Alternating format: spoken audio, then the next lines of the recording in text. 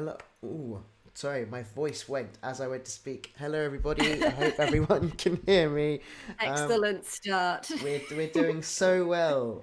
Hi. If you don't know who I am Theo3, and this is the wonderful. No, it's this way for me. The wonderful. Do you want to introduce yourself?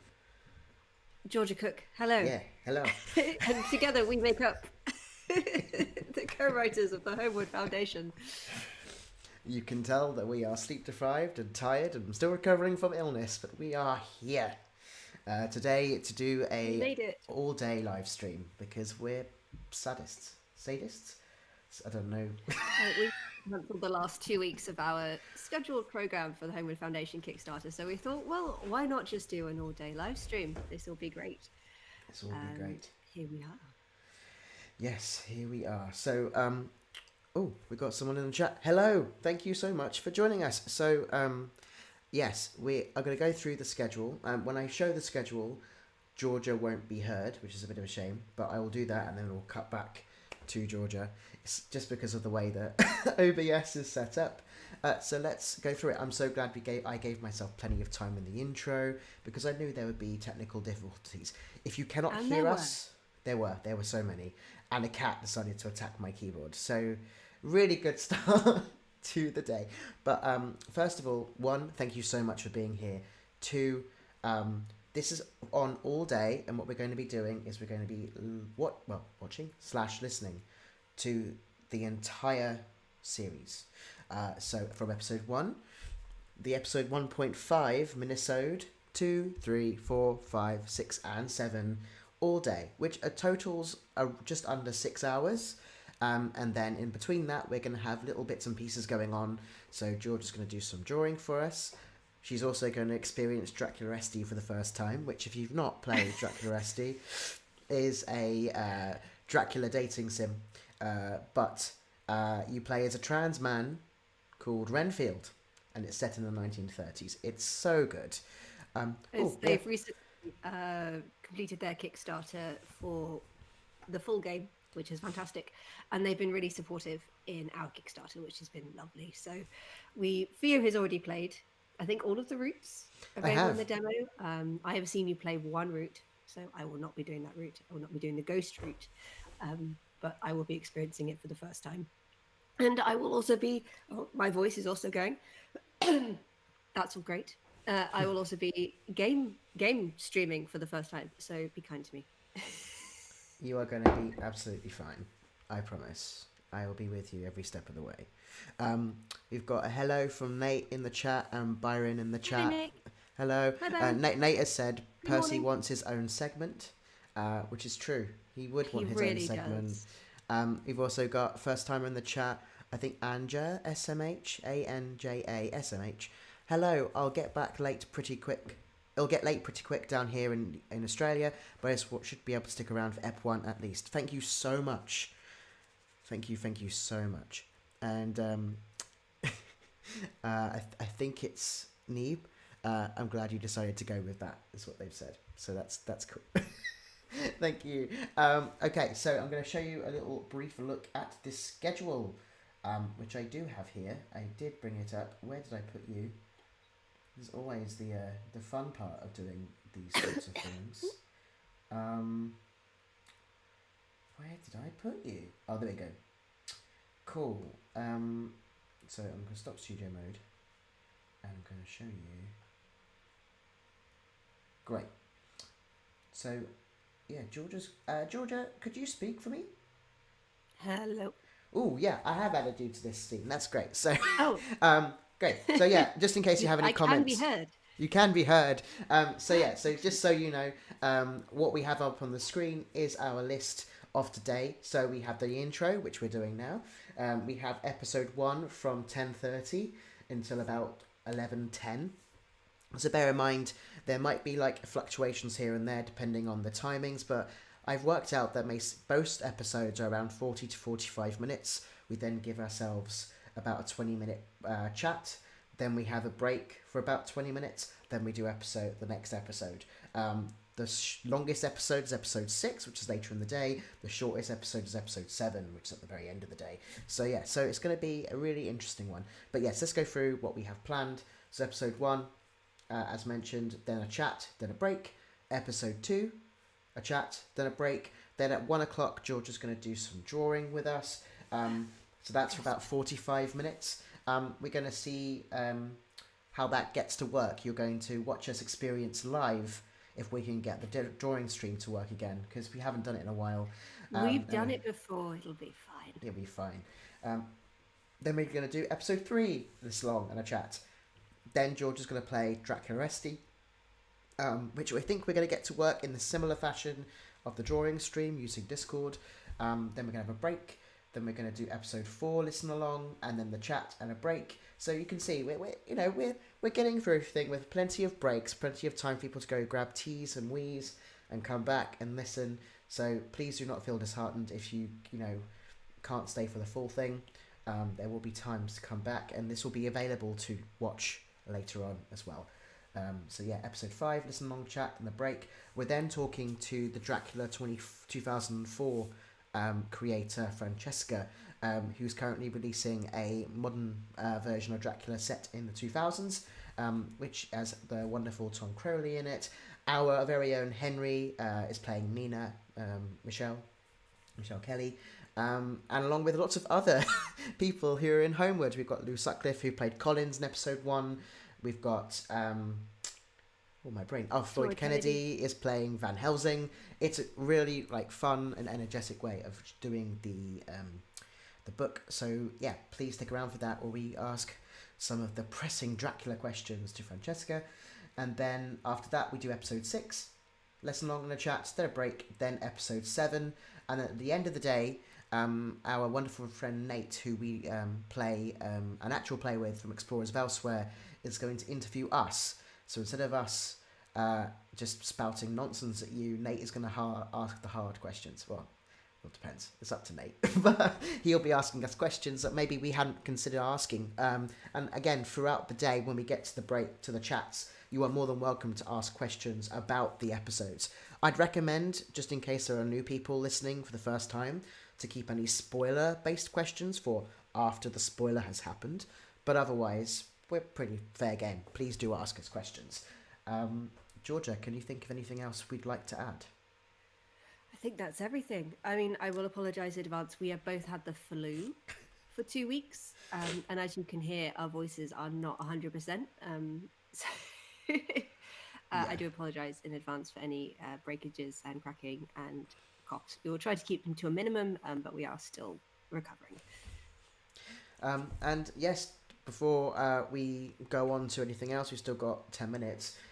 Just to give you a quick reminder of everything to do with the Kickstarter. So if I go back to our 2 cams, Georgia, you are back on stream.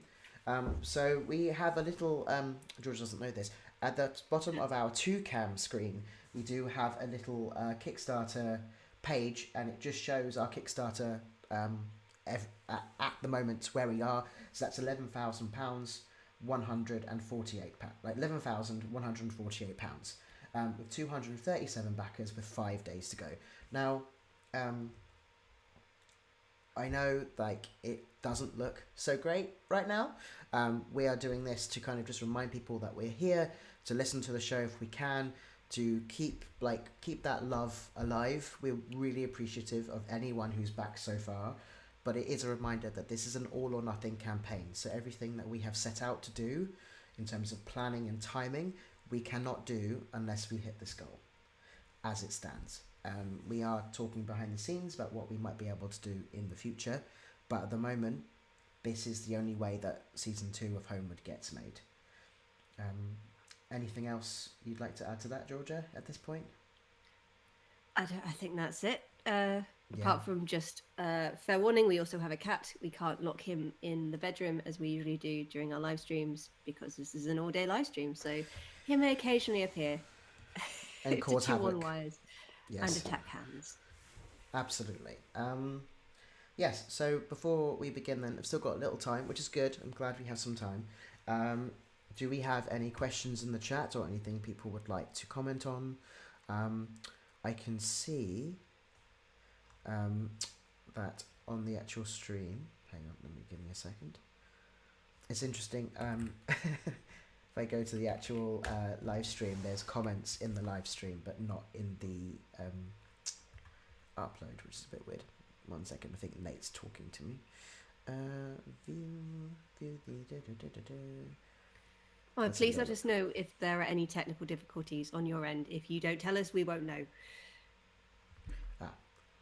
Yeah, Nate said the questions won't be too hard. That was the extent of it. So yeah, before we carry on, just a reminder of what you can get if you support us, and all that jazz. Actually, be a good time to just recap on everything really to the Kickstarter. And I do actually have, if I copy George, I should be able to bring you along to the Kickstarter. This is an official announcement from management of the Holmwood Foundation. Please do not ignore. Just join me. Wahaha. Dear employee, So, as we are sure you are now aware, really. So last week, we will have our historical research and archival facility, the Lucy Westoner building in Whitby, was destroyed in what we suspect was an internal containment breach. All assets have now been recaptured, thanks to the diligent work of our security and extraction team, and any lives lost have been reflected in future contingency planning. The unfortunate theft of Foundation property, namely the skull recently located by our extraction team in the Carpathians, has been linked to two former employees of the Lucy Westoner building. They have been dealt with internally, and we are pleased to announce that the missing property has now been recovered. If you have been approached at any time by Miss Madeline Townsend or Mr. Jeremy Larkin in the last week, please report any correspondence immediately to management. Your cooperation is of the utmost importance. As Dr. Simon, with this in mind, we wish to assure you that operations have returned to normal in all department buildings across the Foundation. Bear in mind, the TV Our mission, to prevent the reanimation of Count Dracula and to study the lasting effects of vampirism on the human body, has never been more important, nor more in reach. Explicitly said, we will keep you updated about any further developments. What the name is. They can be named. So, if you wanna do that. Hello, my name is Theo. I'm one of the co-creators of the Holmwood Foundation. So, my name is Georgia. Bina have names, of the Holmwood Foundation, and we are here today to talk to you about season 2. Season 2 already. Do not. Those are the two characters. This time last year, we were here asking you to help us fund season 1, and now we are back again with season 2.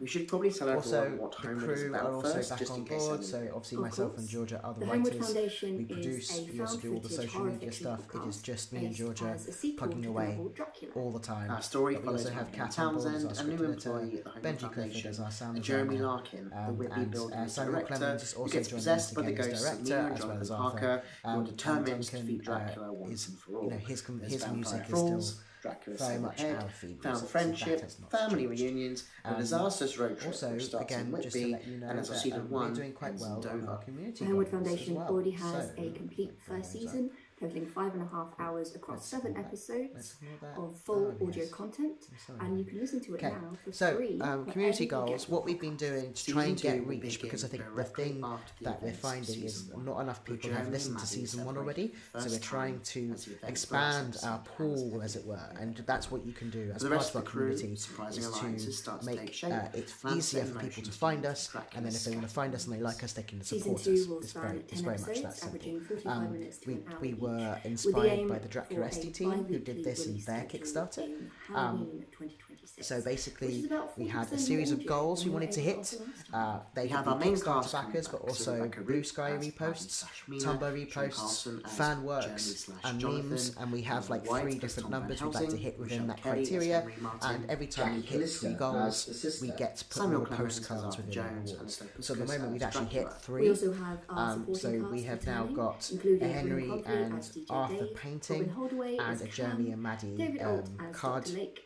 print Candice McAfee that as will be Magdalene added Swift, if we are Andrew Biss successful as with the Jonathan funding. Harker III, But Becky we are White actually as the really Thralls, close. Peter Wicks For those of you as- who are on Tumblr, well, we are very we'll just close have to wait for that. to our crew are also back on board. Samuel Clemens our is director, 500 Tumblr reposts goal on our main. We are, as script editor, Yes, we and Duncan Muggleton's theme music is back for us. Double check that. We also have We some are very at exciting 464 reposts at the moment, and we need to get to funding. 500 to clear all of our Tumblr goals. Speaking of So if you funding, want to help with we that, will need £40,000 and to there make is no season limit 2 to a how reality. much you can repost. I This will say includes that. paying our Like there's, professional cast and as long crew as the a fair number rate, says over distribution, 500, website costs, and our Like, tier rewards. just This is saying all if you want reflected in the to costs, just keep and pressing you the can see a button. breakdown further down on our How Kickstarter annoying page. you want to be. We've got but some it doesn't amazing get, like tier there's rewards this repetition. campaign. does Some you'll count. recognise from last time, so postcards. With that in stickers, mind, the chance so to name we've a got character, 464 and dedicate Tumblr an episode to a reposts. loved one. We have We've 90 also got Blue Sky a, reposts. fully We have designed 16 card fan book works to date by and Ginger Cook 10 of all the memes. characters. So with some beautiful yeah, designs. if you would like And we've to also get got in on any our of Homeward those pilots things, on cassettes. tag the Homeward with unique Foundation on packaging all of your inspired social directly by the medias, archiving whether that's systems of the Tumblr, Homeward Blue Foundation. Sky, We're also trying something new called Instagram. community We will goals. be able to For find those it. who want to And if help we spread find the it, word.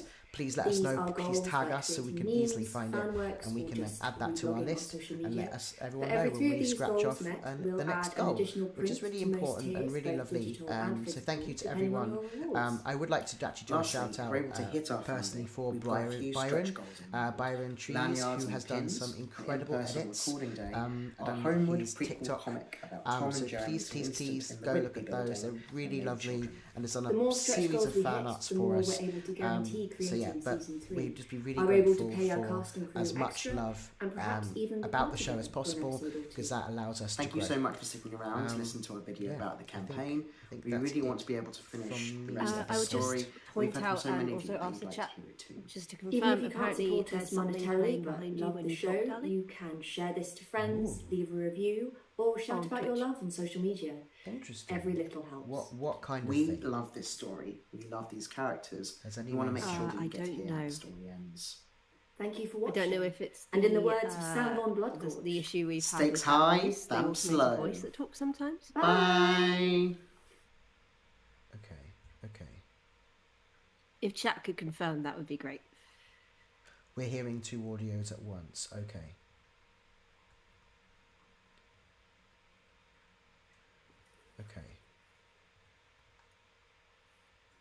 Right. Everything that I think I have up is muted. What is the second audio that you're hearing other than Theo? That would be good to know. Kickstarter video. Oh. Okay. Thank you. That is great. I'm so sorry. I know what happened there. I do apologise. It comes up automatically. Cool. Can you hear me okay now? Is there any issues?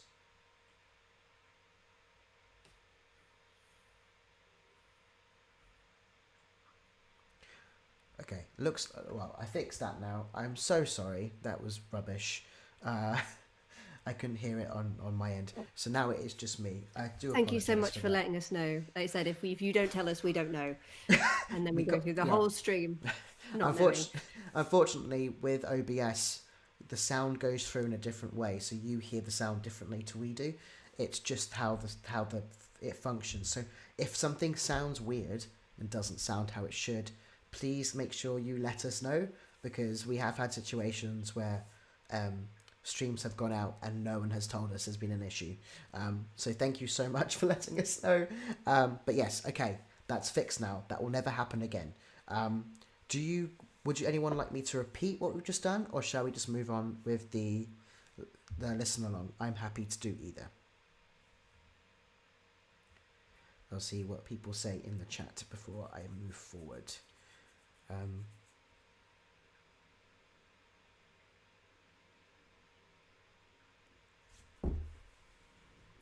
I mean, we can remind people about community goals as we go along. Okay. We've got a long day ahead of us. Cool. Tell you what, we'll do that a little later. So I'll repeat what I did before later on, and hopefully with a bit more what do you call it? Panache. It's already 10:30. What are we doing? Okay. So with that in mind, at least we know. Let's get on with the listen along. So we'll be listening to episode 1. We will join you in about 40 minutes or so, and we will chat about episode 1. Hope you all have a lovely time, and we'll speak to you soon. Thank you. Bye.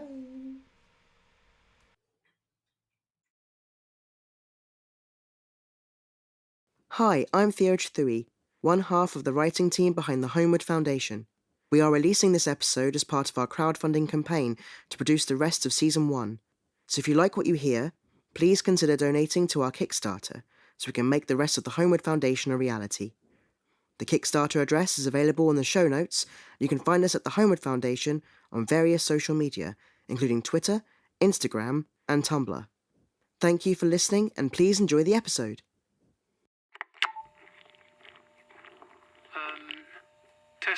Testing, 1, 2, 3. Well, I'm pressing the button, so I hope this is working. This is Madeline Townsend, Junior Archivist. I've just finished processing specimens 26 and 27, a knife and a silver ring from the Carpathians dig, and I'm about to unwrap specimen 28, a human skull, also unearthed during the Carpathians dig.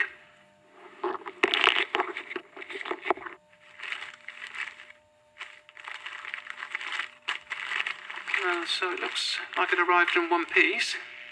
You'll be pleased to hear that, Arthur.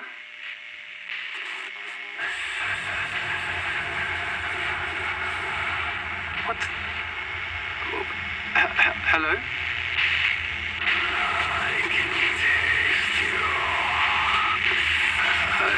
Is someone there?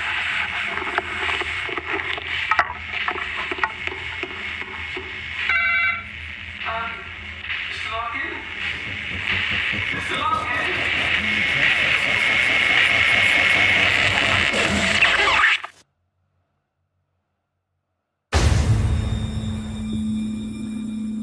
You are listening to The Holmwood Foundation. Episode 1, Across the Moors. Content warning. This episode contains swearing, threat, brief emergency sirens, themes of possession/removal of bodily autonomy, and depictions of violence. Listener discretion is advised. Please see the show notes for more information.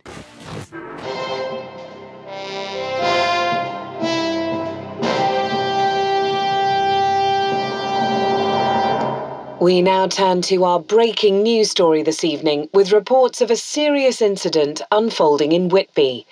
The Lucy Westenra building, belonging to the international charity The Holmwood Foundation, appears to have collapsed. 2 people, a man and a woman, are currently missing, with at least 5 reported dead and many others injured. All main roads and pathways leading up to the building have been closed off, and the general public has been warned to keep away from the area. More on this story as it develops. What the hell happened back there? I don't know. How did we get outside? We were just in the archives. They're following us! How could they be following us? I don't fucking know!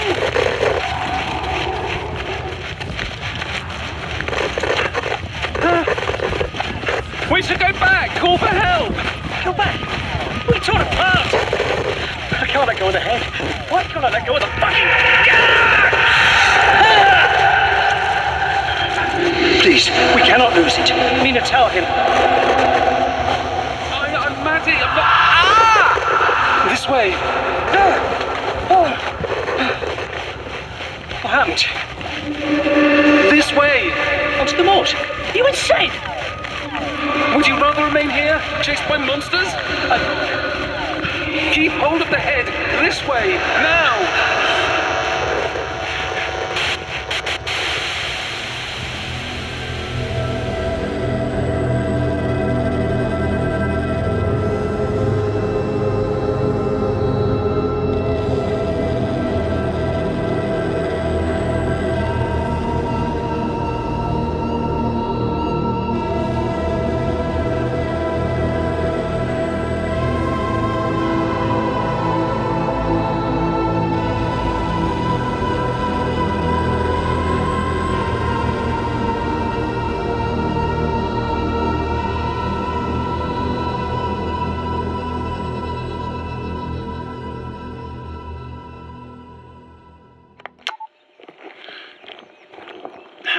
best to do this.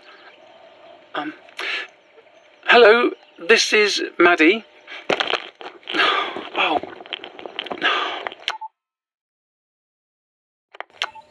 Hello, this is Maddie. If you followed Jeremy's instructions... Oh, for Christ's sake, no! Don't you dare drag me into this. Talk to Mina bloody Harker on your own. But... Oh, not this again. How else will she know how to record?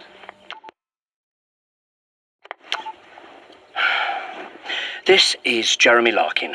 I am tired, I am hungry, and I refuse to leave messages for whatever fucking delusion is going on inside my head. Thank you so much. Okay, you've made your point. Please, just be careful with that. It's fragile. Of all the bloody things to take with us. Not a bag, a coat, a phone, perhaps, so we could let someone know where we are. No, a recorder, and that fucking head.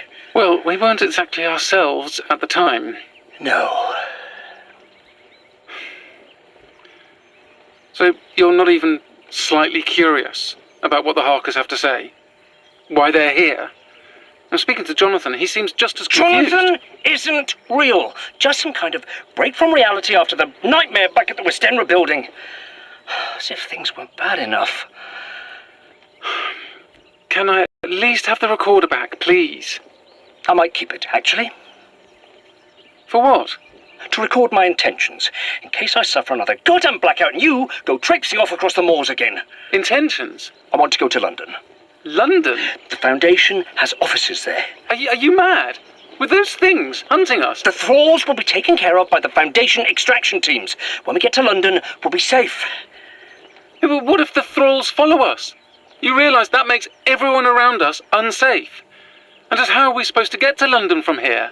As soon as I find a phone, I'll call the office. They'll help us send a car or something. Well, that could be days from now. What do we do until then? Just keep walking, ignoring the Harkers, and hope the thralls don't reach us first? Do you have a better plan?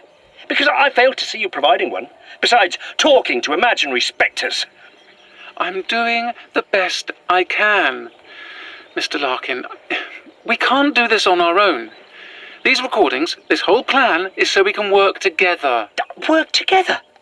You have trapped me out here with a piece of a monster. Do you have any idea of the danger you put us in? It was Jonathan's idea to steal the head, not mine. Jonathan Harker is dead. And possessing you, I'm sorry to say.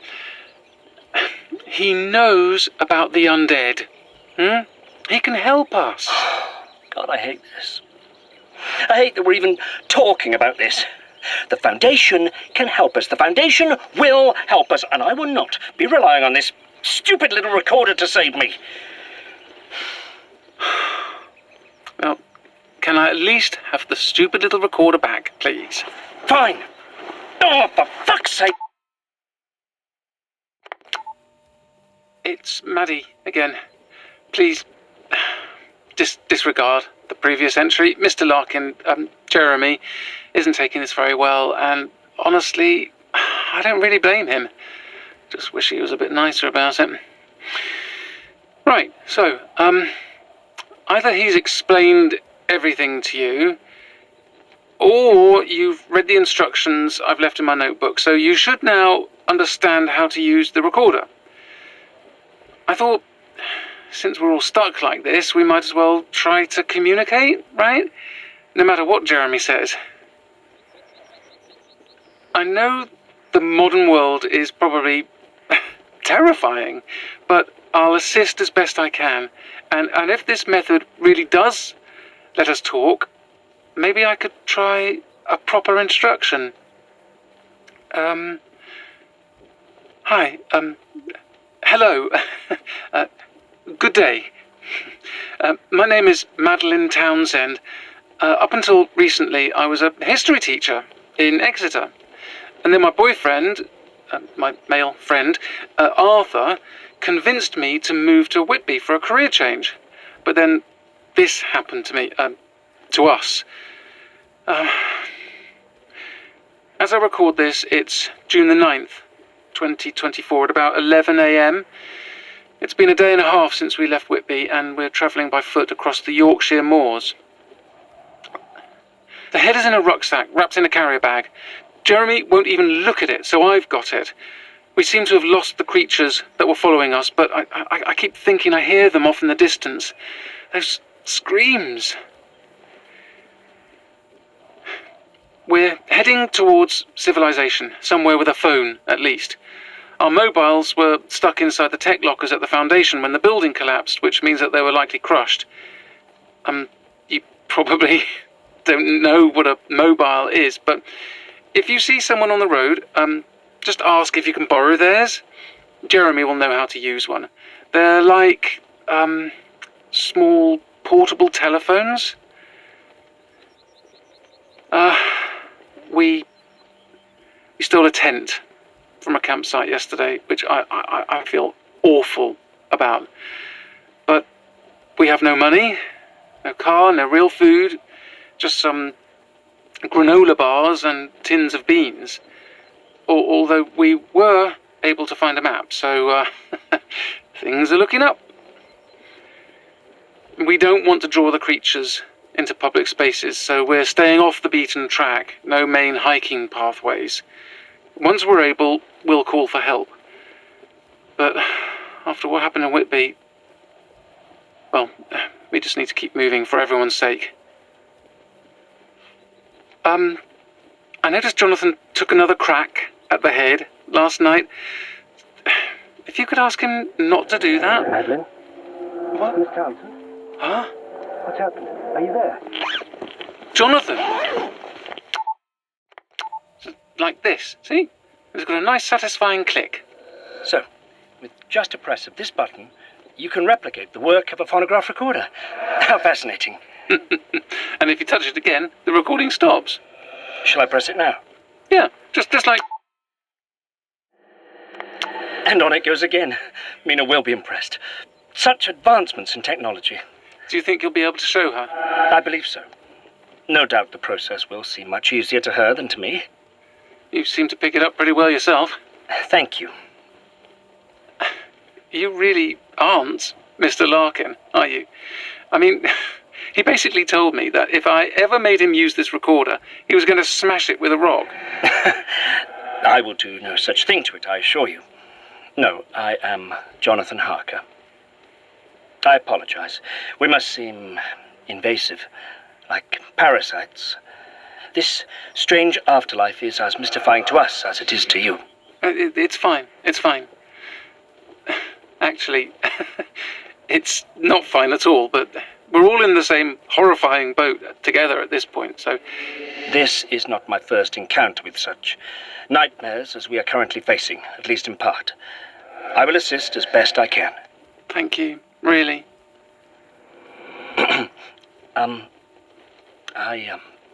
I hate to ask, but my wife, is she... I've left her some recordings on this, so she knows what's happening.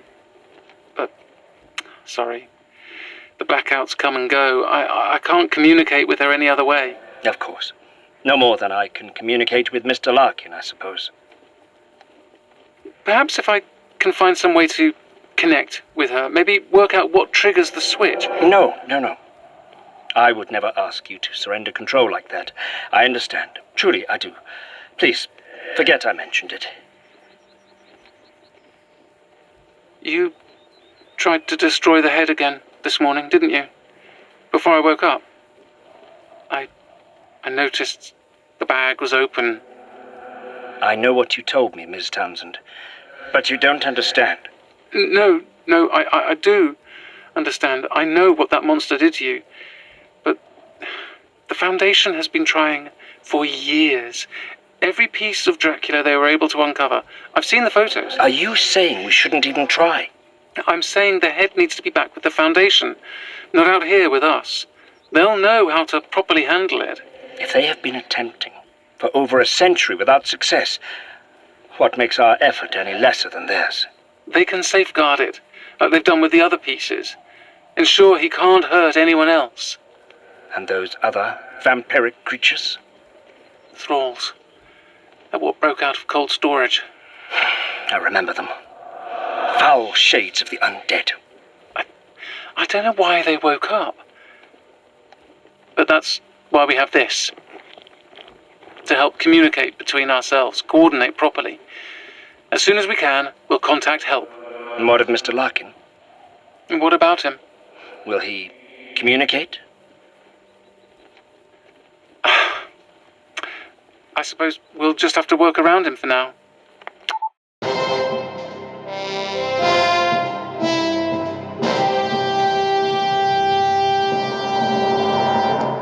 This is your evening news update with North Yorkshire Radio. 7 people have been killed and many more injured in Whitby after a building was destroyed by a large explosion in the early hours of Tuesday morning. Emergency services were called at approximately 6:30 p.m. on the 7th of June 2024. Images from the scene show considerable damage to the front of the building, which is situated on the edge of the North Yorkshire moors. Police have requested that people avoid the surrounding area while they carry out their investigations. Robert Swales, 26, told us he was in his home when he heard a loud bang outside. Yeah, so I thought I heard something weird outside, right? Like this loud thud. So I ran onto the street and all these car alarms were going off. When I looked up to the cliffs over there, the foundation building was on fire. I could swear I saw people moving about in the flames. Shut off the road. Said they couldn't confirm if it was a gas explosion or not. That's what they always say, isn't it? That old building creeps me out. The property, known locally as the Lucy Westenra building, was one of several belonging to the Holmwood Foundation, a medical research charity with bases across the globe. We have reached out to the organisation's CEO, Jonathan Harker, but he has declined to comment. A North Yorkshire Fire and Rescue Service spokeswoman told us that they believe no foul play was involved in the incident. Oh, I believe it's working. Great! Fucking great! As previously stated, I would appreciate you not using such language in front of me, Mr. Larkin. And I would appreciate you not fucking being here. But we can't all get what we want, isn't it? Well, as I have started to record, I shall leave a note, as per Madeline's instructions. Madeline, thank you for the detailed explanation of how to use your recorder. I think this idea of yours is quite brilliant, actually. Already I can feel myself understanding this world better. The route we are to take, the spaces between sleep. I have been able to hear my husband again and know he is safe. I will state for the record that it has been 3 hours since your last recording. It is the 9th of June, 2024. A date that does make my brain rather dizzy. Now, I will also state for the record who I am. My name is Wilhelmina Harker, widow of Jonathan Harker, and was in life the co-founder of the Holmwood Foundation, along with my dear friend Lord Arthur Godalming. It is horrific to think part of it has been destroyed in the manner we witnessed 2 nights ago. I'm sorry we were unable to retrieve your portable telephone devices as we fled. Had I known of their existence, I would have ensured that they were used.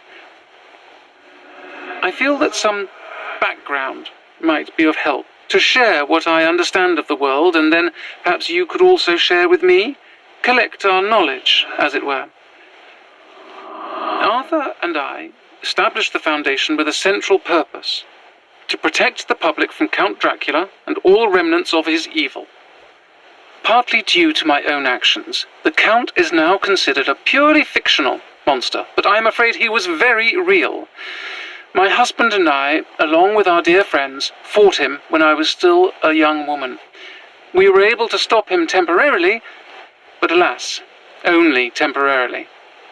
Whilst we made sure some of our story was shared with the public, it did not have as cheerful an ending as our dear Bram made it seem. Dear Bram. Mr. Larkin, would you prefer to tell this story, or shall I? No, please, carry on, Mrs. Harker. As I was saying, the events were changed to hide certain truths, to create a fiction that would entertain. It became a story to highlight the dangers of the undead, but curtain the full and terrible truth. I spent decades building the foundation with Arthur, raising my son and securing our family legacy, before I eventually succumbed to illness. Then, as Madeline and Mr. Larkin are aware, I awoke from my eternal sleep and found myself trapped in the body of another woman. My husband Jonathan, to whom I have not yet been able to speak, was trapped in the body of another man. We seem to share custody over our own consciousness, although we do not appear to have control over how and when the switch occurs, nor do we know what is happening when our other self is awake. Mr. Larkin, do you feel that was an adequate explanation? You mean apart from the fact that I never agreed to any of this? Yes, fine, certainly. That about sums it up. Should I mention anything else of note? How should I know? This is Madeline's pet project. Well, you could tell me where we are. We're near the River Rye, heading towards York. From there, we'll get a train to London. Jonathan, Lucy and I visited York once, in the spring of 1889. Always so strange to hear familiar names in this brand new world. Yes, well, plenty of time for sightseeing. Now Madeline's decided we're travelling exclusively off-road. I agree with her notion. We cannot risk the lives of others in our endeavour. If those creatures are indeed tracking us from Whitby, Mr. Larkin, I assure you we will deal with them. With what? Camping supplies? If they find us, they will tear us apart. You seem to assume I am inexperienced in these matters. Let me assure you, I am not.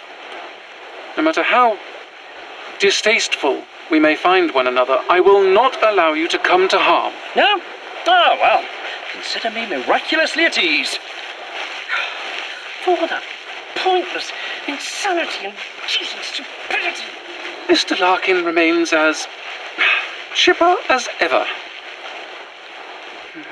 Perhaps you and I will get to see York again, Johnny. I should like that very much. How I miss you. This call may be recorded for training and monitoring purposes. Please press 1 to continue. Oh, come on, please work. Please fucking work. Hello.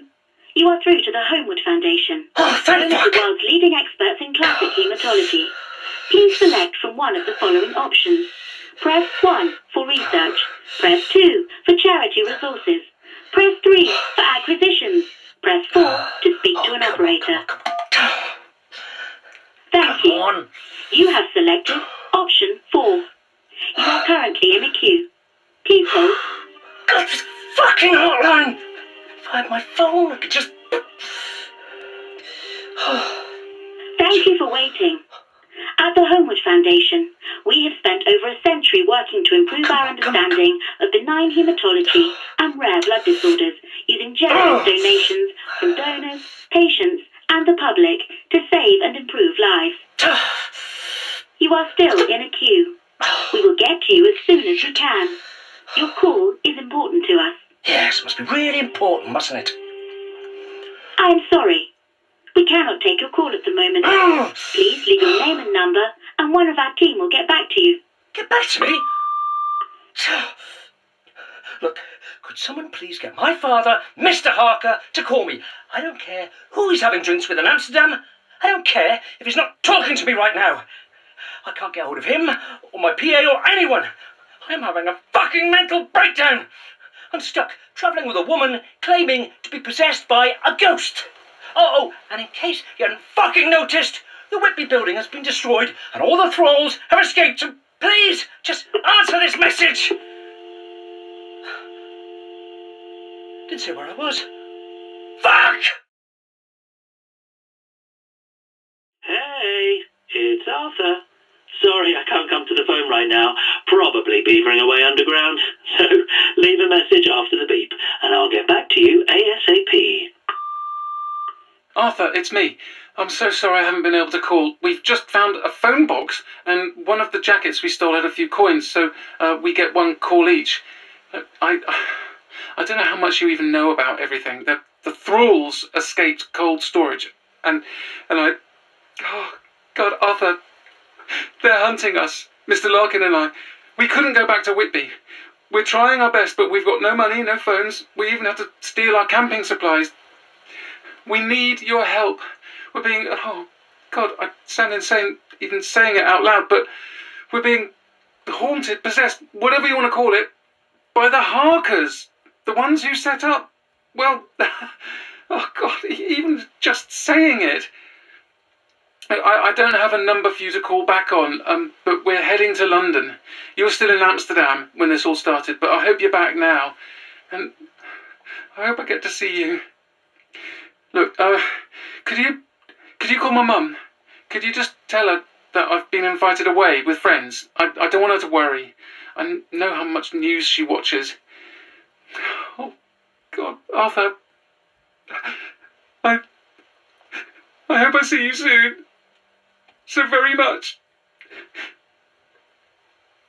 I love you. Hi, Mina. We've stopped for the evening. I'm going to try putting up the tent soon, so we have a base before it gets dark. But, I wanted to say thank you for leaving such a nice message earlier, and for agreeing to my idea. It's strange, hearing my voice speaking back to me, but altered, with knowledge I've never had, memories of a time I've never experienced. But it means I can hear you, and you can hear me. And it's funny, but I don't feel quite so alone anymore. Like I have someone in my corner. Jeremy's gone off somewhere. He tried calling the office earlier, but he couldn't get through. So I suppose we're walking to London after all, which means I can't... Mina, I wanted to talk to you about something important to me, and it comes with a request. I've read about people in your time who transcended societal norms and expectations. Women who loved women. Men who loved men. People who lived beyond the bonds of binary gender. We have more words for it now, but that transcendence, those people, we never went away. I am a transgender woman, which means that while I was assumed to be male at birth, that is not the case, and I've been making strides for people to see me as I truly am. A therapist once told me that a body is sometimes like a garden that you tend so it can bloom, and that's what I've done. This body is mine, self-made, and I am so proud of it. Even through all this horror, it hasn't changed. Now, in a day or two, we'll need to replace the hormone patches on my back and leg. You can probably feel them. So if we can find a way, some way of doing that out here, well, it would mean an awful lot to me. I know Mr. Larkin doesn't think so, but whatever this is, whatever's happened to us, I believe if we work together, we'll have a better chance of surviving it. And I hope we can be friends, Mina. I think we could both do with a friend in all this.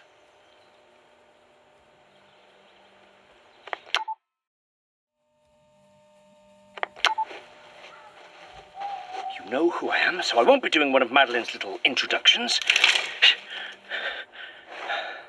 I'm doing this so you can see exactly the kind of bullshit you've thrown us into. Thrown me into. Did you hear that? I'm outside, stuck on watch. Must be, 9 p.m. Sun's still setting, but I keep seeing something out there, outlined against the dusk. I think it's circling us, making sure we can't fucking escape. It's been watching us since Madeline set up the tent. Probably longer, knowing our luck. I know what these things are, Jonathan. I've spent the last 20 years of my fucking life keeping them contained, watching them fester in cold storage. And as soon as you arrive, what happens? They escape. You did this to me. Madeline? They're after the head. I know they are. That's why they're following us. Got half a mind to just let them have it. If your wife ends up torn apart by ghouls, it's Madeline's fault, not mine. No! No! No! Stay away from me! Madeline!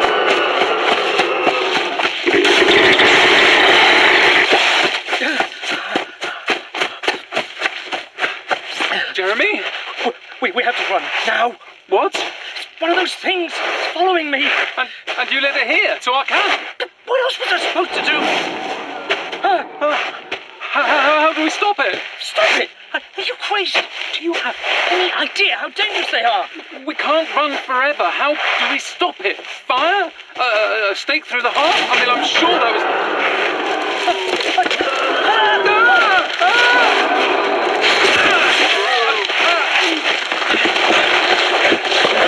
Get away from me! Oh, my God! Jeremy, please! I can't do this! I'm not... Jeremy? Miss Townsend! Miss Townsend! Miss Townsend, listen to me. You must do exactly as I say. Jonathan? But you need something to stab with. All I have is a pen. A photo isn't going to... Wait, I have a tent peg. I have a tent peg. Through the heart. Stab it through the heart.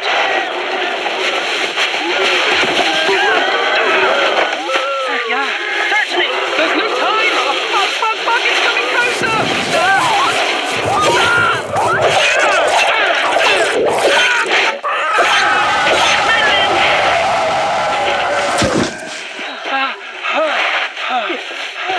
You did it! I did it! Oh, I think I'm going to be sick. Oh. Well done. Very well done. Oh. Luckily this device wasn't crushed. I found your recorder.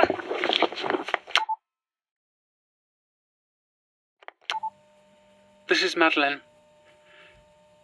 It's, an hour after Jeremy's last recording. As you heard, we were attacked by one of the thralls. Don't worry, Jonathan and I are safe. The thrall has been destroyed. We set fire to it as per Foundation protocols. I've never done that before. I've seen photos of thralls. Had I lasted any longer at the Foundation, one of my jobs would have been to monitor them down in the biological archives. Arthur promised he'd be with me when it happened, but seeing one up close, those blank white eyes, a mouth full of fangs no human jaw was meant to hold. It's hard to imagine those things used to be human. But you were almost one of them once, weren't you? Sorry, I'm exhausted. I'd very much like to sleep. I don't know if we should stay here or move on. I've treated my injuries as best I could with the first aid kit. I think they're mostly superficial, but you should be aware of them when you return. They sting a bit. I really wouldn't have survived tonight without Jonathan, Mina. He's been very kind. I wish I could just go home. Back to Arthur, back to my old life. But I can't. Can I? No matter what happens next, we have to keep moving, because those things are going to keep coming. You know, as much as I loathe to agree with Mr. Larkin, we've got to get the head to London. Arthur told me before he left that the whole point of retrieving Dracula's head in the first place was to ensure that even if they couldn't destroy him, they could at least... Oh. Well, do you think that's why all this happened? Because we finally unearthed the head? Madeline? Madeline? I'm in the tent. Where's the thrall? Jonathan and I took care of it. You don't have to worry. You took care of it? How? A tent peg. Seems they make excellent steaks. That's actually quite impressive. Yeah. Something I had to find out for myself after you ran away. That's hardly... You know full well I have no control over the blackouts. I saw the look on your face. I don't think you even fought for control when you realised what was happening. It was a thrall, Madeline. A fucking thrall. Exactly. I had no idea how to fight it. Jonathan had to help me. Oh, for the last time, Jonathan Harker isn't real. He was certainly real enough to help. Real enough to try. I think you ran away on purpose.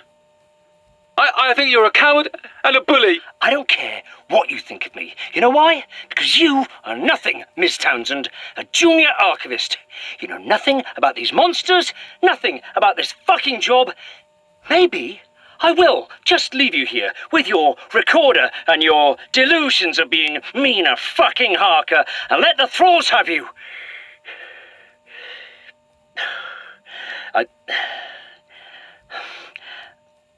I didn't mean that.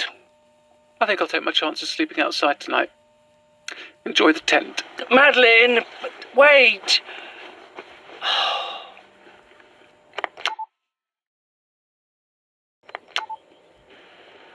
Madeline, I have listened to what happened earlier tonight. The pain that seemed to jolt me from sleep is proof enough of your misadventures. Jeremy refuses to speak with me. If I were feeling charitable, I would believe he feels ashamed. I can only express my relief at your safety and the safety of my husband. I had almost forgotten his willingness to face the undead so boldly, but he could not have defeated it without you. Thank you, both of you. I should sleep. In a manner of speaking, I suppose I'm keeping us both awake. But I wish to record something for you.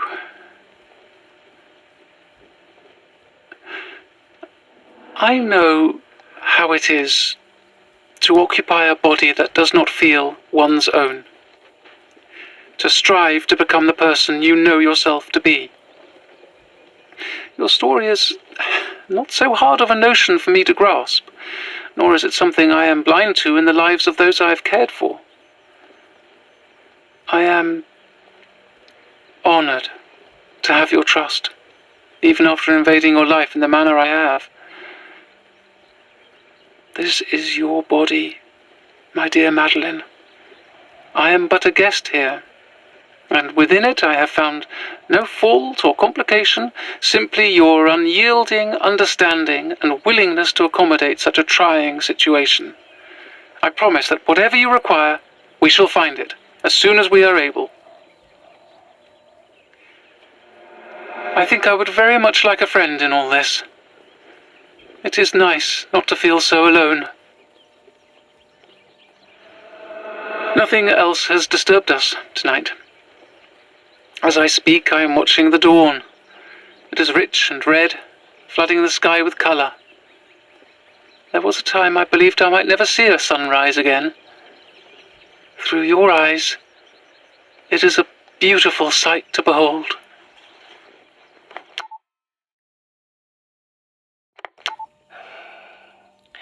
It's Jeremy.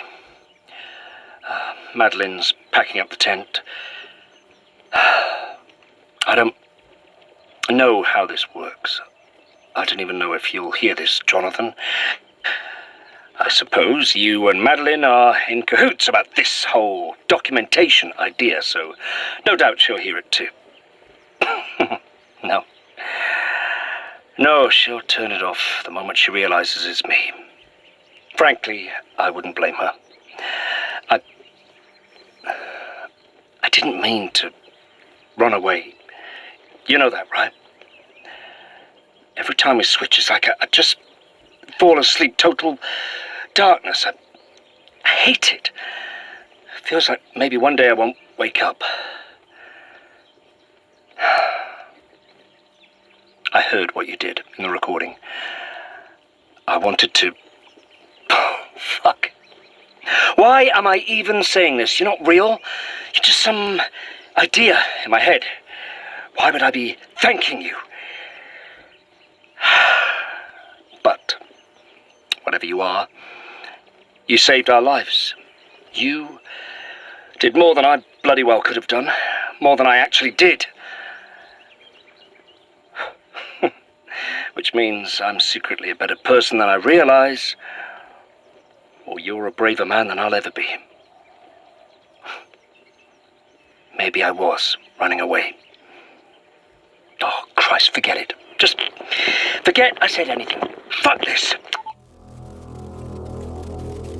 You have been listening to The Holmwood Foundation, written and produced by Theo Trathui and Georgia Cook. In this episode, Madeline Townsend and Mina Harker were voiced by Rebecca Root. Jeremy Larkin and Jonathan Harker were voiced by Sean Carlson. Arthur Jones was voiced by Samuel Clemens. The Thralls and Foundation phone voice were voiced by Becky Wright. The newsreader was voiced by Jessica Carroll. Robert Swales was voiced by Luke Condor. The episode was directed by Samuel Clemens. Script editing by Kat Armitage. Sound design and engineering by Benji Clifford. The theme music was composed and produced by Duncan Muggleton, and the episode art was produced by Georgia Cook. The Holmwood Foundation podcast is licensed under Creative Commons Attribution 4.0 International License. To view a copy of this license, visit creativecommons.org/licenses/by/4.0.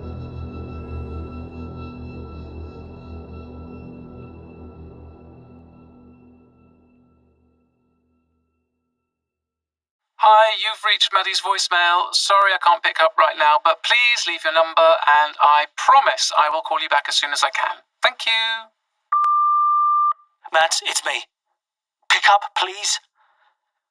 Maddie, please call me. I've just seen the security footage from the West End rebuilding. What the hell were you and Jeremy Larkin doing in the archives? Did you take the head, Mads? What happened? Look, I'm still in Amsterdam. I can't leave yet. Mr. Harker has decreed that no one is to leave until the containment breach has been neutralised. I'm coordinating the disaster from here, speaking to news teams, running damage control. The priority right now is assessing the West End rebuilding and ensuring all the limbs are accounted for. Basically, things are a mess. But if you can get hold of me somehow, please, I need to know you're okay. You are okay, aren't you? It's past midnight here in Amsterdam, so I reckon it's about 11 p.m. for you. Maybe you're just sleeping. Hopefully you'll get this. Good night, Maddie. I love you. Please call me back as soon as you can.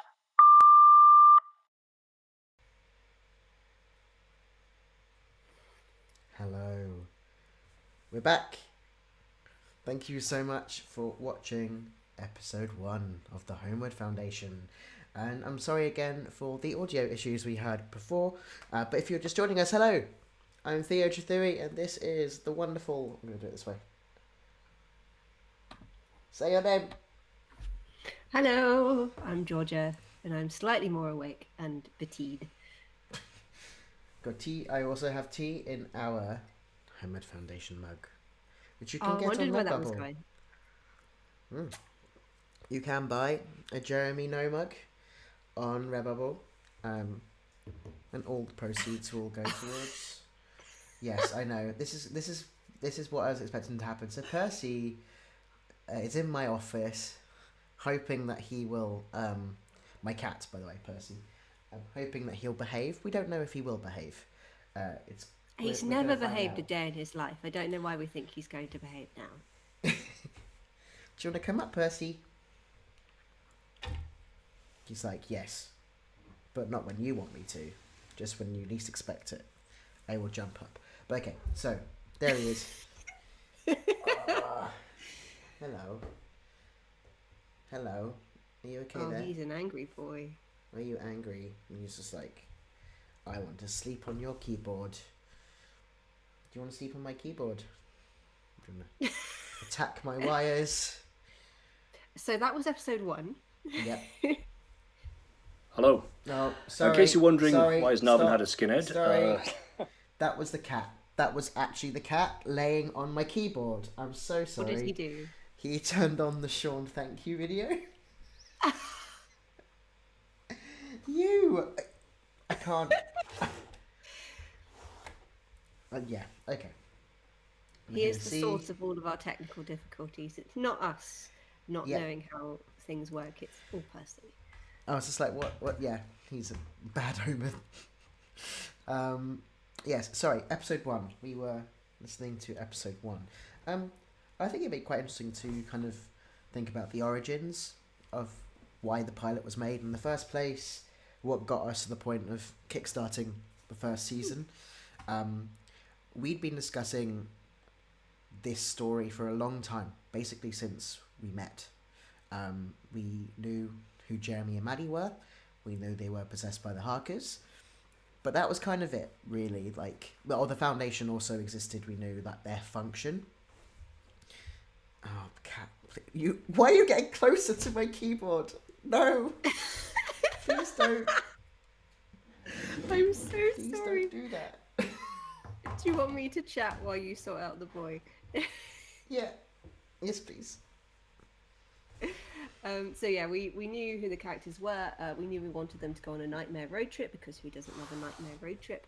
But because it was so deeply tied to Dracula, I think we've discussed this before in our behind the scenes podcast, but this is you getting a sneak peek into Patreon activities. Because we knew it was always Dracula based, we were like, well, nobody really wants to listen to a Dracula thing. We might as well just, as they say, shave the serial numbers off, turn it into something else. So we're originally going to make it, I think, a demon was the Dracula, or some kind of entity, and the Harkers were going to be replaced by a sort of an occultist couple from the Victorian age. And we tried to write it as a book. It didn't quite work. It just didn't fit. It wasn't fun to make. And we'd started working Big Finish by this time. We were both writing audio drama, and then for a podcast that I was going to be in for the Other Stories podcast, which is a anthology horror series that I write and voice act for, I was going to be discussing a found footage horror called Grave Encounters, which is amazing. It's one of my favorite found footage things from the 2000s. If you've never seen it, it's great. It's about a ghost hunting TV series that goes wrong, basically. But we watched that together. I made Theo watch that with me because he hates horror. And we thought, well, actually, wouldn't what we were then calling Haunted, wouldn't that work quite well as a found footage audio drama? We both work in audio drama. We both know how it works. We both know how to script it. We both know how to, we both have the contacts from Big Finish. Why don't we try it as that? And because we know that Dracula Daily is now, it's reinvigorated how much people love Dracula. People are now reading Dracula again. People now know Dracula as more than the pop culture figure that he's become in the 21st century.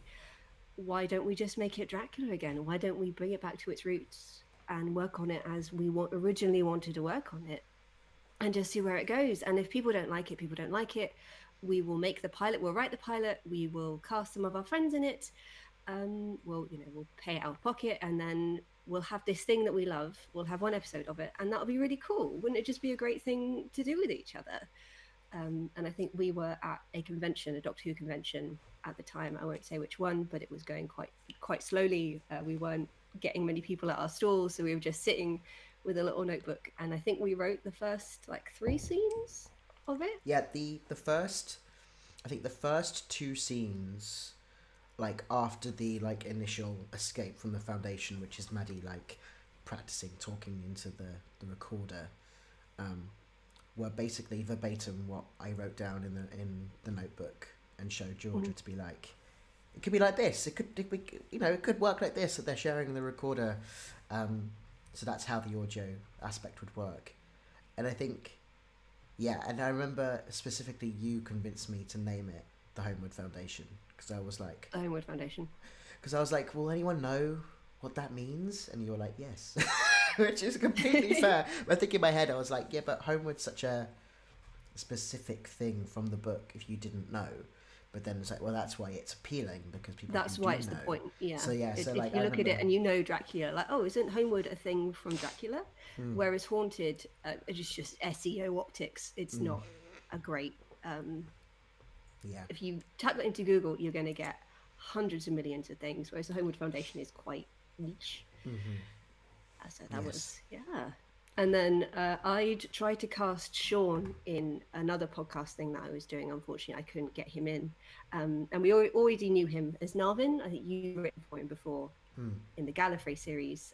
He's part of a Big Finish Doctor Who Extended Universe series called Gallifrey, which is set on Gallifrey, the Doctor's home planet, which is basically political intrigue, like the West Wing in space. He's a very beloved character in that series. We knew him quite well, and he plays a character quite similar to Jeremy, especially at the start of the series. And we both sat, I think you convinced me. You were like, Georgia, do you think Sean would be a good Jeremy? Do you think if we asked him he'd want to swear a lot? And I was like, nah, Sean won't want to be Jeremy. What are you talking about? So we emailed him while we were writing the pilot, and he was like, yeah, I'd love to. Sign me up. We're like, oh no, we've got to do this thing now. Oh no. And then Rebecca, it was like, I think the thing we were most concerned about, because we knew we had Sean, was trying to find someone the same age as Sean who could play Maddie. And we'd been recommended looking on Spotlight, but hadn't found anyone of the right age. And then a friend of ours was just like, well, why didn't you reach out to Rebecca Root? And it's a similar sort of vibe on the opposite angle. I was just like, Rebecca Root? Like, she's amazing. There's no way she's going to look at our little pilot and say yes to it. But she did, which is still to this day probably one of the highlights of working on Holmwood. Like, both her and Sean. Sorry, the cat is now attacking me and my mug of tea. Both Rebecca and Sean have been so incredible, and actually just everyone in the cast. It was such a difficult thing to cast in a way, because so many wonderful people auditioned, especially for the pilot as well. We got lots of people in that we were like, oh, we could use them later. Sorry, the cat is now scratching my arm. We could use... I see. He's having the time of his life. And I can't get to my mouse. Feeling a certain kind of way. Come on. Thank you so much. So we got a comment in the chat. Sean is the perfect Jeremy from Byron, and then we've got, it is such a fantastic cast. Thank you so much. But yeah, so we were just very lucky with who applied. I mean, the newsreader in the pilot plays. She's a voice in Baldur's Gate 3, and I think we didn't realise that until after. Why are you auditioning for us?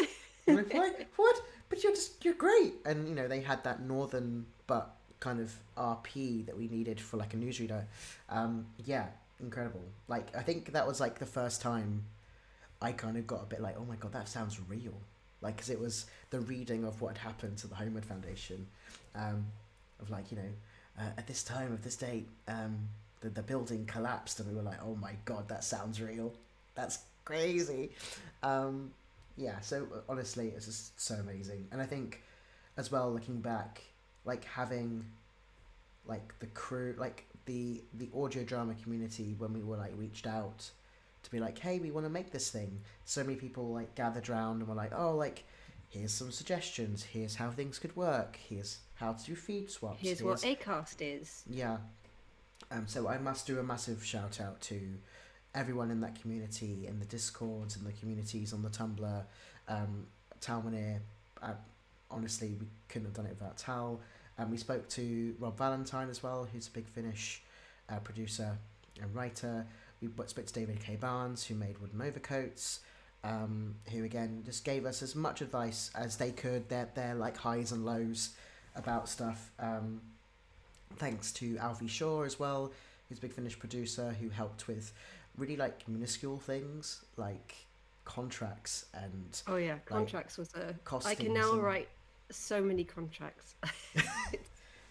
It's not a skill I expected to have, but I now know how to write very specific direction and audio contracts, which is a skill you learn, apparently.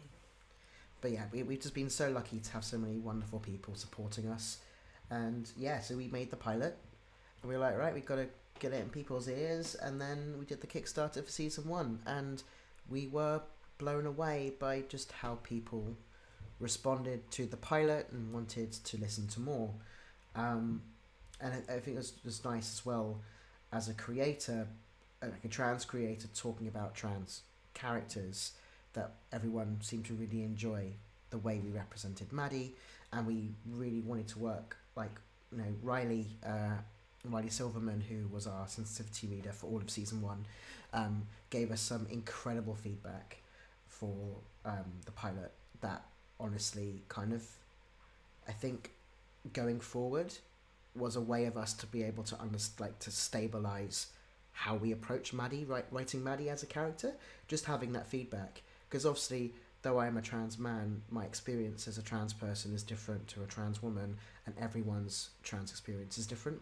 So we really just wanted to make sure that we represented Maddie in the best possible way, that in the way that we could. So I'm so glad that it's come out the way it has. Thank you very much, Byron, who's just said the queer representation is just amazing. Thank you so much. I'm trying to think of what else to talk about with episode 1. I mean, we can't not talk about episode 1 and not mention the Thralls. Yes.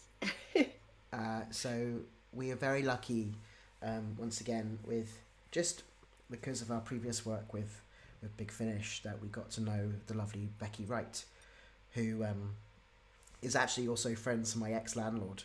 So it was quite convenient that we'd met Becky and was a massive fan of horror. And we were like, I wonder if Becky, because Becky does monster voices, right? She's just a master of voices in general. Like, she can do any range of child voice, and it won't sound like an adult doing a voice. It will just sound naturalistic. And then she'll just be like, oh yes, so for this monster voice, where do you want my lungs to be on my body? Like, what's the physiognomy of my internal organs? And then I can make the sound that would produce. And she sent us a load of voice clips that the Thralls could sound like. And I think we still have them. They sound amazing. Horrifying. They do sound horrifying. I'm just keeping an eye on the time. No. We're good. We're coming up to 2 minutes before our first break. So is there anything we really wanted to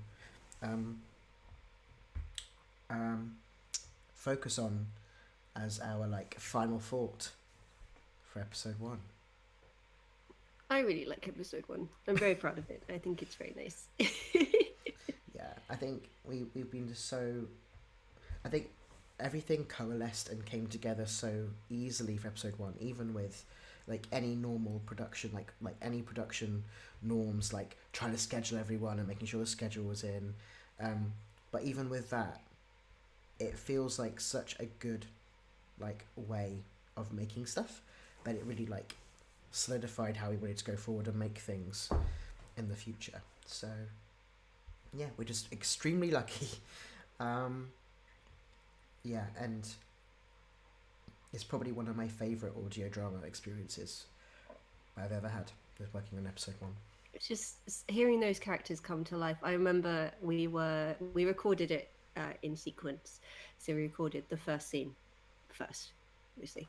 And I think you sent me a little Discord message that was just yeah.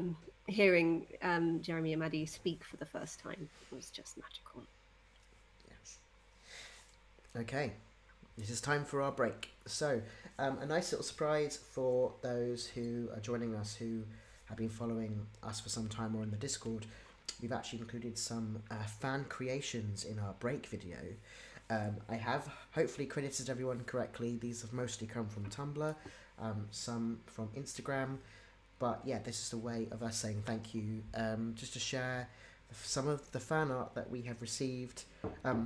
Not any spoilerific ones, but certainly some ones that have taken our interest and we just love absolutely so much. So yeah, I'm going to play that now whilst we go have a break. George and I will probably figure out what we're doing for lunch today so as things get forward, and then when we come back we will listen to episode 2.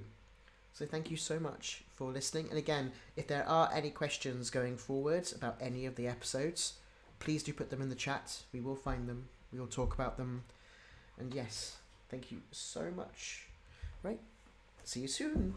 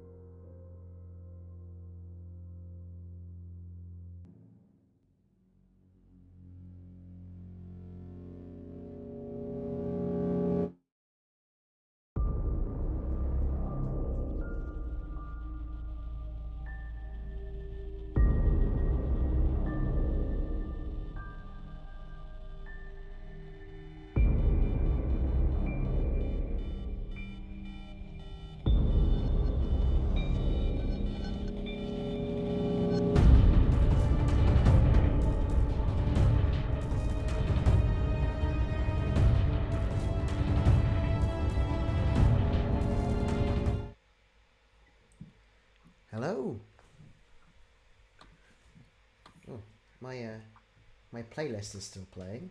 It was a bit of a surprise to me. Hopefully it's stopping for everybody else. Yes, it has. Okay, good.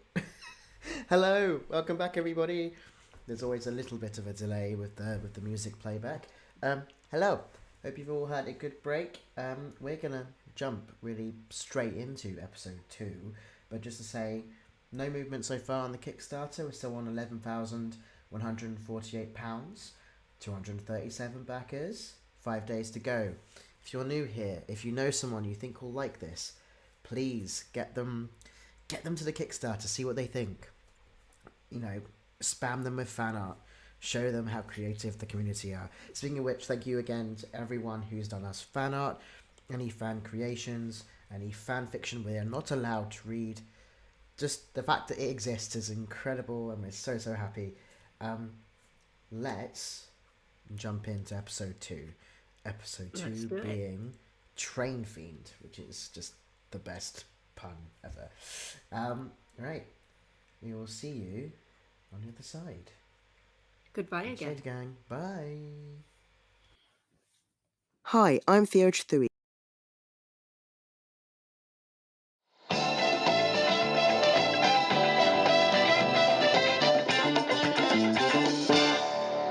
Welcome back, folks. We hope you enjoyed those ads. Remember, they keep our lights on so we can bring you more delectable late-night tunes. Now, as the nights draw in, and we begin the descent towards autumn, I'm introducing a special segment we like to call UK Spooky and Strange, where you, the listeners, call in and tell us your strangest encounters and weirdest experiences. Today, we're taking in callers from North Yorkshire, where some interesting stories have recently chilled us from the moors. From reports blowing up social media in recent days of escaped big cats, to your typical ghostly wanderings. Are you from Yorkshire and have a story to tell? Give us a call. We want to hear all about it. And our first caller tonight is Ruby. Hello, Ruby. What spooky tale do you have for us this evening? Don't know about spooky, Dave. More like bizarre. We like bizarre over here, Ruby. Right. So, my husband and I decided to do something different for our anniversary this year. Thought we'd go camping. That's how we met, you know, camping. Very sweet. Yeah, so we arrived near Beacon Farm a few days ago, set up all our stuff, and, you know, I've never had any trouble at these sites before. Maybe some loud families, kids running wild, but never anything bad. Well, we went off to use the facilities, and when we came back, everything had vanished. Vanished? Yeah, our tent, our bags, all of it gone. Harrison thought he saw 2 figures running over the hillside, but they'd vanished before he could catch them. Well, you heard it here first, folks. Supernatural tent thieves on the Yorkshire moors. What isn't the government telling us? Next, on line 2, we have Finn. Say hi, Finn. Hi, Dave. What's your story? Right, so I'm hiking on the moors at the moment with my fiancé, right? Sounds like a dangerous pastime right now, Finn. Nobody's stolen your tent, have they? No, nothing like that. So our tent's currently pitched near this old ring of trees at the back of the campsite, which I thought was kind of nice, out of the way, shaded from the rain, right? Smart. So I woke up last night to use the loo, and when I left the tent, I saw this woman standing just beyond the tree line. Just standing, staring out at us. I couldn't quite make her out, but she looked pale, kind of grey, like a corpse. And her hair was long and dark. Sounds like you saw a ghost. Except she wasn't dressed how I've always imagined ghosts. She looked like she was wearing some kind of jumpsuit, orange fabric, scuffed and torn. A fashion-forward ghost? Maybe, but it was the air around her that I remember the most. And her expression, you know. It was so angry, hateful, She wanted to tear me apart. Whoa, that's a bit dark for our show, Finn. Sorry. I mean, nothing happened after that. I grabbed my partner's torch and pointed it in her direction, but she was already gone, just vanished into the trees. But that air of hatefulness, I felt it even after I woke up the next morning. I don't think I'll ever forget that look. Thank you, Finn, for your story.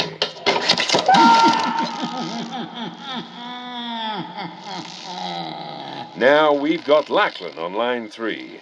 Hi, Lachlan. What's your creepy Yorkshire story? Yeah, hi. So, I've been doing some building work down near Cropton, right? Had to drive back home late last night up towards Danby. Gotta love a Yorkshire place name, Lachlan. Go on. Right.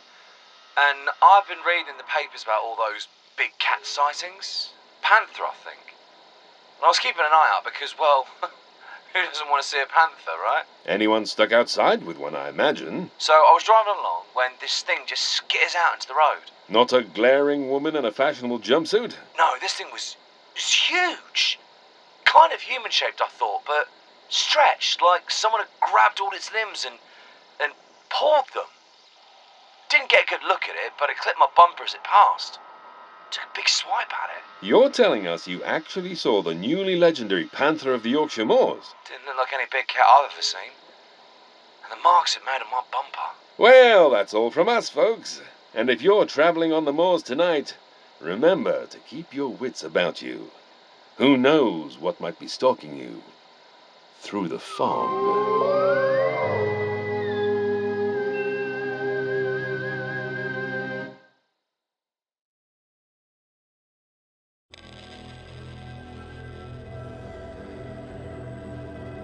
You are listening to the Holmwood Foundation.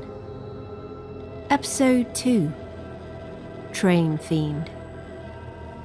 Content warning. This episode contains swearing, themes of possession/removal of bodily autonomy, depictions of violence, including implied violence to animals, and brief sounds of vomiting.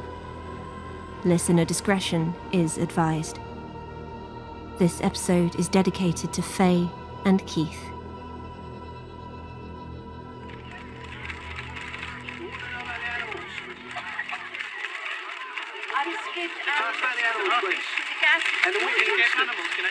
Good morning, everyone. My name is Arthur Jones. I'm stepping in for Mr. Harker this morning. As head archivist of the Lucy Westenra building, I am more than equipped to answer any questions regarding the incident in Whitby. Now, one at a time, please. Yes, you, in green. Thank you. Lucille Young, The Telegraph. Why is Mr. Harker not attending today's conference? I'm afraid Mr. Harker has been taken unexpectedly ill and is returning to our London offices. He regrets that he cannot speak with you all at this time. Anything you would ask him, you can ask me. We were all very sorry to hear what happened in Whitby. Do we have any new information about the source of the explosion? There is no new information beyond what we've already released to the press. It is believed that a gas leak caused the explosion. We are holding a private investigation and are keeping the authorities informed. Next question, please.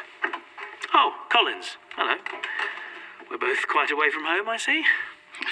Yes. Hello. Collins from the Whitby Gazette.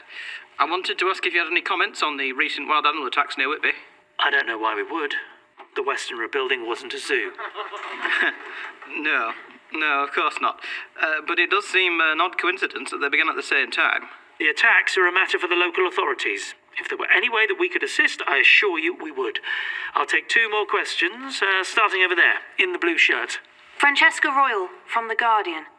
Concerning those who lost their loved ones in this building collapse, what will you be doing to compensate them?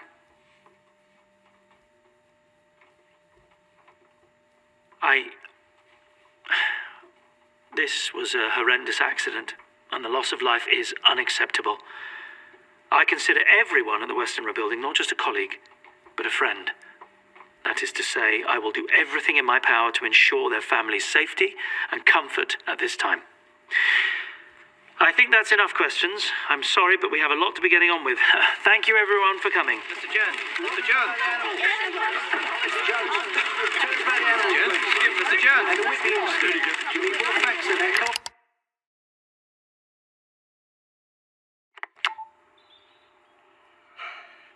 It's Jonathan. I hope I'm using this correctly. I wish to have this recorded for your benefit, Mina, and mine, in case I must be held accountable for whatever I do next. When I awoke this morning, I endeavored to check on the backpack, as has been my routine these last few days. It was not where I left it, within arm's reach of where I slept, but instead lying beside the tent door.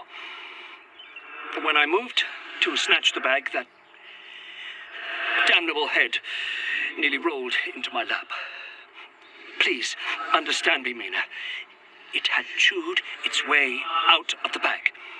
As I turned it over, I found this.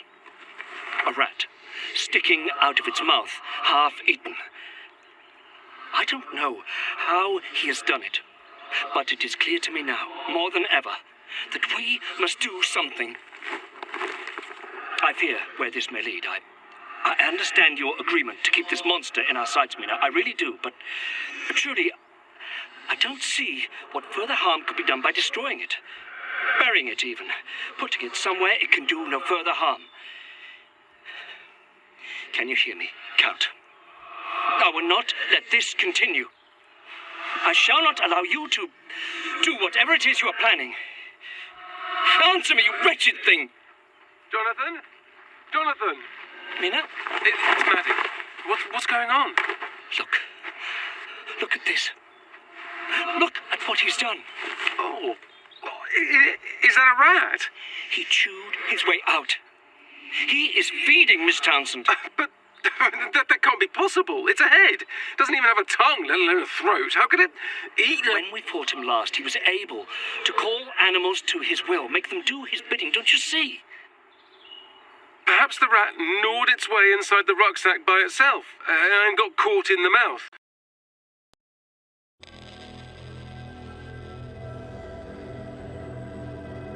You are listening to the Holmwood Foundation.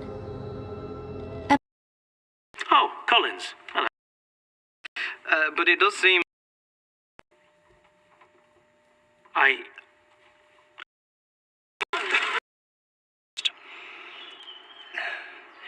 When I awoke this morning, I endeavored to check on the backpack, as has been my routine these last few days.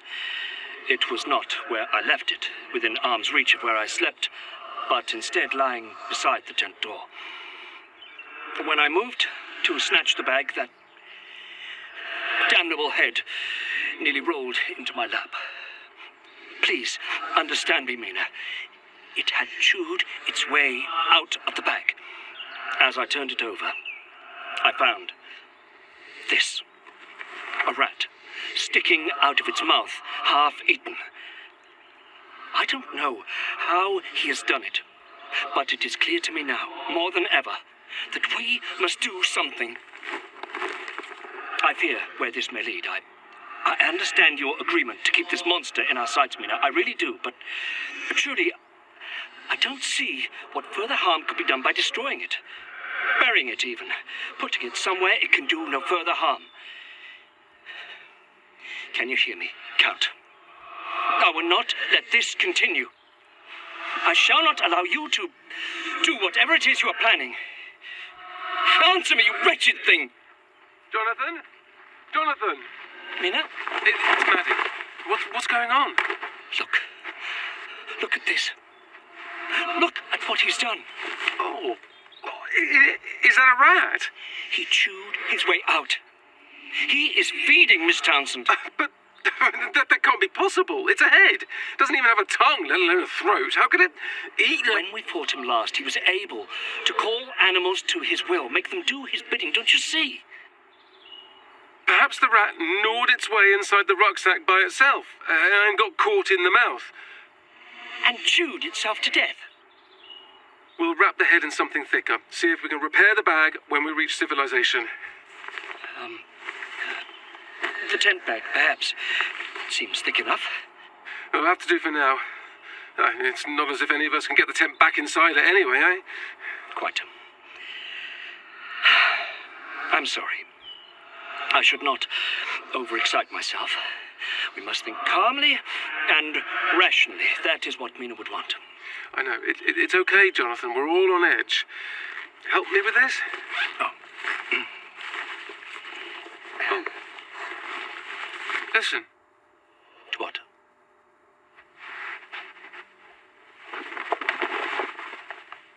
The birds have stopped singing. What?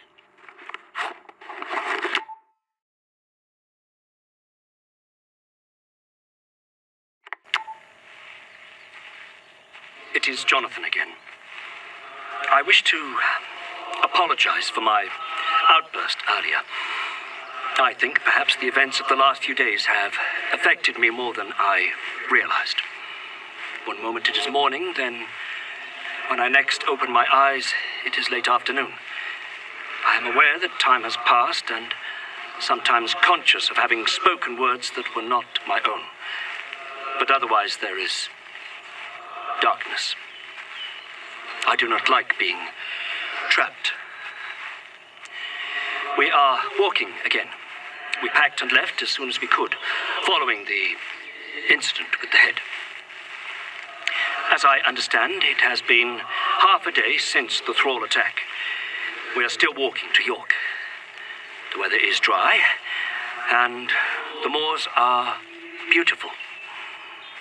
Their bucolic greenery is almost comforting. But sometimes things pass overhead. Immense, gleaming contraptions I now know to be aeroplanes.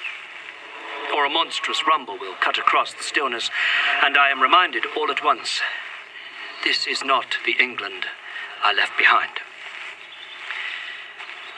Right now is the longest I have found myself awake since this strange nightmare began. I do not know whether to consider this a boon or, given this morning, some terrible harbinger. I have not yet been able to contact you, Mina, though I find myself more and more grateful for this recording device of Miss Townsend's. I have listened to your recordings over and over, my love.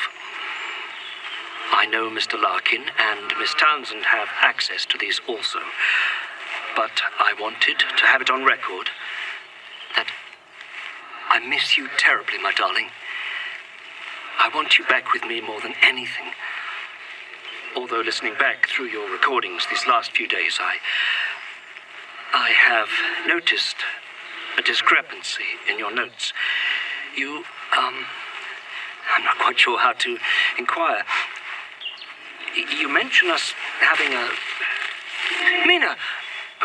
Still, Maddie. Have you finished recording? Yes. Yes, I suppose so. Oh, here, may I assist you? Yeah. Thanks. I think I've spotted some rooftops over in that direction. We're getting close to a village or something. Someone's got to have a phone we can borrow.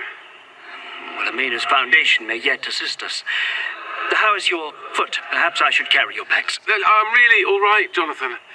I found a good stick. I can walk. Forgive me, but you do not look all right. Neither of us looks particularly wonderful right now, do we? Look, it's very sweet that you're being protective, but I can handle myself. It's just a sprained ankle. But Miss Townsend... It's Maddie! And no buts. I'm not a damsel in distress, and I'm not really your wife. You do understand that, don't you? I do. I do understand. But I keep thinking of that moment when I first awoke, and your eyes changed, and you were... I know. I'm sorry. Our marriage began and ended in despair. I must do right by her in this strange new world. I don't think there's any more you could do to prove to Mina you would fight for her. And please understand that both of us are perfectly capable of looking after ourselves. Of course. Of course, Madeline. Maddie. I shall try my utmost. Thank you, Jonathan. Now, let's get moving, shall we? Right. Yes. Onward we go.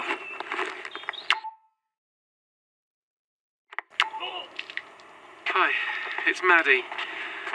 Jeremy's back and currently retching into a bush, so I thought I'd record something to mark our progress. We've made it to a village called Strensall. First time in days walking on pavement. It feels safe. There's a post office, some hiking shops, and a pub. So hopefully we'll find a phone that actually works. Feeling better? I feel like I've been dragged backwards to a fucking hedge. Thank you so much. How long was I gone? Since last night. Maybe 12 hours? Just what I fucking needed. Oh! What's that smell? Is that the bag? Yeah, that would be Jonathan's idea. We covered it in wild garlic. Picked some up on the hill. Wonderful. More reasons for people to think we're insane. He had good reason to be cautious. He found it eating a rat this morning. What? Exactly. I think we need to keep a closer eye on it. That thrall last night found us somehow. And back in the archives, before everything, I was certain I heard something speaking. It's a skull. It was dug up out of the ground less than a week ago. Can't eat things or talk. It's not a homing beacon. It's the head of a centuries-old vampire. Who knows what it's capable of? It doesn't matter, because we're going to York. We're getting the train. We'll arrive in London by evening, and this entire nightmare will be over. I'm not sure about the train. I mean, we've got no money. What if they throw us off before we reach London? What if they detain us, search our bags? We'll jump the barriers up. Christ, I don't know. Steal someone's ticket. I don't care. And I've no intention of changing our plans just because Jonathan had a bad morning. Come on, this way. For the sake of the recorder, we've just reached a pub called the Sailboat. They don't have a phone. I'm fucking stealing one. So, Mina, Jonathan, if you wake up surrounded by people... Try not to make us look insane, please.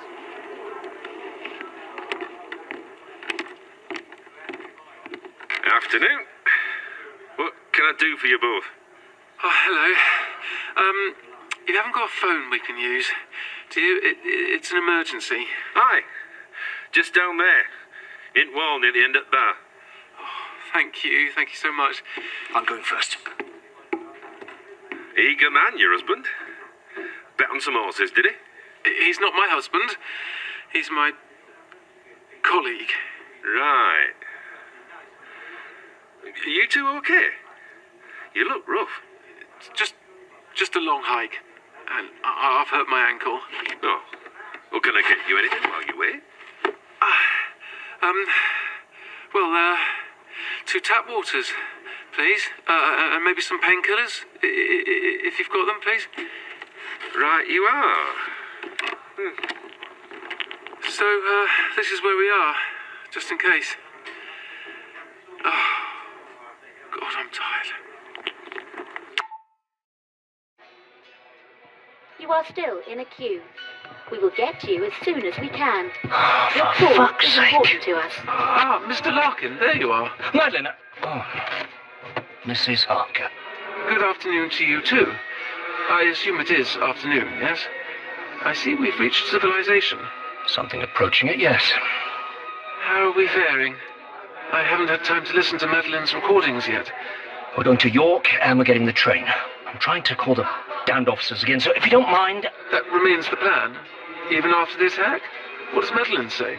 Madeline agrees with me, obviously, so... She does? Of course she does. Look, can't you see? I am trying to make a fucking phone call.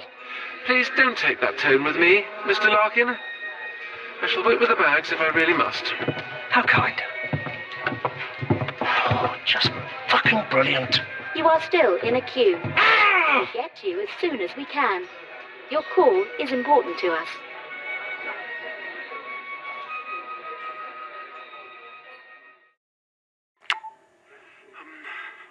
Hello. I feel like I blacked out for a second just then. Mina, did you wake... Any luck? Same bloody hotline. Left another message. Told them we're alive and getting the train to London. With any luck, someone will pick us up, or at least acknowledge our fucking existence. That would be nice. Did I leave for a second? There's nothing on the recorder, but I could have sworn that... Mrs. Harker decided to go for a little walk. I directed her back to your seat. Ah, I see. Thank you. You know, I was thinking last night about the ghosts. About the timing of all this. Right after we've found the head. No, I am not having this discussion with you. This isn't our problem. Once we get to London, it won't be our problem. Wait, you think the Foundation will know how to fix this? Work out why the Harkers are here? Or prove why we're having a shared mental breakdown. Whatever it is, I refuse to have anything more to do with Mr. or Mrs. Harker or that fucking head. You know, for a Foundation director, you seem remarkably unhappy with the details of your job. This is not my job.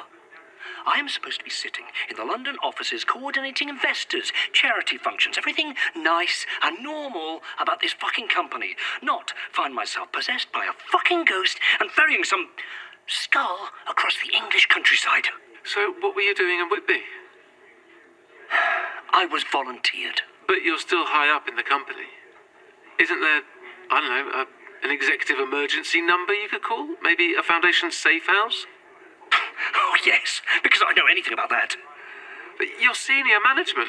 I'm not senior anything. My father decided to maroon me in fucking Whitby so he could have even less to do with me than he already did. And given how he's decided not to pick up the phone for the last 3 days, I might as well be a fucking intern for all that it matters. Hold on. Your father is Jonathan Harker III. Why didn't you tell me this before? Does it matter? Well, I think it might matter just a little bit, yes, considering we've been running across the Yorkshire moors for the past 3 days. Yeah, all right, keep your voice down. And considering who exactly is possessing you right now, I think that might actually be very important information to share. My father would barely speak to me before this happened.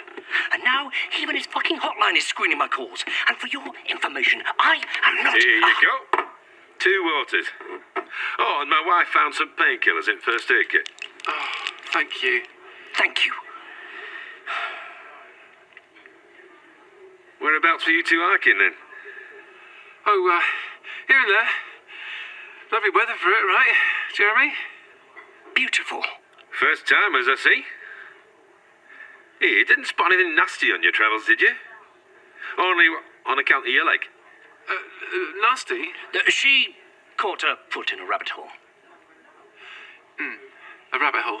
Ah, that'll do it. Apparently some rich bloke's pet jagger got loose a few days ago. Killed 2 people.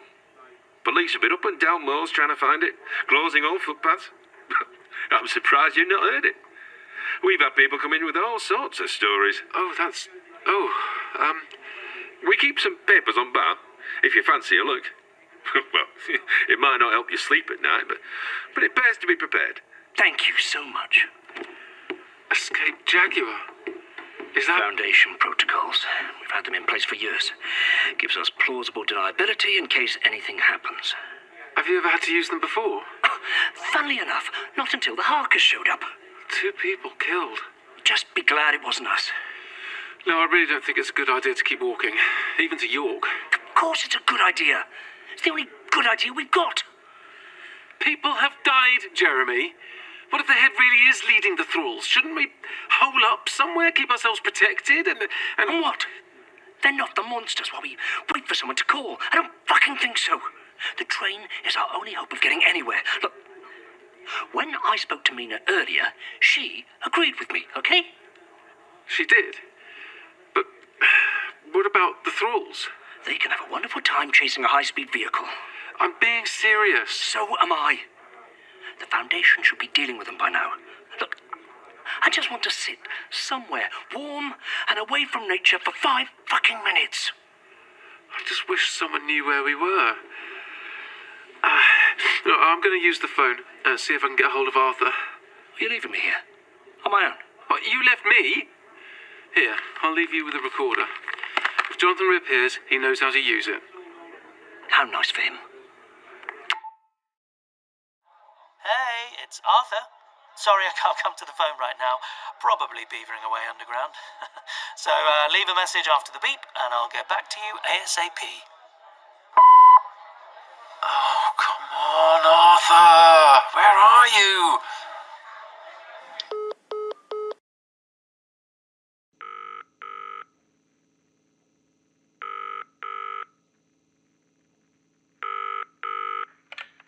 Dr. Lake's office, and please, for the love of God, tell me this is computer maintenance. Tim, it's Arthur Jones from the Westerner. Arthur? Oh, Jesus Christ, how are you doing? What's going on? We've barely been told anything. It's fine. We're running just about every protocol under the sun, I think, but we're holding things together. I'm in Amsterdam. Is it true about the Westerner building? The biological archive? I'm afraid I can't tell you that. Oh, come on, Arthur. It's hardly like I'm a bloody secretary. Sorry, Tim. It's strict orders from Mr. Harker. We've got to keep this as contained as possible. Then why are you calling? How's the hand? Excuse me? Has it moved lately? Any new readings? We sent our report last week. Please, just answer the question. Mr. Harker's got me ringing everyone in biological storage, even the Texas building. We need a fresh report on each of the limbs sent over immediately. The last I checked, the hand's the same as it's always been. What's this about? Just following protocol. Like I said, I'm doing everything I can to keep things sane over here. Please, Tim. Well, I'll ask Henry to draw up a report when she's back from holiday, although I doubt it'll tell you anything new. Our computer system's been acting up, so don't hold your breath on it being a quick job. We need it done as soon as possible. Call everyone back from leave if you have to. Right. Send it to my account. I'll pass it on. Will do. Arthur, what's going on? I really wish I knew, Tim. I wish any of us knew.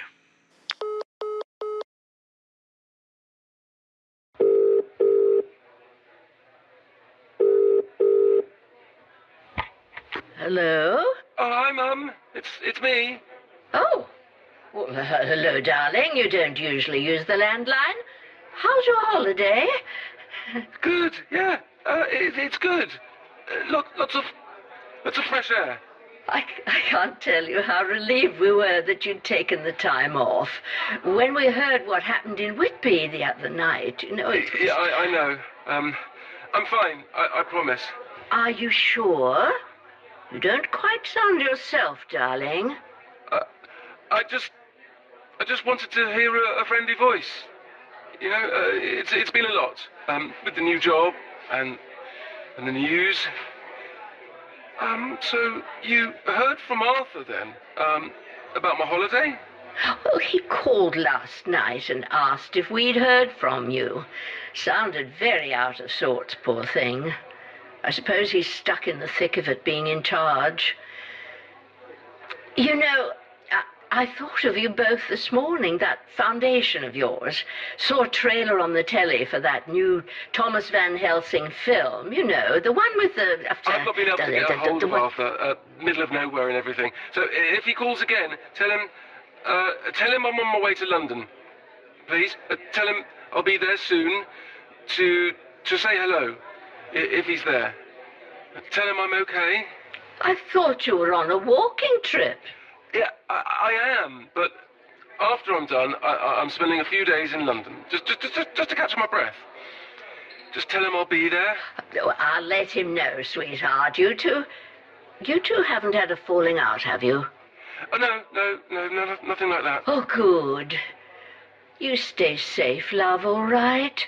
Your father and I were so worried about you before Arthur called. Just the thought of something happening. Well, it's just lovely to hear your voice. Yeah, you too. Bye, Mum. I love you. And, so my love to Dad as well, please. I will.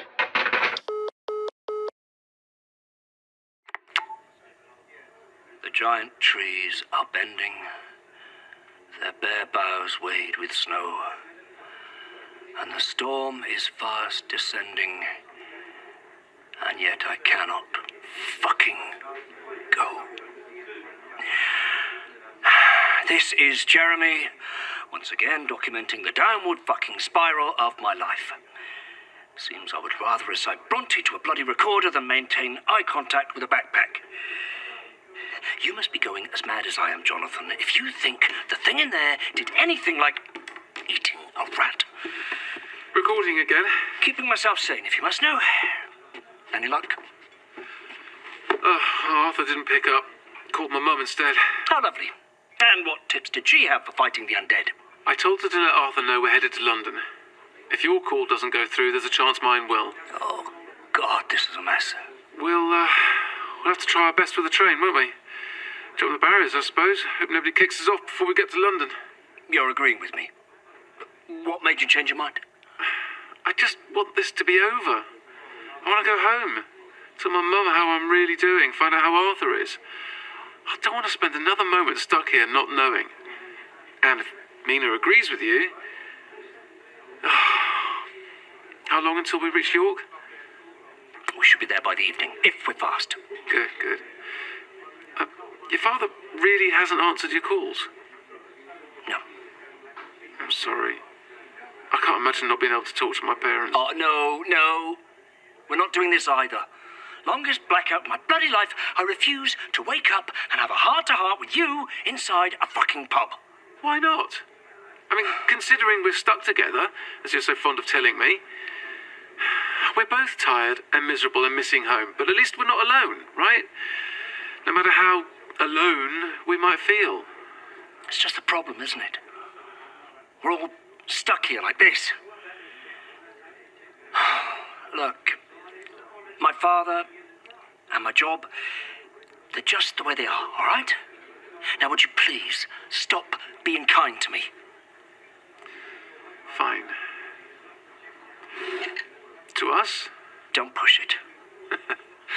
To us. And to getting back home to the people who love us. To us. And surviving this fucking nightmare.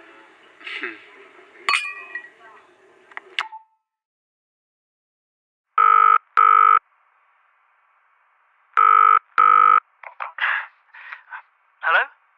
Oh, hello, Arthur. Who is... Faye? Who did you think it was?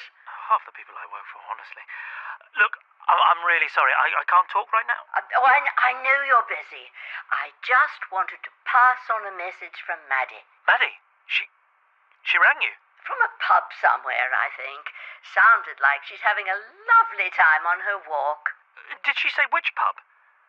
Did she tell you exactly where she was? Well, I would have thought she'd have told you that, love. Now, are you sure you've not had a falling out? No. It's just, with everything that happened at Whitby, it's all been a bit much over here. Of course. Now, she said to tell you she's headed for London. Sounded like she'd be there very soon. Perhaps you can catch her there. Really? That's fantastic news. Yes, I'm sure I will. Send my love to Keith, and, thank you, Faye. Of course. Best of luck with everything, dear. I was so sorry to hear about the building in Whitby. Right, of course. Thank you. Bye. Bye.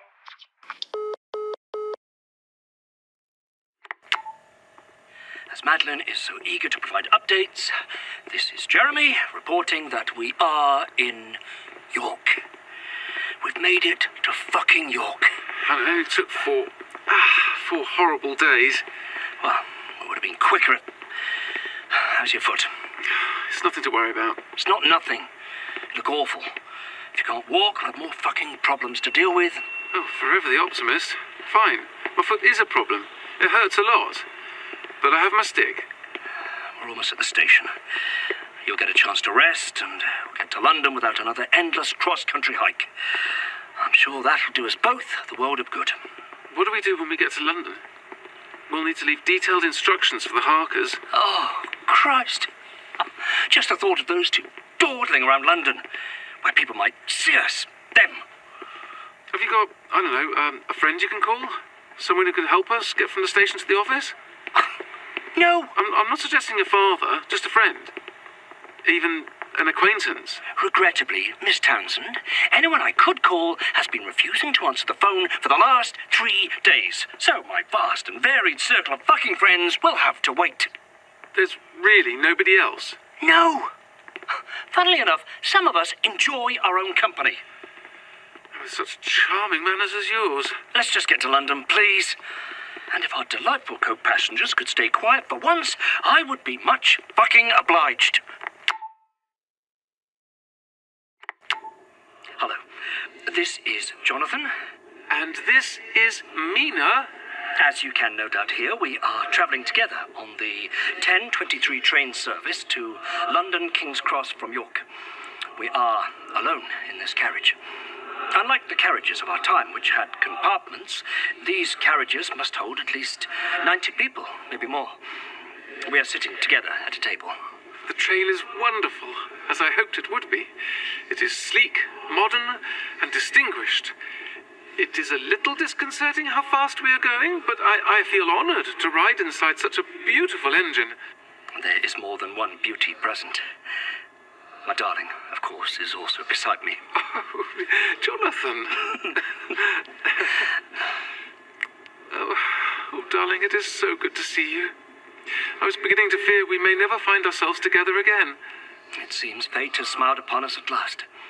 I heard your recordings on Miss Madeline's device. I knew you were here. And I heard of how you helped save us last night. Then you have also heard how that monster's head has been reanimating. How it has begun to feed. You must help me convince our companions, my love. Make them see how important it is that we destroy him. We will, my darling, we will. The Foundation shall help us, I am certain of it. This moment right now is for us, together. It feels like an age since I last touched you. An age longer since we last kissed. Oh, no, we mustn't. These are not our bodies to use in that way. We are passengers here, nothing more. You are right, of course. To use the body of another without their permission, it is almost vampiric. We have done enough damage already. Perhaps we can ask? We already have the recordings with which to communicate. Perhaps if Mr. Larkin and Miss Townsend were made aware of our wishes... From what I've learned of Mr. Larkin, he would sooner tread on needles than grant any wish from me. Well, he certainly is a sour one, but perhaps there is something in him that may lean towards understanding. And if he says no, well, that will be entirely within his right. Of course. To know you are beside me is more than enough, my love. And now we are at last together. I wanted to ask... Yes? In your recordings, these last few days, you mentioned... Well, perhaps I could have misheard, but... Oh, Jonathan, I shouldn't have been so offhand. I should have told you outright. So it's true? We had a son? A beautiful son. The most wonderful son I could ever have hoped for. Oh, Mina. We didn't know yet, that night in the mountains. I realized only a week later. I called him Jonathan Quincy, after the two beautiful souls we lost. Quincy too. I didn't know. You saved us. Both of you. It felt only right that you be commemorated in our son. And... did our boy lead a good life? Did you? I led as good a life as I could. I had good friends, firm friends. I helped create the Foundation. I helped... Did you find love again? No, darling. Not after you. Not after our son. I wouldn't have minded if you had. It's all I ever wanted for you, my darling. That you were loved. That you lived well. I was loved, I promise, by so many. But let us not speak of loss. Not now, not yet. I wish only to spend this brief time with you. Of course. Would you look at that? What is it? We neglected to stop recording. I apologize, Madeline, for such an intimate message. It's Jonathan. We have been on the train for an hour and a half. We have only one more stop between us and London. If the Foundation still resides where I remember it, it shouldn't be too great a challenge to make our way there. although I dare say the route has changed since I last visited. Once we find ourselves in London, we shall ask for directions. Surely it won't have changed so much as to be unrecognizable. Another adventure for us, my love. Precisely. Oh! What was that? I don't know. Oh, Johnny, be careful. Oh, look, you stay here. It's probably nothing. We are not accustomed to the sounds of this train, after all. Madeline warned me it would sound more visceral on the ear. Maybe so, but I will still investigate. Who's there? Oh. Hello, sir. Tickets, please. Yes, tickets. Tickets. If you would step this way, my wife, sir. Mina, this man wants our tickets. Tickets? Tickets. Yes, they'll be in one of our bags, Johnny. I do need to see them. Well, quite. You seem very nervous, sir. Are you all right? Of course I am. My wife and I have simply been travelling all day, and we are both very tired. I'm so sorry. Mr. Francis. Francis, yes. Unfortunately, Francis, I can't seem to find our tickets. I see. You'll have to pay the penalty fine or pay for a ticket, which might work out cheaper. I'll just check the prices. Good sir, it is late at night, and we... Look, mate, you can try pulling on my heartstrings all you like, but it's my job to check your ticket. I'll get you the best deal I can, but I can't let you off this train unless you... What on earth? There you are! What the hell? What are you doing? Sir, get back!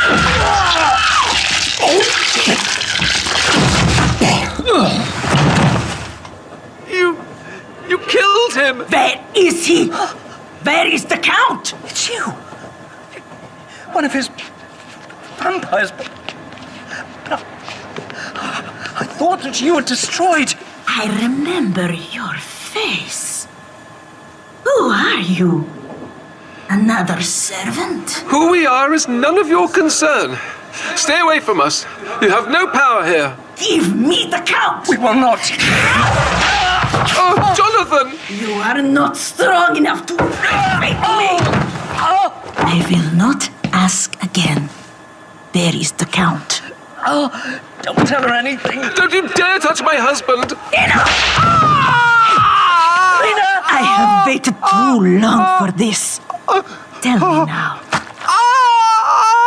I smell him on you. Please, the bag. It's in the bag. Jonathan, don't! The bag.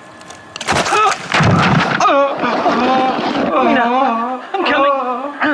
No. I'll protect the bag. It's all right. She can't touch it. At last. It's finally mine. What? Garlic. Madeline and I covered the head in it this morning. We are now approaching Stevenage. Please alight carefully and take all your belongings with you. We need to get off this train. Jonathan! The bag! I've got it. I have the recorder and the head. We must leave, darling. The conductor. I cannot help him. Give it to me! Never! How dare you? You never see it. It's okay, darling. I've got you. Here, lean on me. I'm sorry. I'm so sorry. Oh, Johnny. Give him to me! Don't come any closer. You can't. Oh, what is it? Oh, it's Mr. Larkin. I can feel him. Oh, not now, please. I need to stay. Oh, Jonathan.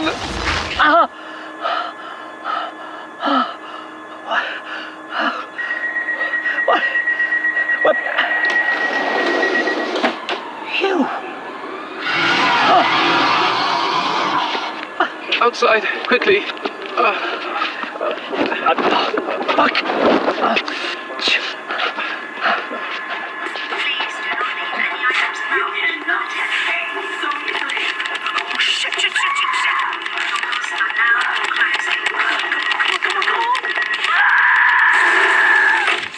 Yes! Fuck you!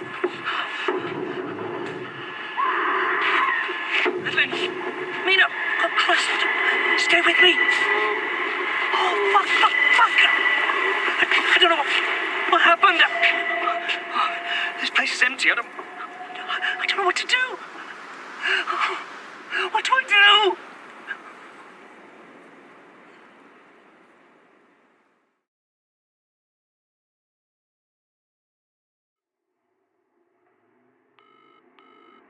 You have reached the number of Thomas Van Helsing. I'm probably out or at an audition, or I'm too lazy to answer the phone right now. Leave me a message after the beep and I'll get back to you at some point. Tom, it's Jeremy. Please don't fucking delete this message. You have every right to, and Christ knows I wouldn't blame you, but I really need your help. You're the only person I could think to call. I'm in Stevenage. There's a phone box on the high street. I keep hearing police sirens, and I think they've already closed the fucking station. I can't let them find us. There's a woman with me, Madeline. She's bleeding and she won't wake up. I need to get her somewhere safe, but we can't go to a hospital. All our things are gone, and it's the foundation, Tom. After everything,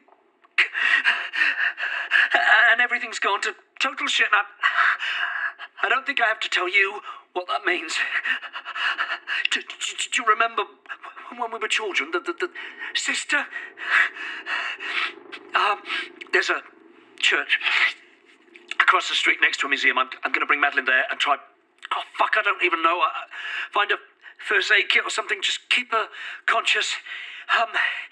If you're able, if you can still bear to look at me after all this time, Tom, please, please, come and get us. I don't know what else to do. I'm sorry.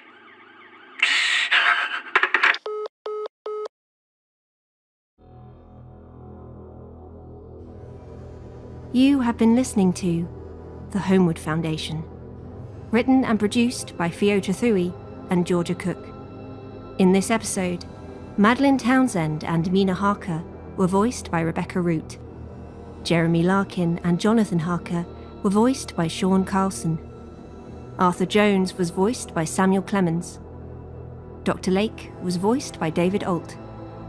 Faye Townsend was voiced by Floyd Kennedy.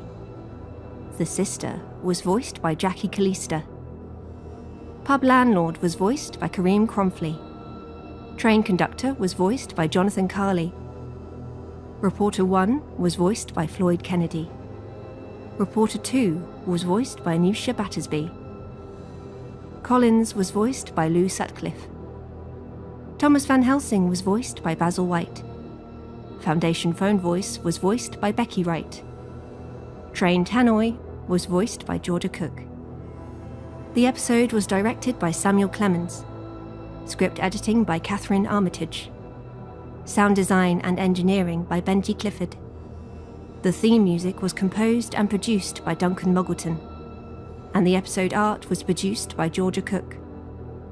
The Holmwood Foundation podcast is licensed under Creative Commons Attribution 4.0 International License. To view a copy of this license, visit creativecommons.org/licenses/by/4.0. With thanks to the following Kickstarter backers: Scott Matthewman, John Black, Hamish Steele, Georgia's Mum, Paul Simpson, Leela B, Elias Lillian, John Ryan, Sarah Miller, Ree Dracula, Tamara Gentry, Code_Earth, Nika, Janica M, Beck Fisher, Leyland, Elliot Blaze Cameo, Beatrice, Pete Della, Freya Gautier, Sue, Wesley Octavia, Ray, John Lee Rees, Dathan, Michael Velez, Paul J. Guest, Vincent Vaughan, Audum, Leela Morris, Ivy Hanover, Ollie Larson, A Stranger Giving the Strange Welcome, Cuvée, Frozen Thoughtbox, Attorney, Fisher, Robert Valentine, DJ Nerd, LC, Kitty, Pacific S. Obadiah, Matt Fitton, Aaron Femia, Maddie Sainsbury, Lucian Spooner, Rowan Barnett, Happy One, Pele Frid, Olivia Jenner, Kristen Everson Hurst, Chris Gregory, Kate Kay, Megan Stanley, H.B. Mitchell, Madison Fitzgerald Russell, S.M. Colgan, Katrin S., Jemana Madledge, Josh Wanisco, Josh Burgess, without whom this episode could not have been made.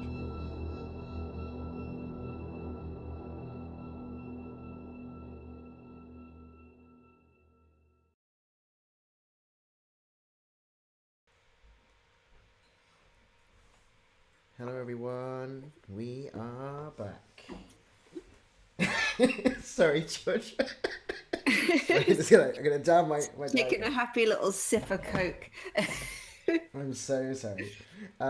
Yes, hello, welcome back. Thank you for watching episode 2 of the Holmwood Foundation. So I'm gonna look at Georgia, not at the stream. Have the stream stuff on the side. Thank you for all the lovely comments we've got in for episode 2, along with just chatting. I think I posted a question in the chat which was like, what other poem can Jeremy add F words to? We got some great responses. All of them. Obviously all of them, but what would be your favourite? See, now I've got like it's like I'm trying to remember it now.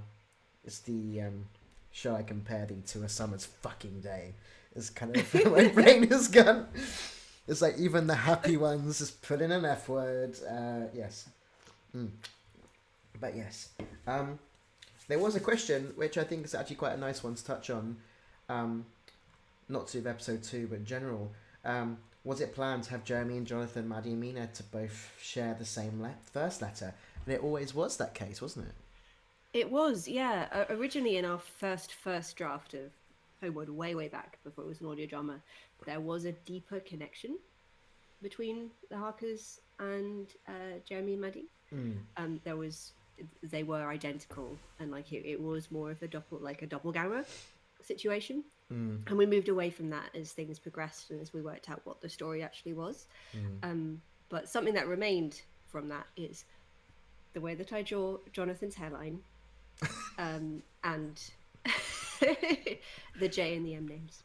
Those are the two remnants of that kind of reincarnation-esque plotline.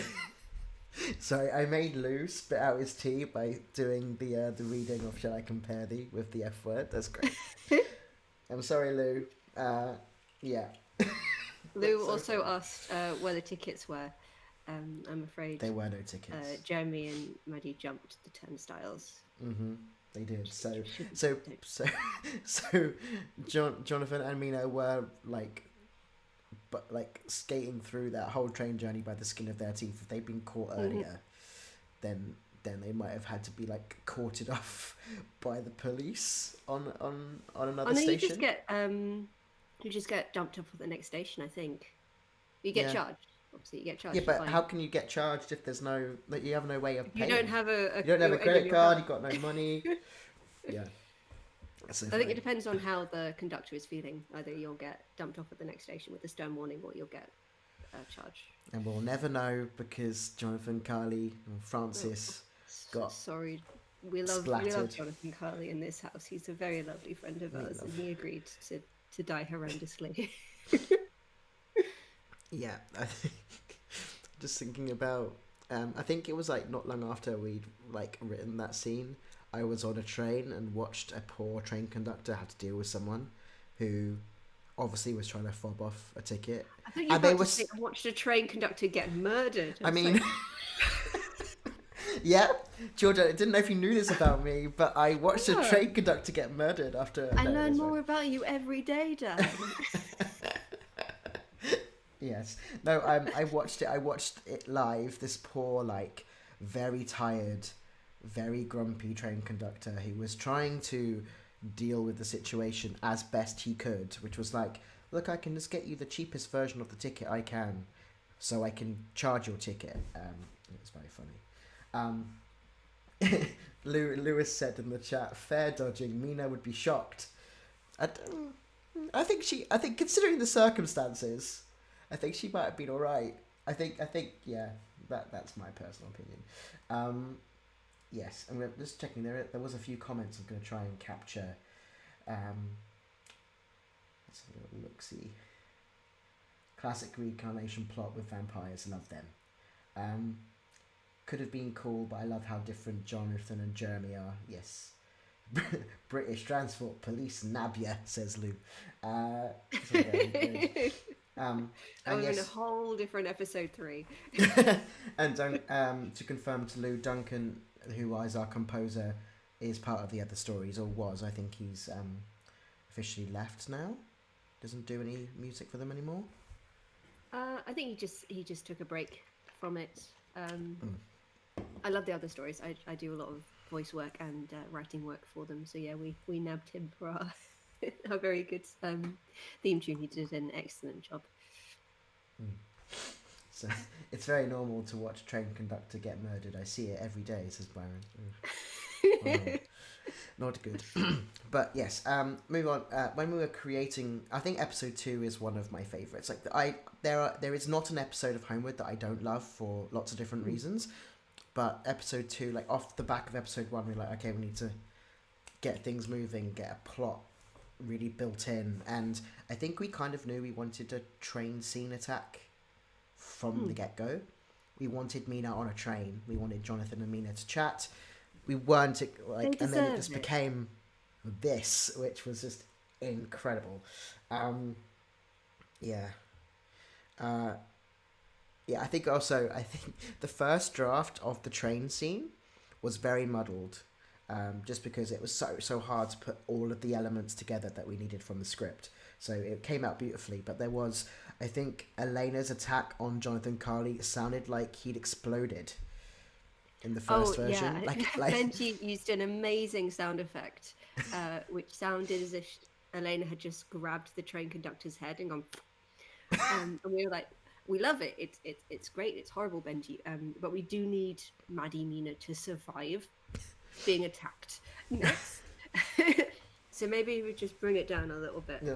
The sister uses her nails, her claws, a lot as an attack feature. So that's what she stabs with. Yeah. I think as well, what's nice about episode 2 is the scene in the pub. When we first wrote it, that pub scene wasn't really there. We had like a chat on a park bench, like a pub bench outside. Yeah, I think they were outside the pub. That's where they had most of their conversation. And our brilliant script editor, Kat, was like, well, you need to sort of move things in. And she reminded us of the walking and talking thing. If you're going to give exposition, if you're going to have a character chat, it is more engaging to have them doing something while they're doing it. So we moved things inside the pub. We added the phone conversations. We sort of thought, well, okay, what would you actually do if you'd been walking for so long and you reached a village? You'd be like, oh, well, you'd go find civilization. You wouldn't just sit outside. So she really helped solidify that particular scene. And I love their conversation. It's so good. It's the kind of like the bickering that just gets louder and louder. It's just really fun. And I think Rebecca and Sean said they really enjoyed doing that scene as well, like just all the elements of like the bits of story and character that were coming out, but also just the way they were like bickering at each other was really fun to record. Yes.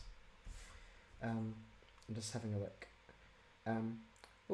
So I was at work first time I listened to episode 2 and telling the train mishap spilled blood all over my desk. I work in a blood bank. And just thought, appropriate.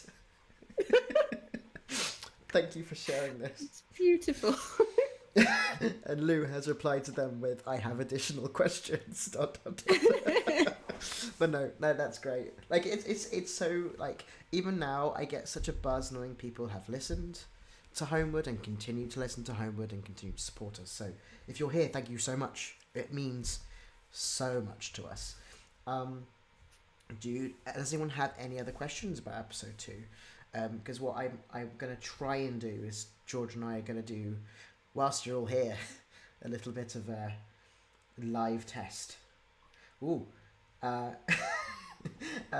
Shiraz has said, Will we ever listen to the Benji plays every character train scene version? It's not Benji actually. It's Sam. I guess we need to talk to Benji about I need that. to go slip Benji some money so he will do that for us, because it makes me so happy that it exists. And Sam puts his whole being into playing every single member of the cast. He does an impression of everyone, and he's very good.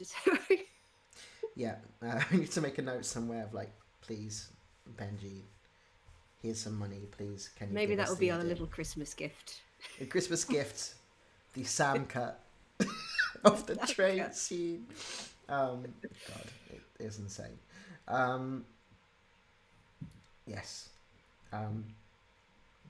Just having a look at the comments.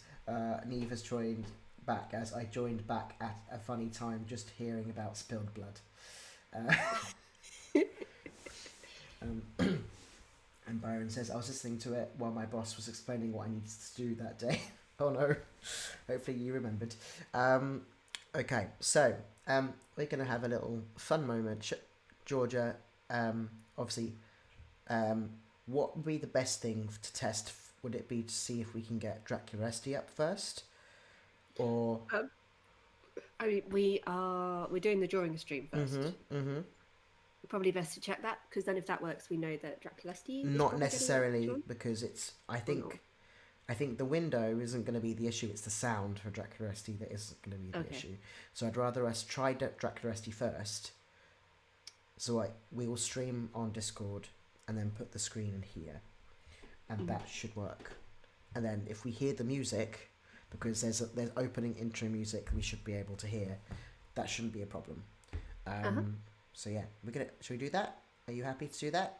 I mean, if chat would like to assist us in making sure. Yeah, we need to make sure that you can hear the music, because Draculesti's music is beautiful. So this is the way we're going to be able to do it. So I'm going to jump us over to the gaming stream screen, so you're going to see that in a second. So the moment you can just see my face, I think you might even move me as well. And let me just I need to add Georgia in as well. Give me a moment. Add existing. Where's my Georgia cam? NDA things, which I was working on during the break that I... There we go. Okay, Georgia is now in here as well. Right, so now if we go into Discord, if you call me on Discord, or I can call you, whichever. I'm just trying to find you. You're trying to find me? There you are. Start video call? Okay.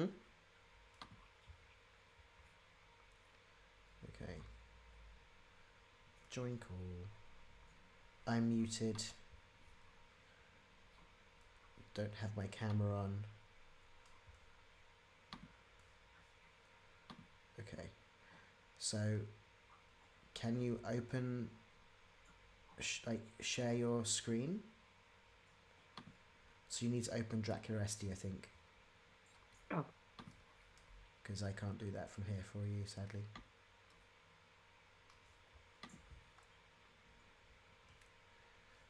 Apologies for the delay, everybody. But it's good for us to get this sorted as soon as we can.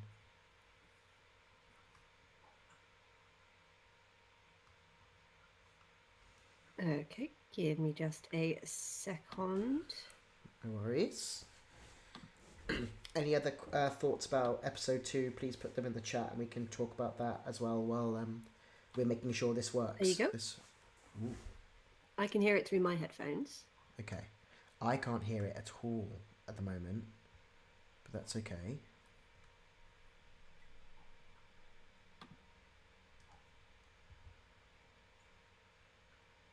Interesting. 1 second.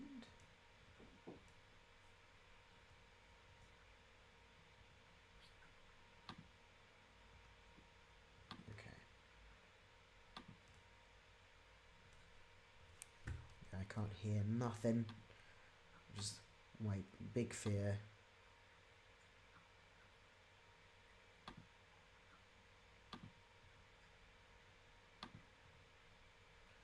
That's my camera settings.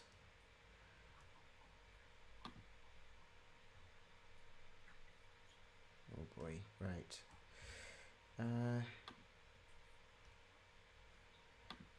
You can definitely hear them on your end. Oh, absolutely. Oh, you need to mute yourself, darling, on your end on Discord. What? There you go. Okay. So I can still hear you. I can still see you. I can see Draculesti. I just don't know how to get your music. I can just stream it on your computer.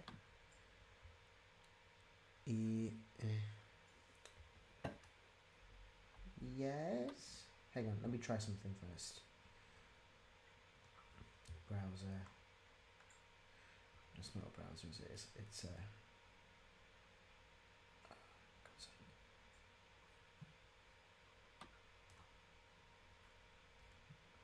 sorry, we need to get this sorted because it's useful. Anyway.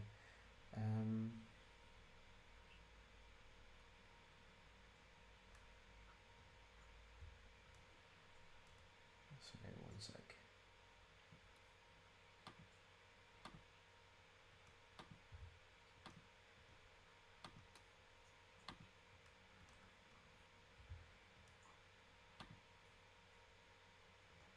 Right, 1 second. Discord item. Discord. Okay, so Discord.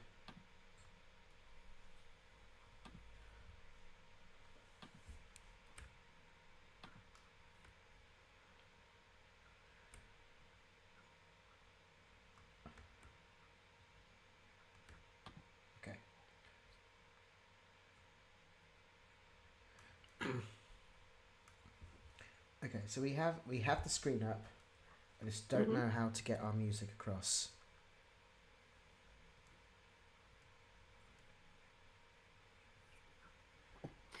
Would it be worth going to a break and checking in?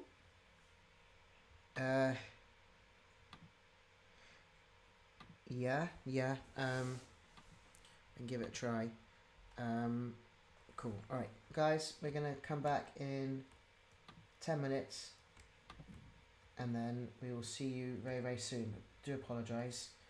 Okay. See you in a bit.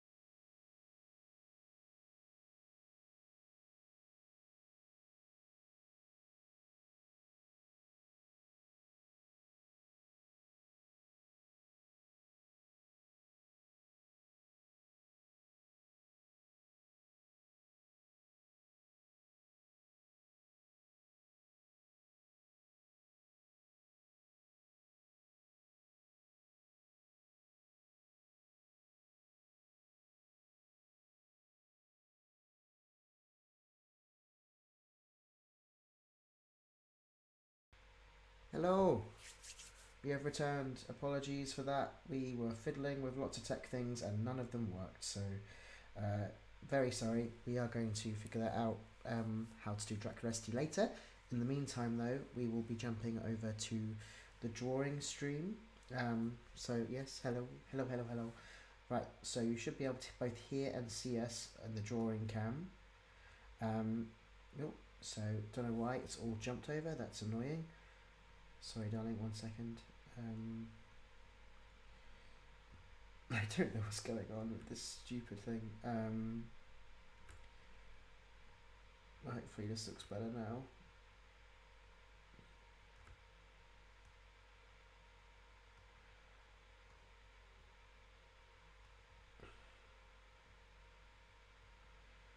Yeah.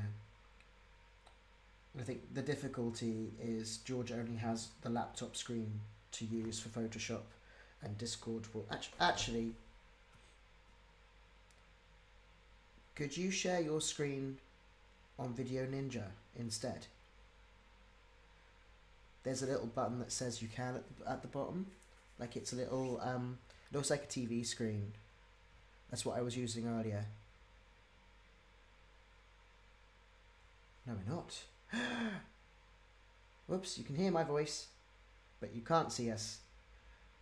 Hang on.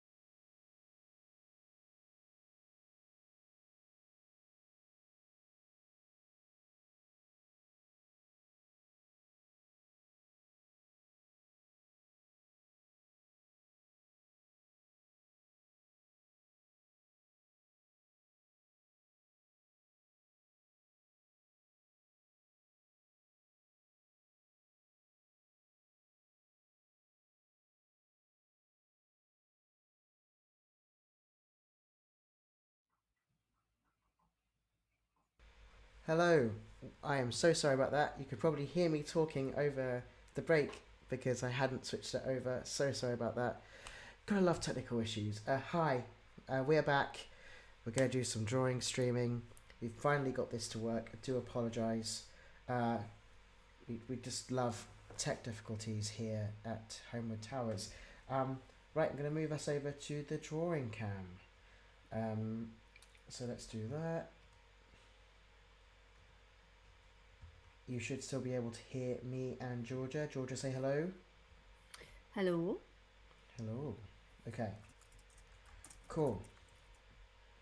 Yeah, and we're able to see your Photoshop, which is fantastic. It's what we wanted to see. Brilliant. If I move over to looking at reference, does it still show up on my?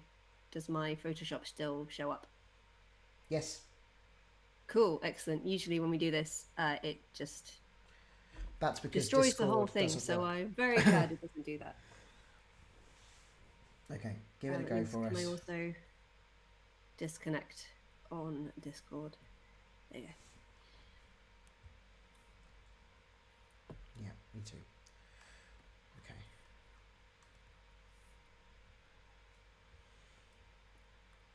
Oh, that's annoying. Where's it gone? It's just disappeared.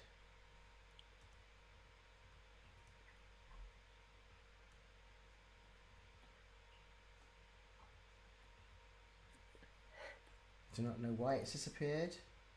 No, and it's not coming up as something that I can share. You can't share Photoshop. Can't share Photoshop anymore. Oh. 1 second.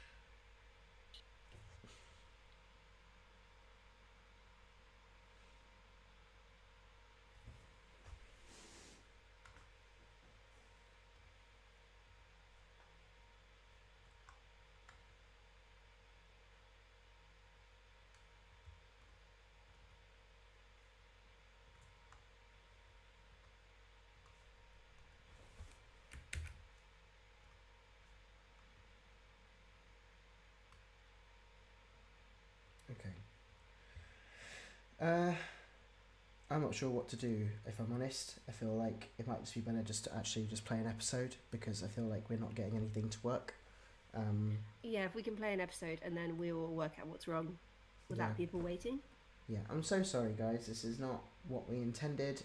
This was supposed to be straightforward. Georgia's now disappeared on me. So yeah, we will try something else. We will play an episode. So technically speaking, where are we supposed to be right now? So we're supposed to be doing a stream until the Draculesti demo.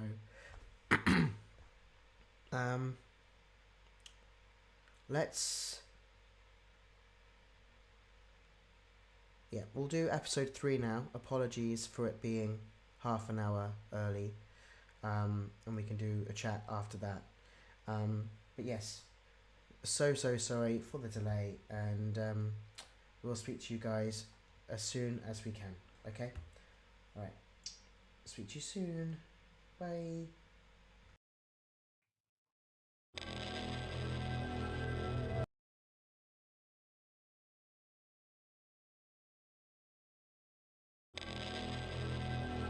You are listening to the Holmwood Foundation. Episode 3, Convalescence. Content warning. This episode contains swearing, brief discussions of alcohol addiction, themes of possession/removal of bodily autonomy, and implied violence to animals. Listener discretion is advised. As requested by our Kickstarter backers, this episode is dedicated to all the queer creators. We see you, we love you, we need you more than ever.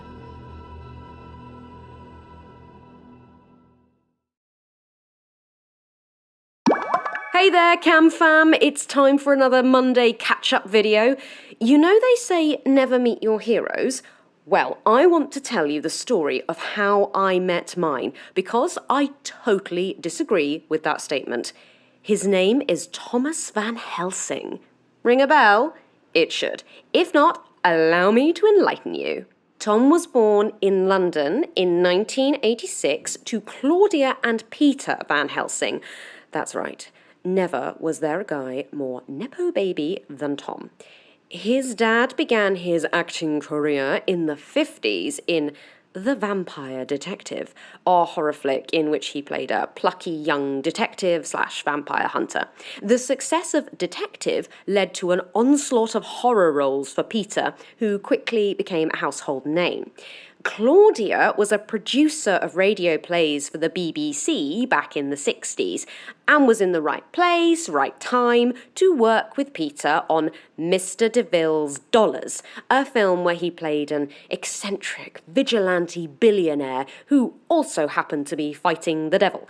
The movie was mid to fair, but Peter claimed he had met the love of his life in Claudia, 10 years his junior, and that's how Tom came along. Peter Van Helsing is better known by my generation for playing a grimdark sci-fi wizard type in the early noughties, reigniting his popularity, but I'm supposed to be talking about Tom, so let's leave that for another video. Tom's career has had its ups and downs. It began with a semi-regular role in Holloway's Bright and Gifted, where he portrayed a troubled tomboy in a school of supernatural youngsters. You've probably seen it going viral recently on here. Sadly, in 2010, Tom hit a rough patch, ending up in rehab twice for alcohol and drug use. It seemed like his career was over. That was until 2015, when he landed the lead in High Stakes as Sam von Bloodgorge, a vampire hunter with vampiric powers and must deal with an old family curse. High Stakes blew the box office wide open, and now, with 2 sequels and a third reportedly in the works, vampires have never been so popular. The best part is that around that time, Tom also began his transition alongside his on-screen character, something he campaigned for heavily with the studio. Tom has spoken very publicly about his transition, documenting his journey with the help of a London charity, which he is now the patron of. Every year, he donates his royalties from high stakes and helps supply trans-affirming clothing such as binders and packers. I could go on, but this video is long enough already, so let me tell you about our interaction. If you've been watching my channel for any length of time, you'll know that I am non-binary. Well, before I came out, I wrote to Tom's PO box, just wanting an autograph, and he sent me a letter back, an entire letter. This was when I was still working things out, and in this letter, he told me that living as his authentic self was the best thing he had ever done. Being yourself is brave, bold, and daring. His words, not mine. So that's what I've been doing ever since. I have so much more to tell you, but I'll leave that for my next video. Don't forget to click the like button and follow for more updates. Oh, and if you liked this little rundown, please consider donating to my Top Surgery crowdfund, link in my bio.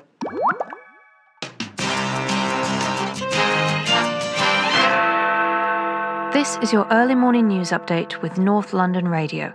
Police continue to gather evidence after a train conductor was found dead on a train to London in the early hours of this morning. The body of Francis Whittle was discovered on the Edinburgh to King's Cross London North Eastern Railway service. Police are working with the Rail Incident Investigation Branch and are currently describing the death as unexplained. Reports suggest there were 9 passengers on board the train at the time of the incident, but no one else was harmed. The RIIB commented, "We are unsure if a technical fault caused the death, as we have also discovered significant damage made to one of the train carriage doors." When police were asked to comment, they said they are continuing to gather evidence as they believe that there were witnesses to the event who have not yet come forward.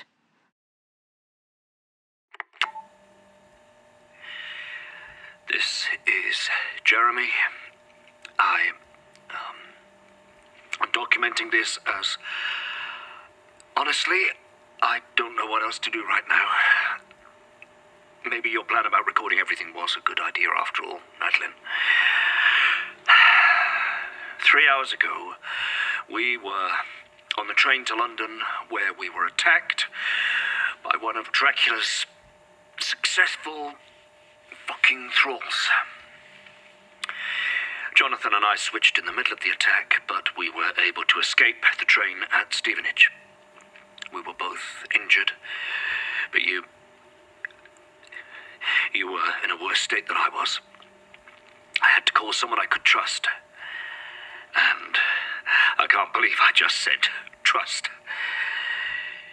If you wake up and I'm not here, we're currently in the apartment of my cousin, Tom, in Highgate. He's the only... He understands the Foundation. We're safe here. Oh, Christ.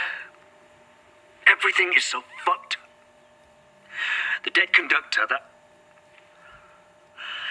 that Madeline, that could have been us. The train journey was my fucking idea. I hope you wake up soon. I hope we're near the end of this madness. Fuck. I'm sorry. I am so fucking sorry.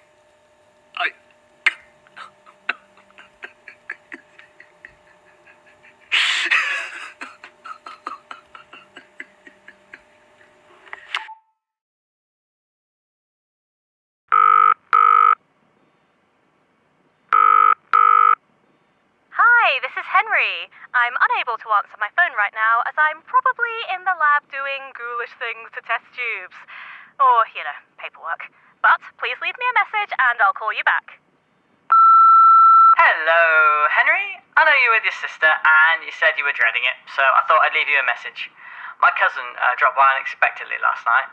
I probably haven't mentioned him yet, but he's something.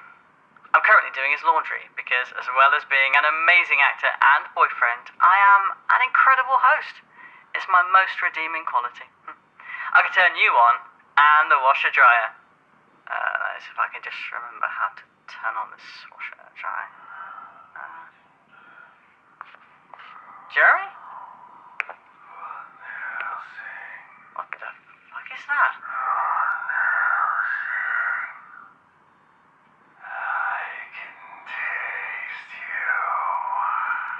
No way. You could fuck right off. Sorry, Henry. I'll call you back, yeah? Text me.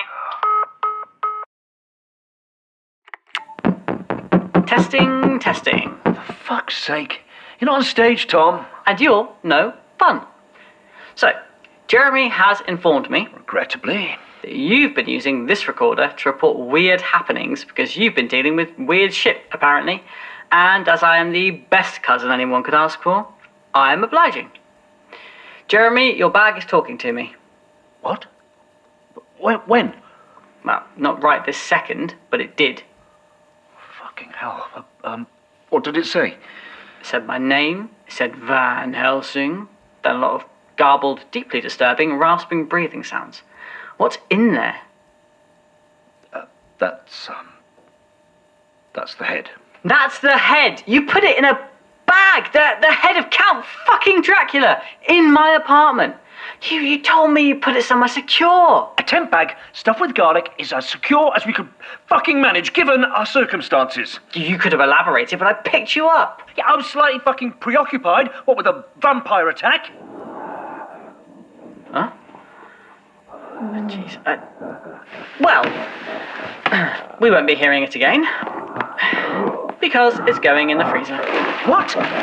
It's as good a place as any. Come on, Count. You can have your own accommodation. Yeah, I don't think that's actually... my flat, my rules. Go to bed. Besides, it's good enough for Walt, it's good enough for Dracula.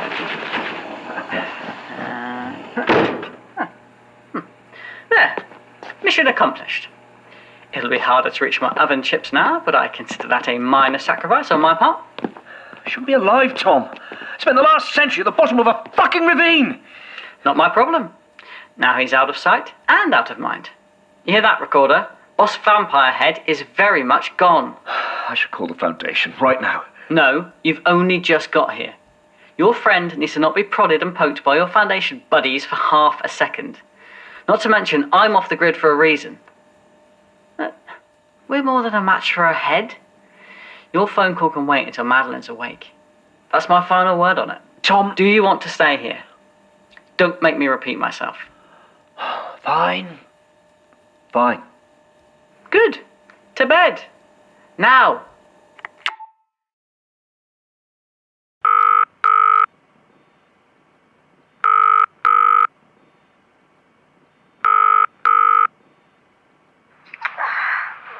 Hello?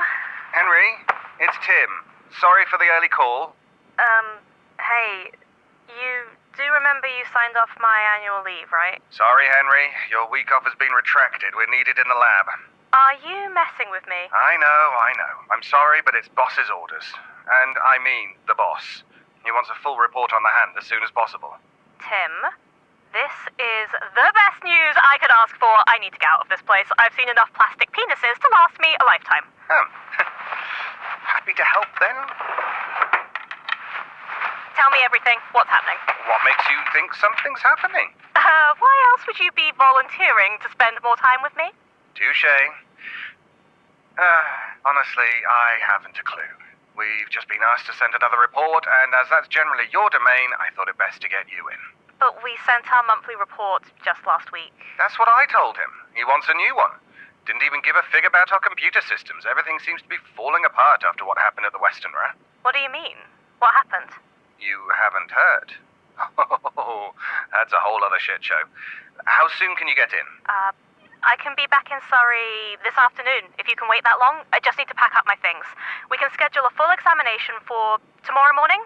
Gives us time to reset the equipment. Yeah, of course. Thanks, Henry. Look, I'll convince HR to give you your days back in lieu. I'm sure that'll fly with them, considering. A mystery and days back in lieu? Is it my birthday? Don't worry about it. I'll see you later. Don't start the party without me. Bye!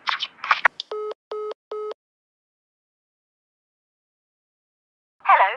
You are through to the Holmwood Foundation. Oh, come on. Home of the world's leading experts in classic hematology. Yes, I know who the hell you Please are. select from one of the following options. God. Press 1 for research. Press 2 for charity resources. Press 3 for For acquisitions, press 4 to speak to an operator. Anyone? Fuck, this isn't...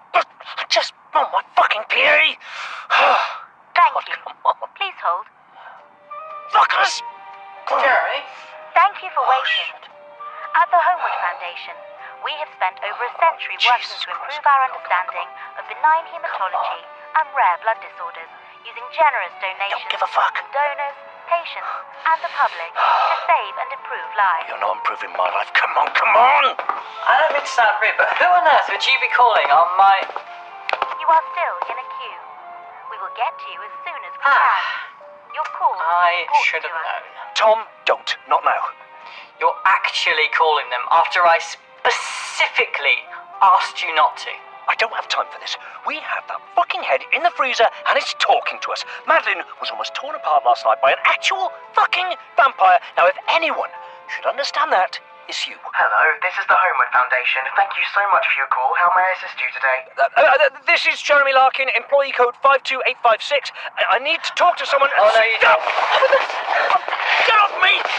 Jesus, Tom! Hello? Sir? Get off me, you fucking lunatic! You are not calling the Foundation to my plane. I'm not dragging your Jesus, little world into mine. This is more important than you. I have Dracula's head. We're in London. Highgate. We're being fucking hunted. This, you demented twat. Oh, Jesus, Tom. Oh. Got it.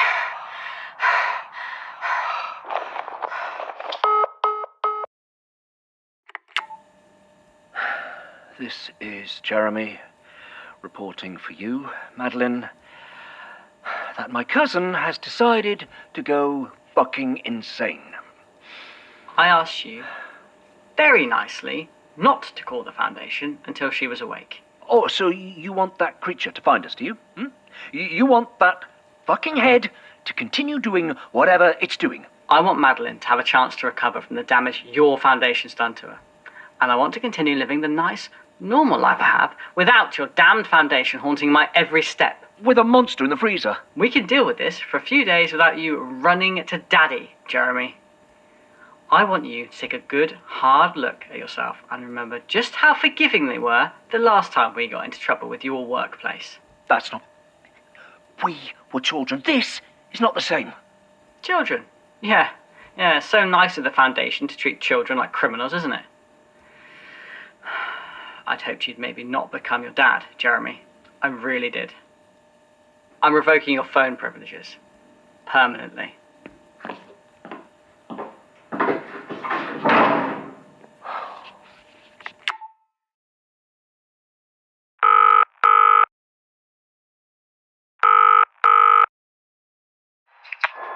Tommy, hello. Hello, you.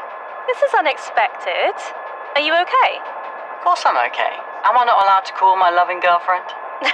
Of course you are. How's the hellish hen do? I'm, just on the train back, actually. I got called into work. I can see you afterwards if you like. Pop round yours? My cousin's pitched up, actually. Didn't you get my message? I've been in a bit of a rush, sorry. You've got a cousin? Yeah, miserable bastard. He'll be staying with me for a few days. Trust me when I say you don't want to meet him. Is that why you called? Felt like hearing a friendly voice, if you must know. He's not exactly Mr. Charming. Is that because he actually knows you?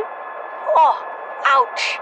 Harsh. No. I mean, he knew you before you became Celebrity Tom. True. So, how's your train? I could have got you a ride if you needed one. Called someone to pick you up? From Sheffield? That's a bit excessive. I aim to please. Is this some ploy to impress me? You're not impressed? Celebrity Tom is fine enough, I suppose, but I prefer day-to-day Tom. But I'm always day-to-day Tom. Sure you are. Anyway, I better shoot. I'll call you later, even if I'm not meeting this mysterious cousin of yours. I'll text you. Sure. Cool. Bye. Bye.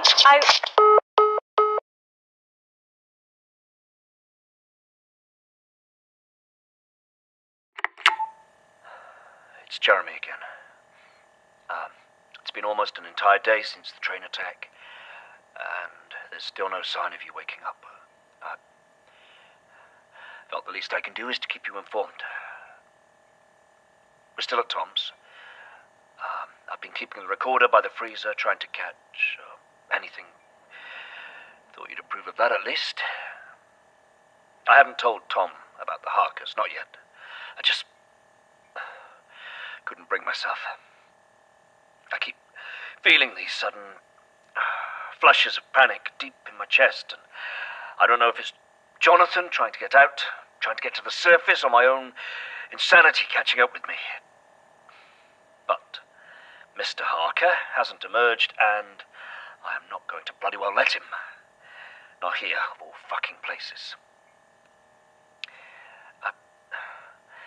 I know Tom's doing what he thinks is right, but he doesn't understand. I feel fucking caged in. I can't just sit here.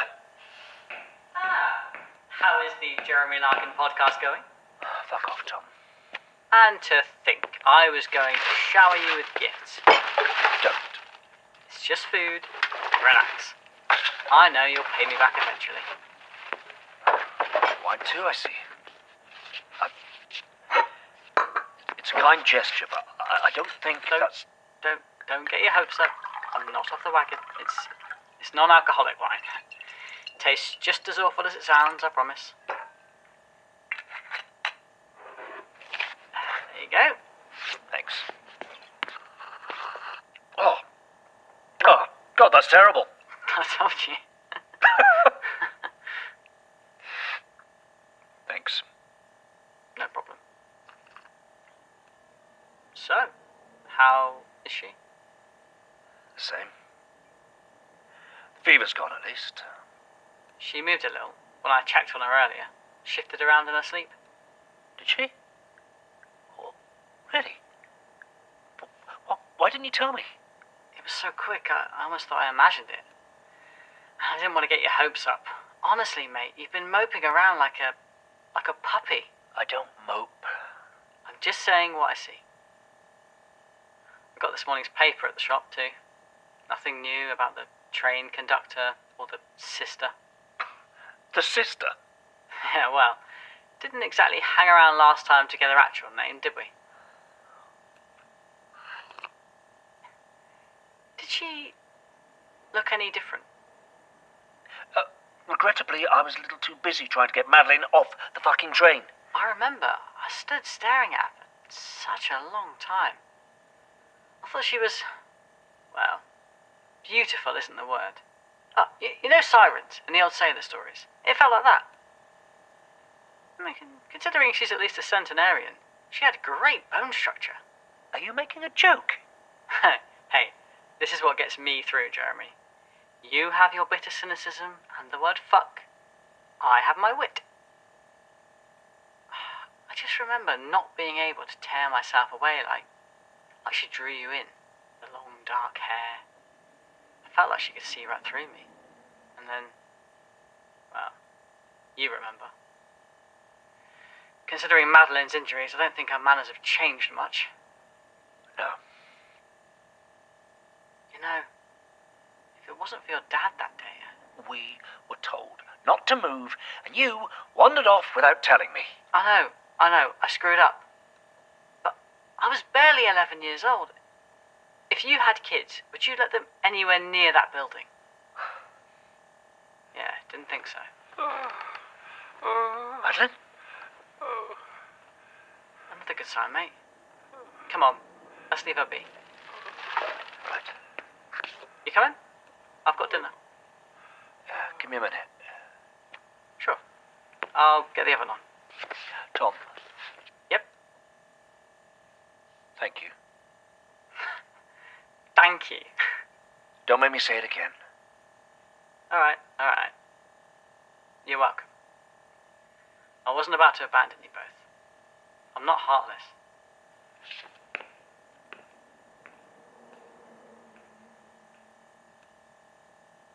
Maddie? Can you hear me?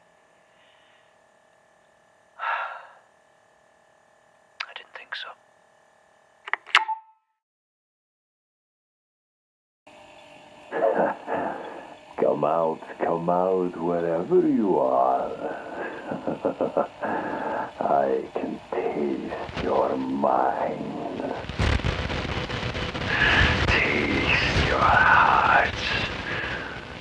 Little lives, I call you to me.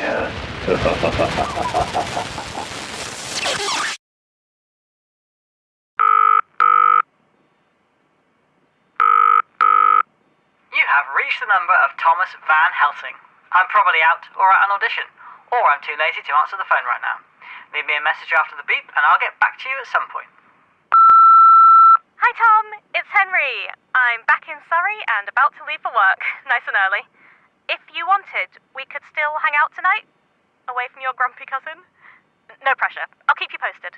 I could take us to that sweet little Italian place you liked. Again, no pressure. I've said that twice now. God, I hate leaving voice messages. See you soon. It's been an entire night. You're still not awake, and I've just read the paper from yesterday. Apparently, my father's returning to London, something Tom miraculously failed to mention to me. I don't care what Tom wants. I am going into central London as soon as he's gone, and I am taking the head with me. I'm going to the foundation. I'm going to force my father to listen to me. I promised they'd help us. They will. I'm going to fix this, Maddie. Hello, recorder. Henry, be professional. Sorry, I'm so used to doing this on my own. This is Henrietta Martin, limb researcher at Holmwood, Surrey, along with head scientist Dr. Timothy Lake.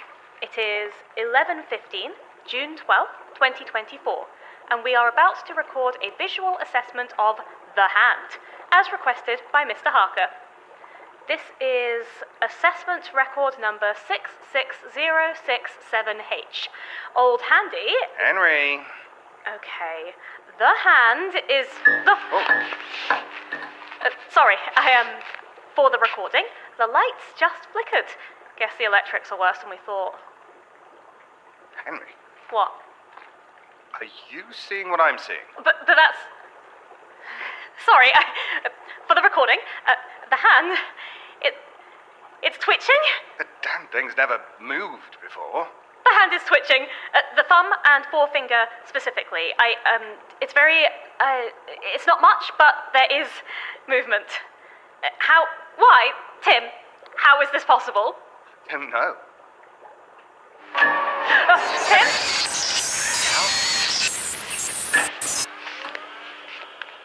For the recording, our electricity just went down, all of it, and then straight back on again. Stop the recording. Send it to Arthur Jones at once. But, look, we should try testing it immediately. Tim, this is a major find. Isn't this what we've been trying to achieve? Who's in charge of this project, Martin? You, Dr. Lake. That's right. Now, I won't say it again. Upload the recording. Fine.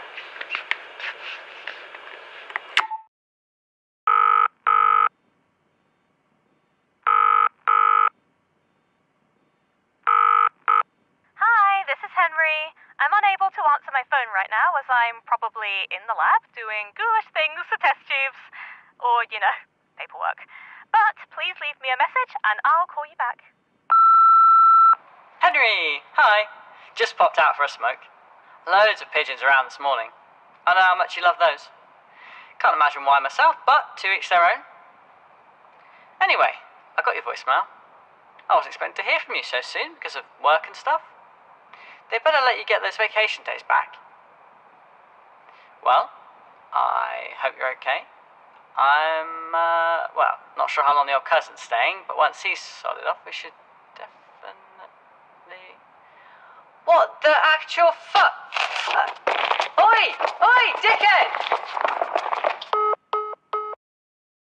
Hello. You have reached the Holmwood Foundation. Unfortunately, our hotline is currently closed due to a fault.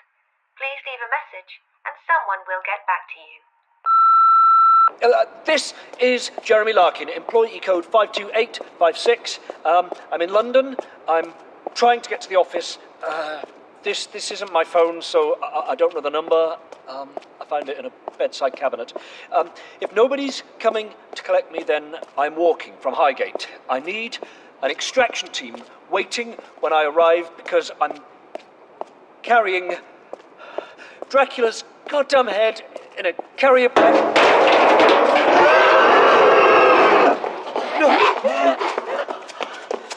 Oi! What the fuck do you think you're doing out here? Jeremy, if I have to lock you in my bloody bedroom, I swear... What the hell is that? They followed us. They followed us to fucking London.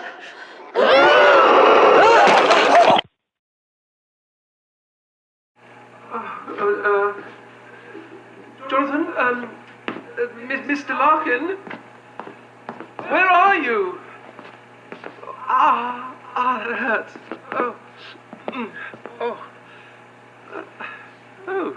What?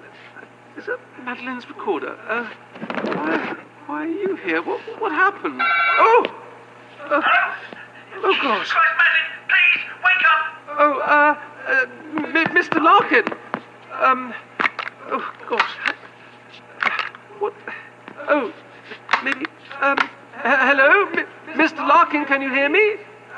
Hello, Mr. Larkin.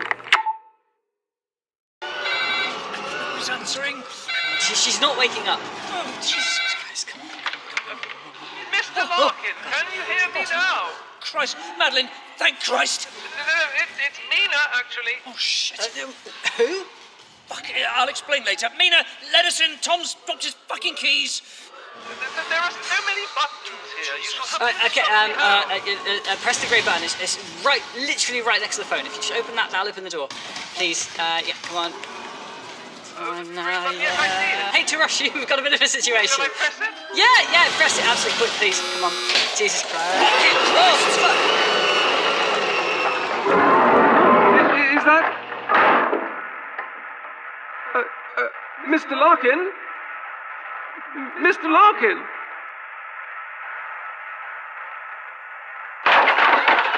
Oh, Jesus. Oh, fuck. Oh, Jesus. What of the creature? Has it followed you? Not if I can help it. Internal cameras activated. Shutters activated. How's this? Internal security. I had it installed on some arsehole leaked my last address to the press. I never thought I'd have to use it on a fucking vampire. Will it be enough to keep it out? I don't really know. I guess we're finding out together. Now what are you doing? I'm texting my private security team. Or do you want to go back to the garage and fend it off? You're getting other people involved. That's what you did! You have some explaining to do. Let's do it your way, shall we?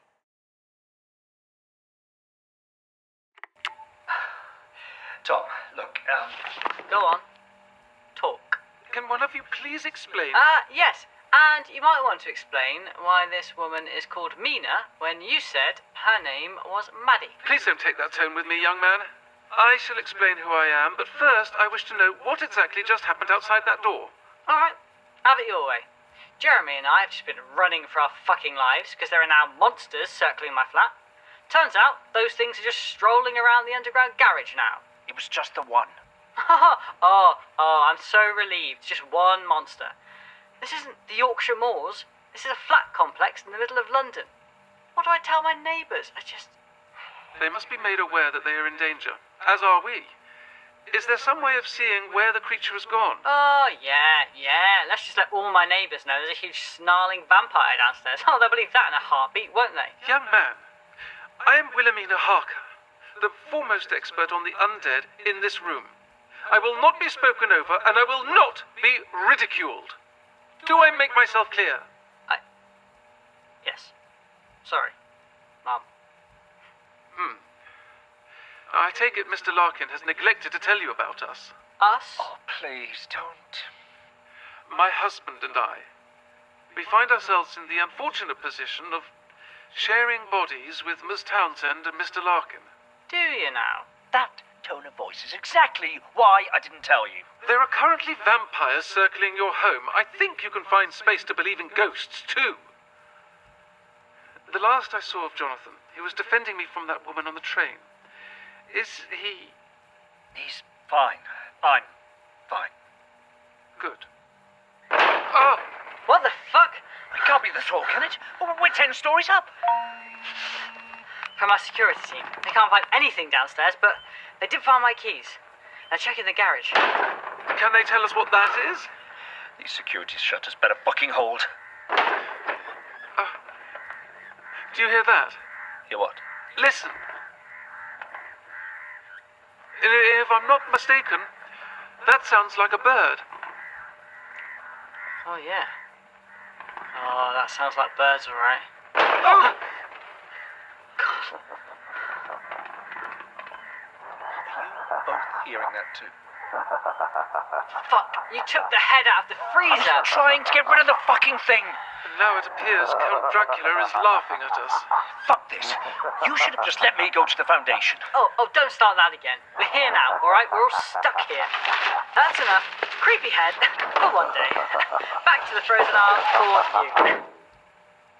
What do we do now? We must all remain calm. The situation is not dire, we just have to consider our options. Now if we can just... Oh! Oh no! No! What is it? It's Madeline. I can feel her. She wants... No, not yet.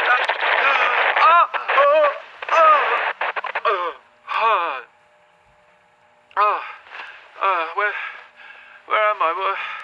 What happened? Madeline! I've got you. Here, sit here. Jeremy, what happened? You're safe. We're at my cousin's. This is Tom. Maddie? I take it? You're Thomas Van Helsing. This is your cousin. My reputation precedes me. I'm not nearly awake enough for this. Right, what did I miss exactly? Oh, nothing much. Just a complete disintegration of my happy little life, that's all. There was a thrall outside. I don't know how the fuck it found us. Last thing I remember, we were getting on the train. They found us there too. Oh, and I assume that's why everything hurts. Well, my team say there's nothing outside. Just a fuck ton of feathers from whatever was throwing itself at my window. I've never seen birds do that before. Throwing themselves at the head. I told you, Jeremy, back on the moors. Jonathan said Dracula could control animals. Did he now? Just how much did you decide not to tell me, Jeremy? Oh, he does that to family members too. That's a relief. I thought it was just me. No, I didn't lie, exactly. Look, what about the thrall? How has it just magically disappeared? I'll keep my team outside. If they see anything, they'll tell me. They know to be discreet. Ah, wonderful. The celebrity bodyguards are keeping us safe. Can you go 5 minutes without being a total prick? Would you both stop? Madeline? No, I'm fine. Jeremy, keep an eye on the shutters. Madeline, let's get you back into bed. I'll get the first aid kit from the bathroom. No, wait. We'll need this too.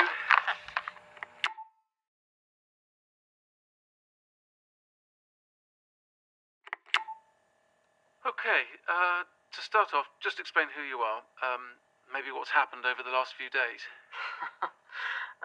This has got to be the strangest self-tape I've ever made. Well, we found it helps to acclimatise everyone, recording updates for each other. And that way it doesn't feel so jarring when someone returns. Particularly if the last thing they remember is being attacked on a train. Fair enough. It's not a bad plan, actually. Yeah, clever. Thank you. I'm sorry Jeremy didn't tell you everything about us, about our situation. You deserve to know. Business as usual for Mr. Larkin, I'm afraid. It's still recording. Right, sorry. Hello, ghosts. My name is Thomas Van Helsing. Tom, if we're mates. I'm Jeremy's long-suffering cousin, so my condolences for spending the last few days cooped up with him. You're currently staying in my flat in Highgate, so don't go walk about without telling me, alright? Anyway, I know what went on with Dracula. I know about the whole Holmwood Foundation thing. I'm part of the family, so to speak. Never been involved much myself, but I'm here to help. I know what that place does to people. How come you didn't get involved? Dad. He might have made his name with Hollywood vampires, but he wanted to keep as far away from the real thing as possible. He'd donate money, here and there, but he didn't want to touch the family business. Pass the sentiment on to me. Shit. What did I do? No, nothing. It just stings. You should rest. Jeremy and I will keep an eye on things. Make sure that thrall doesn't come back. I'm fine, I promise. You know, I read about you in a magazine a few years back. Oh? Hope it was one of the nice magazines. I can't remember which one, but you were very open about your transition. Might have been 2016, maybe? Sorry, is this weird? Nah, I'm pretty used to it. Now, was that the one with the leather jacket or the purple dye swimming pool?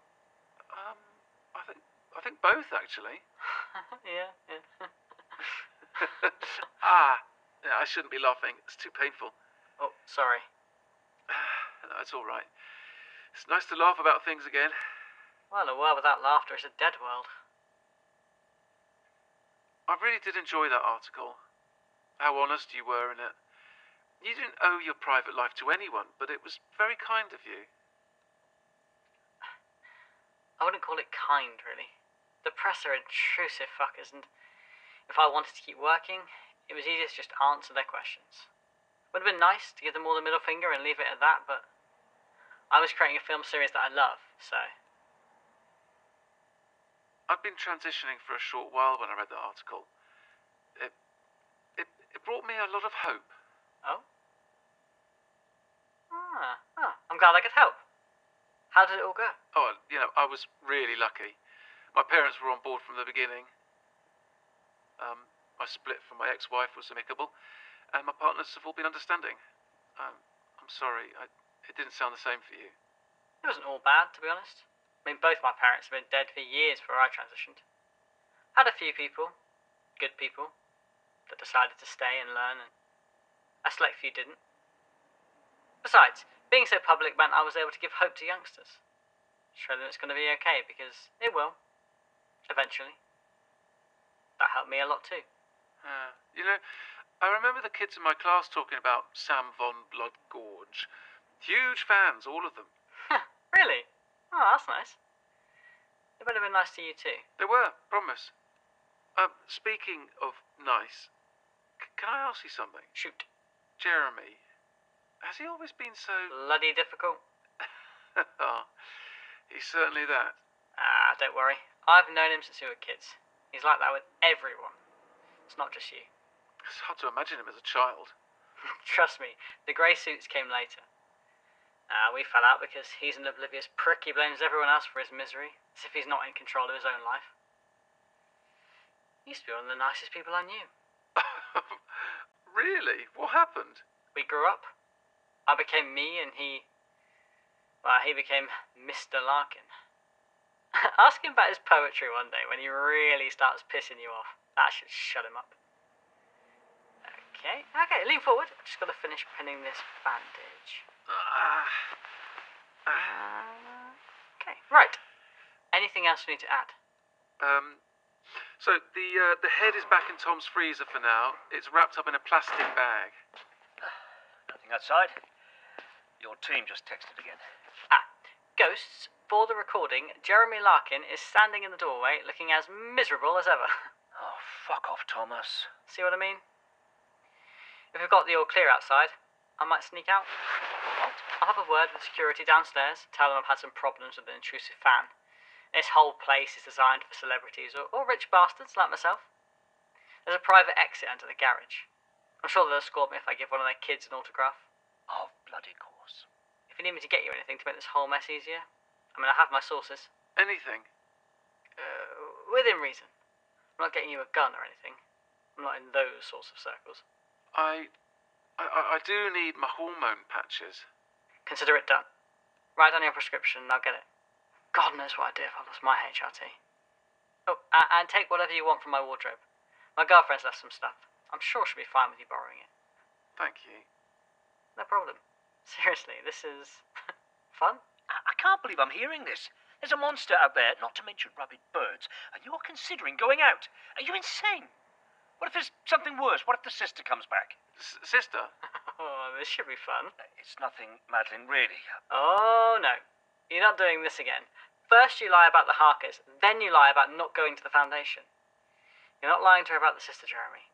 She deserves to know. I do. Fuck. Fine. I'm off on my little adventure. You two have fun. Here, I bet the ghosts will hear all about this too.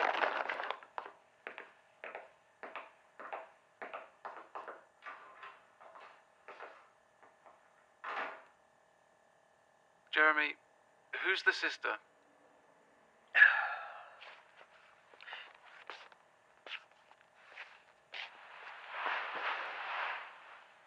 She's what attacked us on the train. She's what hurt you. That's why we're here. What is she? A thrall? Worse. Christ. As if anything could be worse than one of those things. I thought you said there wasn't anything else chasing us. I know. Jeremy, I asked you outright before we boarded the train if there was anything else I should know. I know. Fuck. I know. You lied to me. Over and over again. You lied. I wasn't sure, all right? If she'd escaped, I wanted to believe the extraction teams had found her. Oh, of course they hadn't found her. What is she? Modern media calls them Dracula's brides. They're like thralls, but more intelligent, more human. Whatever Dracula did to create them, they turned out different. And they were down in the biological archives? Just one. Tom and I met her once. When we were teenagers. Oh, And she did that to you? That entire scar? She almost tore us apart. My father had to save us. Made sure Tom never stepped foot inside that place again, which was not the curse my father thought it was. And now she's after us? The sisters aren't just mindless, they're powerful, intelligent beings obsessed with Dracula. Which is why, Madeline, I was trying to get to the Foundation to warn them so they can help. Right. Oh, okay, just give me a second. I'm going to have a shower, I'm going to get dressed, I'm going to breathe, and then we're going to go to the Foundation. Together. What? But what about the thrall? Those birds? We'll be ready this time, and whatever's lurking outside, we'll deal with it. Is there anything else I should know? No more secrets, please. I've told you everything I'm aware of. Anything else will be a fucking surprise for both of us, I promise. And how do I know this isn't just another lie? Because, Madeline, God, Christ, I am trying. I want to. Just let me fucking try. Okay. One more chance. Now, I'm going to get ready. You're still injured. Okay, fine. How are you feeling? I feel... Actually, I feel awful. But I'm glad we're alive. Me too.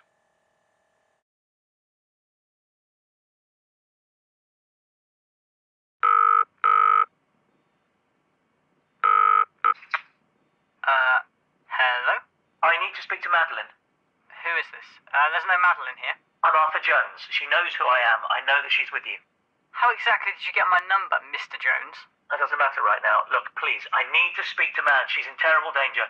She mustn't bring the head to the Foundation. Do you understand me? She mustn't. What? They can't be trusted. You have been listening to The Holmwood Foundation, written and produced by Theo Chathui and Georgia Cook. In this episode, Madeline Townsend and Mina Harker were voiced by Rebecca Root. Jeremy Larkin and Jonathan Harker were voiced by Sean Carlson. Thomas Van Helsing was voiced by Basil White.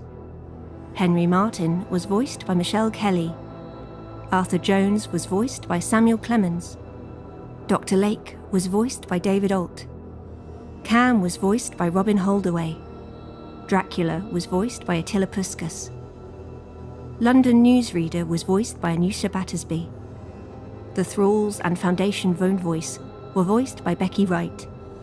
Phone operator was voiced by Theo Trethui. Security system was voiced by Georgia Cook. The episode was directed by Samuel Clemens. Script editing by Catherine Armitage. Sound design and engineering by Benji Clifford. Theme music was composed and produced by Duncan Muggleton, and the episode art was produced by Georgia Cook. The Holmwood Foundation podcast is licensed under Creative Commons Attribution 4.0 International License. To view a copy of this license, visit creativecommons.org/licenses/by/4.0. With thanks to the following Kickstarter backers: Starlight, Barbara Silcox, Valerie Shiny Happy Goth Kaplan, Julia Cordy, Eri Rose, Jacob Finkel, Shura, Sonia, Jules Kirk, Anja, Sharks, Sage CK, Mira S, Moira Dakin, Kieran Moffat, Krista B, Jamie Lynn Henderson, David M. Weaver, Helena, Splendid Duchess, Aaron Ebony Johnson, Roland Moore, Dornia, Jules Made Me Do It, Becky L, Casey A, Cyan V, Erin Smith, C. Tom, Isabel Crimes, Andrea Toron, Blue Smudge, Interesting Readings, Maeve McLysett, Nate Adam, George Bell, Tristan A, L. Patterson, Kyle Brox, Alfie Shaw, Sophie Monks, Ian Winterson, Ron Murphy, John Dorney, Hannah Humphrey, Eccentricat, Cat, Max Kashavinsky, DM Dan, Blue Cat Writer, Liz Horan, Amanda B., without whom this episode could not have been made.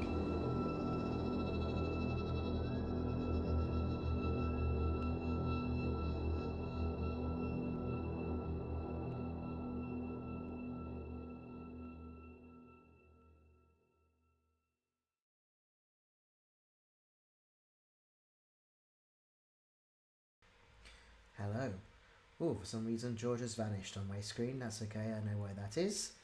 That's because we had issues with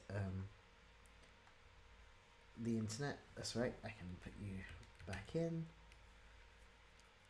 Georgia It's should all appear. issues with the internet today. Hello. Georgia has returned. She is here. Hello. Hello. I'm just checking if there's any chat in the chat. Lots of little chats that we love Tom and Henry in this house from me. I love how politely frantic Mina and Tom are in this scene, which is when they're dealing with stuff with the garage. Byron says, "Go Mina," and so we've got a very... We've been dealing with our cat throughout the entire episode. He's been so bad today. Sheridan said, "Lying and cursing, Jeremy's two passions." I mean, you can say a Percy cameo, but I feel like he's actually the main event, and be careful. He will he will get involved. He decided the perfect place to sit was my entire keyboard. Yep. That's where we are with this. Yes, so apologies again for the tech difficulties we've been having. I can just own up and say I wish I'd checked some of this earlier, but we just didn't have time when we were ill, so apologies. So you decided to scrap the drawing stream. You would not have enjoyed... We tried to stream it video streamed Photoshop beautifully for about 5 minutes, and then it decided my Photoshop did not exist and still refuses to acknowledge that it exists. So yeah, we don't know what's wrong with that. We're not savvy enough with tech to work out what's wrong with that. So what I will try to do probably is a different drawing stream on another night. I know exactly what I wanted to draw. I had all my references up. I was ready to go. I'm so annoyed. I was going to draw Jeremy and Maddie dressed as Johnny and Mina for Halloween, which is what they deserve, and what I was going to do before the flu beset both of us. Yes. So we will have to scrap that, unfortunately, for today. But we are hopeful for Draculesti that will require less tech issues. We're hoping. It's still gonna be hit and miss whether the audio comes through, but it should be easier for me to look at on this end, which will be we'll be doing that in about half an hour. But now we have 20 minutes or so to discuss episode 3. So I think really you can't not talk about episode 3 without talking about Tom. So yeah, boy. Darling, where did Tom come from? Where did Tom? He's your boy. He is my boy. Yeah, I think the whole podcast has an even split of characters that are mine and characters that are yours. Yeah, and Tom's mine. Yeah, I think once I'd figured out that Tom was a trans man, I was like, ooh, like, it just suddenly rang true to me that, like, this guy who wanted nothing to do with the Foundation and had like this kind of like nepo baby life where basically he's very much inspired by Fright Night. If you've not seen Fright Night, I've seen the original, I've not seen the remake, but I love the idea of Tom's dad being this kind of like horror channel based like basically Cushing. The Peter Cushing of his time. Actually, I think in like the early conversations we were like, I feel like if you would have mentioned Peter Van Helsing along with Peter Cushing and Vincent Price and Christopher Lee and all of those, like he would be doing his own brand of British horror at the same time as everybody else. And yeah, it was really good fun, like exploring what kind of person that this lad would then be if he was born into that, but also born into the Holmwood Foundation legacy, which is his dad was like, I kind of need you to know about it, but we're not touching it. That was like kind of like, what would that be? It's like a foil to Jeremy, Dracula, I guess. the book, also exists in this world, so does all of the Dracula media surrounding it. So the slight misconception of the Van Helsings as like these badass vampire slayers, which obviously Tom has ridden all the way to his career, still exists. So he still has that legacy that isn't a legacy on his shoulders as well. He's like, well, yeah, I'll use that for my PR, absolutely. I'm gonna get a film series out of this. I don't actually want to kill any vampires though. Ew, no. Like, keep away. Yeah, and like it's such an opposite like relationship to Jeremy, because Jeremy obviously has been tied to the Foundation for like his whole life, in a different way that Tom has. Tom has been like on the periphery. Well, he's aware, but he's not involved. Where Jeremy is, as we can see, he's middle management. He's there, basically against his will. He doesn't want to be there.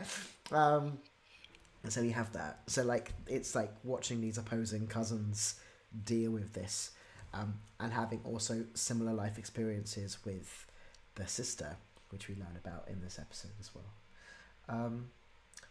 Just trying to think if there's any like key moments from recording. I think like you have to say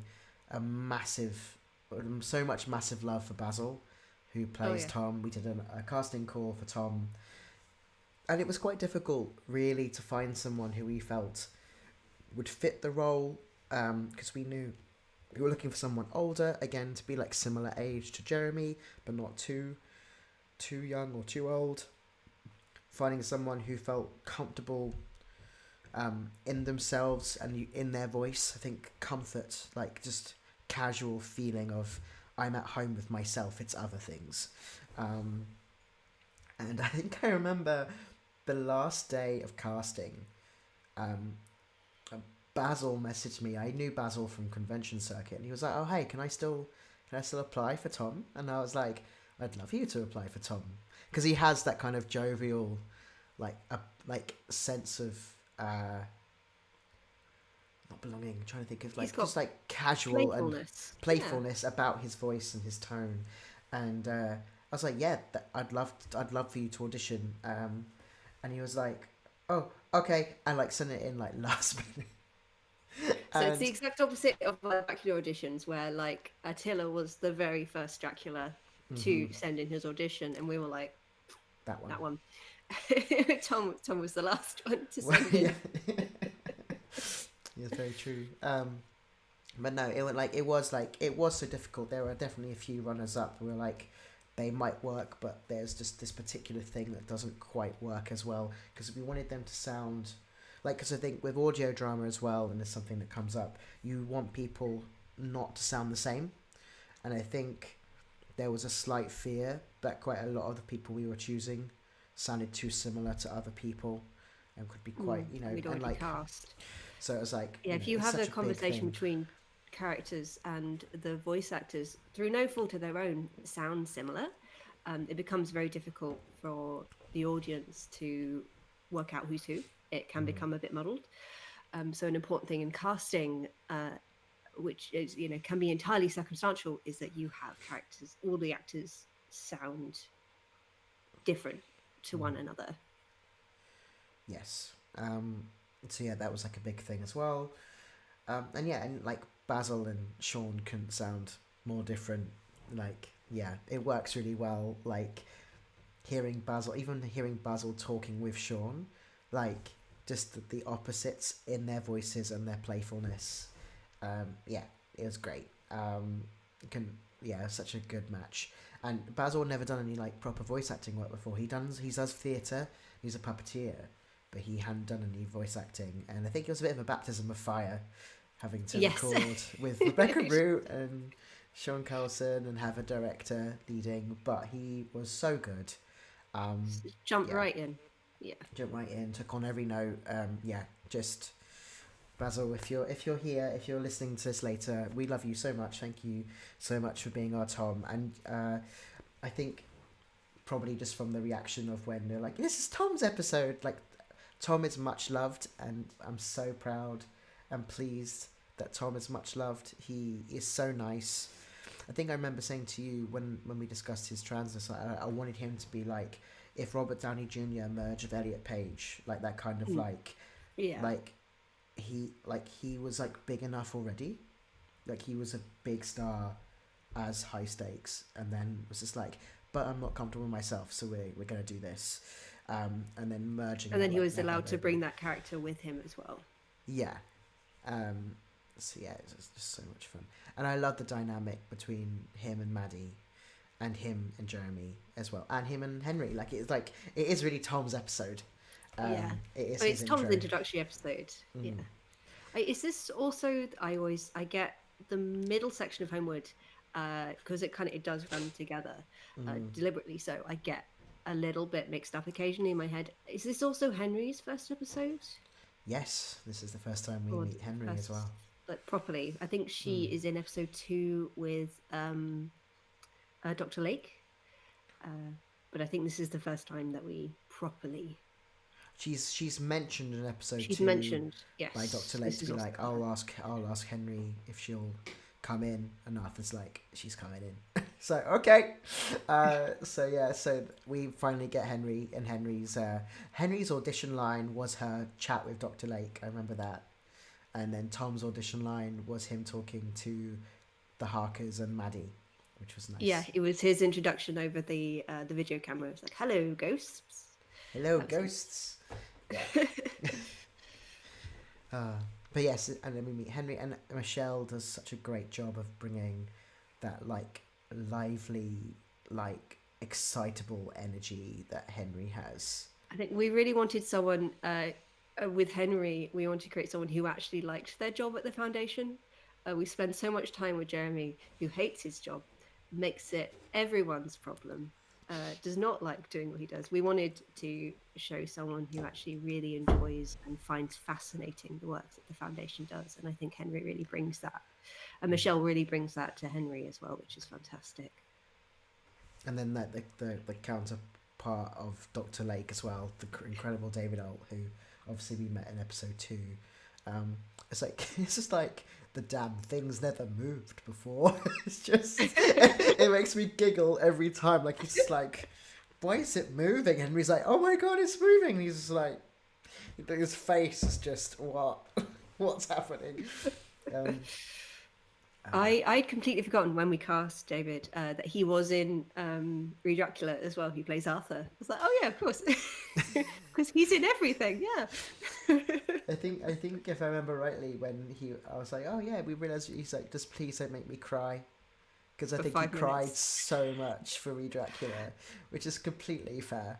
It's like, don't make me cry. Arthur deserves it. He needs a good cry. He's going through a lot. So we've got some comments as well about Henry and Tom. So Byron has said he's a great Tom, and also we also love how excited Henry gets when she gets called in.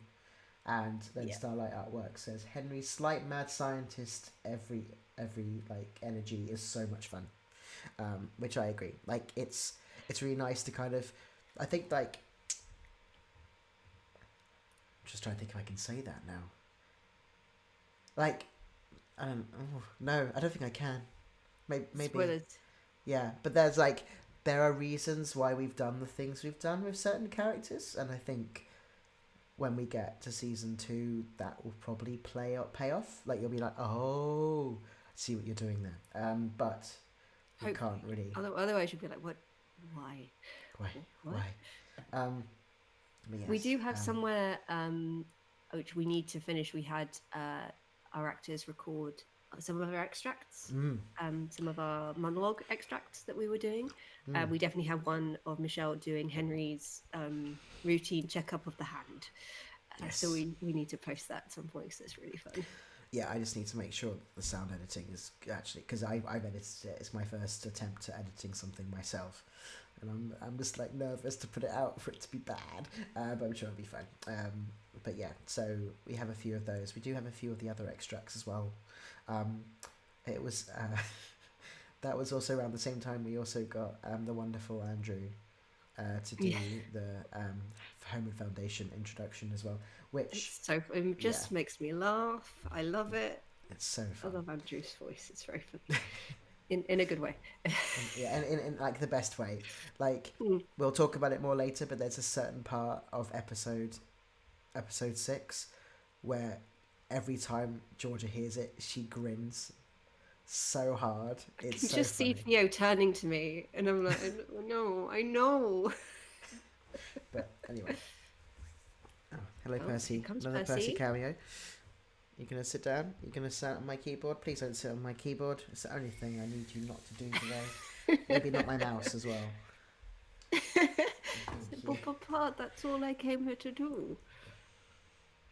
He's now just staring at me sat on the desk, so we're having a great time. Are we having a great time? Okay, we have 5 more minutes until we're going to have... Well, actually, does anyone in the chat have any questions about episode 3? We'll do another 5 minutes, and then we're going to have a 15-minute break. And then we're going to hope we're going to get Draculesti to work. Yes. But yeah, I'm just trying to think off the top of my head if there is any other... I mean, I love the evolution of Jeremy and Maddie's friendship, ? In this. I love she calls him out for lying. He finally apologizes and he's like, okay, I'm going to start telling the truth. And Maddie's like, are you though? And she's like, look, I'm coming with you. I'm doing this together, whatever happens. Like, yeah, I love that conversation between them. And also just watching Jeremy completely break down at the beginning of that, where he's just, this is so much more than I ever expected it to be, and so much worse, and this is now the worst thing because the person who has kind of got me to this point is now unconscious and I can't do anything about it. Yeah, just kind of realizing that Maddie is the reason he survived for the last 3 days. Yep, because there was a fool that he ran away from just a night ago. He would not have survived running away from that thrall. Nope. So yeah, so it is a biggie. Okay. Well, we're not getting any questions in the chat, but we can always discuss them later on for sure. Yeah, I think we're going to go to a break then, and then hopefully in the next 20 minutes we will be able to get Draculesti to work, and Georgia can, because basically we're going to swap. So Georgia's going to be in this room doing Draculesti, and I'm going to be sat over there recording audio from Georgia's, and we'll see where we go. But in the meantime, have a lovely 15-minute break, well, 18-minute break, and we'll see you when we get back at about 3 o'clock. Bye everyone, see you soon. See you soon. Where's my mouse? There's my mouse. Okay, bye-bye.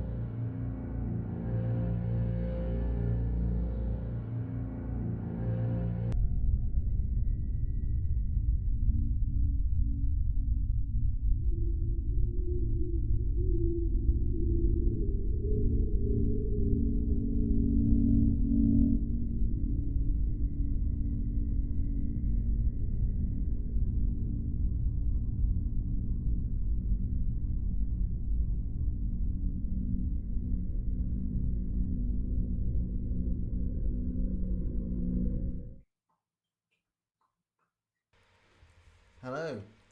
We are here now on one screen. Hello. Hello. Hello, chat. So, this is the way we're going to try and do this. We need to see if you can actually hear the game. Yes. So I'm going to open the gaming stream tab. Let's go into the gaming stream tab. Currently, only I can hear the music. Yes. Theo cannot hear anything. He will not be able to hear anything through the game. Goodbye, Percy. This is like, no, it's all this. As there is the two of us. Let's put the box up here. There we are. Cool. So, what we now need to know is, can you hear the game? Is it successful? That looks like it's come through. Can you hear the game and also us? This is the most important thing. How is the sound mixing? Because it's quite loud in my ears. Yes. I wonder if I can options, audio. If I can make. Probably just turn down the whole. Turn down a little bit. Yeah. How's that for you? Yeah, it's better. If Otherwise, need I to- am shouting at you. Yeah, Yeah, that's makes what I sense. thought. Yeah, so I've turned it down. So hopefully that should be lots better. How's that for you? It's better for me. Okay. I can now hear you as well as me, as well as the game. Am I audible as well, or do I need to talk up? I think not that it really matters because you're the one playing the game. But Hello, Percy. And Percy's also playing the game. You're the most important one. Maybe. Please don't attack me while I'm trying to do this. Of course I will, Mama. This No is what I'm supposed to promises. be doing. No promises, He's Mama. doing a little. It's gonna sit on he's your gonna have a mouse little sit. He pad. does that. He does that so often. Okay, right. Well, in that case then. Can we turn it down just a little bit more? Yeah. Just a tiny bit. There you go. Okay. Cool. Well, in that case then, I think we're good. Percy plays Draculesti. He should. I Um, think he'd be so good at this game. Whenever you're ready. See, he's watching my hand with Yeah. great anticipation, so I have some concerns about how this is going to go. But Just press start.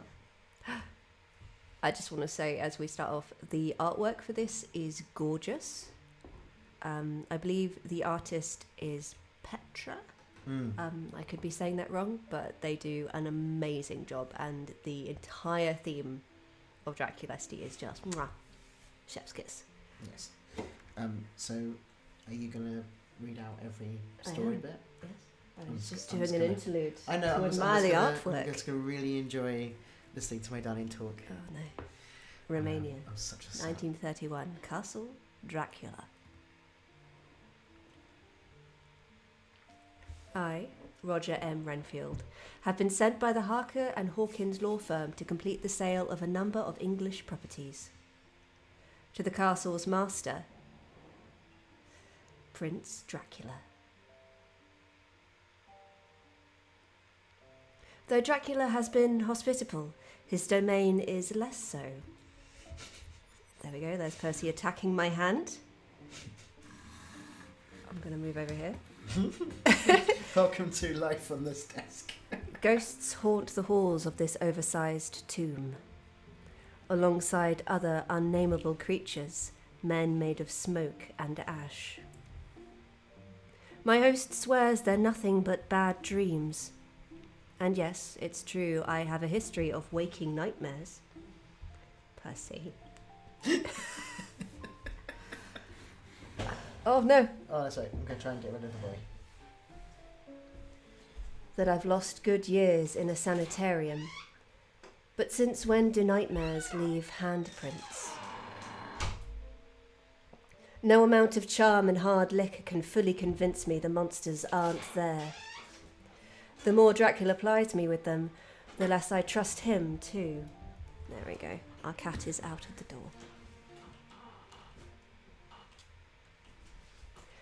Who can I rely on in this terrible place?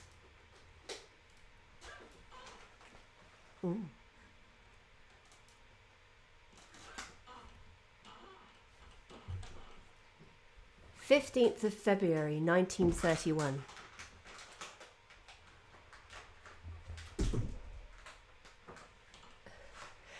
Our nightcap knocks me out until sunset the following day. I'm a total disgrace. And I feel like shit. Someone's come through and left documents on the desk. I am absurdly late for work. At least there'll be a distraction from everything that happened last night, my own conduct included. Alongside the documents is a breakfast tray. Scrambled eggs, bacon, grilled tomato, and hash browns. Most of it looks delicious. Can't say I want the bacon, but in these parts the best to eat and avoid any undue attention.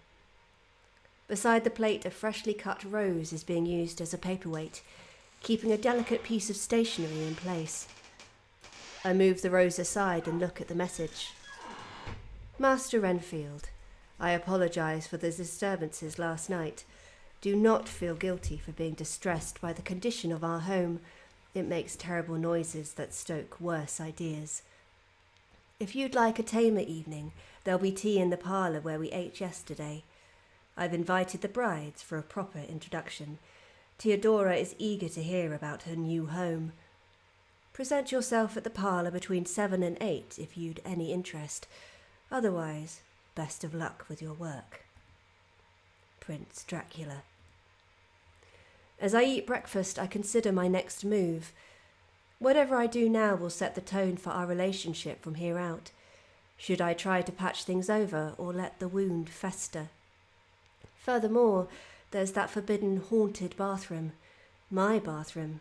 Closest to the tower, anyway. Best to confront new fears as soon as possible. I can't spend this whole trip afraid of a sink. If I don't attend tea, I ought to confirm the ghost was nothing but a trick of the faulty lights, lest I develop a new phobia. Besides, I never did get to shave last night. What'll it be, Renfield? Heed your master's call or brave your creepy toilet? See, I know you've played this before. Mm-hmm. I know you did the ghost route. Mm-hmm. That's the one that I've seen you play. Mm-hmm. I know you also accepted Dracula's invitation for tea and it didn't go so well. So I think I am going to skip the ghost route as best I can and see if I can do better at integrating myself into Dracula and his brides. That's cool. A question for you. How much can you hear in your headphones? Is there music? There isn't music currently. There isn't music currently. Just checking, because at the moment, as you can see on my screen, there's no music coming through. Yeah, I think it's because there's no music. So okay, cool, right. Yeah, I have done the other route as well. So okay, yeah, you ended up doing both. Yes. I remember the Fine Feathered Fiends group were in the chat, and they were like, "Why? How did you manage to do so many random bits of this route?" Also, chat, let me know if you have any sound difficulties on our end. I'm aware we're layering quite a few bits. If I need to be closer to the mic, if I need to be further away, I've got headphones on, but I can't hear anything except the game. I can't hear my own voice, so always good to know if anything's going on. And we will accept Dracula's invitation to tea. It would be rude not to take him up on his offer. He is my host, after all. And when he saw me jumping at shadows last night, he was uncommonly polite about it. I might have already offended him, scared over nothing but the creaks and strange shapes of an old castle. I hope I haven't ruined our relationship before it's even started.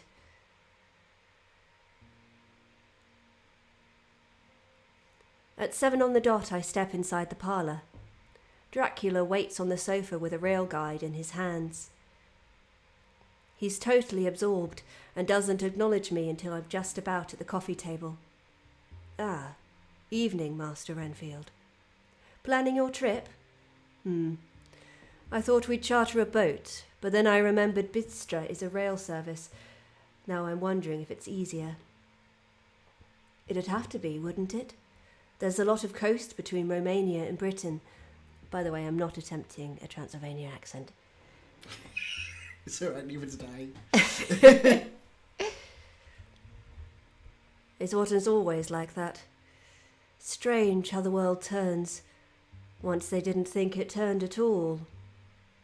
I remember when a trolley rattles through the parlour door.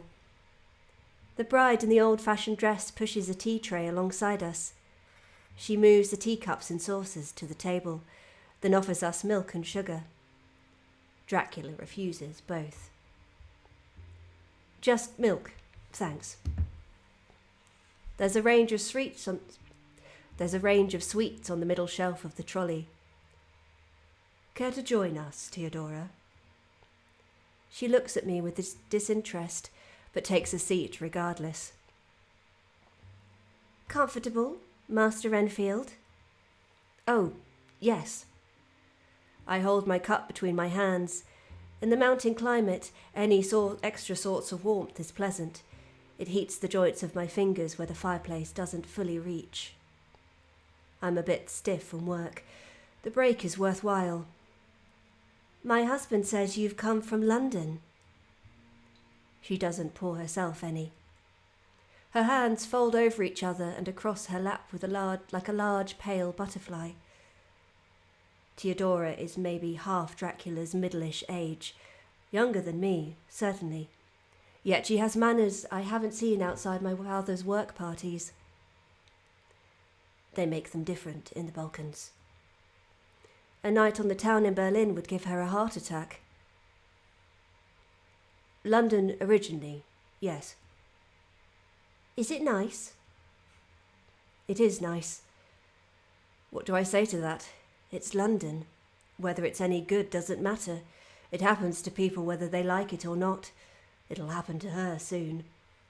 Can confirm, London happens to everyone.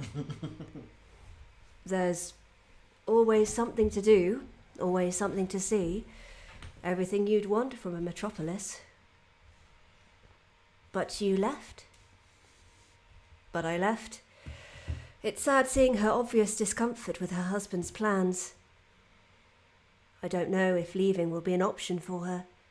She doesn't seem to have any say in them going. Well, Theodora is apprehensive about whether or not we'll fit in, if civilization is worth bothering with if it refuses to take us. She forgets we've never needed anyone's permission or acceptance to thrive. He reaches over the arms of both sofas to hold her shoulder. His grip on her is sturdy and resolute. He's not offering typical reassurance. It says, "You should know this. Remember who we are." There are good people in England. That much is true. Shrugging Dracula off, Theodora reaches for the middle shelf of her trolley. Enough of that. How about a piece of cake? She rummages through. There are a few choices. Sponge, meringue, torte. All that just for 3. Oh no, for you. Vlad and I are both allergic to cake. Celiac. A strict meat diet, with plenty of wine and coffee to wash it down, or tea. He sculls his cup, leaving only the dregs. But you've gone to such an effort with these. It's fun, baking. When I was young, I liked to bake bread, mostly. Now there's never any reason, unless we have a visitor. She made them from scratch, a so-called princess baking for a commoner. Which will you start with? So you went for the torte, and it ended badly. I will go for the meringue. It's not pure meringue, some kind of meringue tart variant with a pie base that'll have a fruit filling. Here you are. She takes it from the trolley. It's on a bread plate that matches the cup and saucer. All their dinnerware seems to match. Amazing how the other half live. When I lift it from the plate, it's immediately obvious something is wrong. The meringue wobbles. It hasn't been fully toasted. The base is too heavy. Anyone who'd eaten a meringue tart would know it's wrong. But if she's allergic, maybe she's never eaten them. I feel bad for judging. Thank you. I bite in. The base is nothing but pie crust, a solid inch of pie crust below a wet meringue. Cake is cake, isn't it? It's sweet and it's a treat. Finish the damn thing. I eat it too quickly. Maybe she'll take it as a compliment, rather than a desperate need to get it over and done with. She looks surprised. Was it any good? Her dewy, doe-eyed stare puts me on the back foot. She's suspicious of me. Can I lie convincingly enough to overcome that? Even if she doesn't believe me, that might be better than damaging her pride. At the end of the day, she did give me cake. Being honest would show respect, though. She could improve before she bakes for someone else and avoid upsetting her future English neighbours. What to do? What to do? I'm lying. I'm lying to her all the way. This was where... I can't look that woman in the face and tell her she's bad at baking. Look at her. She'll cry. And then I'll cry and it will be dreadful. I'm lying to her. Yes, quite. She beams. A radiant smile that even brings a little light to Dracula's face. He smirks and adjusts himself to the side to hide it. Ready for the others? Oh no, I forgot there was more. Can't wait. Exchanging the other 2 plates with the empty one in front of me, she thunks each of them proudly upon the table. Maybe they're not all bad? Surveying the crumbling edifice of tort and the ominous sponge henge, any optimism I had about the journey ahead disappears. Bon appetit! Once I've finished all 3 cakes, Theodora loads the trolley and prepares to leave. Thank you for the pleasure of your company, Master Enfield. The pleasure was all mine. Thank you, Mistress Theodora. Princess Theodora. Princess. She curtsies bouncily. I love that woman so much. Got an ominous sponge hen. I love hen it. Is my favourite combination. It took me a second of reading it and then I realised what it said. The trolley rattles off along the corridor to whatever distant part of the castle the kitchens are in. Guess I'll be going too. Work to be done. I appreciate how understanding you've been, how late I slept. Not to worry. Everyone's nocturnal here. If you were up at dawn, you'd be the odd man out. Allergic to sunlight, too. Actually, yes. Why did I make that joke? Whenever I think I've got a chance of clawing into his good graces, I waste it on a social gaffe. Aren't I a credit to my firm? Constant malnutrition makes us pale, faulty. Our eyes can't stand the light. All 4 of you. It's hard to believe, of course. A whole family of nocturnal celiacs with vision problems. Ah well, birds of a feather flock together. These things do happen. Who am I to question it? I'm glad you've got each other for comfort. Standing, I smooth out my suit and dislodge a few crumbs. Well then. Wait. He throws a hand out at hip height to stop me. It connects briefly against my right side, the flat of his palm, over my pocket. As your employer, what if I commanded you to stay? This princely fantasy of his might have gone a bit too far. Commanded? We've got a business contract. This isn't the military or a court. He stares, full of human desperation. I don't think this is a professional interaction on any level.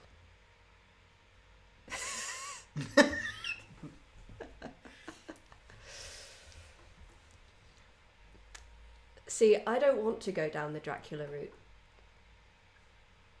Particularly. No. I do have a route I'm trying to go for. Mm-hmm. And it's not with him. Mm-hmm. So, I think I'm going to be cheeky.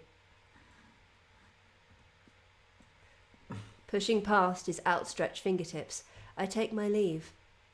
There's no reply. No response. A silent stare is the only goodbye I get. I'm still on edge when I start along the hallway. Oof! So my collision with a waiting figure shocks me to the floor. As I unfold legs and untwist arms, the figure reaches down to offer assistance. It's the bride who was in trouble last night. Thanks. I accept her hand, and she lifts me out of the mess I've made. She's not much taller or sturdier than me, but she didn't budge an inch when we collided. Must have a lot of hidden muscle. Renfield. Roger M. Renfield. We weren't introduced. Relief passes over her face. Shy, I suppose. Not wanting to speak first, though that's a pretty bold outfit. Says. Is it says? Yeah, I'd say says makes sense. Says.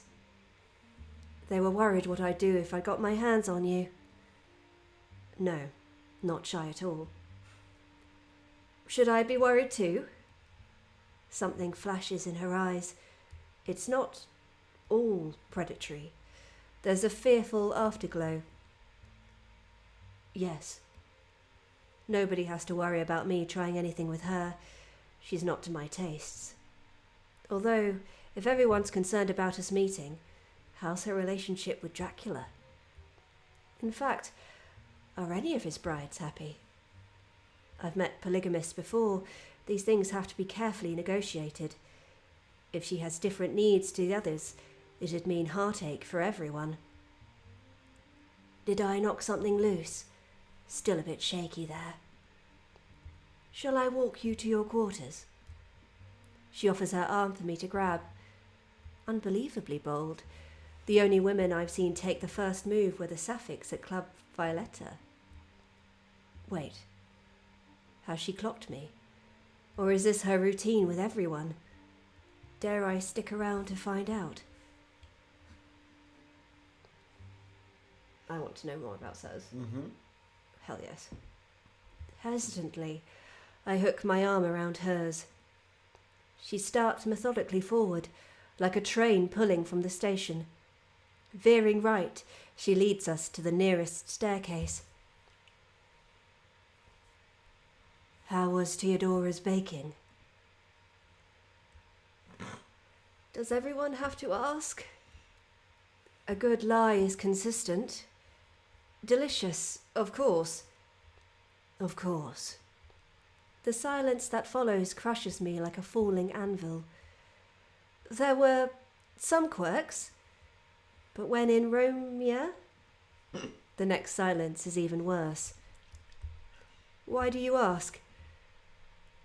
It always looks off, but none of us can eat it, and our usual guests won't admit if it tastes bad. Meringue is meant to be light and crisp. Say that in earshot, though, and it's all over. She's very eager to badmouth them, isn't she? You're his bride, aren't you? Yeah. No love lost between us. Was he always difficult? If you're asking why I'm here... Her shoulders slump. Over the following steps the coat slips loose, falling into the crook of her bent arms. Eventually she pulls it back into place, clearing her throat as a distraction. He's been like this forever. Sometimes I'm into it. Sometimes. Do you think about leaving? Silence. Since there are 3 of them, I doubt it's a formal relationship. Her eyes go glassy for a moment, but that's all she lets slip this time. Leave this? She gestures around the nondescript corridor.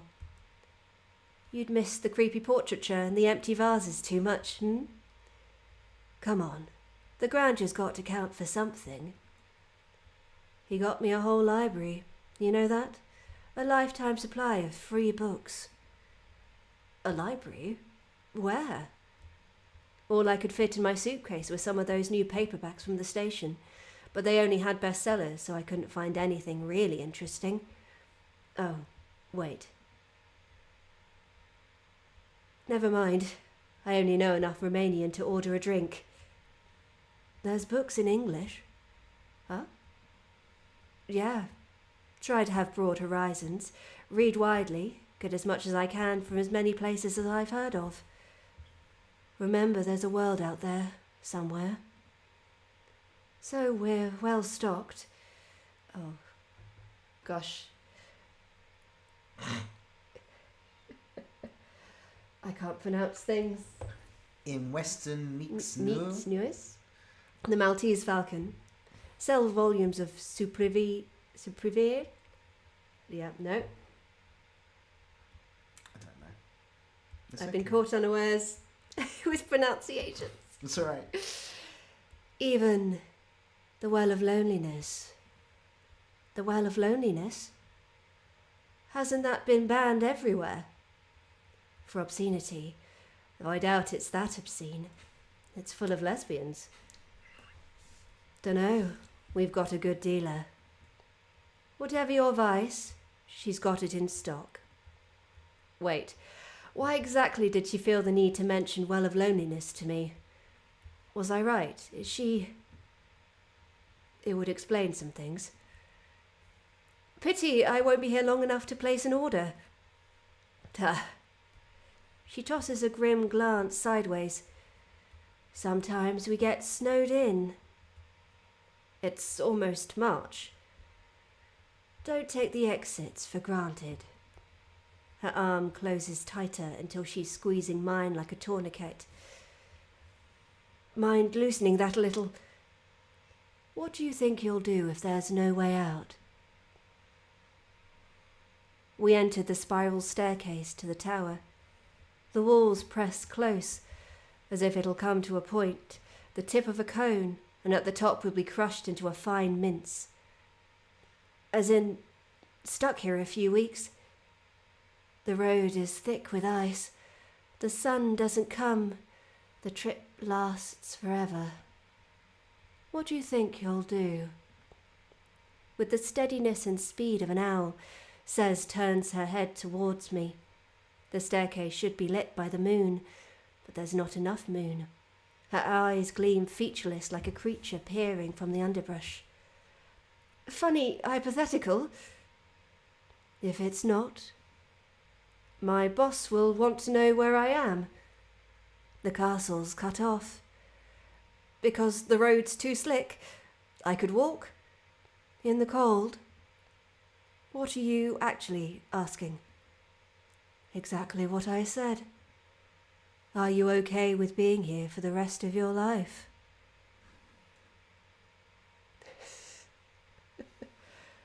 I'd rather not be. But you'd put up with it? Please, stop asking. Think it over. Arriving at my bedroom, I loiter in the frame for a moment longer. The escort was much appreciated, Cez. Stay alert. She performs a tight turn on the top step, pivoting from ascent to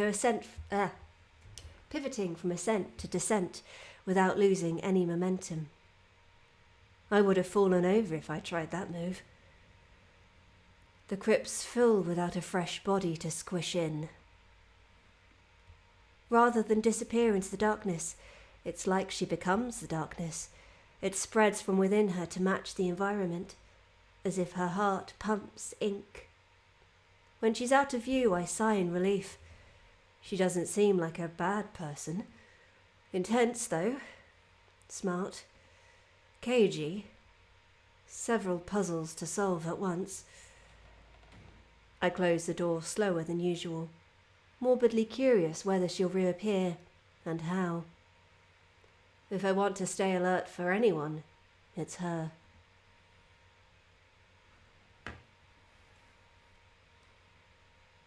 Safe in bed, the key turned in the lock and the window latched.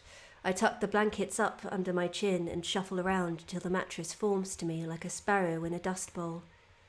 The castle is too gloomy, too sprawling to ever feel comfortable, but at least I've ended today less afraid of the host and with a clearer sense of who and what else is here. It's not a normal home, but it is a home to someone, and I can rest easier in the knowledge I'm a welcome guest. Even if Sez wanted to scare me into leaving, she seems like the outlier. Stuck here forever. What kind of threat is that? Her husband wants me to sell him a house on an entirely separate landmass. The whole family will be out soon. It's an empty threat. Yes, a threat. Another bad reaction like Theodora's. What will the third have in store when I get to her? Closing my eyes, I scoff as I imagine it. But my thoughts can't keep me from the Sandman forever. Sleep comes to rescue me from the house Draculesti sooner than I expected, to take me far away, to show me other people.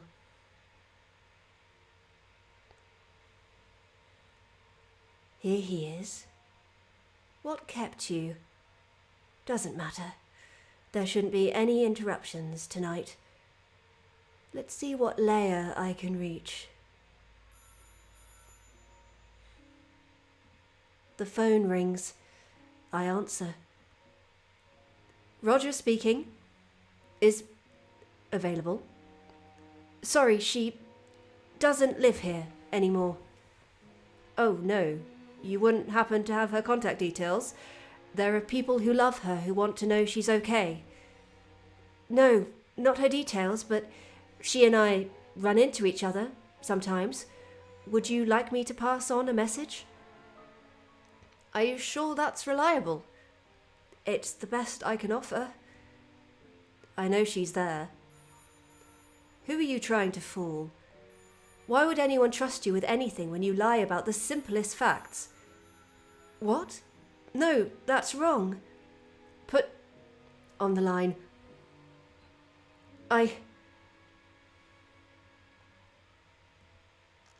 There's a scratching from inside the coffin at the centre of the room. A horrible long-nailed noise, with a keratin strained to contain the vibrations, fails, worsens with every repetition. I scramble over to remove the lid and set its captive free. Hello? Hello, who's in there? Their only answer is more frantic scratches. When I shove the lid, it doesn't budge. There's something securing it to the coffin. I duck against the floor to assess the contact points. A fine moss-like red substance clings around the edges. The coffin has been glued shut, in a sense. It's been sealed. Now the captain bangs their fists on the interior. Hold on. If there was something I could use as a pry bar. Aha! The oldest tomb has a statue on top with an ornamental sword in its hands. I steal it from its ancient stone owner and bring the rough steel instrument over to the problem. The sounds from inside the coffin become less distinct. The captain thrashes, all available extremities in on the action, thudding feet and slapping hands. Careful! Sharp object to your left! I insert the sword through the red moss and sweep it side to side like a letter opener. The moss gasps and squelches against the blade. There's a hiss of air as the coffin vents. The captive falls silent. I shove the lid aside, stray clumps of moss tearing free with a twing of unstuck gum. Inside it's...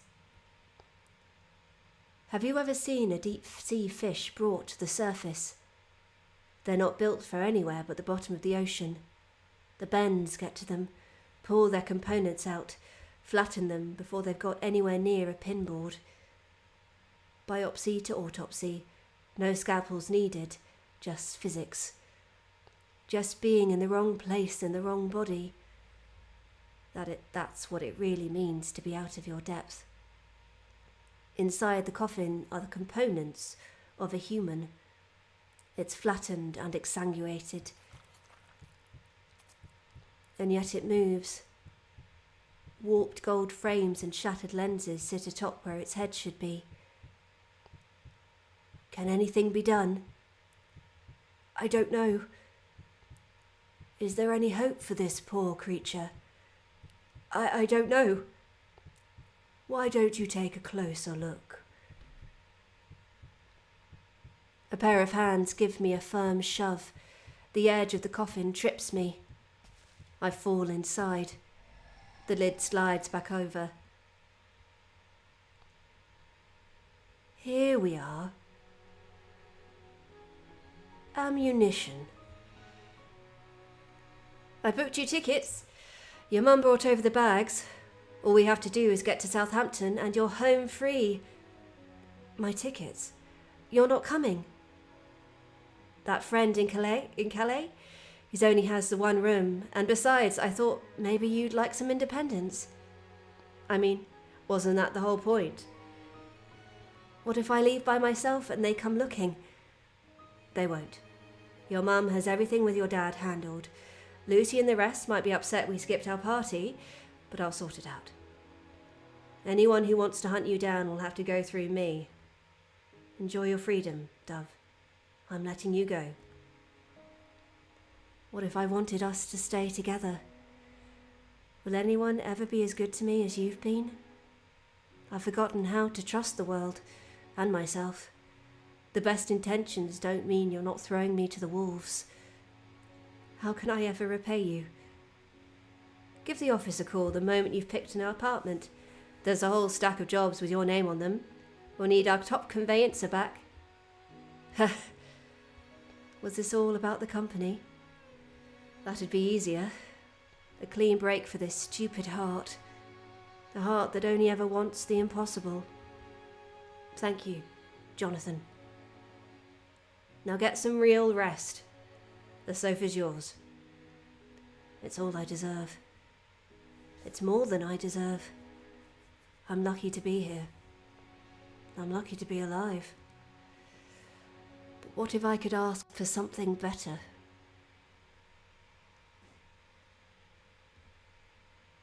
This is your final warning. Leave Lad Dracula alone. My gun is loaded. If you're not with me, you're against me. I shoot to kill. 16th of February, 1931. It's my birthday. Hey! It's my birthday. It's your birthday. How are you finding it so far? It's it's beautifully written and it is beautifully drawn. And it's beautifully scored and it's a very beautiful game. Mm-hmm. How are we doing for time? Great, we've got plenty of time. Cool. How much time is that? 40 minutes. Cool. So, at some point my throat is going to go. Mm-hmm. I can always help take over with some of the right. That's right. It sounds great though. I love your Renford voice. Thank you. I love, since we're on a pause screen, I love what they've done with Renfield. I love Renfield's whole backstory. And they obviously never dead name him, which is fantastic, but you know who he was. You know through context clues who he used to be in his past life. And I think that is such an interesting take on Dracula and on Renfield and merging those two characters, especially given their relationship in the original novel. Yes. It's love it. Yep. It's great. Mm-hmm. Big fan. And Johnny. Johnny! Because that's what we're really here for. Always. Okay. George's birthday. Let's go. 1931. Even though I went to bed at a reasonable hour, even though I knew I absolutely had to not do it, I have once again slept into sunset. I hurtle around the staircase and twist my tie into position. Grim red light strobes through the windows as I descend. No. Where's Dracula? His parlour? That's the best I've got. Forgive me. If I have to work until dawn to fix this, I will. Everyone is still asleep. Don't worry about it. Sez is sprawled along the sofa, legs straight out, an ashtray beside her and a book in her hands. Still, it's 4 o'clock. Yeah, the only reason I'm not is Vladdy takes this spot whenever he's awake. Comfiest chair in the house. Clapping the book closed, she rotates to face me. They'll be up in a few. If you want him, he'll be here, which will be my cue. I'm not that fussed, as long as there's no reputational damage. In fact, if there's nothing urgent to do, maybe I should... My stomach senses its turn to speak and lets out a loud growl. Sez lowers her head to hide an amused grin. Found the kitchen yet? Haven't needed to. All right. She gets to her feet, bringing the book, a small box, and a lighter with her. Guess that dress doesn't have any pockets. I love just this. Mm-hmm. Just, stunning. Consider that as a cosplay. Oh, it'd be so beautiful. I think the Draculesti team, they said they saw a Renfield cosplayer at their last con. Oh, that's really cool. Which is very, very cool. Also, we should play more games like this together. I think Nate did suggest it. No, but when like we were organising on the same this. camera. Oh, absolutely. This actually worked out better than I thought it would. It's not obvious. Let's head there together. Otherwise the castle might swallow you whole. I've got quite a reliable sense of direction. Famous last words. She catches my wrist on her way past, though she doesn't hold it, preferring to swipe by and trail her long nails along my skin.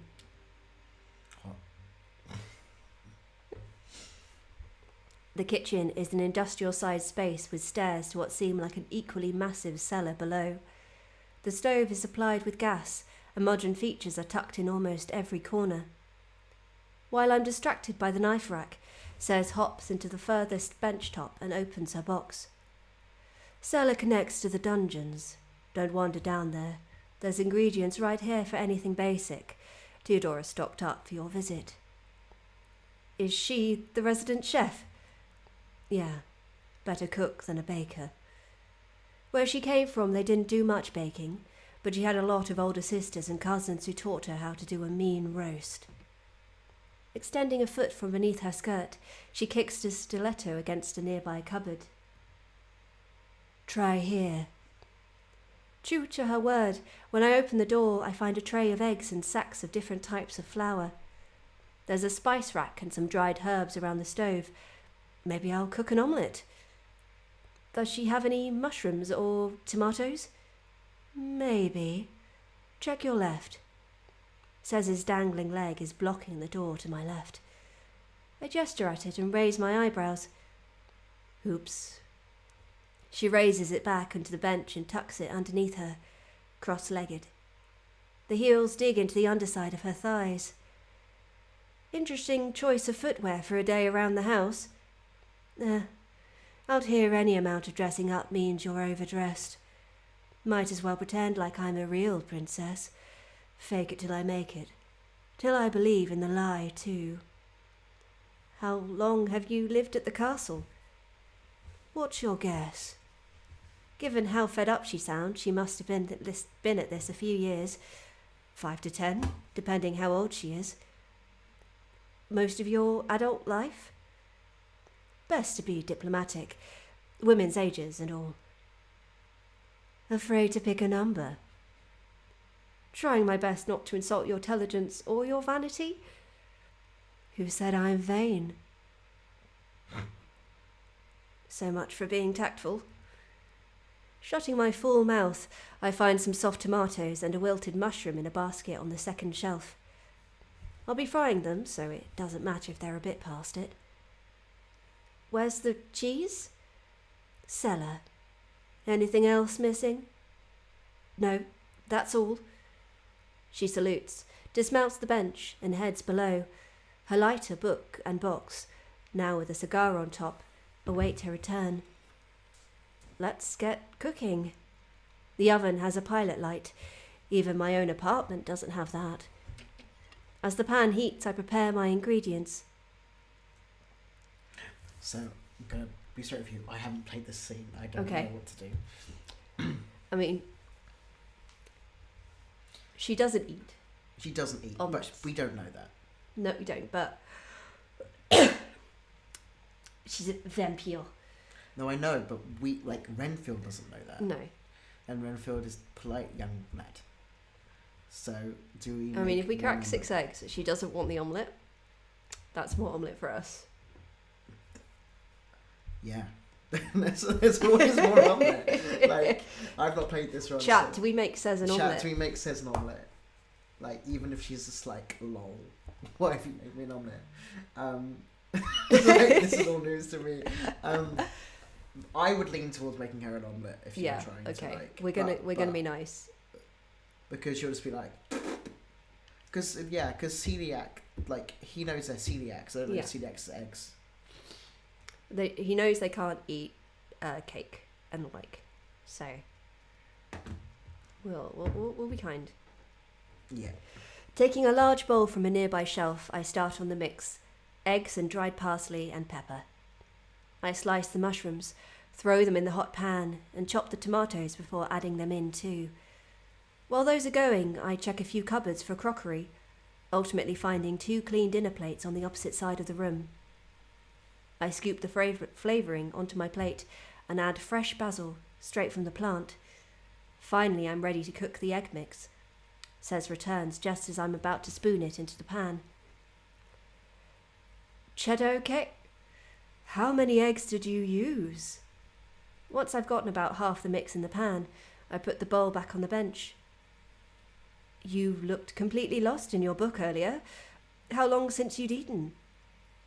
That's, it's been a while, and it's a nice gesture, but in return for you helping me find the kitchen. Her already pale skin turns deathly pallid. She winces, torn right through. You know, I really shouldn't, but where's the harm? I'm allergic. Ah, shit. I forgot. Sorry, your husband mentioned something about celiac. Celiac, sure. Normally we're on a strict meat diet. Eggs are from animals, though. Should be okay, right? Yeah, I'll take those odds. Chef, plate it for me. Oh no. She slaps the wedge of cheddar into my hand. There are a few steps left. Grate the cheese on half the solidified omelette. Let it melt for a minute. Fold in half, move to the plate, cover in tomatoes and mushrooms. Bon appetit, Says, accepts the plate and goes to find cutlery. I'm shockingly forgetful today. I pour out the second half of the mix and nudge it around the pan. She returns in a timely fashion, just as the bottom's sealed and I'm confident it won't stick. Her fork skewers cleanly through the layers. She takes an evenly striped bite of gold, red and brown. This is... Please don't say bad. She can't have risked food poisoning over a mediocre meal. Good. That's a real smile. She's not just being polite. Speeding through the rest like she spent centuries starving, she finishes her plate before I'm served mine. The others would never gamble like this. Thanks for indulging me. It was an honor, Princess. Careful. Don't burn yours. Ah! Luckily, I catch it before any of the finer edges turn black.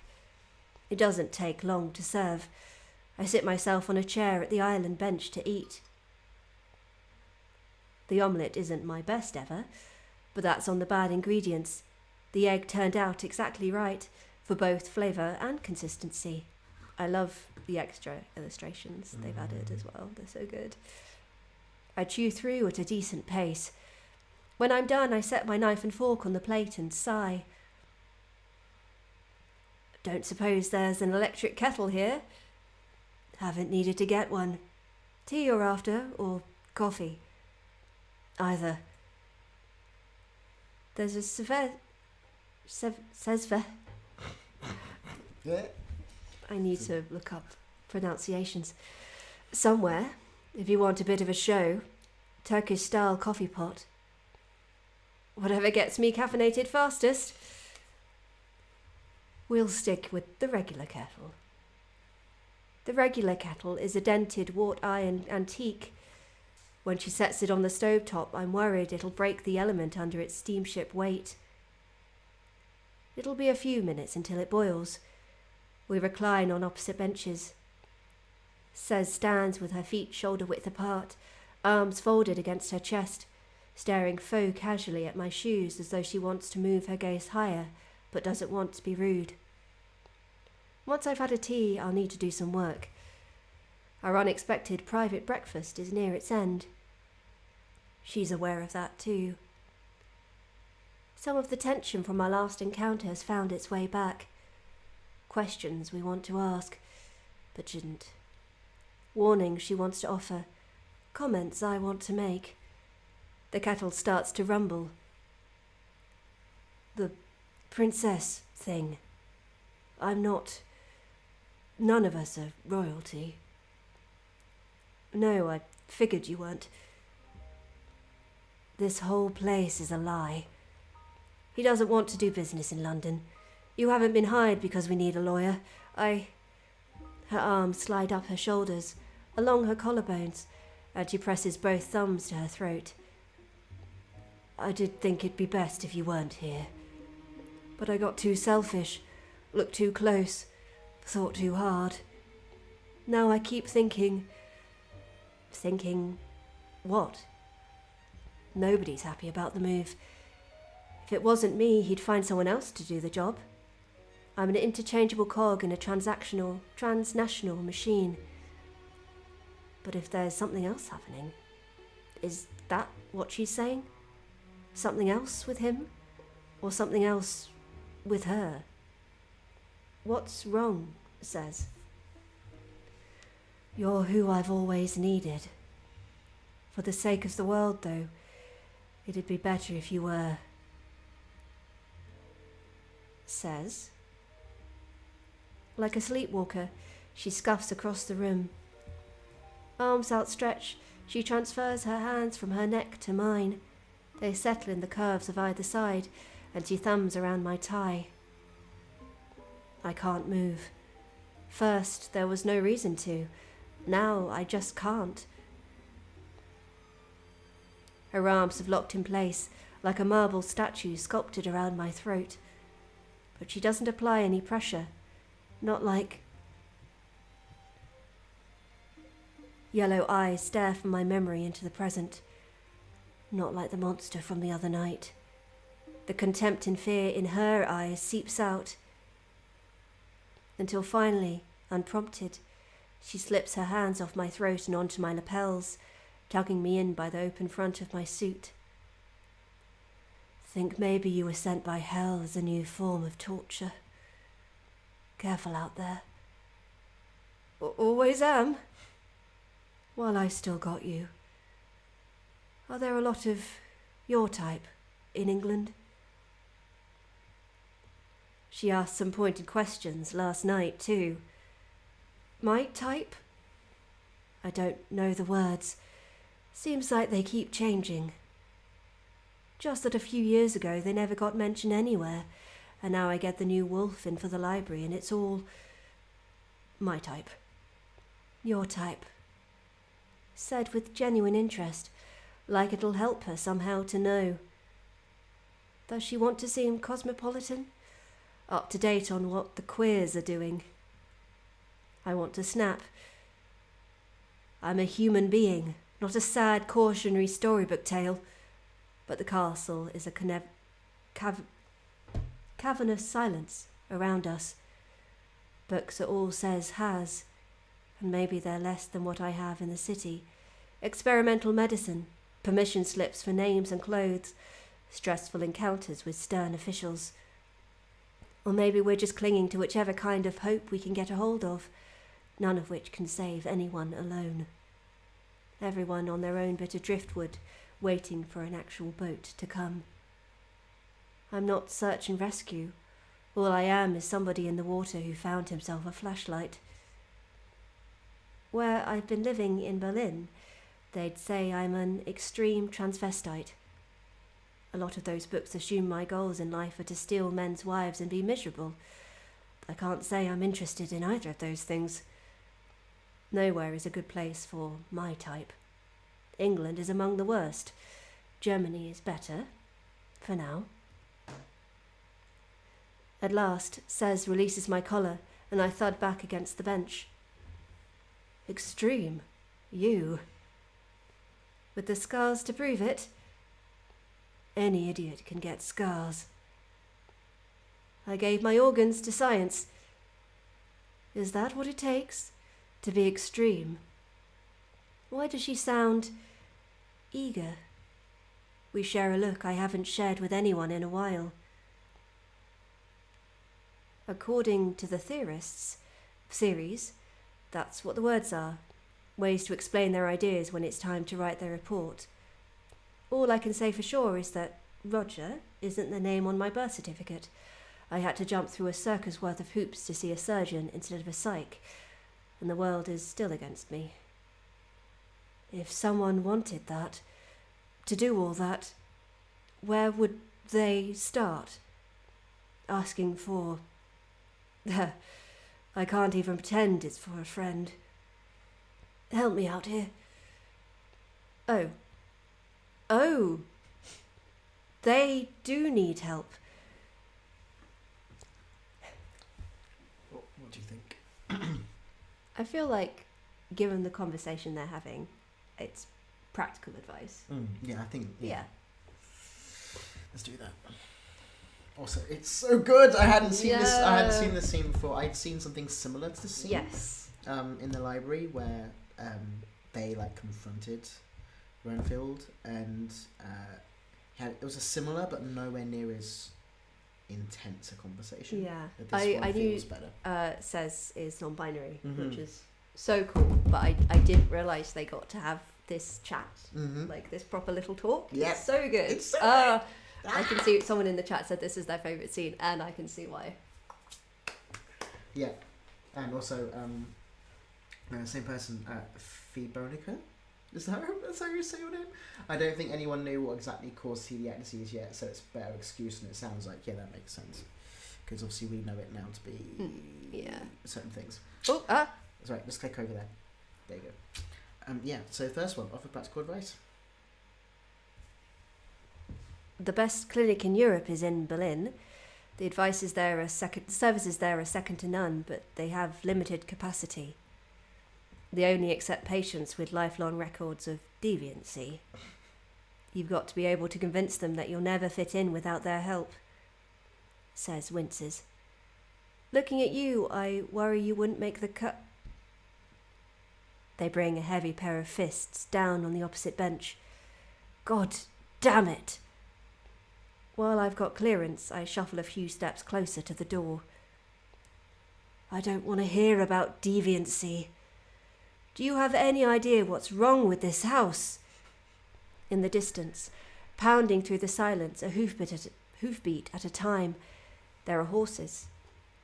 Visitors? Kind of. Suppliers would be more accurate. The butcher, her friends, and a shipment of fresh meat. For a moment I'm hopeful we return to our conversation. It's a relief to be around someone I can relate to. The hope is dashed by a quick pair of footsteps in the hall. Theodora rushes into the doorway like a giddy schoolgirl. Cesara! Master Renfield too. Come, the caravan's here. Nico's arrived. Quick as she arrived, she disappears. Sez raises their eyebrows and folds their arms. Well, you heard the lady. Let's mosey. Allowing themselves to slouch a bit, scuff their heels and slump into an unfriendly expression, Sez bypasses me to reach the hall. I turn off the unused kettle and hurry in pursuit. Come on, I'll make a proper introduction. The butcher might be less mean. Ah, who am I kidding? You're irresistibly bullyable. What? Look at those glasses, that tough talk, the silly little tie. I could just eat you up. Excuse me? But... Their hand rises to grip their mouth. They frown subtly. Their other arm wraps around their waist. Maybe not today. Sorry. Nico will be in the courtyard out front. Bending further, from discomfort now rather than disaffect, they turn to face the opposite end of the hallway. Say hi from me, says shoots from sight. Looks like the omelette was a bad idea. They were the one who insisted on eating it. I shouldn't feel too guilty. Hard not to, when I put them on the spot. Ah, whatever. We can share the blame. At a leisurely pace, I set out for the corridor, on the watch for this Nico. I pronounce it right. 30-odd people have brought almost a dozen vehicles into the yard, packing it wall to wall in no particular order. A long-bonneted cabriolet, a horse-drawn carriages, a small truck, a motorbike. Some of the people chat in the stables as they feed their horses. Some offload cargo onto a flat section of pavestones. Some simply loiter on comfortable steps or under eaves. Theodora is deep in conversation with an imposing woman by the truck. I sidle over to the duo. Pardon me, Theodora. She clasps the woman's shoulder, cutting her off mid-sentence, and directs her attention towards me. What's that? Got a cough. Pardoned, Master Enfield. Says sent me here to meet the leader of the caravan. Why? Nobody else allowed my attention, eh, Dragger? The woman angles herself so she's between Theodora and I. I do not control anything or anyone, but I do ride at the front. Nico? Tss, that name is not for you. Sorry, said. Something she should not have, of course. It is her best skill. Call me Miss Popescu. Master Renfield. We share a rigid handshake. I hear you supply the food. We were cooking together earlier and... Your breakfast! How could I forget? It's obviously a busy day for everyone. Please don't worry about it. Lots to do. I'll put twice the effort into dinner as an apology. Everyone gets their pleasure tonight. Us, perhaps we get the nice yellow room with the velvet chair and... Shh! You think he cares? This will be the least of his worry. Not him.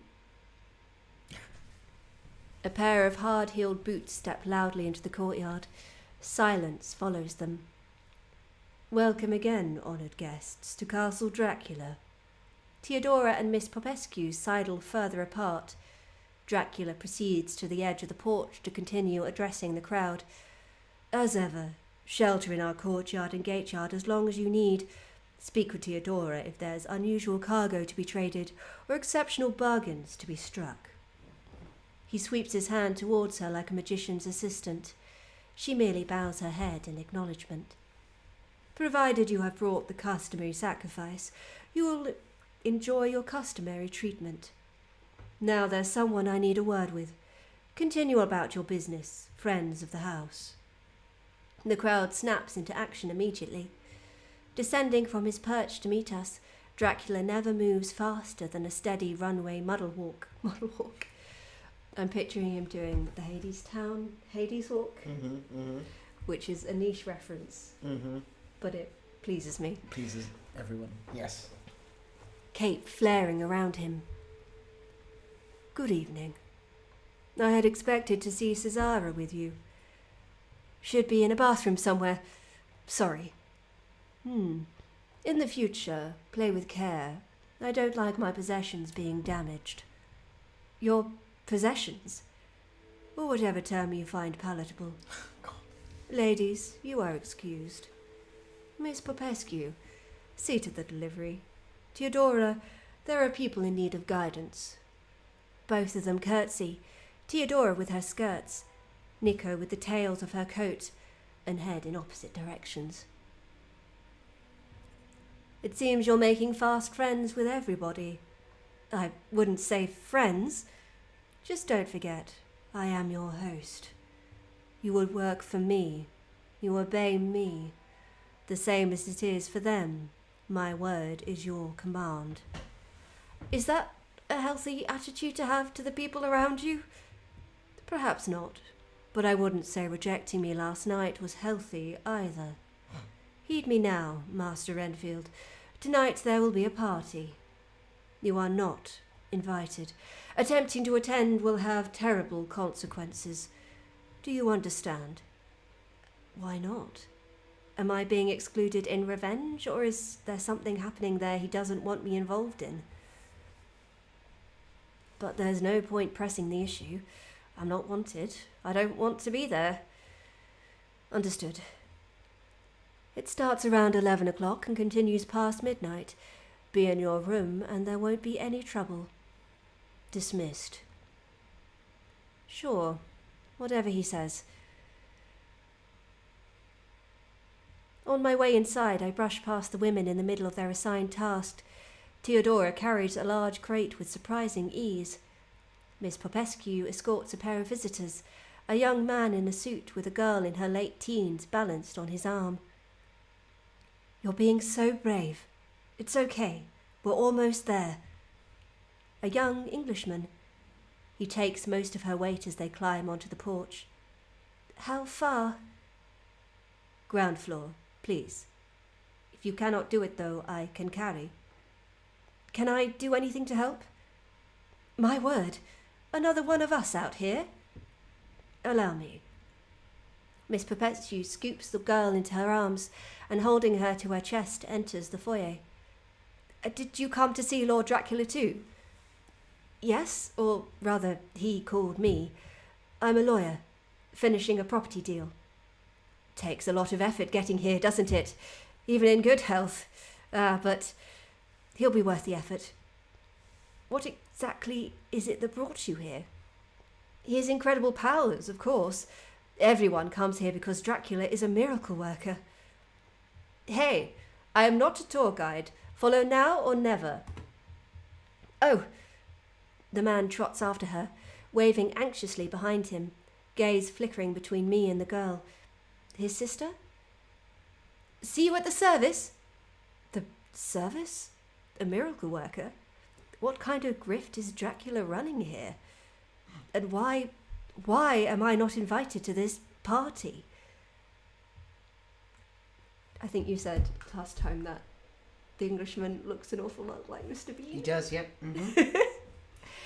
He also looks a lot like how I tend to draw Jeremy, which is very fun. He's like, oh look. Knowing I'll be stuck in the tower once I head to bed, I'm reluctant to go, even though I have nothing left to do in the main castle. There's probably 2 hours before I'm shut away from it all. Why not take the opportunity to explore? How much can I see in the time I've got? What should I do? Ooh. So where did you go? And I'll go not to those places. I think I've done I can't remember. All I remember watching is you doing the ghost route, which is why I've not gone to the bathroom. Yeah. And I know that was him talking to me in my sleep. Yes. Because of context clues. It was blue. Like, I feel like chat. Where should we go? Yeah, chat. I think chat might agree with me. I think number one, maybe save the second place to look. Because I think that is the place where the kind of the finale happens.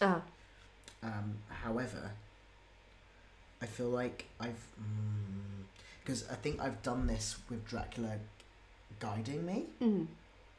To be like, hey, come have a little... We're not friends. We're not friends. I know we're not friends. I've got a feeling that I've done the ground floor before. Mm-hmm. I'm tempted to look for outdoor areas. Yeah. Because I've not been there, and I think maybe you spot the third bride. Yeah, that makes sense. I'd say go to number 2 first. Okay. Chat, we're going outside. I just need some... That's alright. Do you need anything else?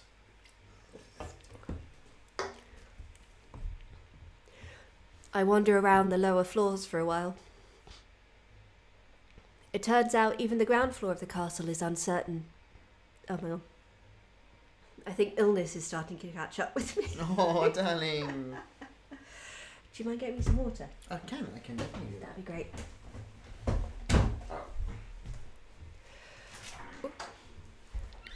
It turns out even the ground floor of the castle is uncertain.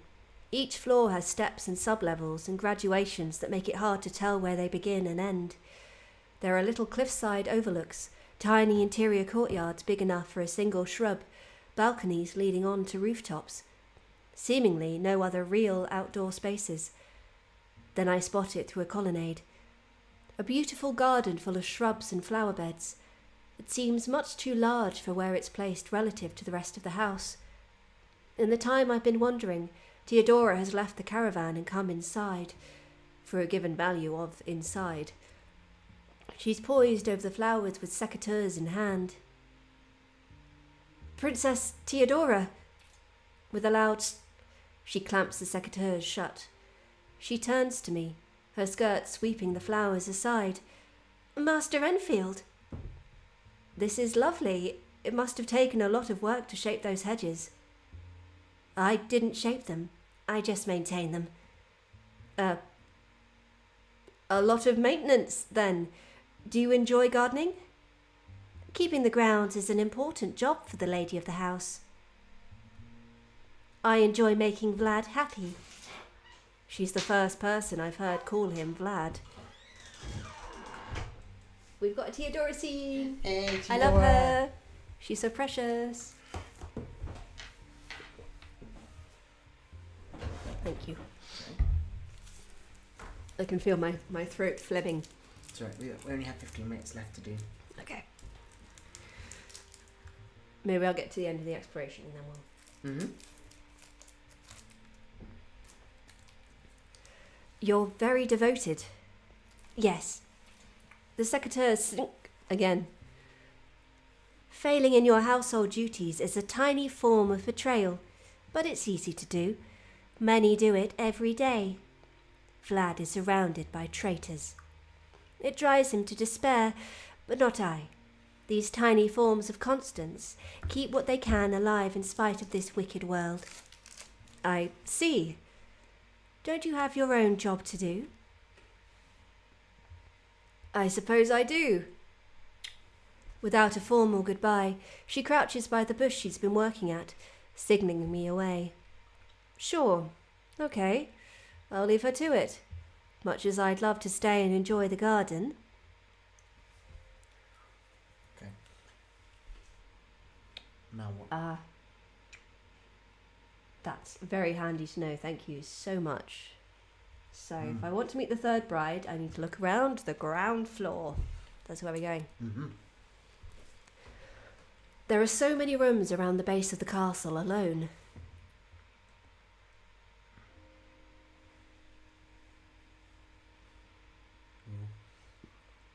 A portrait gallery, the kitchen, a chapel. It's not quite level. Sometimes the ground floor is cut into rock or steps upward. Have I gone up or down from where I started? Oh, before I know it, I've stumbled into what's clearly a subterranean area. It's dark. This room isn't wired. Medieval sconces flicker on the walls. There's a low, eerie tone as a breeze filters through. Checking around to find out where I found myself, I lay hands on the cool stone edge of a coffin. My eyes adjust to the lack of light. This is a crypt. There's a faint moan from the opposite side of the wall. It could be the wind coursing through the network of basement chambers. There's a sticky, dry crackle around the edges, though, like the voice of someone on the verge of starvation. Oh. There it is again. Moments later, there's a noise halfway between an iron gate shaking on its supports and someone scratching a chalkboard. Is someone there? I press myself to the brickwork. I would moan into the microphone, but I don't. Something throws itself against the opposite side. Shaken from my place, I bump into a figure behind me. Pathetic. They yank me out of the crypt and into the corridor. Ah! Idiot. You're... Ileana? Ileana, yes. A bride. Basement's dangerous. What was it? Bad construction. Screams of soggy wood made to bear heavy weight and... rats. Probably. Bad rat problem. Rats to that. Yes. Shoo before ratkin gets you. That is when many rats form a group body and multiply their rat rage. It does sound bad. Shoo! She chases me from the corridor. The room I find myself in is familiar. It's close to the foyer. I head through... Sorry, there's a bird walking around outside. I head through to ensure I don't get lost again. I don't know what to make of Ileana yet. Strange to think of her as a set with Theodora and Says. Dracula certainly knows how to pick them. Alone in my room, I watch the sky settle on its darkest shade for the night, a black like the underside of thick Arctic sea ice. Theodora brings dinner, moussaka with additional vegetables on the side. It's perfect, moist yet firm. Half an hour later, Miss Popescu arrives to collect the plate in return for a tea tray. Evening? Staying put like you are told. Of course. No sense being somewhere I'm not wanted.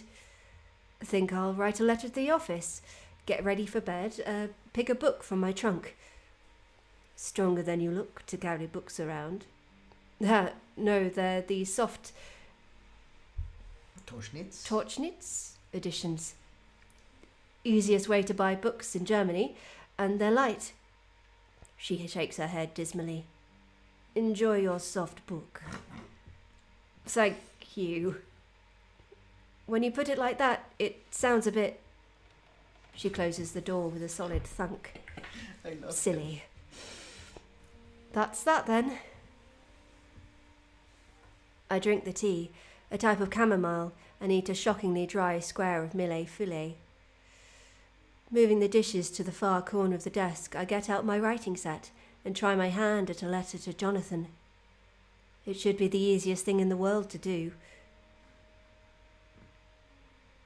It's hard, but it's important. If I can't tell him how I feel, I can at least tell him the factual reality of my situation. There's danger in the castle. I seem to be in danger, which somebody needs to hear about. Says means well, but I don't know how much help there'll be if I'm backed into a corner. Dracula is their husband. They are sworn to him. Not everyone is willing to break a vow when push comes to shove. All right. Don't worry about the world outside. Focus on what's happening here. Dear Jonathan, I have arrived in Romania and met with our client. I pray this letter finds you well, for you may never see me again. The residents of Castle Dracula have given me reason to believe I am in danger. Though I have found no hard evidence of wrongdoing, Dracula's family have voiced grave concern for my safety. You know I've dealt with bad clients before, people who would wish harm on me, that I can handle myself in these situations. This is different, somehow. Please trust my instincts and send me help. I'll have this letter sent in secret. If I haven't called within 10 days of its writing, alert the authorities. with any luck, speak soon. There's so much we've left unsaid. It can't end like this. Eternally yours, Roger M. Renfield. 16th of February, 1931. There. It's done. Folding the letter and addressing the envelope, I feel a last pang of self-consciousness. Is it pathetic of me to ask for help? If Jonathan were here in my place, he wouldn't need any. This is just as embarrassing as talking about my feelings would have been. I leave the letter and the envelope on the desk. Think about it overnight. Decide whether to send it in the morning. Ugh. Defeated by my insecurities, I resign myself to reading a book instead. The latest Jeeves collection, fresh from the station bookstore, a warm story for chilly Transylvania. As I turn from the desk to reach for my suitcase, there's a shape that shouldn't be there. My hand clutches protectively to my throat. The monster from the first night shifts and crackles, cross-legged on the cover. As he adjusts his posture, his legs leave soot mark on the pale linen. This is a vivid delusion. Just a delusion. That's all. The castle has scared the wits out of me. Get out. You're not real. Like carbon refined to diamond, the blurry dark mass of his jaw sharpens into bright white teeth. Not real? Says who? He unfolds his legs, wiping soot everywhere, and springs to his bird-like toes, all of 7 feet, looming. Dracula. Dracula said so. The monster prowls closer until he's near enough to make my chest tighten and my throat catch, remembering our last encounter. I grope across the desk for something sharp. Not that I need it. This is a delusion. The fountain pen is all I've got to already sweaty hand. No sooner have I raised it than he catches the butt of the pen. It slides from my treacherously slick palm.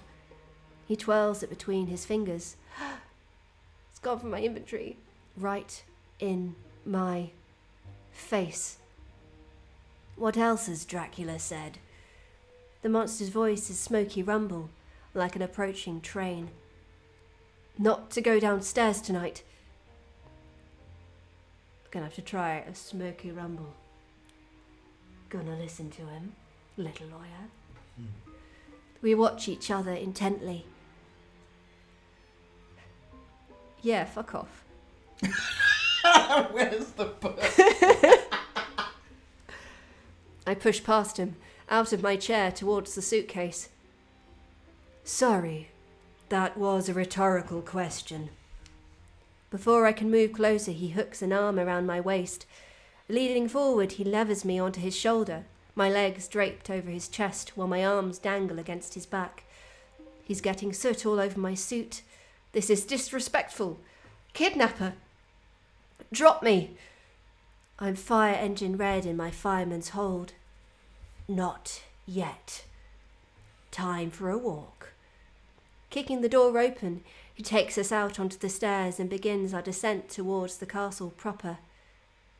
Despite his bulk, his unusual legs provide effective shock absorption, and he barely jolts me as proceed down.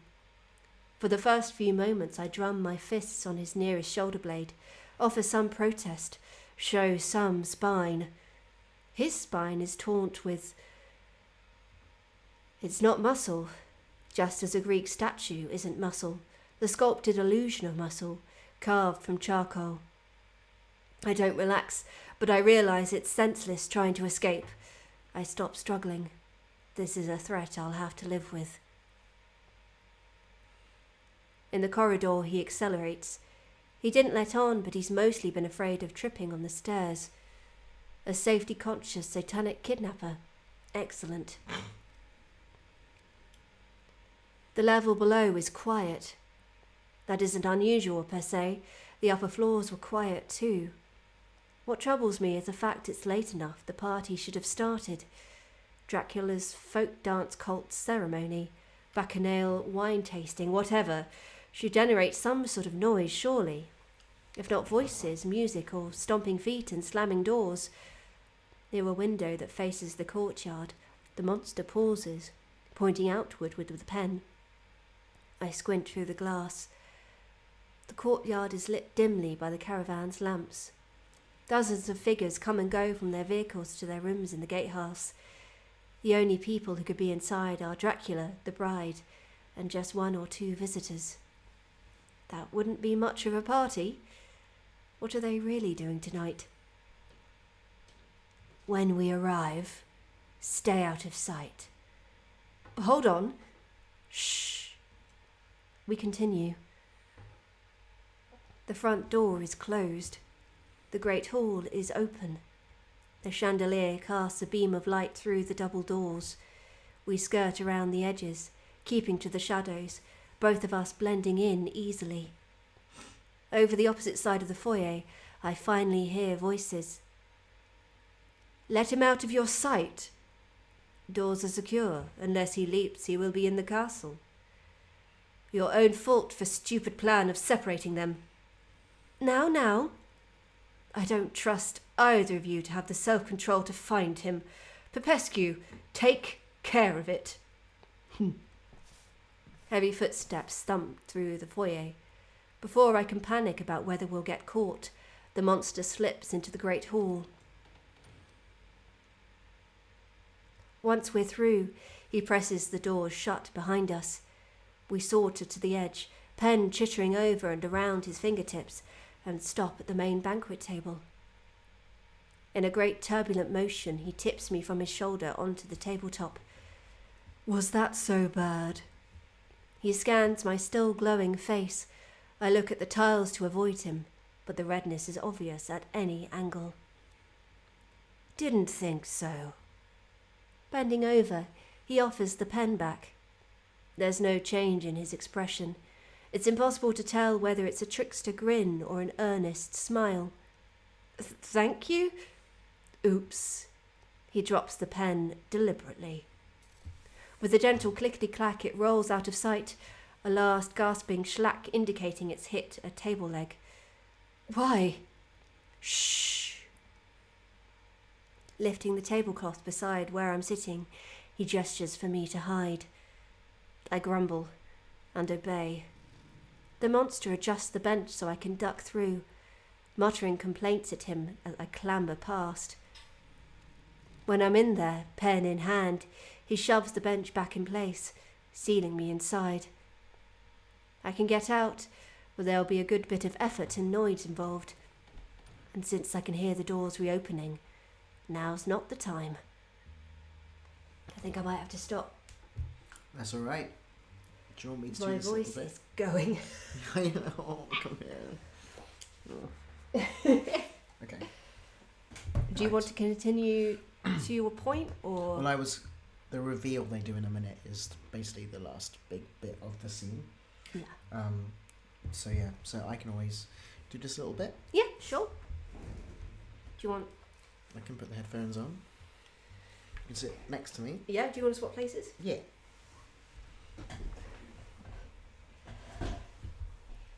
And then we're due to have a break anyway. And then cool.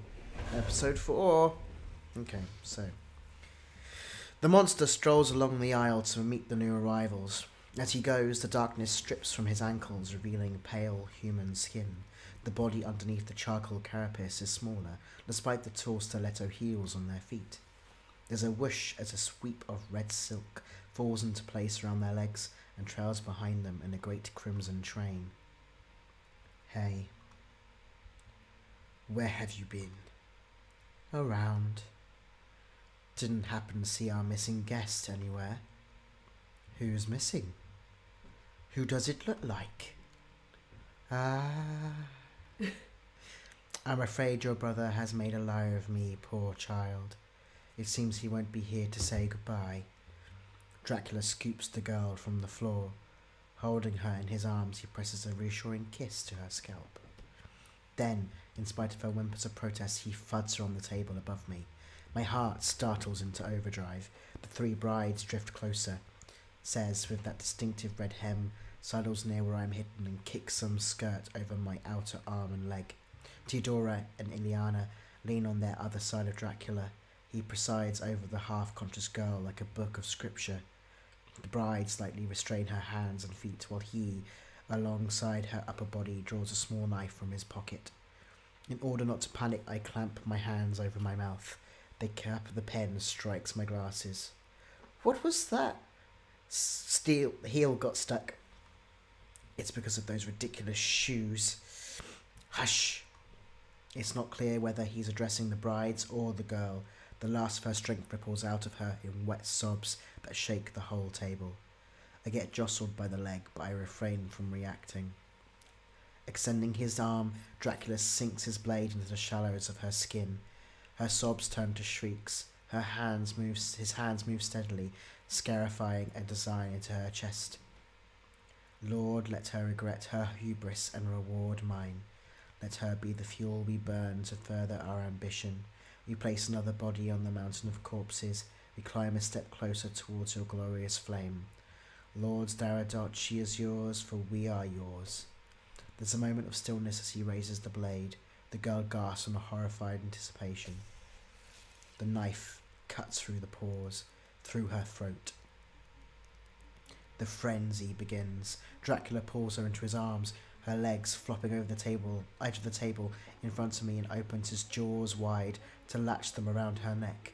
He sucks at the wound like a starved man in a desert. Suddenly the brides snap into position, taking whatever patches of bare skin they can find, or clearing fabric away in order to have their share. Even says, lucid and scheming just a few minutes ago, gnaws at the girl with absent, shark-like eyes. I take a stiletto to the elbow. If I had an ally here before, I don't now. None of these creatures can be trusted not to kill me. I've got to get out of here. Flipping onto my front when everyone's clear of the table, I start to crawl along underneath. The quartet are lost in what they're doing. Clicks and cracks come from the girl's limbs as they comport her for the best access to her veins. I don't worry too much about bumbling the furniture. If they didn't notice an arm breaking, they won't notice the bench move. While I hustle along like a cockroach caught in the kitchen images carousel through my mind of Theodora, a model housewife, ripping apart a tendon on the girl's wrist with her teeth.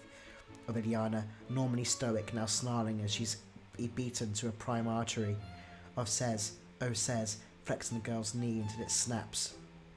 Dracula, though, remains as calm and his position at the throat, drinking deep and uninterrupted, naturally entitled to the greatest share. At the end of the banquet table near the exit, there's nothing between me and the door but the threat of being seen. I glance back. The brides are in a fugue state. Dracula is harder to read. Nudging the bench aside, I stumble onto 2 feet and into the open. Not far. It's not far. I can cross the gap. They'll never notice. They won't know I've been here. And where might you be going? No.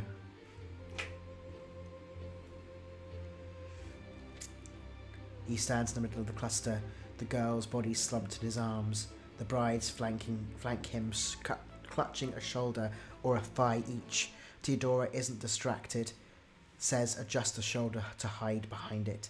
Ileana spits as she makes eye contact. Fear locks me in place. Even though he spoke before, Dracula isn't fully composed yet. Like a dog caught with a chicken from the coop, he blinks slowly, his pupils struggling to focus. His goatee is dyed solid red with her blood. There's a moment of wordless trembling before he's able to speak again. I don't know why you're here, or how you snuck in, but this doesn't have to concern you. Return to your room, and forget what you've seen. Let it be nothing but a nightmare. Well, why? Why do this? Because the house has needs, and the master must provide. Releasing his grip on the girl's torso, he drops her into the bride's arms, where they're able to bite and gnaw even more ferociously. He might be sated, but they remain hungry, unable to stop when the well runs dry. Dracula realizes he won't have my attention while the body and the brides are in view. Rather than step around them, he dissipates into pitch-black smoke and surges through the group, coalescing in front of me. For a moment he reforms, his eyes have that awful hollow look again, and his features are contorted. He extends a hand to me. Not to worry. Your fate will be different. I feel like that's a good place to stop. Yeah. Right.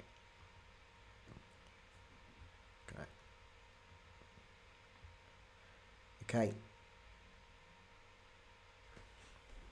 We're gonna stop. But oh my god, I love this game so much. Like every time I play it, I see something new or I notice something different, and it's just so good. If you guys have not played Draculesti before, I really highly recommend you play it. You can get the demo easily on stream, and you can also play it on a Mac, which is great because so many games I can't. The demo is free. The demo is free. Yes. They hit their Kickstarter goal, so I'm assuming at some point very soon we'll get the full game. I think the full game is basically ready. I think they were just like fixing bugs and they were adding new voice actors. So the Kickstarter included Erika Ishii as Sez, Ray Chase as Dracula, the woman who plays Lady Dimitrescu. Yeah. She plays Ileana. Oh, nice. So there are like incredible voice actors involved. Please go look them up. But yes, Draculesti you can find. In the meantime, we're going to have a little break because yes, we probably should before we start. So we're only gonna do about I'm gonna say 10 minutes, so we can try and be a bit more on time. Grab a cup of tea, go to toilet break. Thank you so much for staying with us all this time. It can't be. We have been streaming for quite a few hours now, and we have at least got to episode 4. So yes, we will see you in about, I want to say 10 minutes. So see you in 10 minutes. See you at 10:02. See you 10:02. Bye.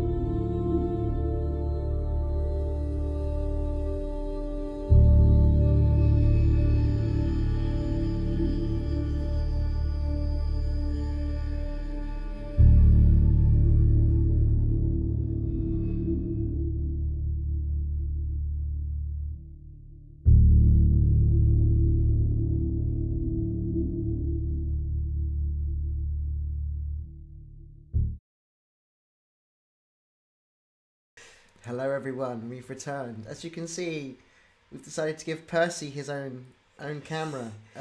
He's sitting fully across my keyboard currently. He's being a real menace.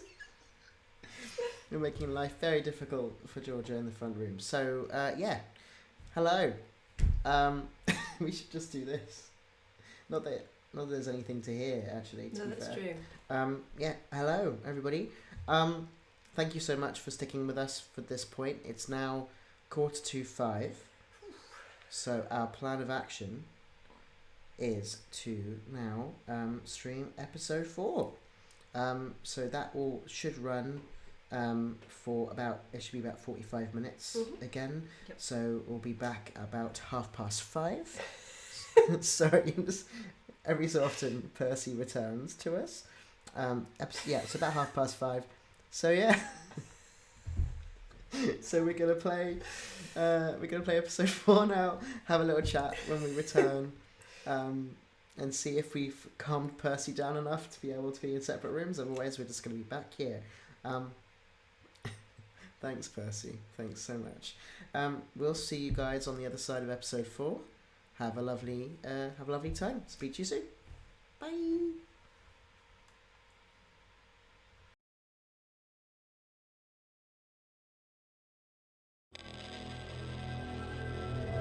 You are listening to The Holmwood Foundation.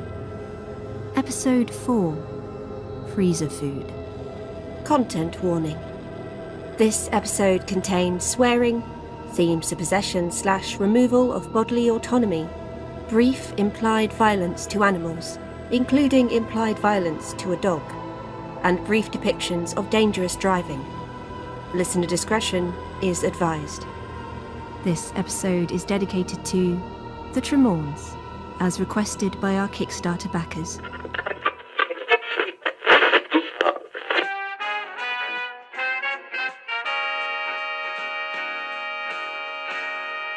That was Felicia Adams and Frankie Andres with Don't Leave Me on a Sunday Afternoon, rounding off our evening of late-night smooth jazz. Now on to a special segment we like to call England Spooky and Strange, where you, the listeners, call in and tell us your strangest encounters and weirdest experiences from across the UK. Today we're taking callers from North London. Are you convinced you've seen a ghost on the Piccadilly line? Perhaps you spotted strange lights on Highgate Common. Aliens in Muswell Hill. We want to hear all about it. And to start things off, we've got Reggie on line 1 with his strange encounter in Arnos Grove last night. Hi, Reggie.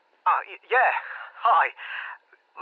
What do you reckon of this, Dave? So, me and my mate Gav, we're coming home last night from a gig, right? Right? Yeah.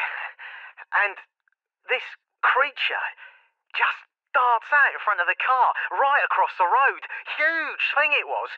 Sort of grey and moving around on all fours.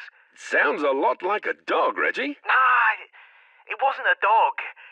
This thing was proper huge, and when it turned to look at us, I swear on my life, Dave, it had a human face. A human face? Pale as anything. Its eyes all flashing white, like when you see a fox, you know. And its mouth. Nah. I ain't never seen anything like it. And what did it do after that? Ask for a ciggy? I ran off after that, thank God. I think it was trying to eat some roadkill or something. There was stuff all over its mouth. Hear that, folks? Dog with a human face and a penchant for ketchup. That was Reggie on line 1. Over now to Sophie on line 2. Hi, Sophie. Hi, Dave. I actually wanted to corroborate what Reggie was saying. Is, wolves with human faces? Another one. Must be an infestation. Well, last night my sister Wendy were coming back from the pub, and she tells me she took a shortcut she don't usually take, down past the supermarket on Mount View Road. Never a recommended activity late at night. She had a dog, Monty. He's a Jack Russell. And, well, as soon as they reach the middle of the alleyway, where there's a bend, Monty starts yapping like nothing else. Wendy tried to calm him down, but she realised someone had followed her into the alleyway. A wolf with a face? This huge, greyish creature, she says, crouched in the entrance. Well, at first she thought it was a man, naked and on all fours. Sounds a bit like my local on a Friday night. But then she saw its face, its eyes shining like little stars, its mouth so crammed with all these fangs, it didn't seem able to close it, you know. That's quite an image. She says it started towards her, but Monty ran at it, and well, Wendy couldn't see much in the dark, but she said she heard it, and... I'm afraid I'm going to have to go to our next caller, Sophie. And sending our best wishes to Wendy and little Monty. Hoping he finds his way home soon. On to Maxine, line 3. Hope you got something other than human-faced wolves, Maxine.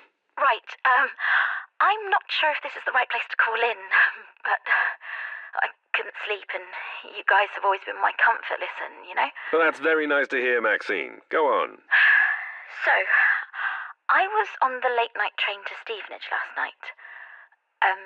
You know, the one where the man died. Maxine, I'm afraid we can't... Police questioned me and everything, and I told them as much as I could, but I got the feeling they didn't believe me. And even I don't really believe me. And we wish all the best to that poor man's family. I'm afraid we can't... I saw her. This woman, she clawed her way to the train doors while it was still moving, like the metal was paper or something. I've never seen anything like her. Well, you heard it here first, folks. Wolves in London. Wolves with human faces. That's a word of warning to all you taxi drivers out there. Keep an eye on who you're picking up, or you'll be vacuuming your seats for weeks. Up next, it's Bev with the traffic.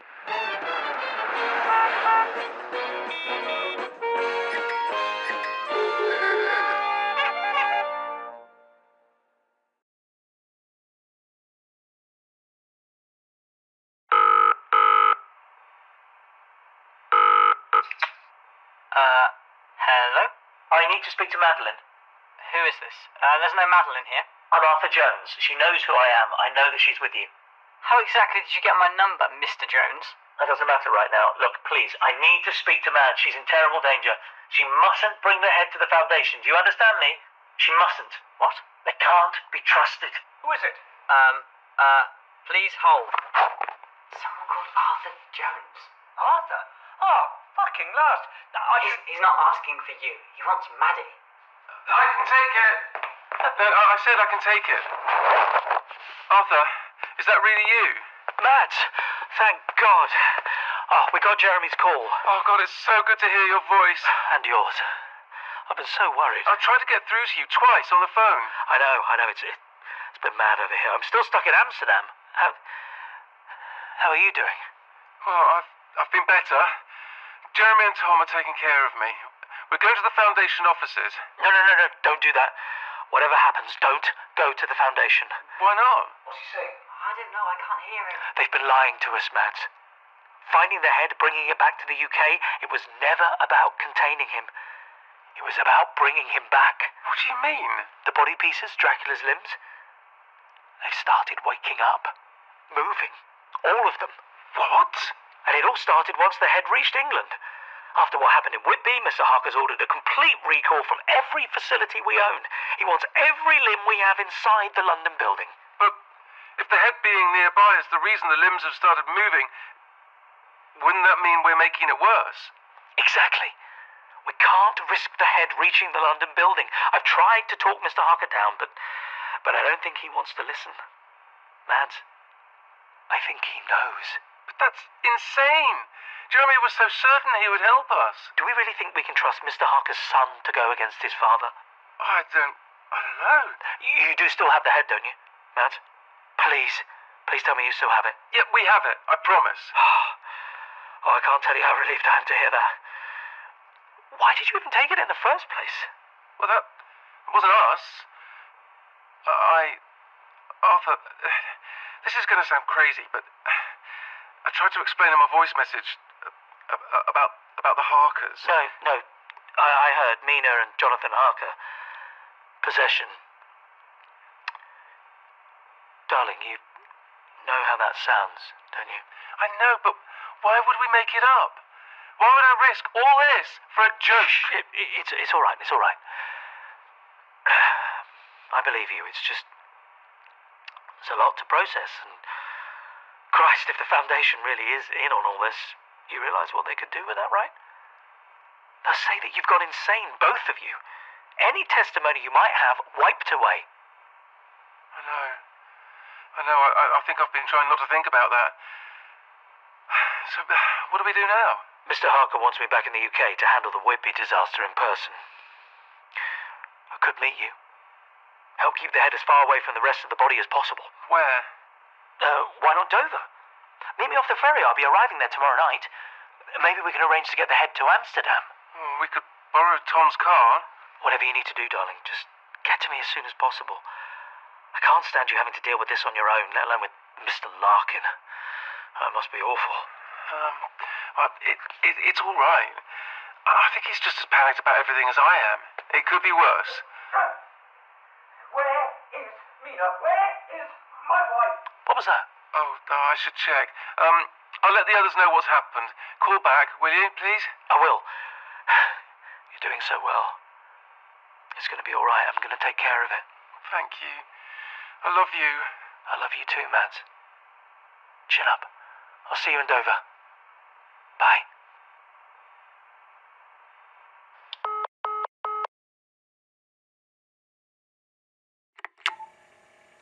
This is Jeremy, recording a message for Mina Harker.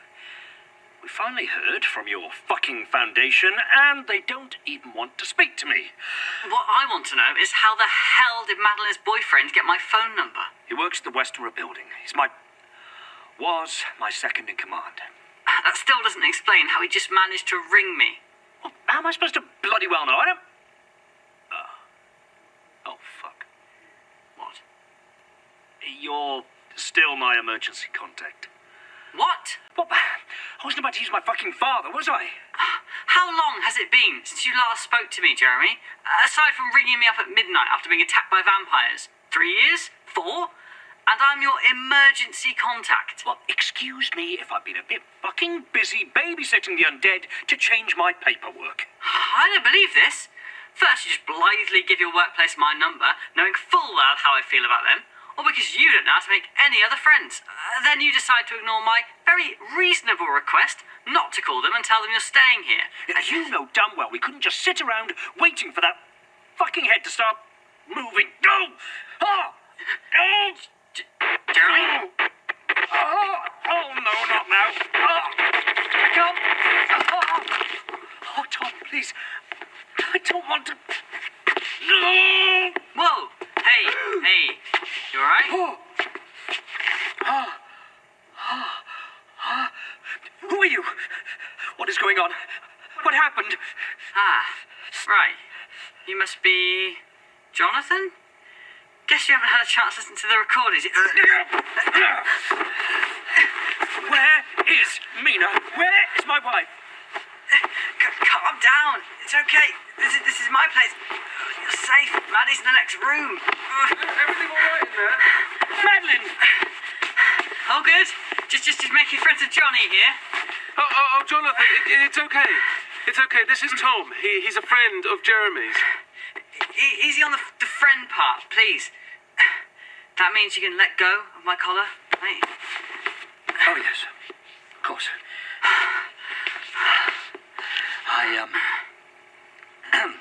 I do apologize. The last thing I recall, I was on the train. It's okay.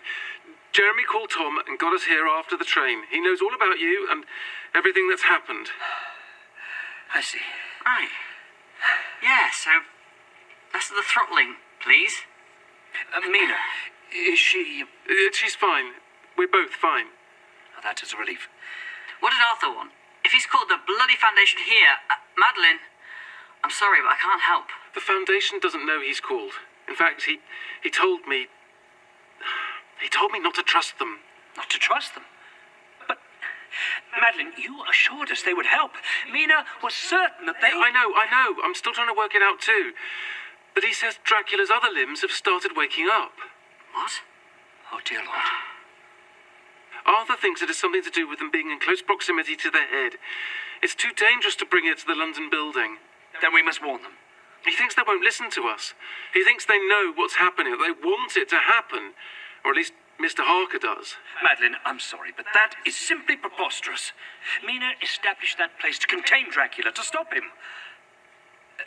Did you say Mr. Harker? Oh, not now, Jonathan, really. Not now, please. I can't believe I'm saying it, but I'm inclined to agree with the ghost. I mean, Mr. Harker's a certified wanker. But he's not some evil mastermind. It's been a long time since Mina first built the foundation. Places change. People change. We can't rule out the possibility that something's wrong there. I mean, Jeremy did say his father hadn't taken any of his calls. So what are we supposed to do, according to the great and all-knowing Arthur? He says we should get the head out of London. He's arriving in Dover tomorrow. He'll help us. You told him about all the wheezing and muttering that thing's been doing, right? Not to mention the Hitchcockian bird frenzy we just endured, which, and I say this with no medical background, but I feel fairly confident saying, a severed fucking skull should have the capacity to do.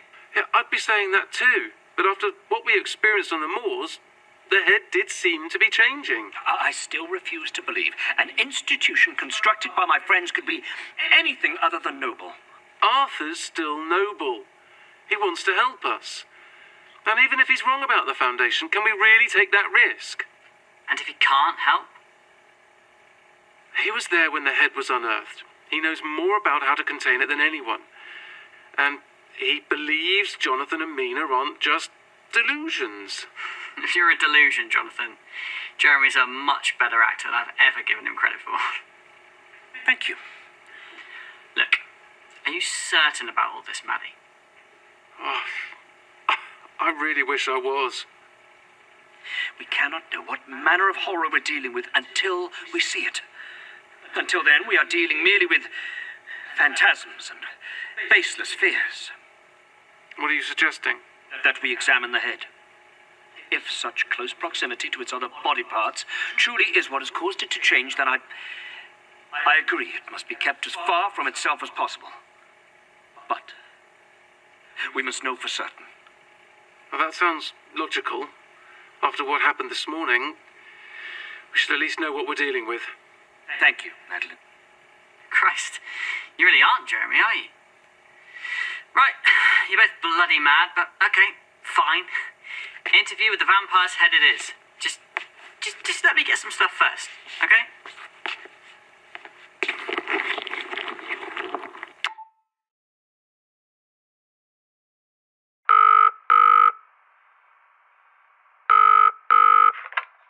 Tom? Hi. This is a lovely surprise, but I'm kind of waiting on my boss to call. Hi, Hen. Sorry, this won't take a minute. I wanted to make sure you were okay. Of course I'm okay. Are you okay? Your cousin's not being a pain again, is he? Something like that. Look, you said you've been called into work unexpectedly. I wanted to make sure that was all fine. Nothing bad, right? I thought you didn't want to know anything about my work. Practically made me sign another NDA. Please, Henry, just tell me everything's good, yeah? It's fine. More than fine, actually. I mean, frustrating, but... And Mr. Harker, he's not made any strange requests, has he? He doesn't even work in my building, Tom. Honestly, what's this about? Just stay safe, please. For me. That place is fucking bonkers at the best of times.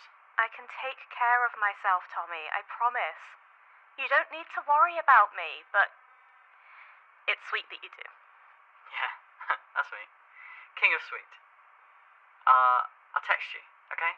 Or we can chat later? I'd like that. Me too. Right, okay. Catch you later. You too, we could... Right, video on, garlic, check. Creepy head still in the freezer, check. Anything in the flat that could possibly count as a weapon, check. I feel safer now, facing this monster with a knife in hand. Thank you, Thomas. Just What were you waving at, please? Is this an autographed baseball bat? What can I say? I'm nothing if not cliché. It's either that or a prop stake. I'm not entirely certain that would work on a head. The bat will do for now. Right. Everyone ready? Ready, Madeline? Ready as we'll ever be. Okay. Well, fuck me. Oh, your icebox. It is... It's rotten. It's all rotten. Let's just get this over with. I shall do it. Where shall I put it? The table, over there. Watch my carpet.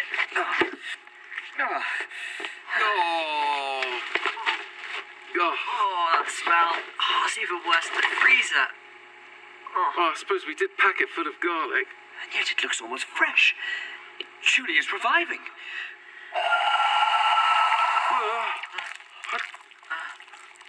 I imagine that's new.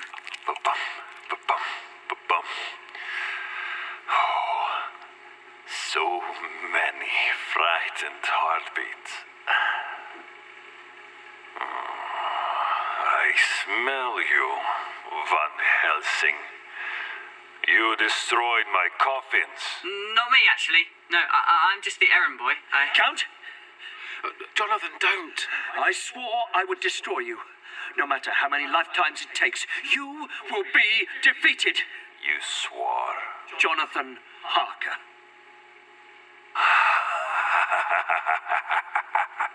Is it? Is that laughter? You are no Harker. That's enough. Put it back in the freezer. Yes, ma'am. You will regret this.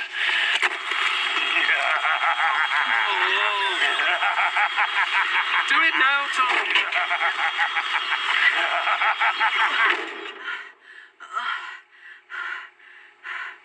Jesus Christ. Hi, this is Henry. I'm unable to answer my phone right now as I'm probably in the lab doing ghoulish things to test tubes. Or, paperwork. But please leave me a message and I'll call you back. Hey, Henry. It's Tom. Sorry for calling twice in one night. Yeah. I guess I just can't keep away. Look, things are a bit weird with my cousin right now. Can I ask you a huge favour? Don't ask me why. Please just trust me. Please don't go into work tomorrow. Just call off sick. We could go somewhere. Anywhere you like. Sky's the limit. You remember on our first date? You took us to that sweet little cat cafe in Brixton. That was a really good day. Let's do that. Just stay at home. Stay away from the hand. Feeling a bit soppy right now. Sorry. Anyway. I'll call you when I can. I love you.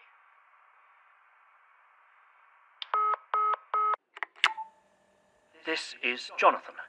I wish to leave a note for Mina regarding tonight's events. An hour ago, I returned to find myself in a strange house. Madeline has assured me that we are safe, and that this is the home of Thomas Van Helsing, a descendant of our dear friend. He has gathered new supplies for us, including, to Madeline's delight, a portable telephone, which she says will allow us to contact Mr. Jones, her partner, whenever we wish. Mr. Van Helsing has also tended to your injuries. It seems you and Madeline were unconscious for quite some time after the attack. Mr. Jones does not trust the Foundation. He thinks it has become corrupted from within. I have tried to argue on your account, but Madeline and Mr. Van Helsing refuse to listen. I fear I must acquiesce to their wishes, but I wish for you to know that I do not agree. I cannot agree.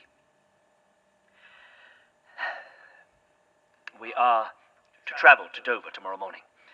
Mr. Van Helsing is to drive us in his vehicle, which is already packed, save for the head of the Count. which has been placed inside Mr. Van Helsing's extremely loud icebox. Once in Dover, we are to meet Mr. Jones. From there, I do not know, but he believes we must keep Dracula's limbs as far from one another as possible, lest they begin to revive. That, at least, I fear, is correct. I do not entirely know how these things work, but I hope you are resting, my love. I hope these last few days have been kind to you. I am sorry I caused you distress on the train. The thought of that monster causing you pain, and my powerlessness to prevent it, I won't let that happen again. I promise you. All right in here? Ah, Mr. Van Helsing. Hello. You have finished packing? Almost. Just grabbing some of Henry's old clothes for Maddie. Haven't spotted any more thralls outside, so I think we're safe to make a run for it tomorrow morning. Oh, that is good news indeed. You, leaving a message for Mina? Yes, to keep her informed of tonight's developments. I, met her, briefly, this morning. She seems nice. She is wonderful. Can I assist you with something? No, I just... Is Jeremy okay in there? I mean, we were arguing, and then you... I mean, he just... Mr. Larkin is asleep. That is how he describes it, at least. I believe he is as well as either of us can be. Right. Good. Well, when he wakes up, tell him... I'm sorry. Tell him I'd have come to pick him up at any time. Been his emergency contact, you know? If anything had happened to him. The other night, it wasn't just a one-off thing. I shall let him know. Great. Good. Thanks. So, you are a Van Helsing? Oh, yeah. The one and only. Oh, actually, there's loads of us. But I'm the only one in London. I'm afraid I knew Professor Van Helsing only briefly. He was a good man, if a slightly bewildering one. Not much has changed in the family, then. We aim to bewilder. Quite. I am heartened to see his line continue. Oh, thanks, buddy. You're not so bad yourself. Aside from the whole throttling thing earlier. I assure you that shall not happen again. May I ask you something? Shoot. I mean, ask away. Who exactly is Mr. Harker? Ah. Right.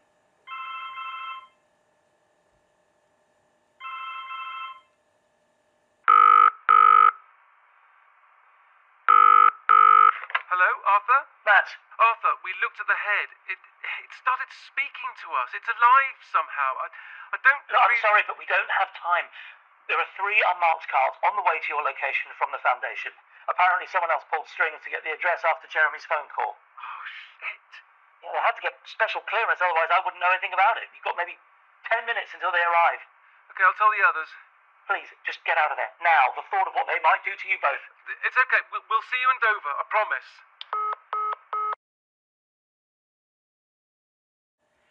You see, how much do you know about, the last century? I know my wife worked diligently to construct the Holmwood Foundation. I know we had a son. Right. Well, you see... Tom, Jonathan, it's the Foundation. They're coming here now. What? Arthur says they tracked Jeremy's call. They know we're here. Ah, the bastards! What do we do? Maddie, do you believe your boyfriend? What? Do you believe the Foundation is unsafe? I do, yeah. I mean, Arthur wouldn't lie to me. Right. Then there are some residence stairs at the end of the corridor outside, right down to the parking garage. I'll hold them off for as long as I can. Surely we should... The car is ready. Just get the fuck out of Dodge with our pasty Victorian urchin. Urchin? You sure you're going to be okay? Not sure at all. Just get yourselves to Dover. What are you going to do? What I usually do at family events. Cause a scene. Tom. I've got it, don't worry. You don't have to tell me how whack this family is. I've been here for years. Come on, Madeline. And get the head from the freezer, go! I've got it. Thank you for everything. Just go!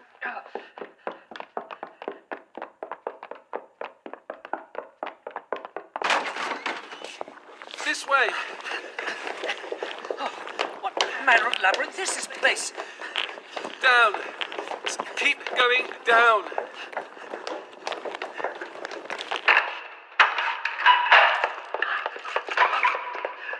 How will we ever know which of these is our transport? This one. It's this one. How do you know? Trust me. I know cars. And nothing screams Tom as much as this car. Right, seatbelt on. What? This thing here.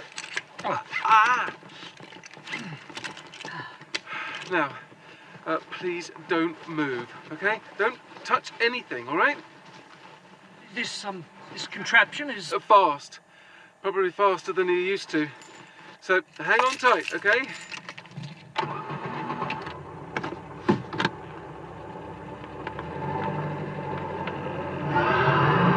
Oh, Lord! Thralls! They were outside earlier. How did they get in? Ran them. What? With the vehicle. We must get through, Miss Townsend. Right. Hold on.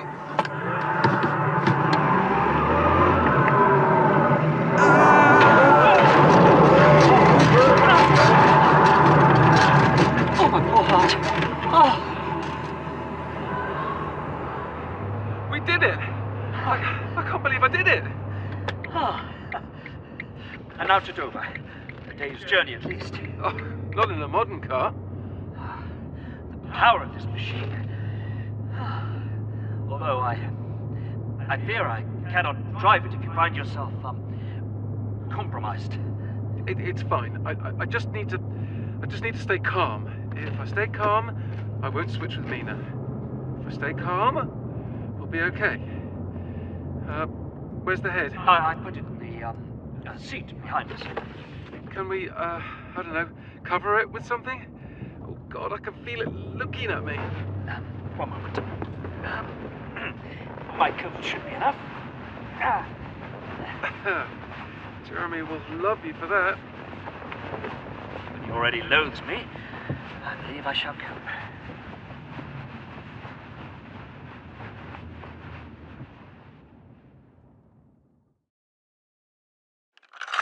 Body cams on. Now. Flat 26. Here. Hold positions. Open up. I said open up. This is the Holmwood Foundation security team. We are fully authorized to enter this property. I'm coming. Jesus Christ. Just what I like to see. An armed guard coming to tuck me in. What can I do for you? My name is Magdalena Swift, head of London security at the Holmwood Foundation. Where are Mr. Larkin and Miss Townsend? Who? Let's not do this, Mr. Van Helsing. We know they're in there. We know they have stolen vital Foundation property. They're fucking lucky we haven't brought in the police. Oh, yeah. Because I always consider myself fucking lucky when you lot get involved in my business. Forget it. You and you, search the flat. Locate Mr. Larkin and Miss Townsend, or the head. Wipe your feet, will you? And wash my things. This won't take a moment. Long enough to call my lawyer, I reckon. Please do. We enjoy giving the Foundation lawyers a good runaround. Mom, we've secured the parking garage. Got at least 4 assets down there. Fucking hell. Call the extraction team. We'll need everyone on hand for this. Flat's empty, Mom. No sign of Mr. Larkin or Miss Townsend. Keep searching for the head. It might still be in there. Mom? The car registered to Mr. Van Helsing is also missing from the garage. You know my car registration? Just keeping tabs, Mr. Van Helsing. I want it tracked and located. Let our police contacts know there's a stolen vehicle on the ground. Belonging to a celebrity, no less. That is a gross violation of my privacy. Do you have any idea how much trouble you're in? Enlighten me. Bring him along. We'll have a little chat back at the Foundation. Well... Oi, get off me! Get off! And secure the building. Resident? Usual story. Gas leak causing hallucinations, killing animals outside, immediate evacuation required. It's vampires! It's vampires, everyone! Look outside to the big old horde of Get him vampires. down to the trucks, now! Mom! As if we needed any more madness today. Cameras off.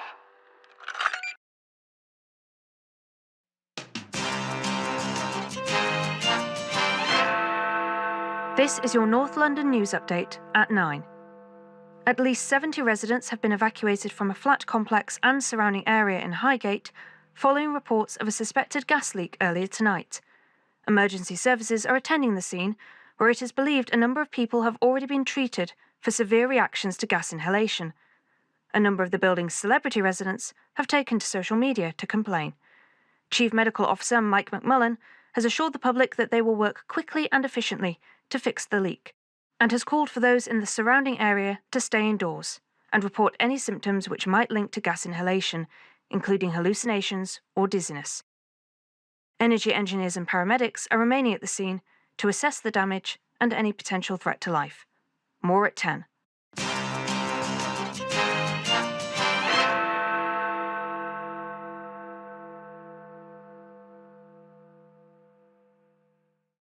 have reached the number of Thomas Van Helsing. I'm probably out or at an audition, or I'm too lazy to answer the phone right now. Leave me a message after the beep, and I'll get back to you at some point. Hey, Tom. It's Henry. Look at us, calling each other all day. What a couple of lovebirds. I saw on the news about your flat. I hope you're okay. And, what you said earlier about not going into work? Tom, what's happening? What's actually wrong? People are saying we had a huge extraction team call out earlier this evening, and I can't help but connect the two. Call me, please. Or else I'm coming over to yours. I do know what gas leak means in Foundation terminology. I'm not Just call me. We can chat, and you can tell me exactly what's going on. I mean it. You haven't signed an NDA, and you haven't said that you... that before. Bye, Tommy. See you soon.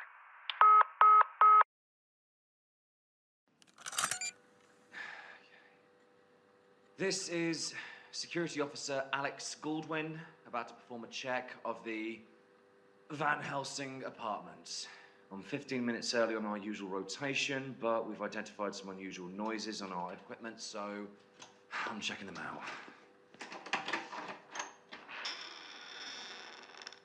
Entering location now. Lights are dead. Can we do that?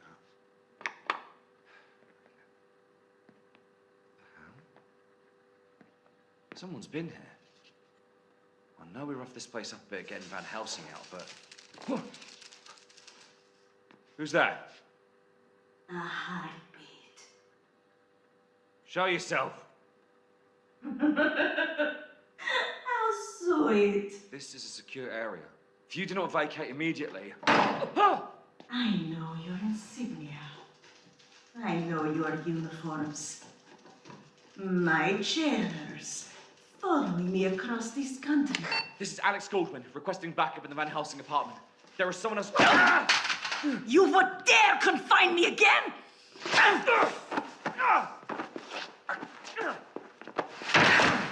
Where is he? Where have you put him? Let go of me! I have tracked him for days through this nightmare city. Parsing through thousands of heartbeats and human world, sustaining myself on animals. I climbed this wretched building, filled with the smell of his ancient blood, only to find him gone, and you in his place. Let go of me! Where is the head? Where are the ones who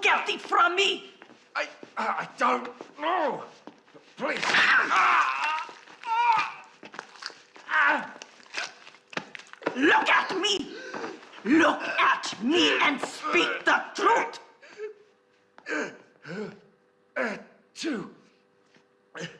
Two fugitives left here in a car last night.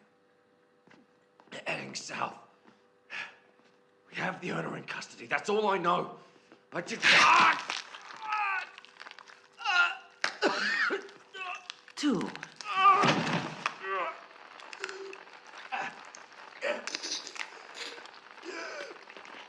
I will find you, my son. My child. My prize. They will not deny me again. A curious little device.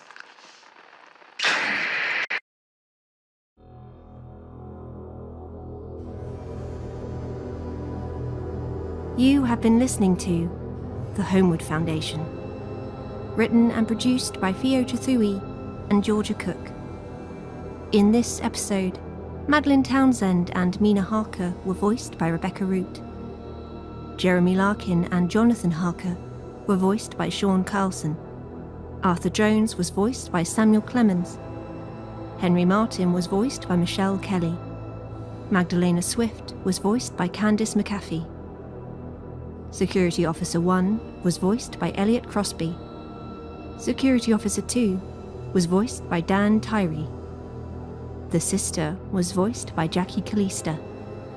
Dracula was voiced by Attila Puskas. Newsreader was voiced by Nusha Battersby. Dave was voiced by Kareen Cromfley. Reggie was voiced by Peter Wicks. Sophie was voiced by Helen Sterling Lane. Maxine and Thralls were voiced by Becky Wright. The episode was directed by Samuel Clemens. Script editing by Catherine Armitage. Sound design and engineering by Benji Clifford. The theme music was composed and produced by Duncan Muggleton, and the episode art was produced by Georgia Cook. The Holmwood Foundation is licensed under Creative Commons Attribution 4.0 International License. To view a copy of this license, visit creativecommons.org/licenses/by/4.0. With thanks to the following Kickstarter backers: Anne Beth Gillen, Quamley, Kitty Unpretty, Jay, Hannah Wright, Darkery, Chris and Jane Latham, Chrissy Striped, Toby Mills, Sue Cowley, Andrew Meadows, Blue Sutcliffe, Yuri Peters, Royzen Doobie H 211, Emmett B, Conzite, Briar, Megan Palmer, Jeffrey N. Smith, Jenny Shirt, Erin Campbell, umoon_art, Alice McDougall, Pink Balrog, Seeley Ace, Context, Ella Joanne, Paul Norris, Waffles, Matt Jones, Mark Bauscher,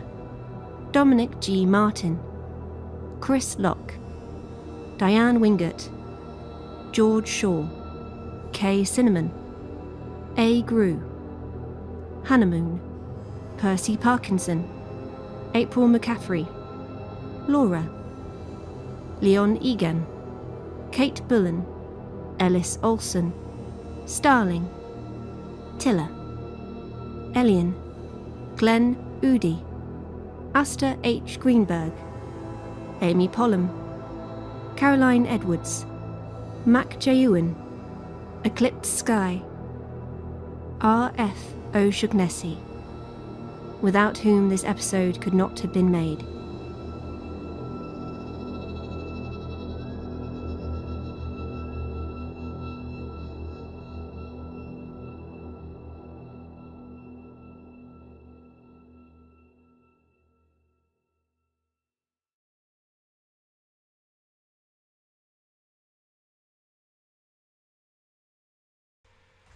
Hello, we have returned.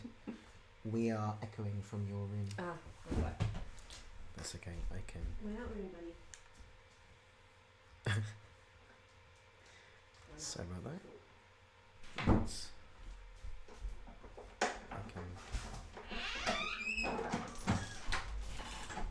turn that off. There you go. So that should be okay. Hello everyone. Thank you for listening to us talk. Well, let's start that again. Hello, welcome back to the Holmwood Foundation. It is 5:30. It is almost dinner time. We have just listened to episode 4, freezer food, which we are getting our food from the freezer for dinner. We will be in honour of Dracula's head in the freezer. We're lying. We're getting a pizza from the fridge. We are. But Dracula could also fit in the fridge. Just saying, that could be funnier. What, put him in the fridge? Put him in the fridge. You'd make all the milk go off, and then we'd hate him even more. Oh, okay, that's fair. That's fair. Yeah, thank you so much for being with us through all of our technical issues. I can hear a cat meowing. Hang on. I can hear a cat meowing. I think Percy is in the living room, and I hadn't muted him, so we may very well get. I'll sort him out during the break. Stream. But yes, what do you want to discuss about episode 4? I like it very much. It's a good episode. Sorry, I can hear him yowling. I can't hear anything because I've not got any headphones in. Yeah, I can hear him yowling. Sorry, it's so funny to me. Oh, buddy. Poor boy. He's been fed. We are taking care of him. We've just given him dinner. He's just having. Don't believe him. He's having a moment. Percy has really stolen the show today. Yeah, freezer food. Freezer food has one of my favourite visual gags, which is the idea of the gang, which is Johnny, Maddie, and Tom, with their variety of weapons, opening the fridge to reveal Dracula's head. It's like such a visual. I love Maddie with her autographed baseball bat. Mm-hmm. And Johnny equipped with a knife once again. As he deserves. Yes, and then it's like Tom. What does Tom have again? I don't know if we mentioned what Tom has. No. Don't think we do. Maybe we'll leave that to your imaginations. I think he says it's either that or a prop steak, so I'm assuming he has a prop steak, which actually is a lot funnier. I can imagine him with a prop steak, or like his prop crossbow from the films. He's like, I know how to look like I'm firing it. Oh, he's such a doofus. I love him. Yeah, so that's one of my favourite visual gags. Dracula also talking. Yeah, like properly to them for the first time is just. Attila does such a good job with his Dracula voice. So good. It's very, very good. We have Magdalena. Magdalena does turn up for the first time. Love Magdalena. What were you going to say? I was going to say I love the conversation between Tom and Johnny, where you can see that Tom really does care about his cousin, despite their estrangement for several years. He's like, is he alright in there? Because you're definitely not him, and it's a bit weird. Yeah, babies. Yeah, it's just like, I would have come and picked him up. Yeah. Like, whatever. Like, I would always be his emergency contact. It's like, oh, baby boys. Yeah, and I think it's just really interesting having people meet Jeremy who know that Johnny is not Jeremy. It's just, it amuses me that Tom's like, yeah, no, you're definitely it's not like, I've known you for too long. This politeness is not you. Johnny's like, thank you. Thank you. Also, the chat about the Jonathan Harker III, I think, being when Tom and Johnny are talking and he asks about the Harker line. Oh yeah. And then it gets cut off. Yeah, and Tom's like, well, it's a long story. So I've got time. I think we had a different scene there. We were gonna have Johnny take a copy of Dracula. Oh, there's Percy. Percy has joined the chat. He's arrived. We were gonna have Tom have a copy of Dracula that Johnny finds. Sorry, I thought I would share the camera for us all. Who knows how long he'll be there for, if he's there at all. He's probably my wires.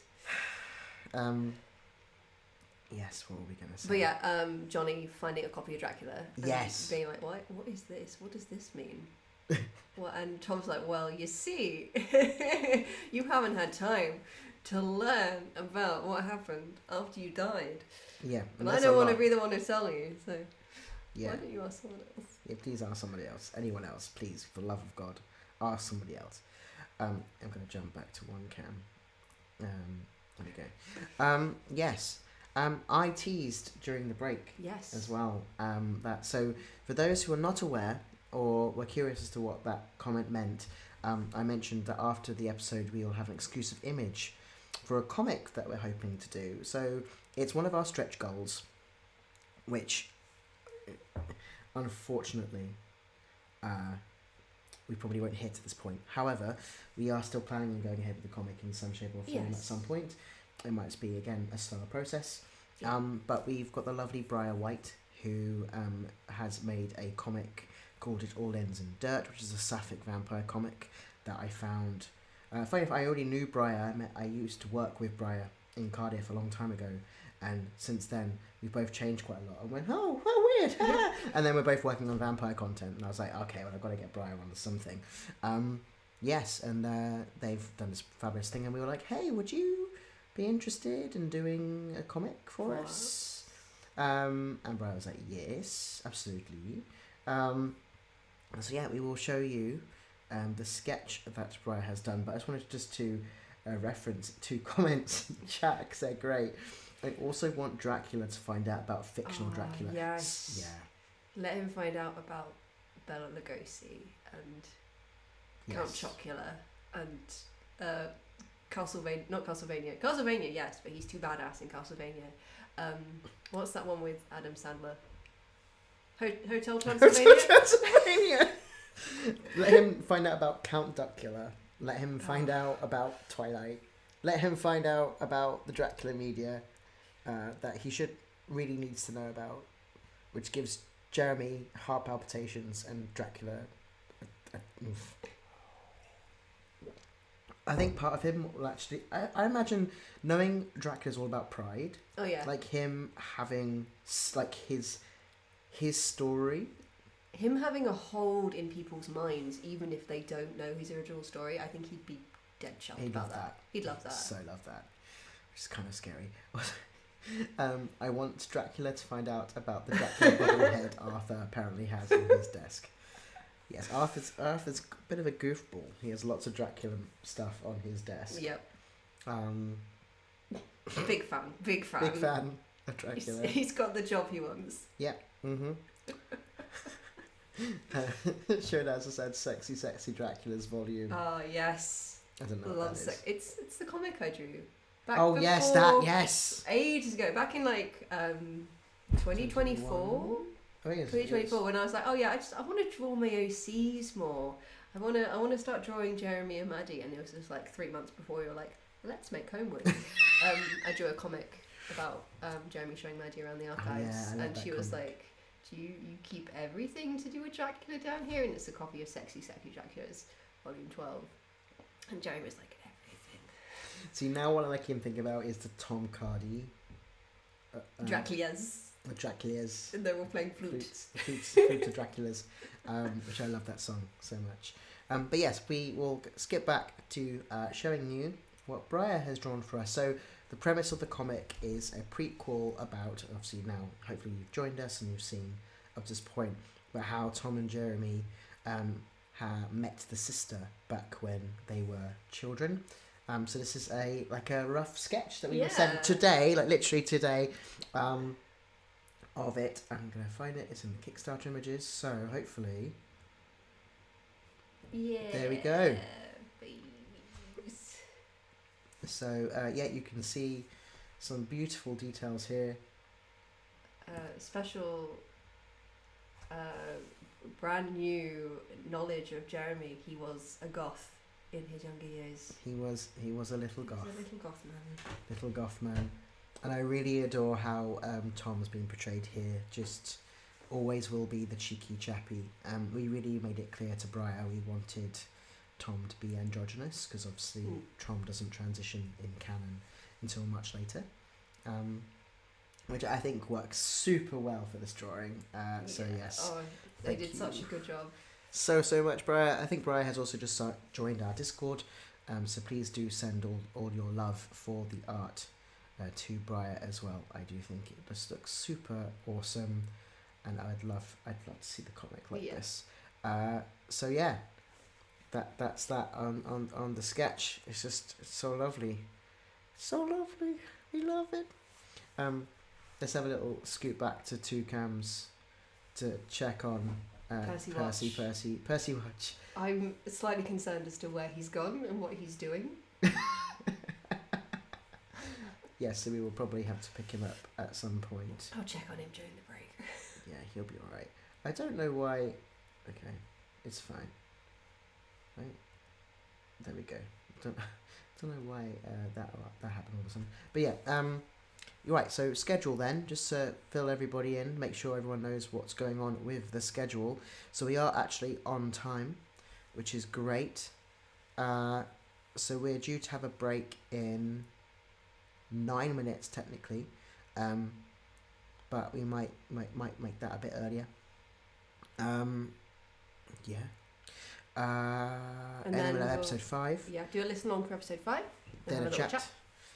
Then a break. And then we're going to be talking to Francesca about Dracula 2004, and also just talking about their experience with Dracula, what they love about Dracula, etc. Then we'll do episode 6, and then episode 7, and then our friend is going to be doing a little interview with us afterwards. So just, trying to ask us some questions about why we made Holmwood and thought processes and all that jazz, and we'll do that just before we finish for the night. And if you have any questions about the series as a whole, any spoilerific things, unless it's about season 2, and then we can't answer them. But otherwise, we will answer anything that you have about season 1 during that time. So put them in the chat. Yes. We'll gather them up. Absolutely. Also, just double checking because we're due to start episode 5 on exactly 6 o'clock, so that's fine. I was just going to say I can quickly just remind everybody just in regards to the Kickstarter. We're going to just get rid of that for a second.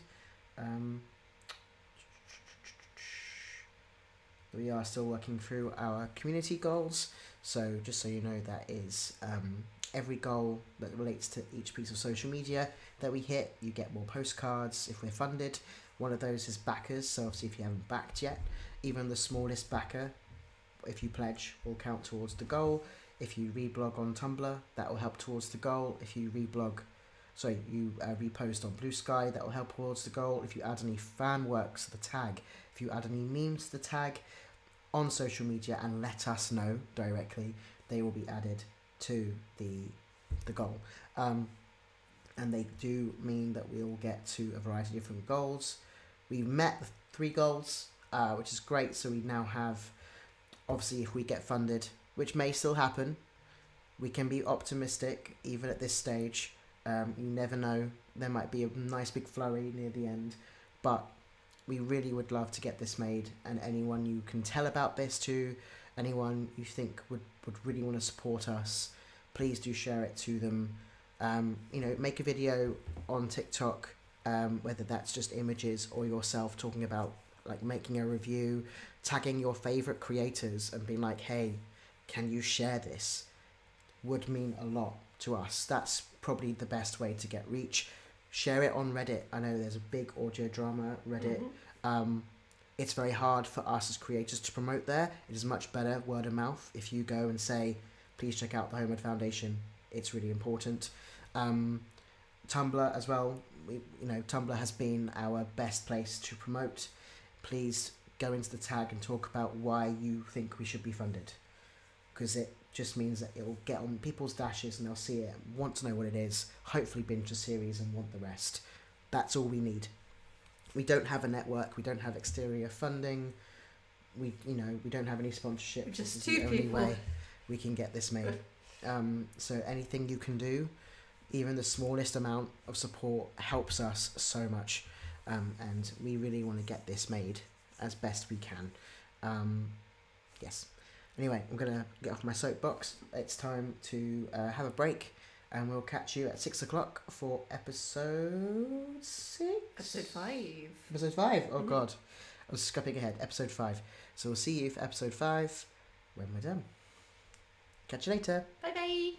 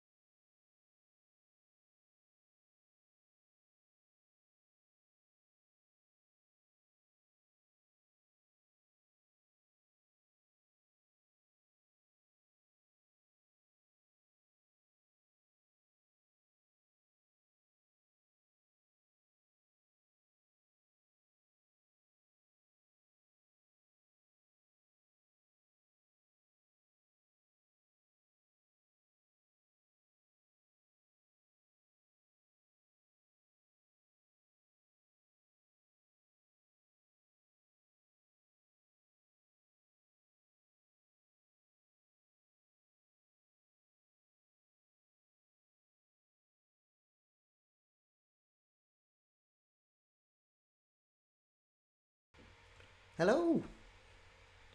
Actually, I'm going to put us on 2 cams because it has now become... We are now cat cam. This is now officially the cat cam. Cat cam. There we go. He's decided he wants my seat. So there he is. Hello, welcome back to our all-day live stream, which involves Percy the cat here being such a terror that he now has his own spot on the show. Welcome back. We are going to play episode 5 in a second. But yes, just wanted to say thank you so much for joining us for this live stream. Any questions you may have, please put them in the chat. We're really encouraging people commenting on the episode. Yeah, that's it, really. Nothing much else to add. If you have questions, if you have questions for us, please do ask them. We're going to be listening along, probably while having dinner. Dinner time. And we will see you after episode 5. Catch you very soon. Bye.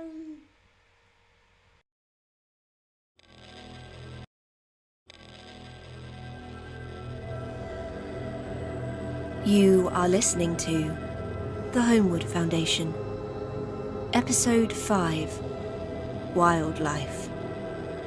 Content warning. This episode contains static, swearing, themes of possession/removal of bodily autonomy, depictions of violence, including implied violence to animals, and extended sounds of a car crash. Listener discretion is advised.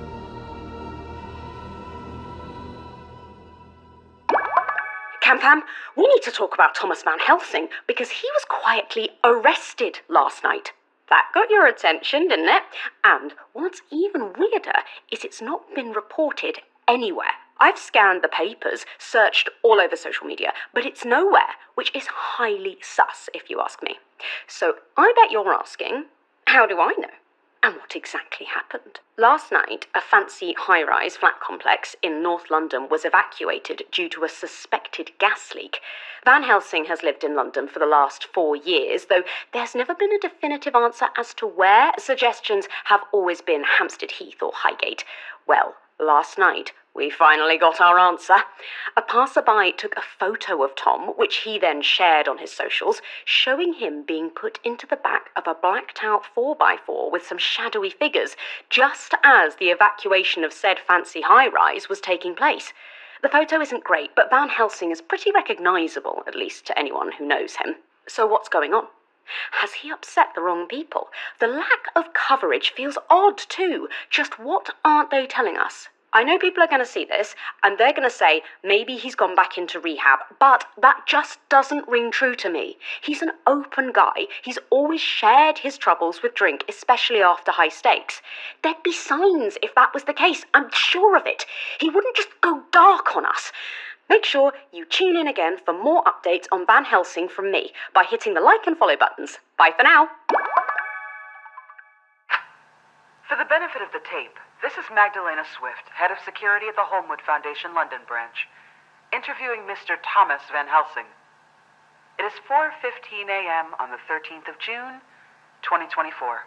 Oh, I love an interview. I hope you're not selling all this to Cosmo once we're done.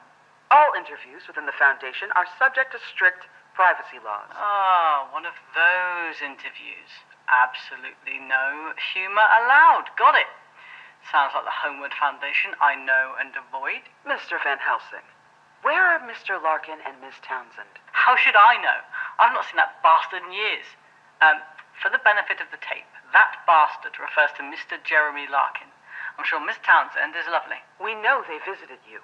We have both of their DNA on file, and it was all over your apartment. I have lots of people's DNA in my flat. Maybe they were part of one of my many celebrity orgies.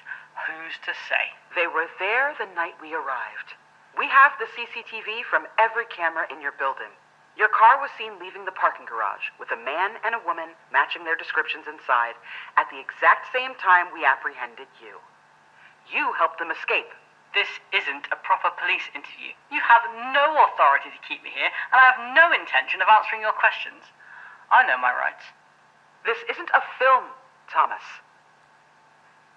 Look, I don't know what they have told you, but we believe Mr. Larkin and Miss Townsend may have been involved in 9 deaths, 5 of which took place during the destruction of the Westenra building in Whitby. They are a danger, both to themselves and to the public.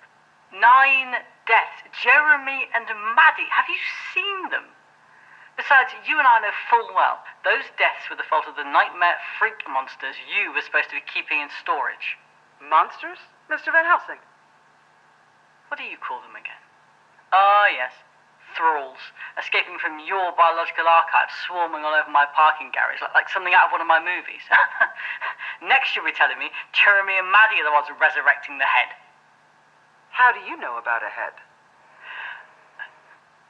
You were banging on about it when you raided my flat, and I thought to myself, Tom, old buddy, what kind of head do you think the creepy as fuck Holmwood Foundation could possibly be looking for?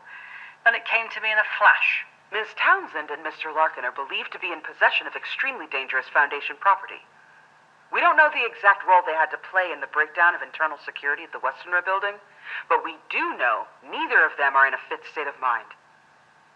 And I don't think I have to tell you exactly how dangerous that head could be. What's Mr. Harker got to say about all this? Excuse me? The great and powerful Mr. Jonathan Harker III. I notice he's not the one interviewing me. Mr. Harker is being kept aware of our investigation.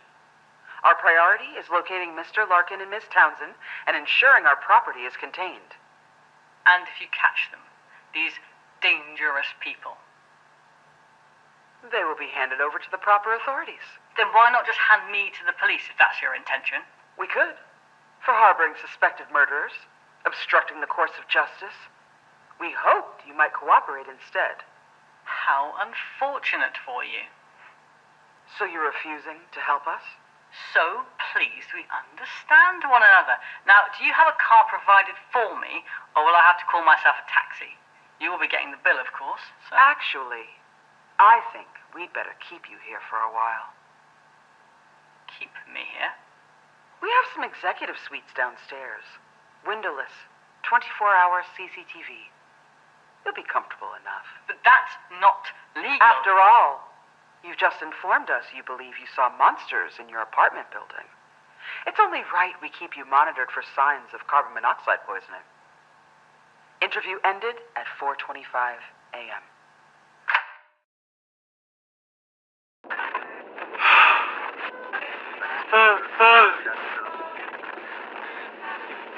Any luck? Still thoroughly baffling, I'm afraid.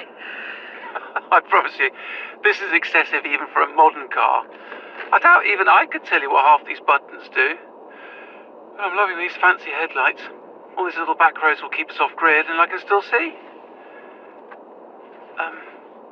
Maybe you can keep me awake? How? Talk to me? We're not too far from Dover. Just one final push to make sure I don't slump over the wheel. Such an interesting turn of phrase. I still recall the thrill of boarding a hansom cab for the first time. To have a vehicle such as this at your fingertips whenever you wish. It must be so overwhelming, waking up to all this. I'm sorry we haven't been able to integrate you both better. It is overwhelming. But I know I am here for a reason. We have a purpose, and to reunite with Mina. To hold her hand after all this time.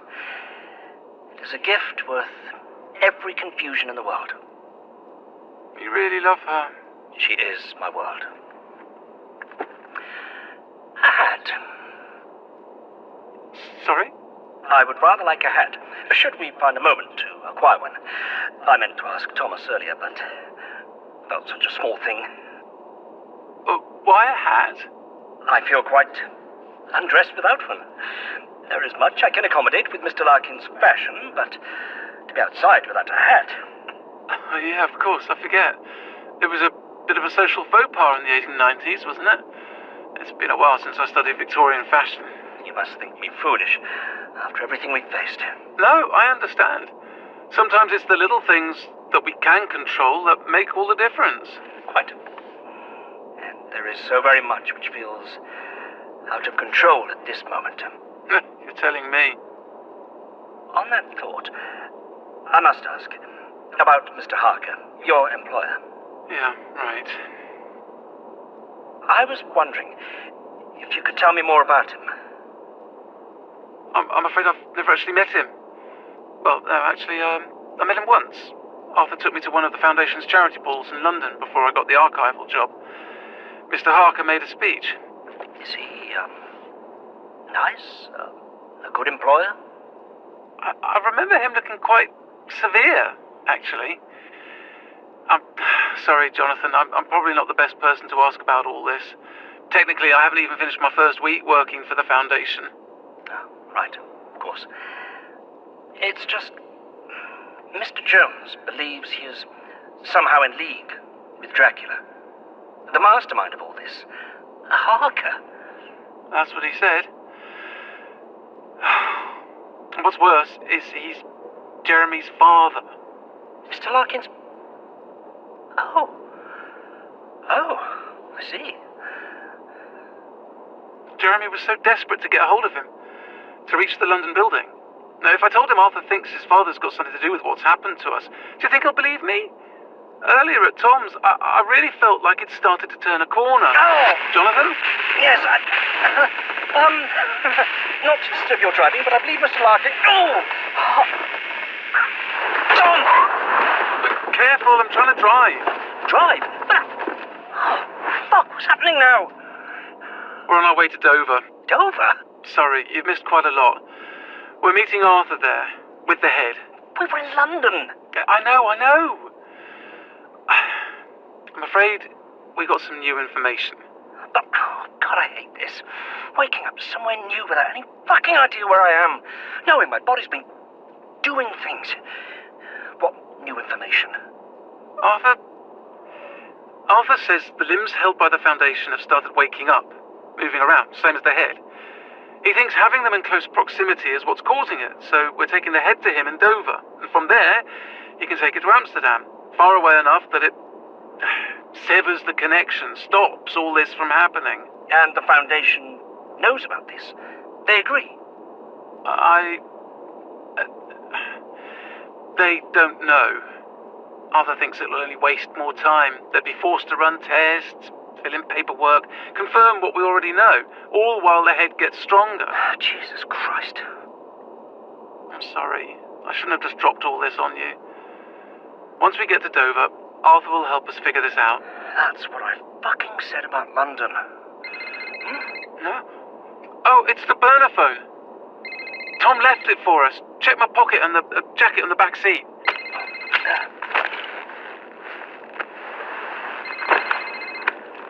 It's Tom. Hey, mate. Sorry I didn't pick up earlier. Tom, thank God you're all right. We didn't know I'm fine. Just got a bit caught up dealing with your delightful colleagues. What happened? Madeline said the Foundation came to the flat. Don't worry. They let me go once I threatened legal action, but I didn't tell them anything about you or Maddie. It's good to hear from you again. Ah, yes. Christ. Jonathan Harker. I'm sorry about that. Interesting guy, that ghost of yours. Pinned me to a wall. I'm afraid I've not had the pleasure. Well, it's good to hear from you now, and I'm glad you're okay. If that's the word you want to use. So, Maddie filled you in on everything with the Foundation and the limbs? Yeah, I did, Tom. He's caught up. Regrettably. I suppose we're on our way to Dover. Do let Maddie know the car has heated seats. Second button on the left, just under the steering wheel. What? Hey, you all right? What? I'm good. Fine. Are you all right? Of course I'm not all right.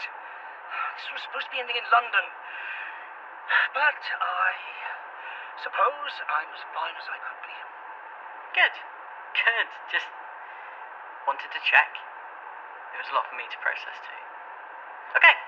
Right, well, gonna hang up now. Stay safe, yeah? Right. Yeah, I will. Tom, are you sure you... See you. You cut him off. He was about to tell you where he was going. Was he? Oh, I didn't notice. Mr. Van Helsing, you promised you would cooperate with us.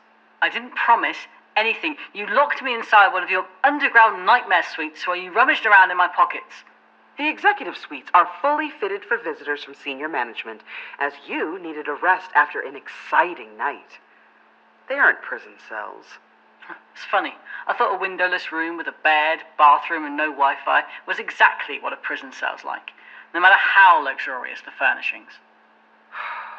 Either way, you have not only confirmed what we already knew regarding Miss Townsend and Mr. Larkin, but you have obstructed our investigation again. No comment. You do realize we can continue to keep you here? Whatever you think you're doing, it won't impede my team for long. Someone will notice. The press are always sniffing around, and my fans checking on everything. And I mean everything. Do they? You've vanished before. What? 2016, wasn't it? Hanover House Rehab Center in Berkshire? How did you... That is private information! Like I said, Mr. Van Helsing, we keep tabs on everyone related to the Foundation. God, you really are some evil fucking organization, aren't you? I'm just trying to remind you that your adoring public might not care quite as much for you as you think they do. I'll let you think about that, shall I? I'm not letting you drag Jeremy and Maddie through the mud, no matter what you do to me. They're not villains. We're all heroes of our own story, Mr. Van Helsing. They're the villains in mine, and I will find them. Recording ends 7:15 a.m.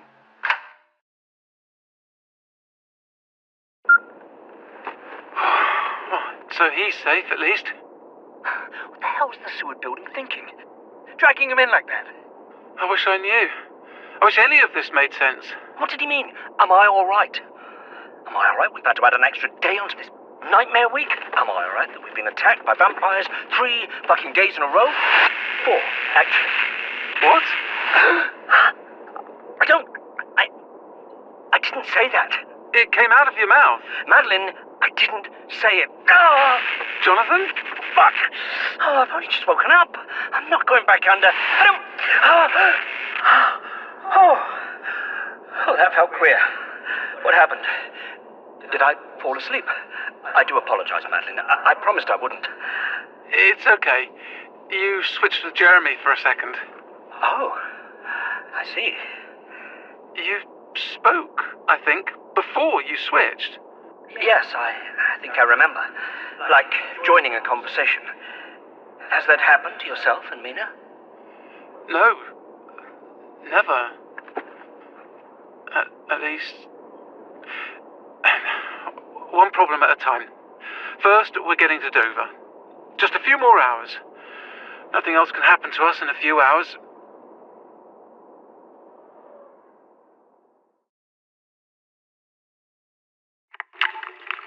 This is Dr. Timothy Lake, filling in for Dr. Henrietta Martin.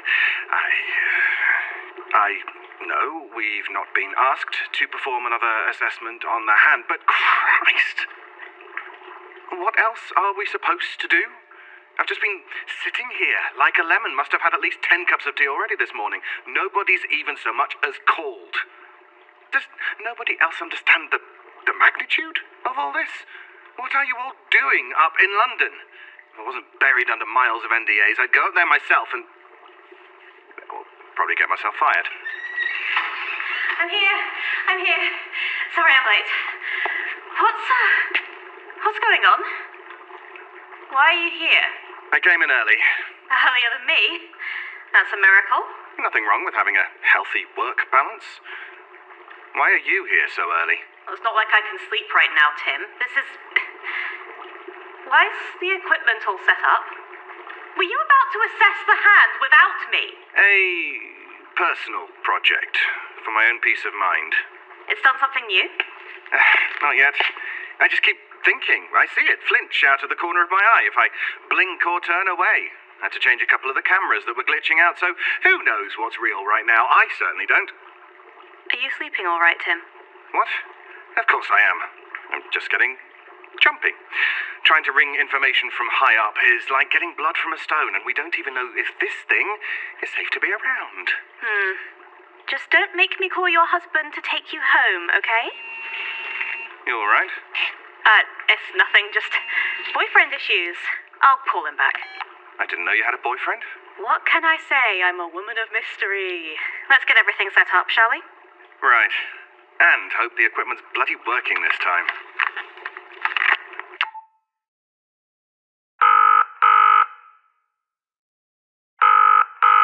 Hello?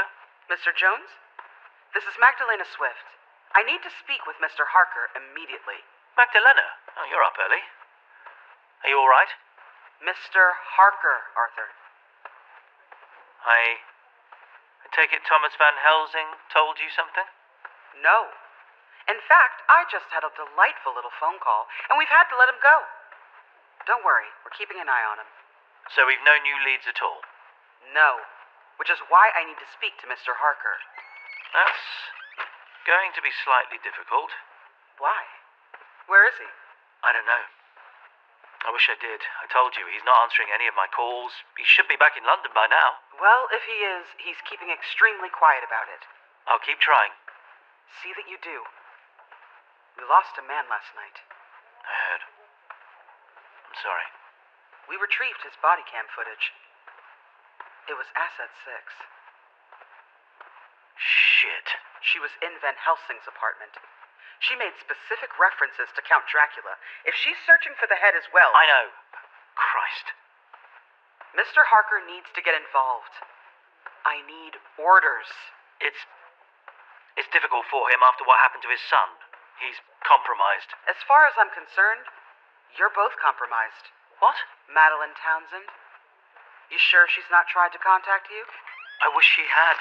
I could talk to her, find out what she's thinking, why she's doing all this. I am compromised, Miss Swift. I recognize that. But I want to find my girlfriend just as much as you do. Then act like it. Find Mr. Harker. Tell him he needs to ring me immediately. I need to know what's going on. I will. As soon as I know anything. Good. In the meantime, we'll at least keep an eye on Mr. Van Helsing. See where he decides to go next.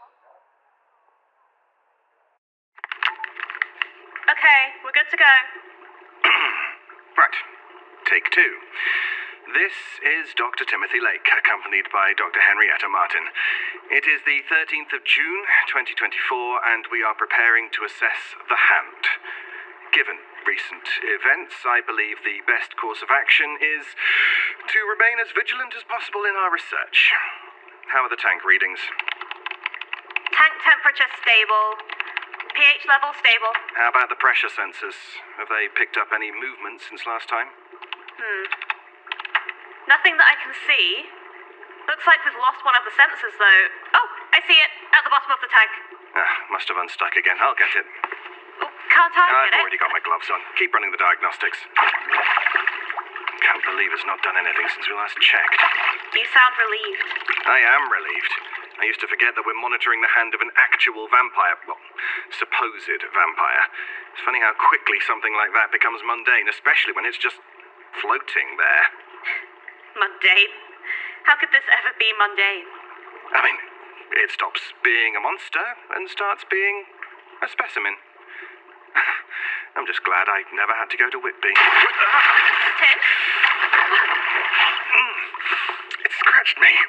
It lashed out and bloody scratched me. That's amazing.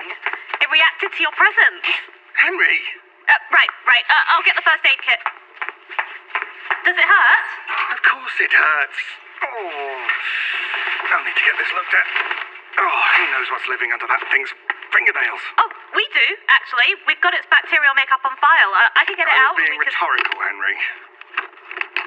I've got some bandages here. Let me see. Whew. That is deep.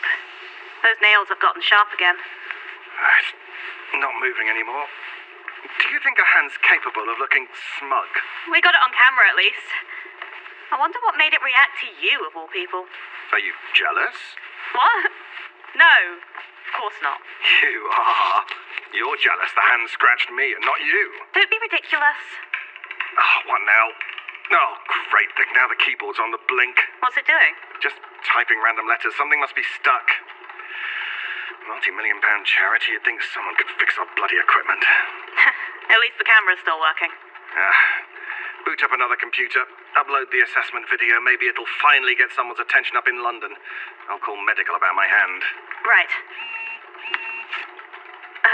It's my boyfriend again. 9 missed calls. I'm just gonna check my voicemails, make sure he's okay. Go.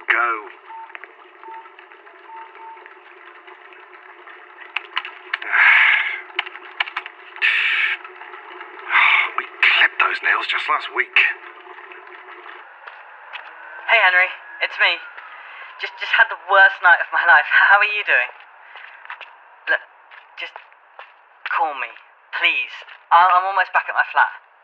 Oh, fuck. Today's been awful. I hope you stayed home. Please tell me you stayed home. If they've dragged you in for questioning too, I swear, Just call me. Please.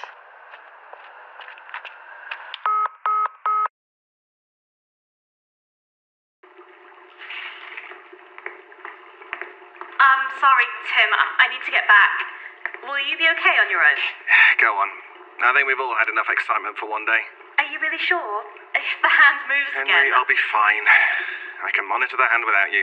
Okay. I'll be back as soon as I can. Don't do anything exciting without me. I just want to know what's going on.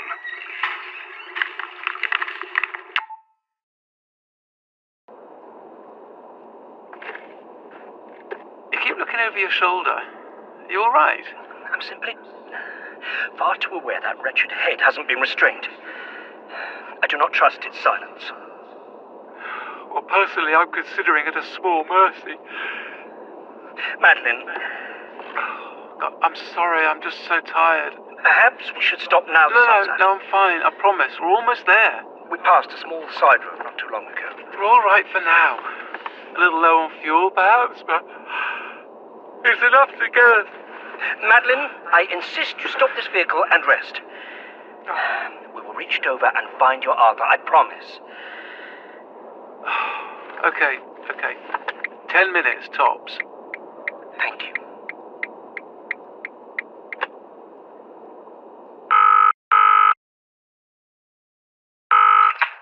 Hey, Henry. How's it going? What happened? I've just left work to come find you. You went to work. I asked you not to. Tom, you called me out of the blue, told me to fake a sick day, then vanished. What was I supposed to do? I couldn't even call you. It's not my fault. Your foundation grabbed me and stuffed me in the back of a van. What? Yeah, it's been a great few hours, let me tell you. Right. You're going to tell me everything from the beginning right now. Not over the phone, and not at my place. Can I come and stay with you? Just for a few days. What's happened to your flat? There are journos everywhere. Foundation protocols have clearly made an impression with the camera arseholes. And now everyone knows my address again, and my flat's been cleaned. Cleaned? Everywhere smells of bleach. They've done something here, but I don't know what. I don't know why. That's really weird. It's not even making my top 5 list of weird shit this week, believe me. Right. Okay. Of course you can stay over at mine. Thanks, Henry. Truly. I'll meet you there. Should be back soon. Okay. Tom, should I be worried? Like, properly worried? Honestly, I don't know. But I promise I'll fill you in. You'd better. I'll see you soon. See you soon.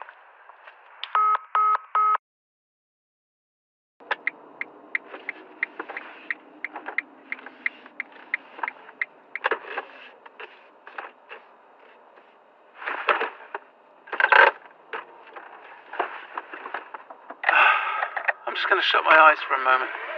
You can walk around outside if you like. Stretch your legs. Given our present cargo, I think it best I remain here. And perhaps I should find where I put the recorder. I know I brought it into the vehicle, but I cannot see where I left it. Sure. Fine. Let's just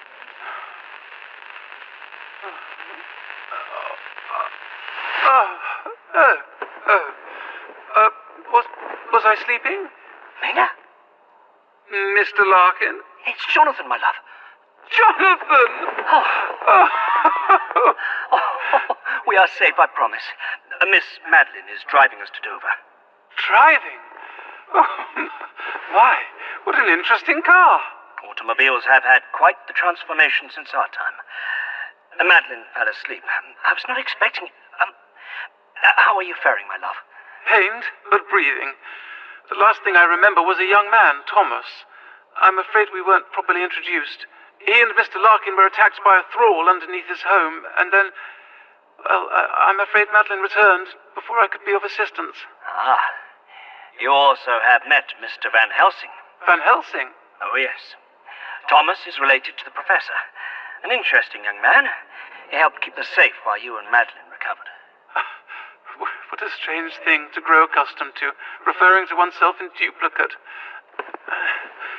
Why Dover? It seems we are no longer to trust your foundation.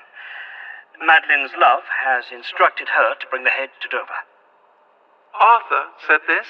He fears the Foundation plans to reunite Dracula's limbs, to resurrect him. But that's absurd. That's against everything the Foundation stands for. That's exactly what I said. But they could not be reasoned with. And Mr. Jones seems adamant that his employer, Mr. Harker, is the root of the problem. Did you say Harker? I did. And after what you told me about our son, to know our line has continued to the modern day, but if he is in league with Dracula, we must find out the truth.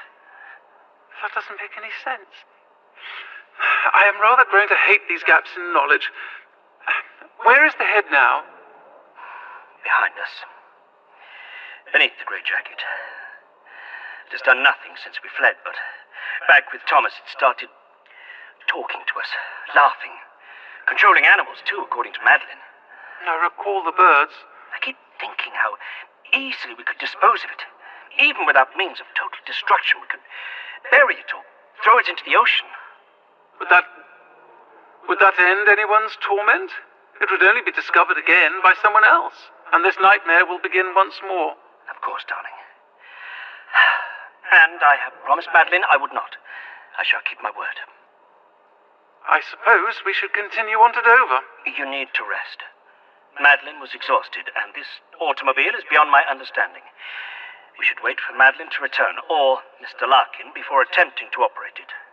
I have driven similar, if not exact, vehicles. I'm sure I can decipher all this with some time. If Madeline had an appointment, we must honor it. The chance to sit with you, if only for a few more minutes, would feel like an oasis in this desert of nightmares. Oh, Johnny. I need some air if I am to stay awake. This automobile is quite stifling. I believe it's just here. Oh, thank you. I shall only be a moment, my love.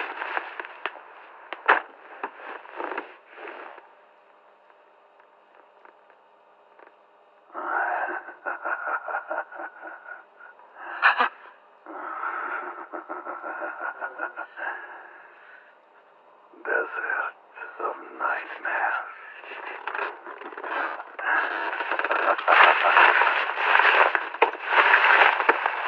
I am not frightened of you, Count. We bested you before. We can do it again. You truly are, Harker. So vile, so desperate. And yet, you taste different. You have transformed. Have you become like me? I am nothing like you. And yet, do you see the shadow pass over the sun? Do you hear a whisper on the breeze? Mina!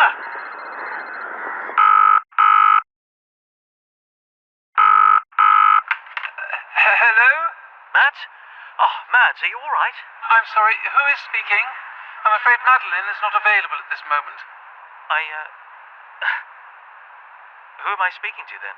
This is Mina Harker. I can take a message for Madeline if you wish.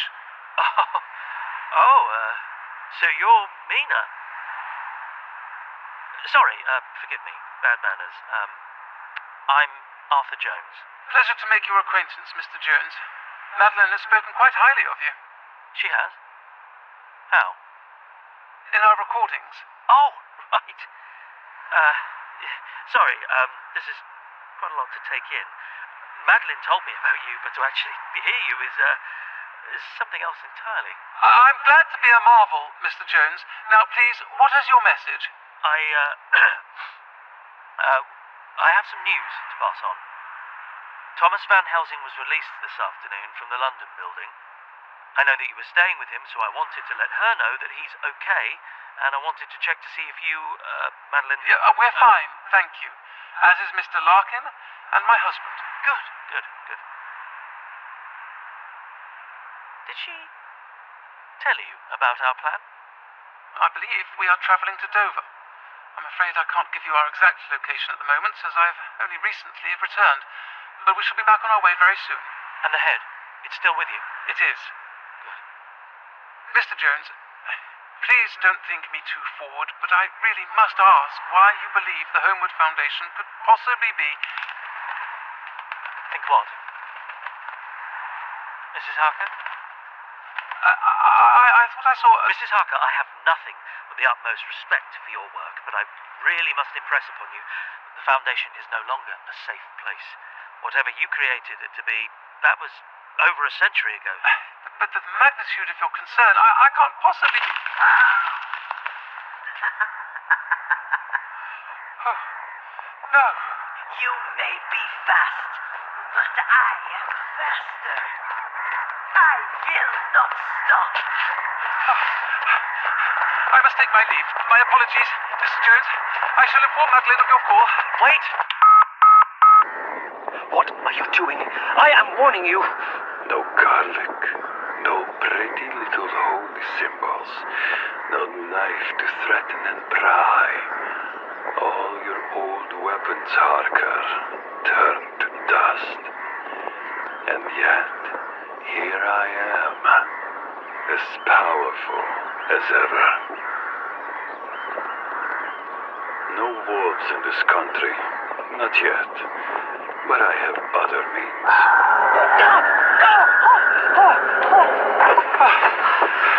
The sky is filled with birds, and the trees. Jonathan, I saw her again. Madame Mina. Oh, I see that the Countess decided to speak. Charming. Such fire. Do you see them, Harkers? The beasts of England. They come at my call. My thank you gift. No! Oh! He's controlling the birds again. They'll break through the windows. Just like the rats. I still hold sway, Harkers. You cannot resist me. You have become my servants. My deliverers. We will deliver you straight to the mouth of hell. We have to get away from here. Darling, you must ignore him. He is trying to bait us. How do we start this vehicle? I do not know how. Madeline drove us. Then we shall just have to work it out for ourselves. Which way did she pull the lever? What button? I can't see the clutch. Do the pedals work the same? I don't know. Jonathan, we must try. My creatures, what sweet music they make. Oh, Jeremy, please help us. What do I do? Put down your foot on the right pedal. I've got the gear stick here. It's working, and it won't move. Go quickly. How did he know how to do that? I do not know how. The knowledge was just there. It does not matter. Just go. There's too many of them. I can't see the road. Just keep going forward. This was the right way as long as we... Call up your demons, Count. Jonathan, I need you to help me. I cannot see the road. I cannot... Johnny!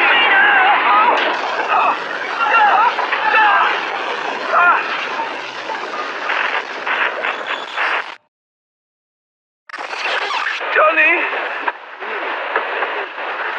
Tony! Where are you?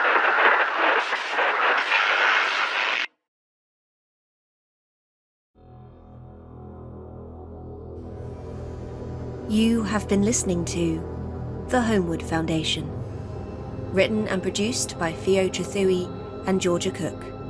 In this episode, Madeline Townsend and Mina Harker were voiced by Rebecca Root. Jeremy Larkin and Jonathan Harker were voiced by Sean Carlson. Thomas Van Helsing was voiced by Basil White. Henry Martin was voiced by Michelle Kelly. Magdalena Swift was voiced by Candice McAfee. Arthur Jones was voiced by Samuel Clemens. Henry Martin was voiced by Michelle Kelly. Dr. Lake was voiced by David Alt. Dracula was voiced by Attila Puskas. The Sister was voiced by Jackie Kalista. Cam was voiced by Robin Holdaway. The episode was directed by Samuel Clemens. Script editing by Catherine Armitage. Sound design and engineering by Benji Clifford. The theme music was composed and produced by Duncan Muggleton, and the episode art was produced by Georgia Cook. The Holmwood Foundation podcast is licensed under Creative Commons Attribution 4.0 International License. To view a copy of this license, visit creativecommons.org/licenses/by/4.0. With thanks to our Kickstarter backers: Lindsay Scarpitta, Jay, Chavez the Creature, Malira, Pine, Simon Gurrier, Cherry Mecca, J.V., Kieran Sundram, Spoon of the Curse, Theo Heap, Joel Hopton, Anthony And, Ella F., Kven, Lauren Hartman, Kel Brook, Aaron Bertrand, Samantha Topfer, The Film Canary, Mel Nolly, Ev Freeman, Amethyst Unarmed, Millie Cranfield, Kieran Hingston, R. Berger, Naja, Amanda, Sarah Tetters, Jamie S., Legion of Bats, Erin A2, Brianne S., Aisha Baldry, Ninja Coughdrop, L. Dritch, Ian MacDonald, Ross Ward, Jonathan Evans, Irene H., Mars Kennedy, Dean Harrison, Lumi Oakes, Ira Summers, Joanna, Becca Terrier, Gail, Ava S., Nova Everwizard, Kim Sis, Morgan, D. Quinoa, Shy Magpie, Sania Hill, Artsy Apricot, Maddie Girouard, without whom this episode could not have been made.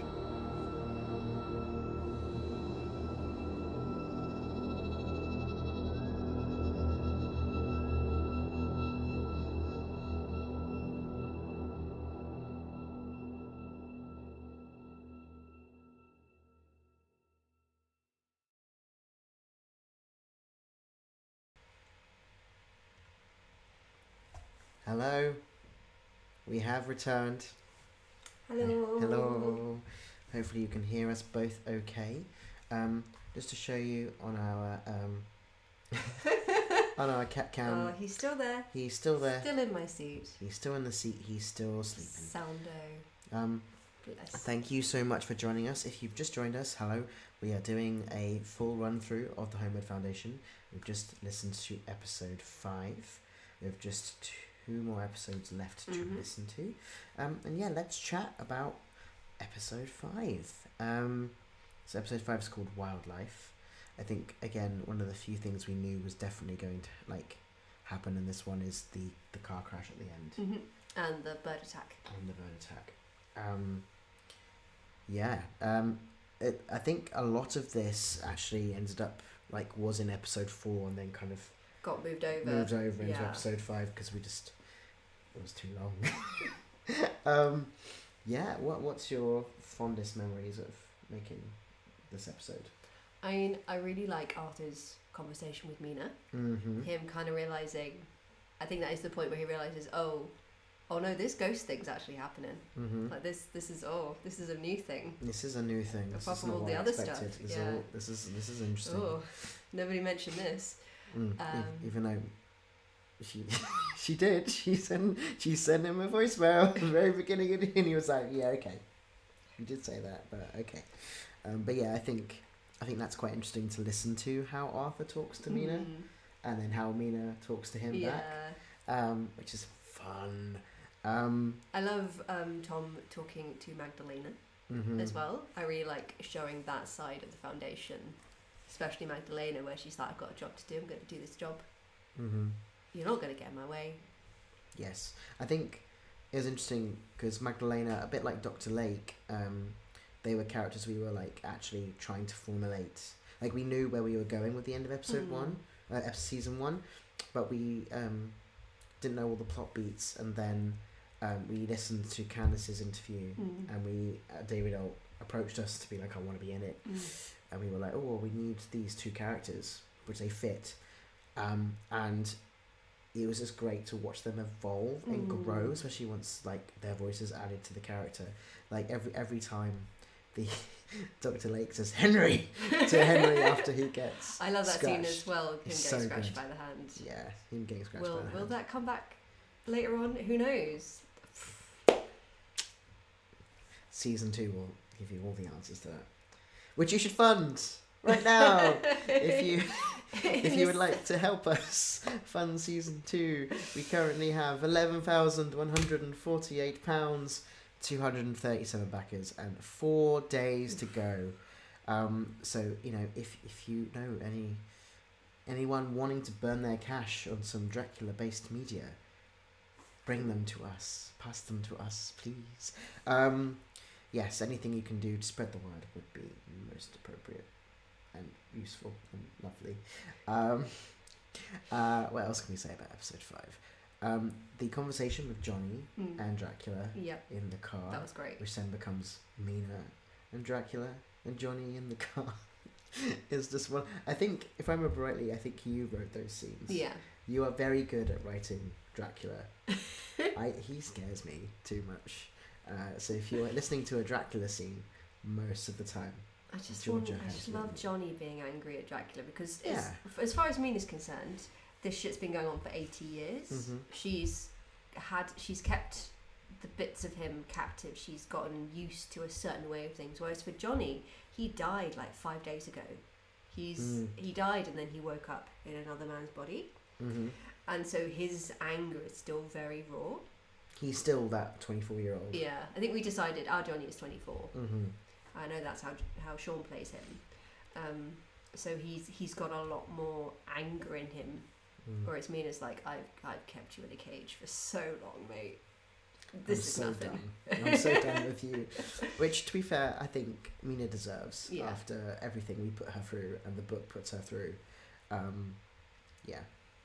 She deserves to be that commanding figure. Oh, I love episode 5. I really enjoy personally the I'd quite like a hat. Yes. I can't remember how that came about. I think were we discussing like Victorianisms? I think we were discussing things that Johnny would be most baffled by in modern day, like things that like little things that we wouldn't think about but would make sense back then. And it was like, he'd be kind of weirded out and very self-conscious of the fact that Jeremy isn't wearing a hat at any point. And in Victorian times, it was a social faux pas to be outside without a hat.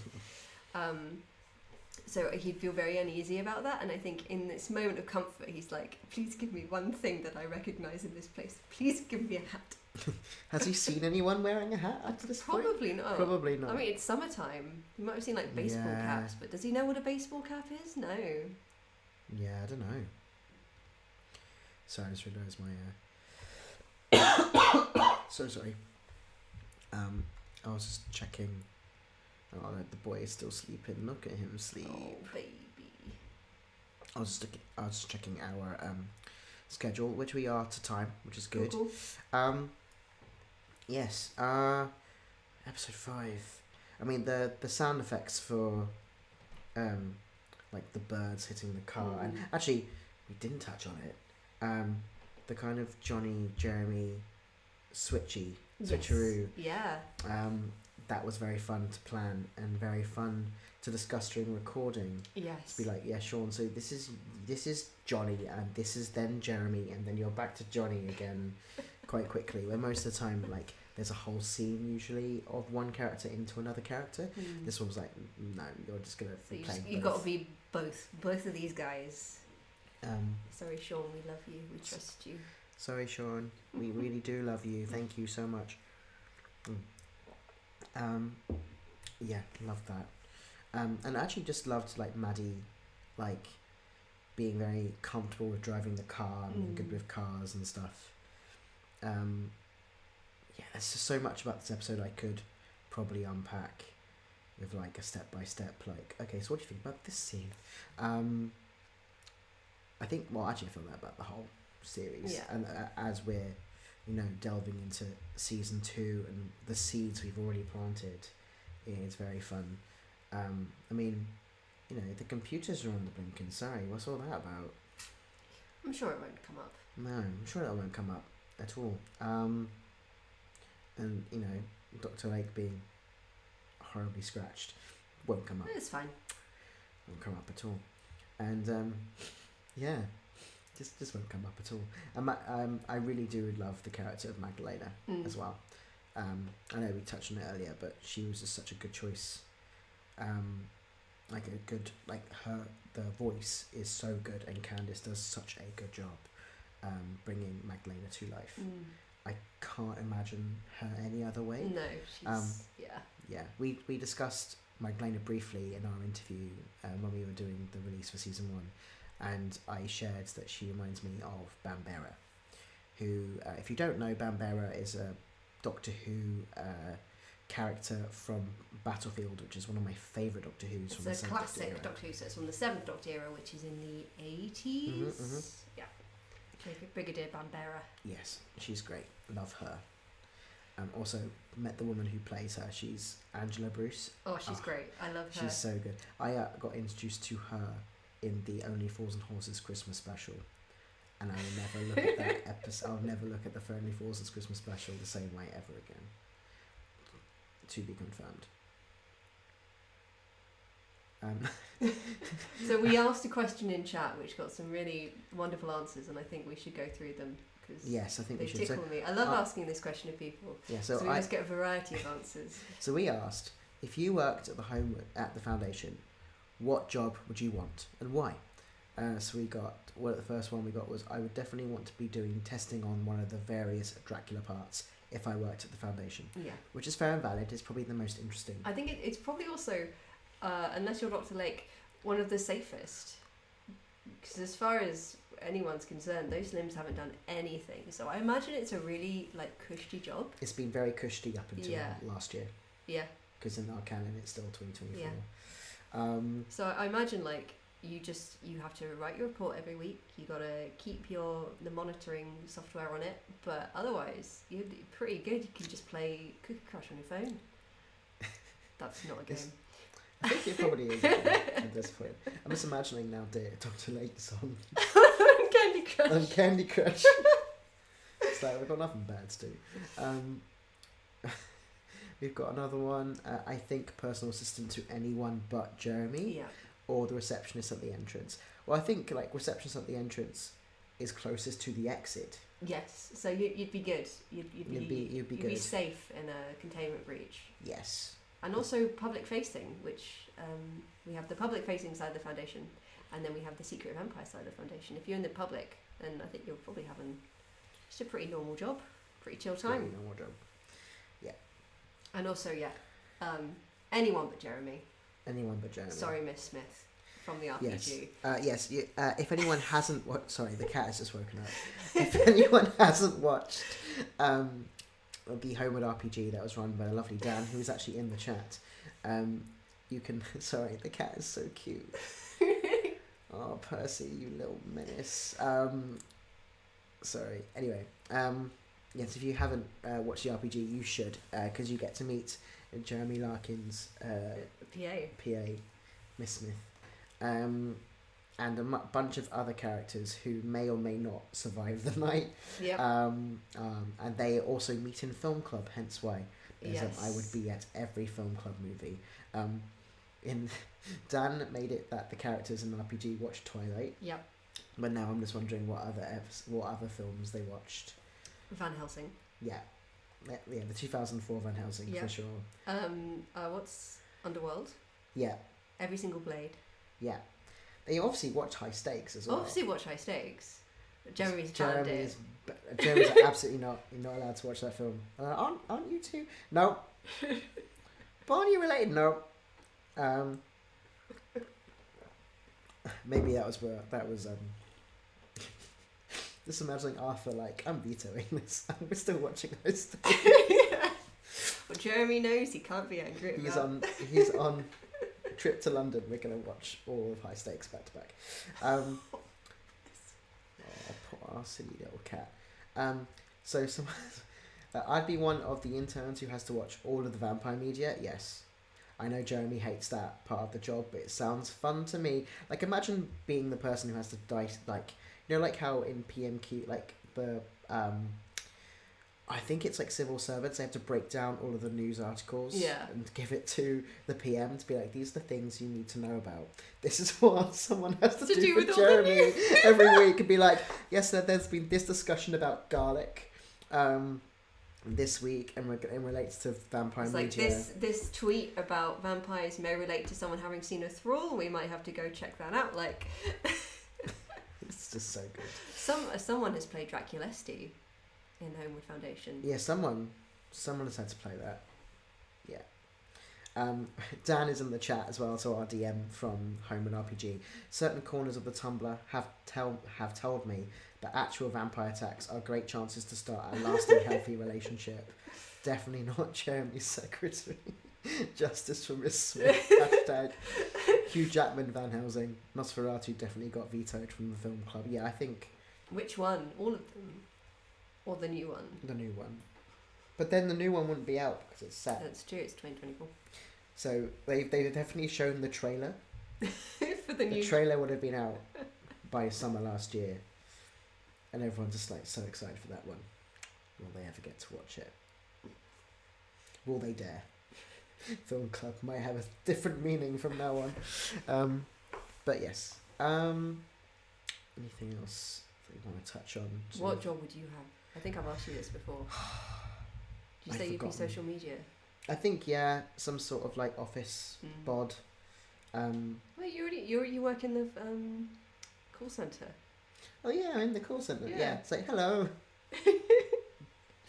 I think the funniest thing is like every time I hear my voice now. So the intro to episode 1 is me saying, "Please join our Kickstarter. Please help us make season 1." And my voice definitely has dropped since then, and I always have a bit of a jump scare.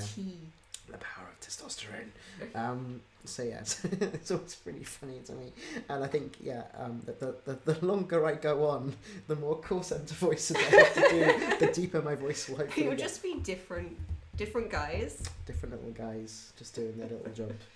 What about you? I mean, I'm the emergency voiceover. Yeah, but that's only like you just record that. That's it. What job would you actually have? What job would I actually have? So after my acting career has fallen through. I'd very happily do their design, their graphic design.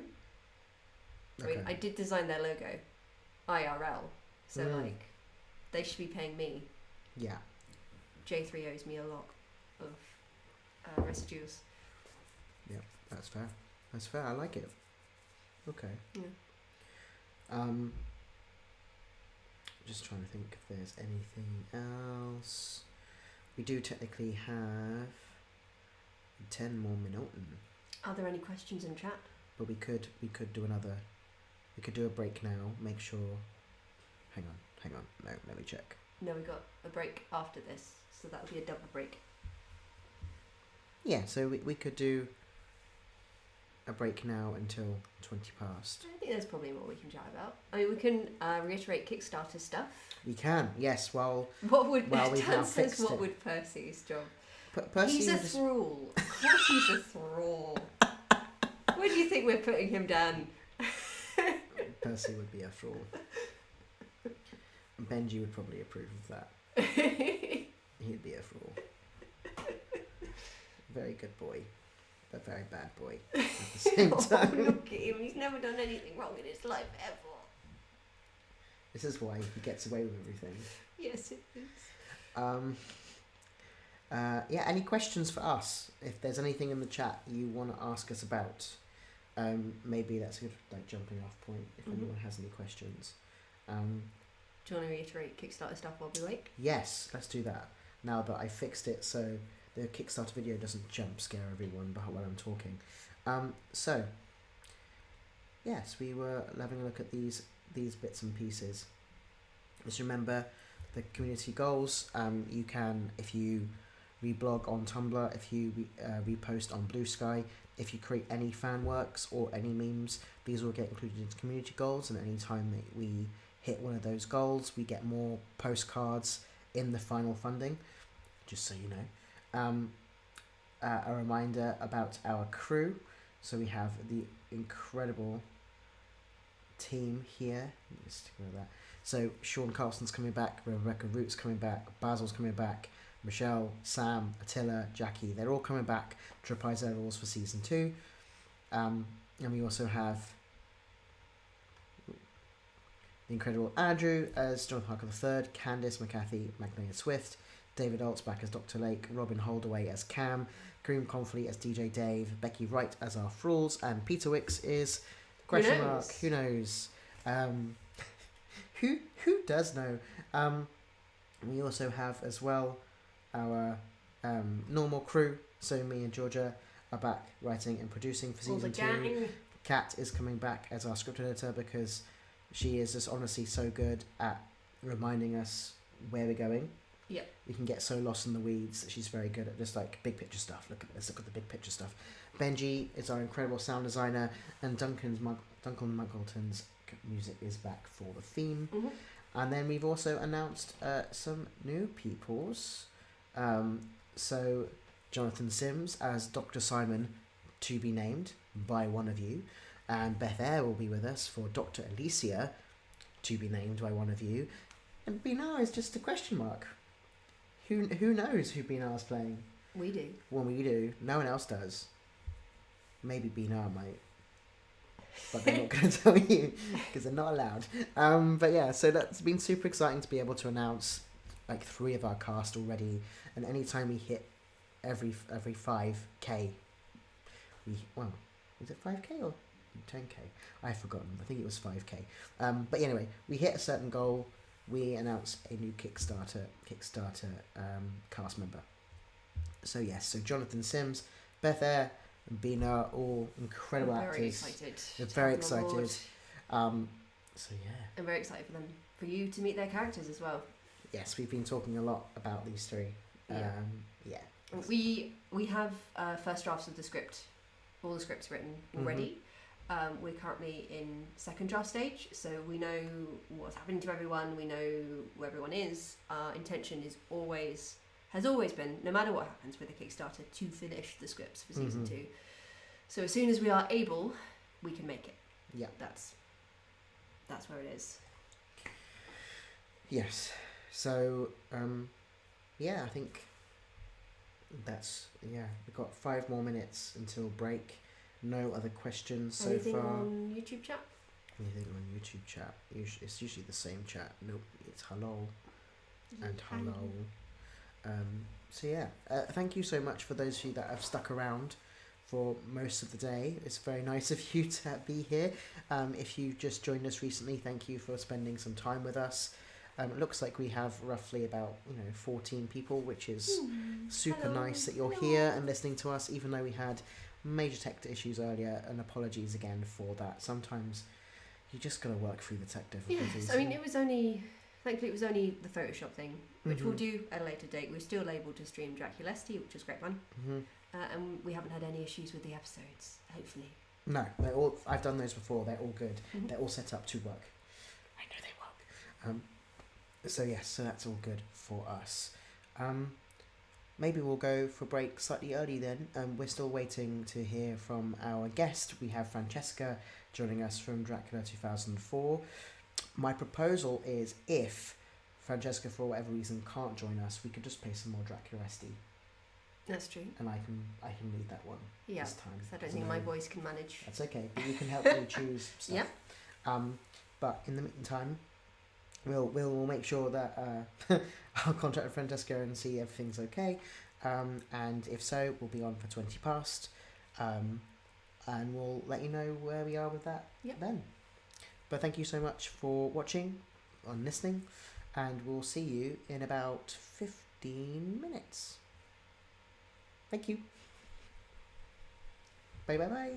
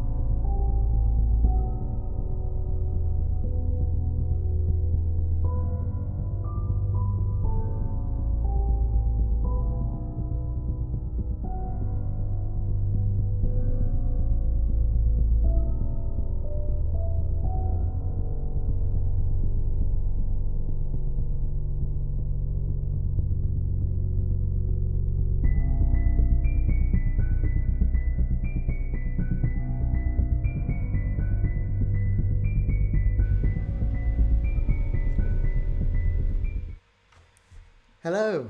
I think I've got this working. Hello, everyone. We are back. Thank you so much for sticking with us today. And yes, Georgia has returned to her seat. Unfortunately, cat cam is not your seat next to your seat. Cat cam. That's incredibly sweet. We actually have our guest, Francesca. Could you please introduce yourself for the chat, please? Hello, my name is Francesca Mylod Ford, and I am the writer and director for Dracula 2004, which is currently airing episodes. Yay! That's so cool. Sorry, I'm being obnoxious and just typing cat cam and Georgia in the text on the screen. So people don't go, that's not a cat, because you just never know. So yes, before we get on to Dracula 2004, could you tell us a bit about yourself and what you do in the audio drama space, or just in general, so we have an understanding of your work? So in my day job, I am actually a secondary school English teacher. For any of my students watching, sorry, you've got to hear me again. But in my spare time, I make podcasts. Some of my previous work includes the science fiction audio drama The Pilgrimage Saga, which aired its final season in 2024.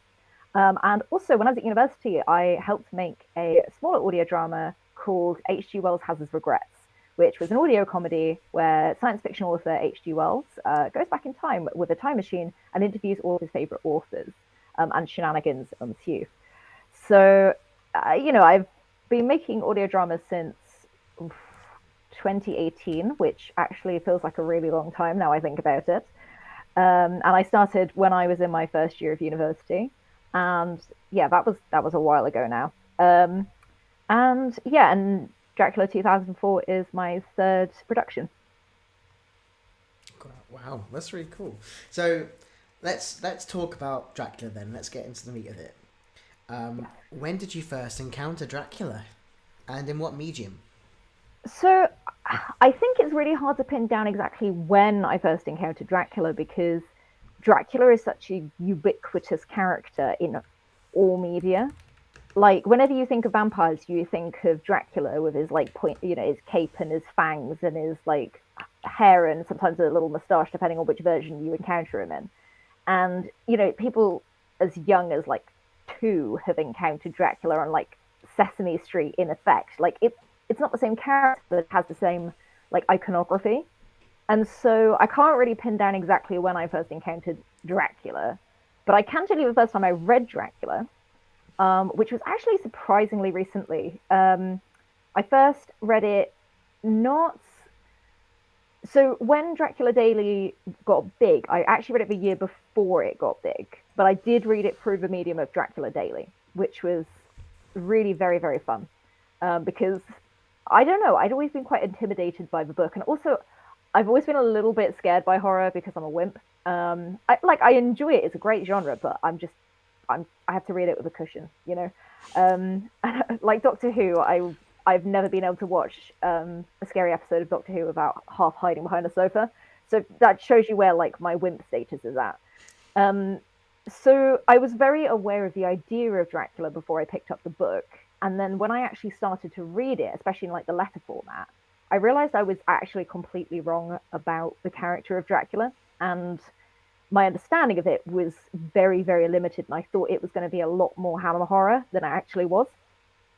So, and I was already very familiar with the concept of Gothic horror because I'd read Frankenstein, I'd read some other stuff. So I don't know why I should have expected it to be different, because I knew what Gothic horror had in it. I knew the ingredients of Gothic horror, but it wasn't until I actually read it and I went, oh, I've really misjudged this book. And then I ended up absolutely loving it. I surprised myself with how much I enjoyed it, honestly. It was just, it was so exciting. I really, really loved reading that. I don't know about you guys when you first started getting involved in Dracula stuff, but yeah, that was it for me. When I took my previous perceptions and turned it into an actual, oh, okay, this is what it's actually about. Yeah, I think I had a similar experience, but I read it quite young. So my dad was really into Hammer horror So I think I mentioned this before, but like we lived quite close to Black Park, which is where they did a lot of the filming for, like, I think the famous scene in one of the Draculas, I do not know which one, so apologies, but there's like, I think it might be the 1950s one, where they go down the very long path towards the castle in the Oh yes. the carriage. That is actually in a park not far from where I used to live. So my dad was always like, "This is the Dracula path," and I'd be just like, "Oh, so I know who that is." But like, I think I hadn't really watched it because again, I'm a horror wimp. Georgia has mentioned this multiple times. I am a big horror wimp. You're in good company. Yeah, it's all good. So like I only got into it through the guise of starting to read young adult vampire books. So I read, well, middle grade actually, I guess, in kids circles. I read the Darren Shan books when I was about 12, and that kind of led me into wanting to read about vampires, and obviously Dracula is the pinnacle vampire that you're told about all the time.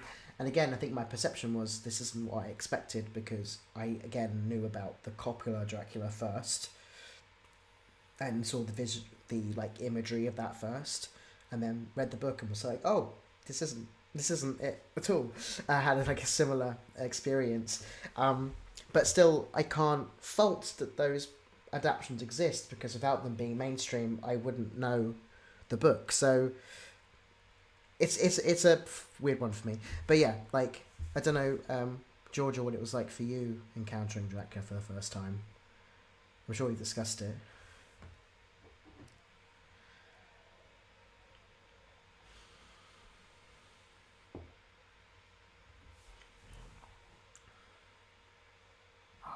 What a call.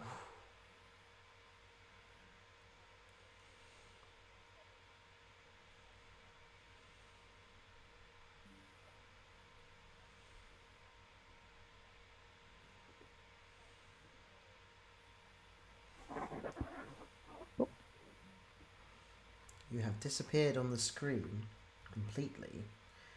Where have you gone? I can still hear you, I think. I say that. Georgia? Oh, there we go. We have a Georgia back. I don't know what happened there.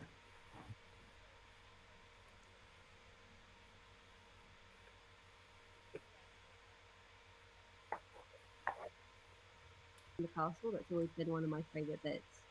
And then the rest of it, because I was 13,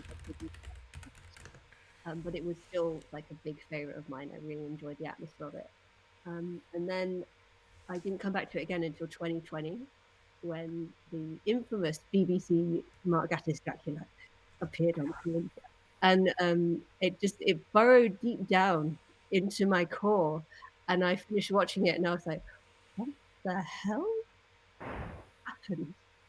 And thus began my journey back into Dracula. And then I read it properly, and I was like, yeah, no, that what happened there was not on.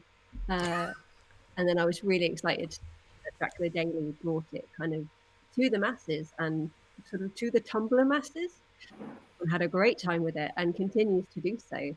And because of that, we were able to take what we had been talking about with the Holmwood Foundation and then bring it forward into reality. So yeah, I think I started off with it quite young, and then about in 2020. Yeah, I remember that time. That was about when we first met. So yes, I do remember that time. Just so you know, I think you were slightly cut off at the beginning there, Georgia, but it's okay. We just missed the fact that you read the book with Frankenstein. But basically, you were on mute because the cat cam had been on mute on the stream, because you didn't want to hear Percy like shuffling and stuff beforehand. So that's been fixed now. Sorry. Why not? Well, it was during the live stream, so that wouldn't have been so great if all of a sudden Jeremy meowed, which would be quite funny actually. But no, it's fixed now, so we can all hear you. Back to interviewing Francesca. What do you think drew you to the story itself then? Because you said you found it. So what was it about it that you liked? I mean, to start with, I just really like the novelty of receiving daily emails. Or, well, daily to an extent. I was really enjoying myself and having just a generally great time. And then suddenly we had our first like hiatus with it, where Jonathan just kind of goes, we don't know what happens to him. He just goes away from it. And I'm just waiting for an email. I'm waiting for an email. And I'm like, where is Jonathan? And I was starting to really worry about him. And I realized I was getting very attached to these characters. And when he came back again, I was like, he's returned. I am happy again. Everything is cool. And that's the moment I kind of realized that actually I was getting quite addicted to Dracula.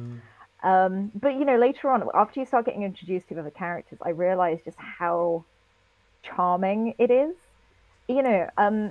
Something that I struggle with I think with horror in general, is that everyone's just kind of gradually revealed to be a horrible person. And I think that's just the nature of how horror fiction works.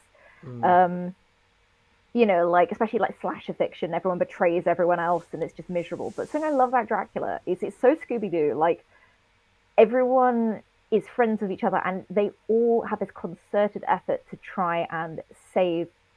Am I allowed to give spoilers? Yeah, well, for Dracula, particularly, yeah. Yes. I think, Great, I just good. wanted to double check. No, it's good. I would really hope no one is watching this and doesn't know the story. So their big concentrated effort to save Mina and even save Lucy, no stone is left unturned. There's just this overwhelming sense of love in the story, and I just found it really charming, and it just felt like a big hug. And I got very emotionally invested in it. And every time a character died, I would just be there. I'd feel like, part of me had died with them. I was very emotionally attached. And especially because the September that I was reading this, it was my first year of teacher training. And so I was getting it was just kind of carrying me through those first months, honestly. I was having a rough time because teacher training is just brutal. And so, I don't know, I was just reading it and I was just thinking, this is, I feel like it's going to have a happy ending. And it was like a little light at the end of the tunnel. It was just lovely. So, yeah, I guess it summarizes the overwhelming feeling of hope and joy and love that is prevalent despite the fact that it's a horror novel. No, yeah, I like that. I think it's one of the reasons why I also enjoy it, because again, I'm a horror wimp. It's not really my genre at all. If someone looks at me, you're gonna look at me and go, that there is a fantasy or sci-fi boy, which is very true. You would if me suddenly talking about Dracula does make people go, okay, they're not expecting me to say my favorite book is Dracula or whatever, which is always just really fascinating to me. And yeah, it is, because it is a story about love and companionship and friendship, which really was what drew me to it, especially reading it again when I'm older. This is the story of love and companionship and friendship. I can't remember, I think one of the Dracula Daily's posts I did, which was one of very few that I did because I'm very terrible at keeping up, but it was, I think it's just before, I think it's sometime in September, where all the lads are finally yeah, we're gonna do this. We're gonna stop Dracula. Jonathan's yeah, we're gonna stop Dracula. This one right at the end of September, I think. Yeah, they kind of it is very reminiscent of the Lord of the Rings council of you have my axe and you have my sword. It's you have my scalpel and you have my books and you have my gun and I'm gonna shoot a bat out the window. It's such a weird, but it does feel like that. It's we're gonna do this, and then they make lots of mistakes.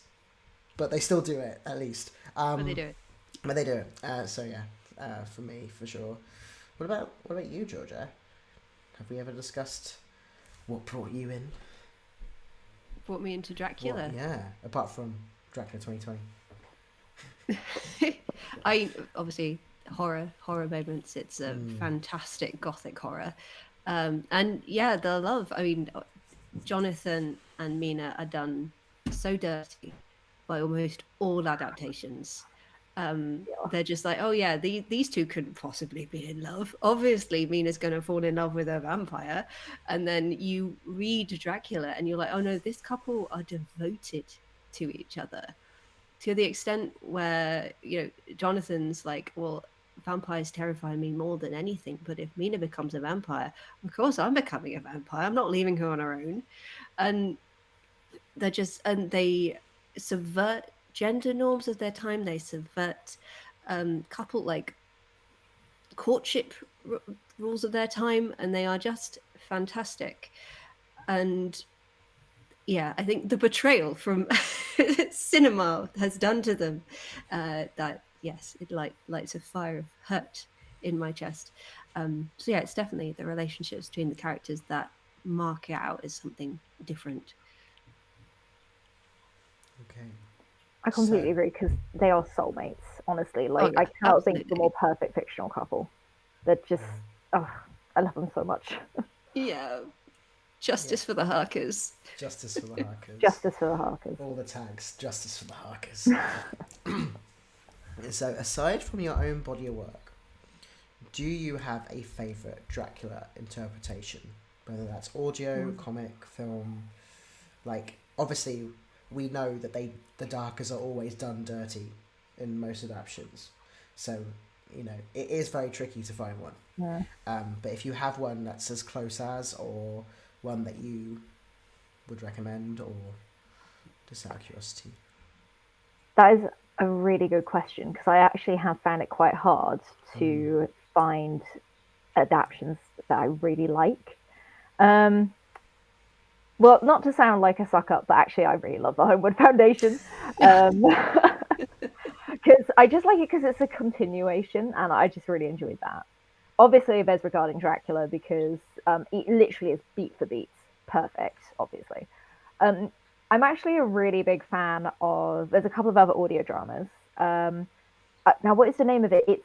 I think it's Mina and Lucy Go, like, Kill Dracula, or so. Oh, no, Mina and Lucy's Guide to Slaying Dracula, I think it is. Which, it's been ages since I listened to this, fab.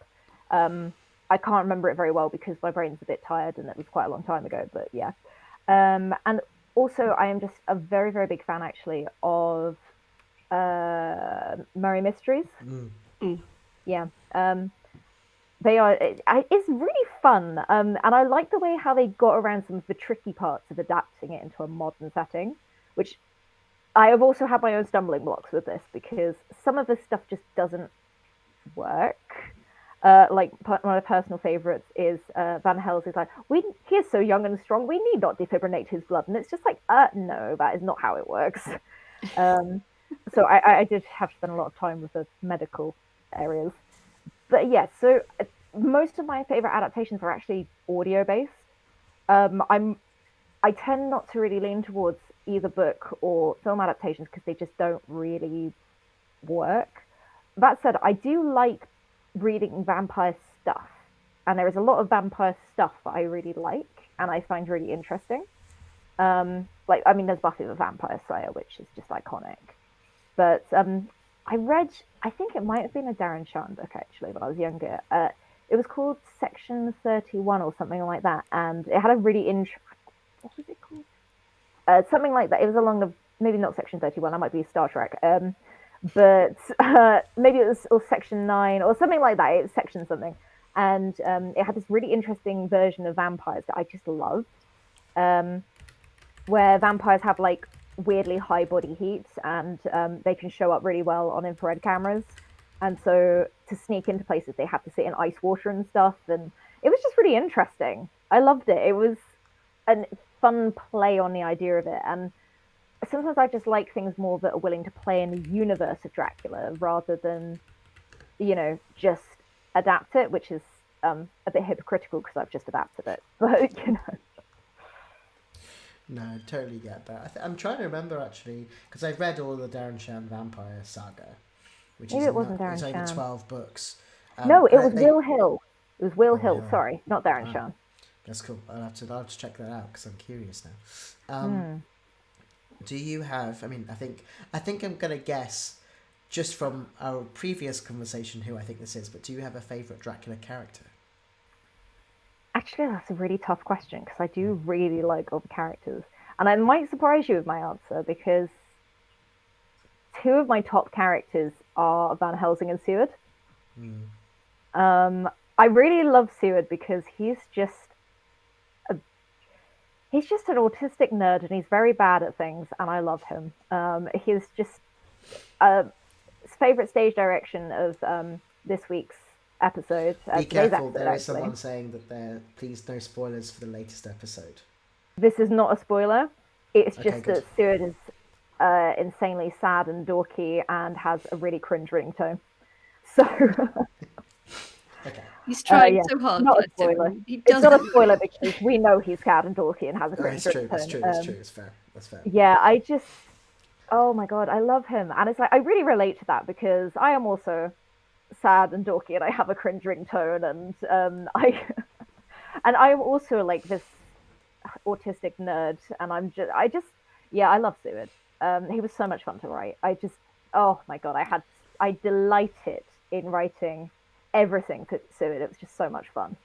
That said, I also have a real soft spot for Lucy. I love her, and also I've had some struggles with like chronic illness, and I could really relate to everything with Lucy quite a lot, and I really tried to explore that in my version of the story because it is rough. And yeah, I think Nusha has done such a wonderful job, by the way, of playing Lucy. Like she did the whole thing with a really bad kind of chest infection, so huge congrats to her for absolutely soldiering through that.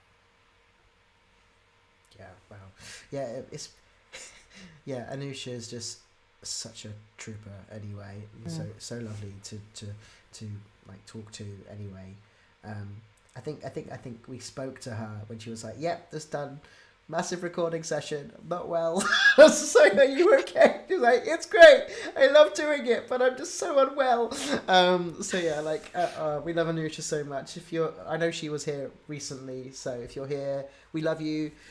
Thank you so much. We love you, Anusha. Please make sure you're resting if you're still unwell. And I hope everything went well with your Edinburgh show recently as well.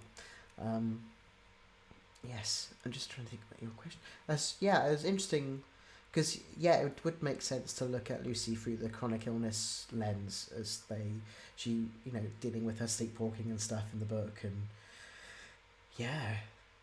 I need to see what you've got going on with that. That's very exciting. Cool. And I love Jack. I think Jack is in my head, I always saw Jack as a bit of a bisexual disaster, and I kind of love that for him.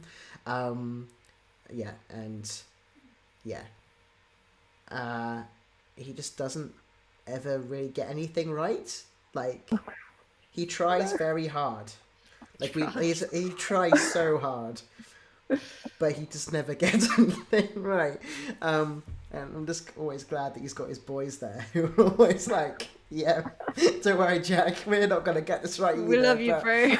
We're going to get it more right than you, probably, at least one time." But no, love that for them. Okay, so we should probably dive in then about your adaptation. So kind of talk us through what made you decide to do your adaptation in the way that you have, because 2004 is a very specific time period, so I'd be really intrigued to hear why, and just give us the lowdown, really. Okay, so I decided to start writing this right at the start of undertaking my PGCE, which I think I'm just a masochist or something, because that was the stupidest decision I've ever made. And I did it through my PGCE and my first year as an ECT, that's an early career teacher. Again, I think I'm insane for doing this. So it took me 2 years to write, just over 2 years, because there's a lot of episodes. And also I was, trying to get a pass for my PGCE. Oh my God. Why did I do that to myself? Oh, anyway. So I remember I actually planned the layout in my welcome to your placement school speech. I was sat there like taking notes, like, 'cause I just had this sudden like, oh my God, inspiration. It just struck me, and I was just thinking, what about Dracula in the 2000s? Now it was not actually first set in 2004. It was set in 2003. And I was actually kind of inspired because I was just thinking about, like Gothic literature in general, as you do. And then I was thinking about like how the general themes of Gothic literature, and one of them, of course, is like the idea of social, political, geographical, technological upheaval and change. That is like a big thing that, when you look at Jekyll and Hyde, you look at Dracula, you look at basically anything written around the entire Industrial Revolution, you see all of these major themes, like literally the lines of every map were being redrawn by colonialism, and and there was also this like overwhelming fear, especially you can see this in Dracula, of like fear of the East and fear of the invasion of Britain, which but you can see it like with the underlying plot of Dracula, like the fact that Dracula is like this man from Eastern Europe, which at the time is considered like the borderlands of civilization, and he comes to Britain to infect London and its teeming millions and so on. It feels like this kind of, I don't know if Stoker did it on purpose, but it certainly feels like a bit of a metaphor for societal fears at the time, because as we know, this was a time when people were afraid that colonialism would come back to bite them in the ass, and that people would suddenly start moving to Britain, as they rightfully should, if you ask me. So yeah, and I was thinking to myself, like, what other time periods kind of had these same themes and ideas and fears? And I thought, well, 2003 was a very interesting one, because it was kind of, for me, I think of the early 2000s as a time when we had that real technological change of, first, the invention of the smartphone, and second, the invention of social media. And I was just thinking, like, how much has that changed the world? How much has that changed everyone's lives? Because I really think it's had such an undeniable impact on the way we communicate with one another. And I thought, well, communication is basically Dracula, like the novel Dracula's whole thing. And then it's basically led to me going, ooh, let's write an adaptation. And also, this way, we can, we can upgrade things. We can give Mina a MySpace page. And at this point, I realized, hang on, MySpace didn't come out until 2004. And then I thought, let's set it another year ahead. Why not? And then at this point, I also thought all of the best music did come out in 2004, and I really wanted to have a reference to Britney Spears' Toxic again. So, there is actually an episode called Toxic. I'm not going to tell you which one, but there is an episode, and I'm very proud of it. But yeah, and so that's basically why I said it then. Like, it's a turning point in history, which is, the end of the 19th century. Again, that was another turning point in history when everything started to change. And that was an idea that I really wanted to explore. Like, how would that same idea look 100 years into the future? And thus, Dracula 2004 was born, essentially. Awesome. Yeah, no, that's it is interesting, because I think when I was like thinking about it, I think you did a write-up about talking about like Buffy the Vampire Slayer and stuff being like prevalent at the time. And yeah, it is a really interesting place, because I think I was about, well, I would have been 14. So I would have been like middle, like year 9, about to go into year 9. You're not going to like it when I say how old I was. No, don't do it. Don't do it. No, you can do it, it's fine. No, but yeah, but like, yeah, you were 5. I was 5. That's fine. I was Don't worry. 8. Sorry. Yeah. Okay, it's fine. But I do remember it being like a really crazy time. Like I think like the very beginning of the 2000s, so much seemed to shift, and I think that like, especially if you look back now, it's just really interesting. Just trying to think, because I remember MySpace, and I started. I had a MySpace account.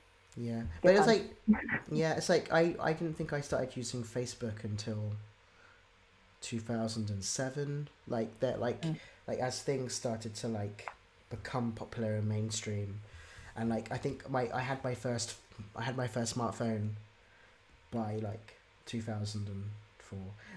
So Lou is in the chat, by the way. Lou has arrived. He says hi. Lou said, I know, I think referring to what's in the script regarding the script direction, I think. Or I will when I check my script folder. And don't worry, Theo, I was 22. So thanks, Lou. Thanks, Lou. But yeah, like, I mean, I don't know if Lou will agree with me, but it did feel like such a massive shift in how things operated at that point. And anyone else here who was old enough to really remember it, it's still very foggy because I'm terrible at remembering my teenage years, probably for lots of different reasons. But I do remember there was definitely a change. As technology became more vibrant and social media became more of a thing. But yeah, it's interesting. So, because I've listened to the first episode, and what I loved about the first episode is that Dracula doesn't change. Like, it's just verbatim, like from his actual speech, verbatim, he doesn't change his speech. Which obviously, Jonathan, you're playing this modern Jonathan, being like, he's a bit old-fashioned, and I did find that really interesting. But yeah, and also, it was really cool to your cast when you announced Jonathan being played by Tom Crowley, and I was like, it's the guy from Will and Overcoats. I know that guy. He's great. No. So yeah, how did that come about in regards to casting? Because there's quite a few people who we know from Holmwood who we were just like, they're in Dracula 2004 as well. So what was that like process wise? So I actually, when I was casting for Jonathan, I don't know, I sat down to think, okay, who do I want in my cast? And I just immediately thought, I know exactly who I want to play Jonathan, and that is Tom Crowley. And it was just kind of like a dream wish, like if I could wave a magic wand. But I thought, well, you don't get what you don't ask for. So I thought, I'll just email his agent. Why not? And you could not imagine my shock when he came back and said, yeah, sure. And I was just like, Tom! So I was so excited. And obviously I have met Tom before, but it's been very much in passing. Like at mostly London Podcast Festival. My mum is a very big Wooden Overcoats fan. So it was mostly going, this is your biggest fan, congratulations. And so, yeah, I was extremely excited. But the reason why I wanted to play him is because I actually wanted with more of a comedy vibe to play Jonathan, just so it's more of a shock when he has such a horrible time of it. Like, he is not someone who should be in the toils. He should be having a great time with Mina, and they should be watching Star Trek together and enjoying themselves. And here he is in the worst possible situation because Jonathan's just a little guy. Like, you want to give him a hug. He's so cute. He finds Mina recipes and sends them to her. And then here he is having the worst time of anyone's entire life. And it just makes the contrast, I think, makes it just so much more horrible. So I think having Tom, who we kind of already have associated with like comedy, playing the role, and he's done it so well. I just think it really adds to like the horror of it. And I've never really written horror before, so I really wanted to lean into like, this thing's going to get messed up. I really wanted to do that, which was actually quite hard at points. I found myself like instinctively going, oh no, I can't go there. And I thought, no, actually I can go there. I'm the writer. I can do what I want. And so trying to encourage myself to do that was quite weird, but also kind of intellectually freeing in a weird way. That sounds a bit pretentious, but you know what I mean. And yeah, like, especially actually with Dracula, when we cast Brad, it was through an open casting call, because I was having trouble thinking, who the hell do I want to play Dracula? I wanted to be open about it.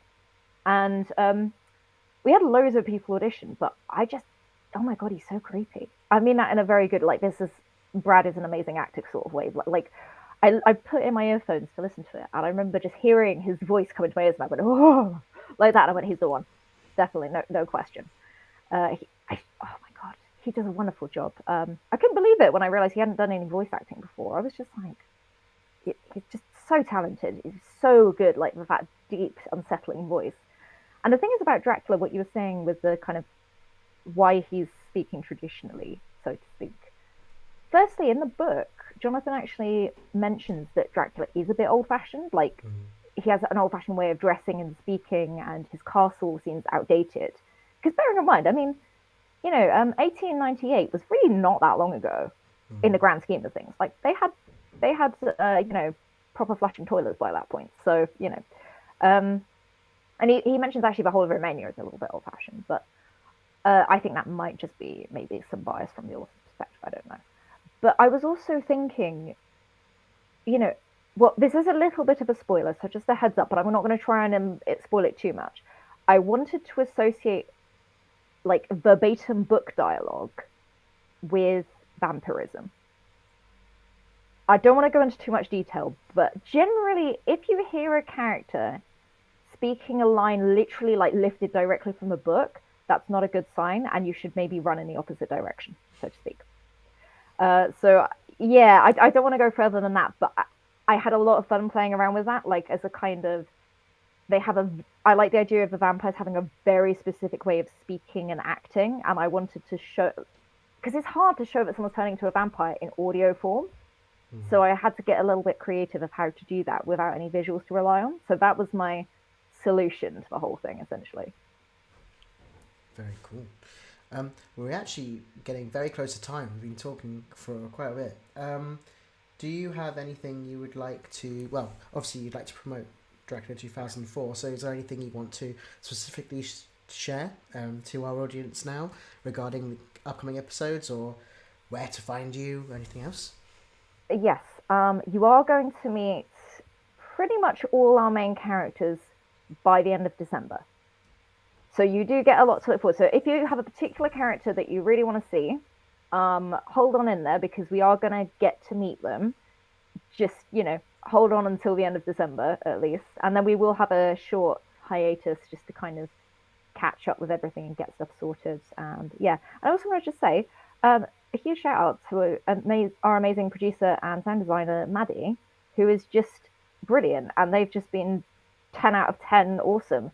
And yeah, so every amazing bit of audio you listen to, that is Maddie's work, and they are just superb. So, oh, thank you. That's so lovely. Yeah. Yes. So yes, if you haven't listened to Dracula 2004 yet, you absolutely should go do that. You can go find them on all social medias under Dracula 2004. You can find them on their website, dracula2004.wordpress.com. You can find all the episodes there and any information that you need. Francesca, thank you so much for joining us. Thank you. Lou is saying nice things about Maddie in the chat. Maddie of the Heart. Thank you so much. Oh, also we had someone say Phoebonica was 18 and Sheridaz was 14. So there's we were like lots of different ages in the chat experiencing 2004. Yes. Thank you so much again for joining us. We're going to be streaming for the rest of the day. But for now, we as a group are going to be listening to episode 6. Episode 6 is next on our list. Almost got to the end. We're almost there. So I'm going to put episode 6 on now for us. So if you're here for that, please hold on to your butts. We're going to have Alistair Stewart talking to Cream Comfley in the first moment. And yes, we'll see you all very, very soon. And thank you so much again, Francesca.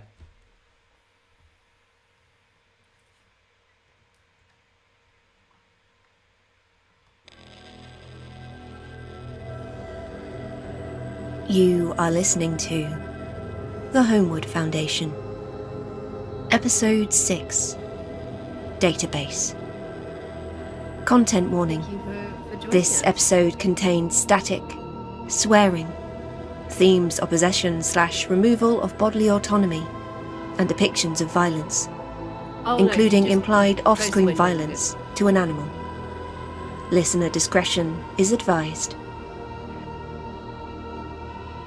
No, you're good. You're good. Up next, we have Andy on the line, who has something to say about our new segment on trespassing bylaws in East Sussex. Something I'm sure we all found riveting. Take it away, Andy. So I own a farm in Kent, right? I've been here for decades. I inherited it from my father. I'm going to pass it on to my kids when I die. Keeping it in the family, I see. Like it does any good. All I get is people trampling over my land, climbing fences, acting like they're above the law. Just this morning, I heard some cars speeding down the lane next to my fields, crashing into trees, blundering off the damn road. Did you go out and help? I'm sick of it. Kids driving over my property, tourists stomping around like they own the place. When will it end, Dave? I've got half a mind to start setting my dogs on them, I really do. I think that might be a little bit illegal, Andy. I'll tell you what's illegal, Dave. Invading my land, damaging my property, trampling all over my fields. It's my farm! If they get to do what they like, then so should I! Twitch or YouTube. These city types thinking the countryside just belongs to them. They deserve to learn how things are out here, Dave. Someone deserves to teach Thanks, them. Andy. I'm sure we all learned something new today. Up next, it's round 3 of our Big Bad Quizathon 2024. Get your thinking caps on, because this one's a doozy. Right after these ads.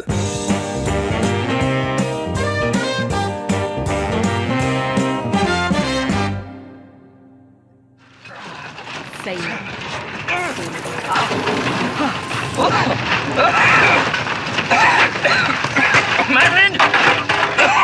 Madeline!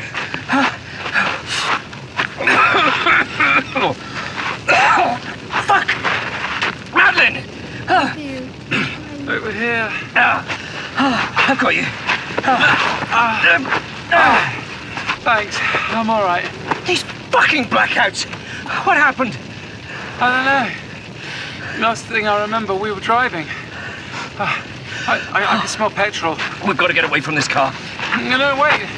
Now what? The head, it's still in there. No!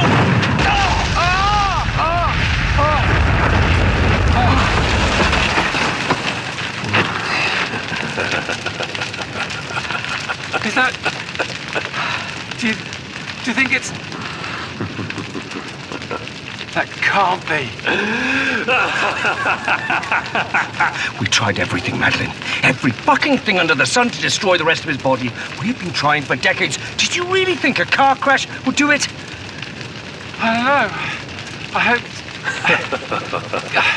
We can't just leave it there. Pass me that branch, over there. Why? I'm going to hook the head and get it out of the flames. What? No, absolutely not. That's fucking insane.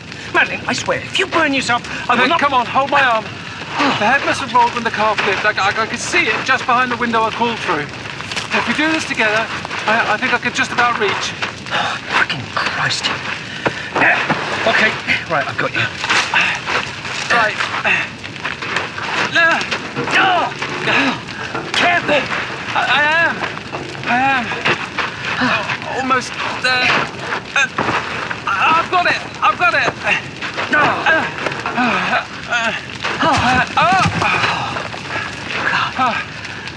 Never do that again. No promises. It's not even warm to the touch. Not even the fires of hell can burn me. Give me that. Come here, you animated fucking nightmare. What are you doing? Me. Does it look like I'm doing it? I'm gagging it. You know, that sounds like the best idea you've had so far. Pass me Tom's bag. Can live in there for a while.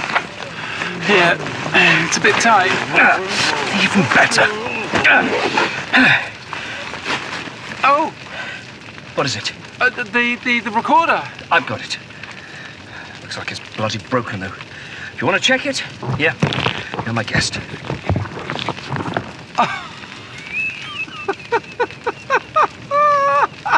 Oh, no! What now? The recorder! It's still on! It's been recording since we left Tom's. Jonathan didn't turn it off. Of course he didn't. It's been running since... God, at least 3 hours, I think. Part of the screen is damaged. Can you turn it off? No. No, the button's stuck. I'll have to have a look at it when we stop. I think maybe I can... If I just press, then this might...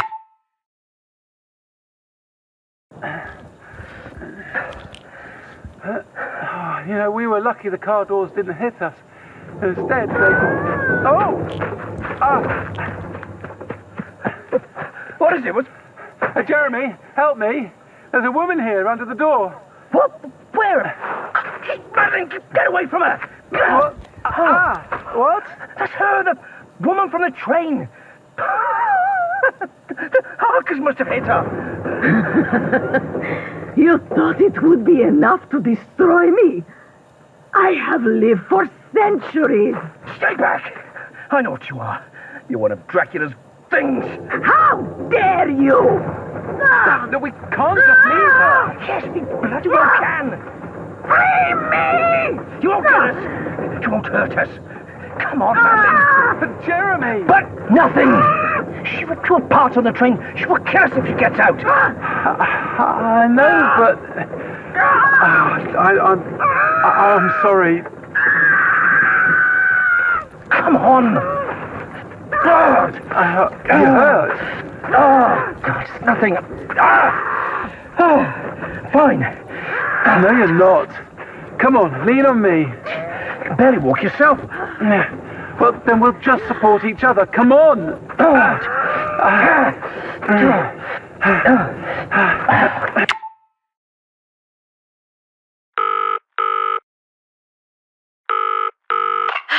Hey, it's me. Jeez, you certainly know how to keep a guy on his toes. What took you so long?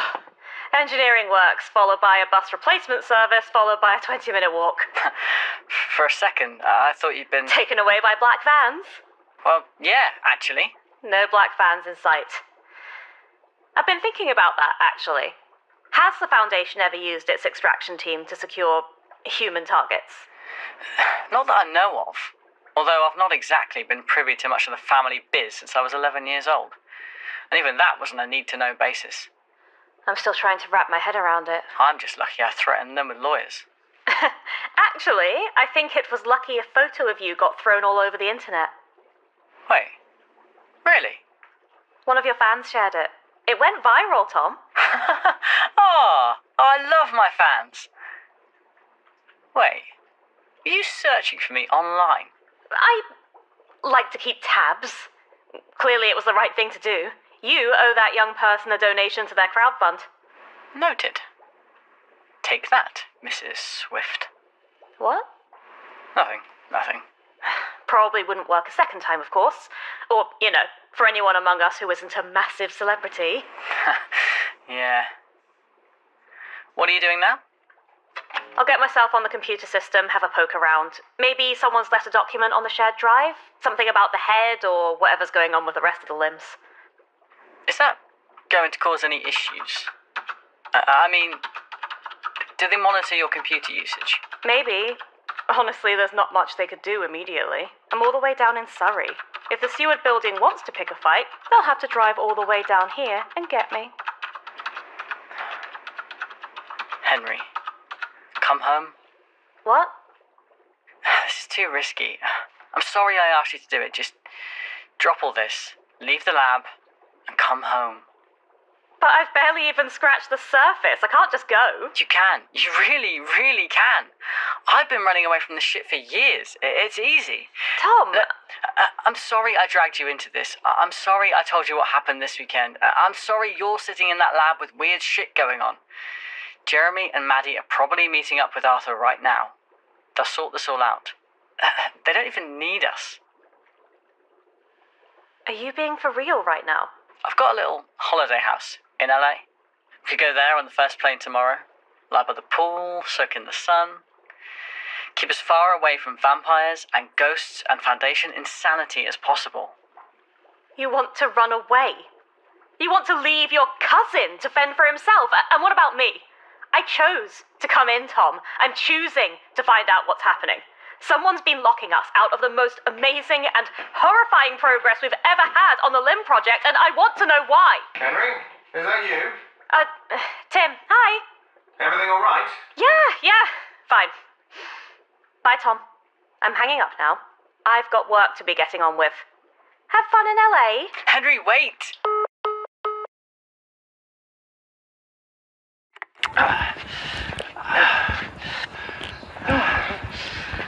I think it's back on again.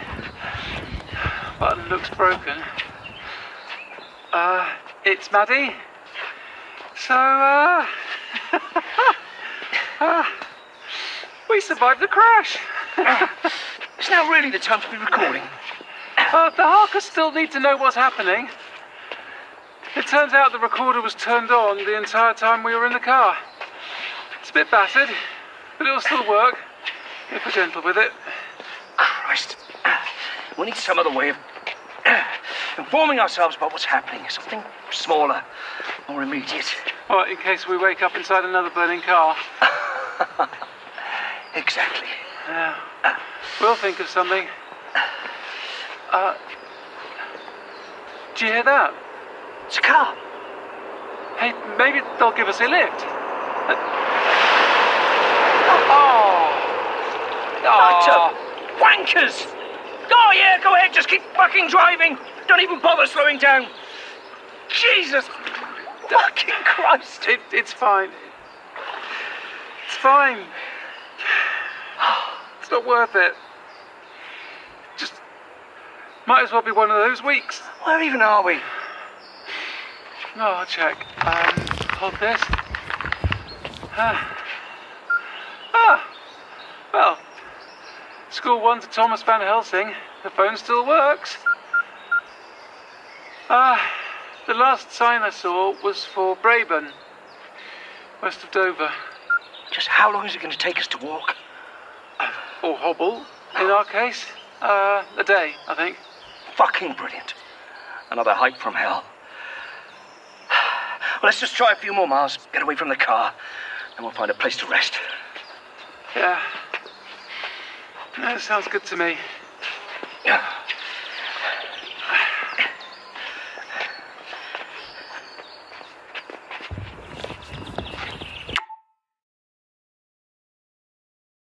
Message received today at 10:32 a.m.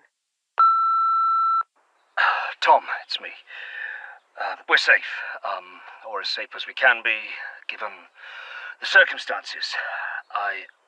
Look, the Harkers wrecked your car. I'm sorry. We're fine. Everyone's fine. You can ask them how it fucking happened. Can you call me when you get this? Madeline and I are getting some rest. Neither of us have slept. And we found a nice spot. It's under a tree. I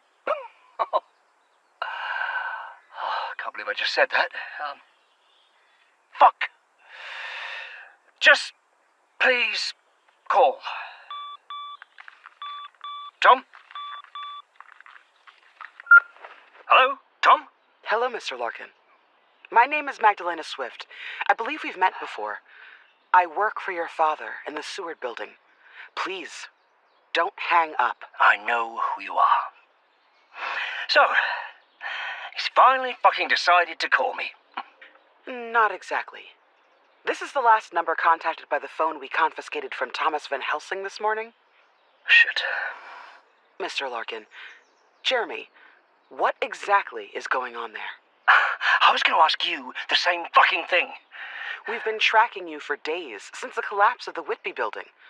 As far as anyone knows, you took Dracula's skull from containment and ran off into the moors. You contacted us specifically asking for help, then ran again the moment we reached your location. That wasn't my decision. It wasn't? Are you saying you've been coerced? We know Madeline Townsend has been traveling with you. Coerced? By Madeline? I failed to see who else. Mr. Van Helsing? Someone we don't know?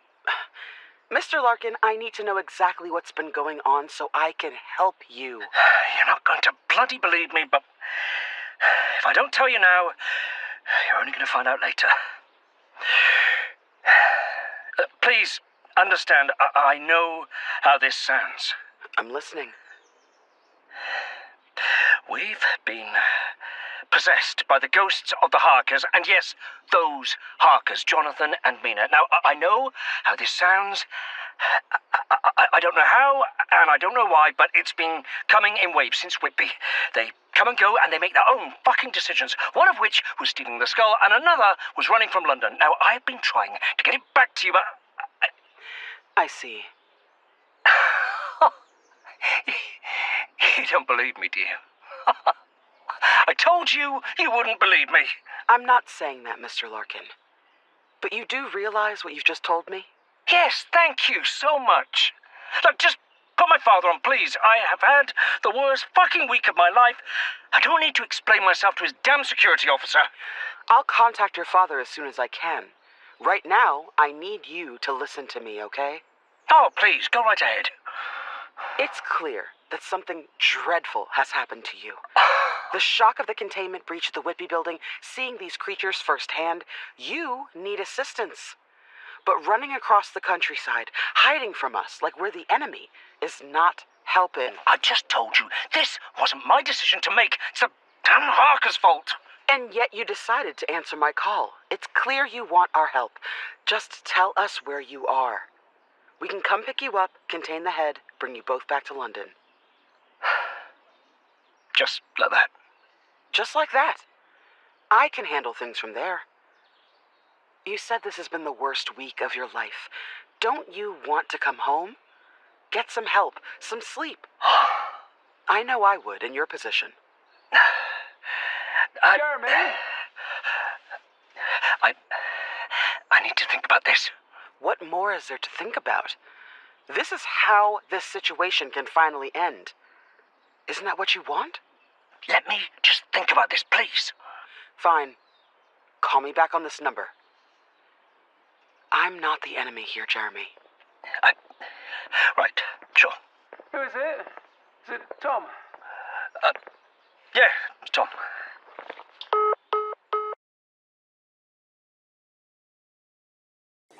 Okay, cameras are up and running. We should have a direct feed to the hand 24/7 from 4 different angles. Do you think that's enough? Probably not, knowing our luck with equipment lately, but it'll do for now. Oh. How's your hand? It's fine. It just stings occasionally.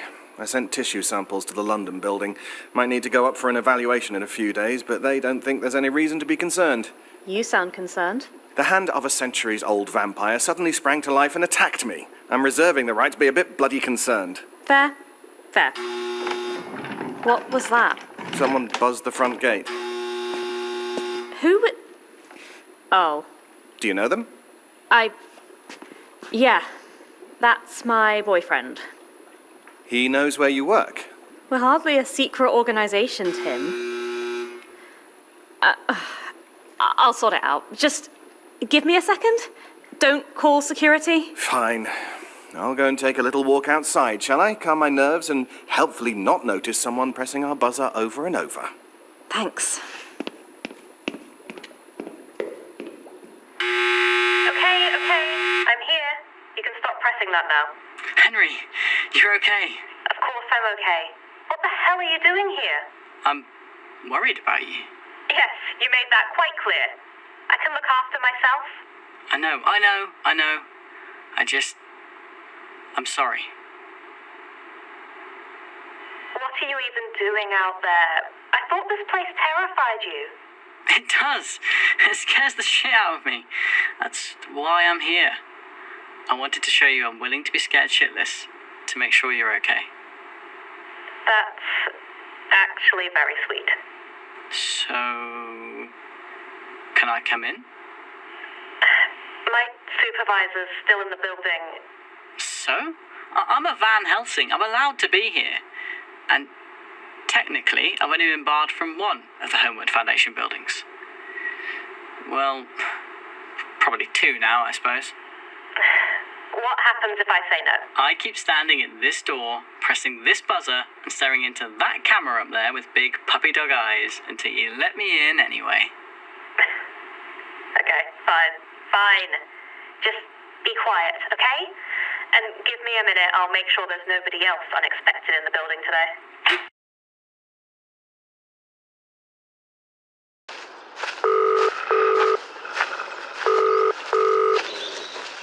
Thank you for calling 101.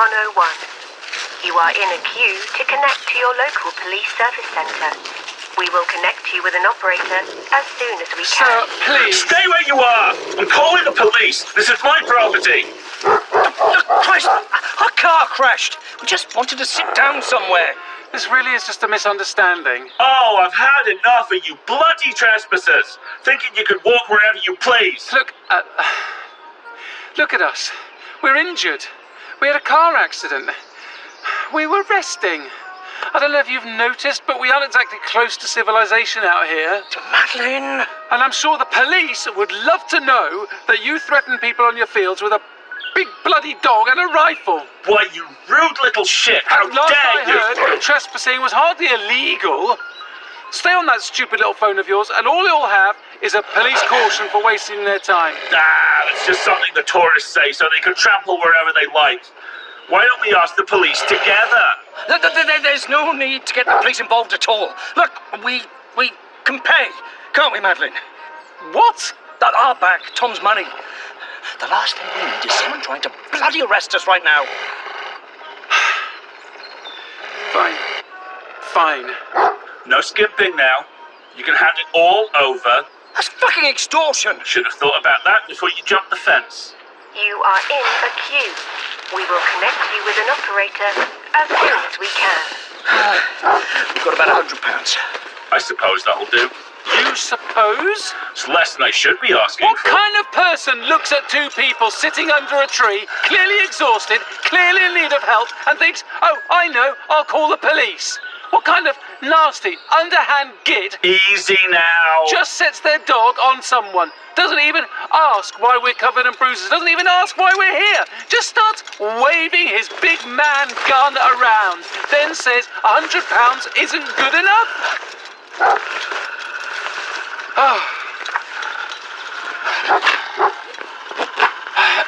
Just give him the money, Jeremy. Yeah. We're leaving. Right. Well, off you pop then. Road's over in that direction. Yeah, and don't spend it all at once, will you? Madeline, come on.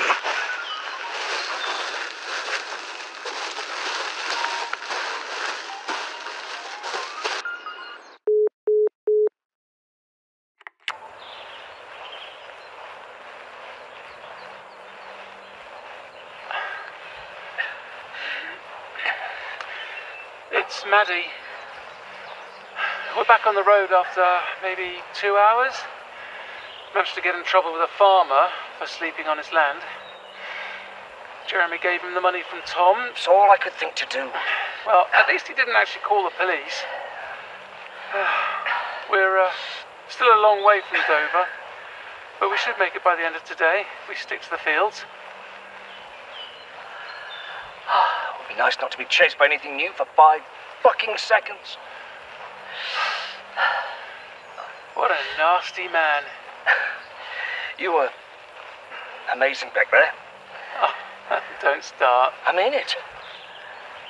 You forget I was a teacher for 10 years. It's all in the tone.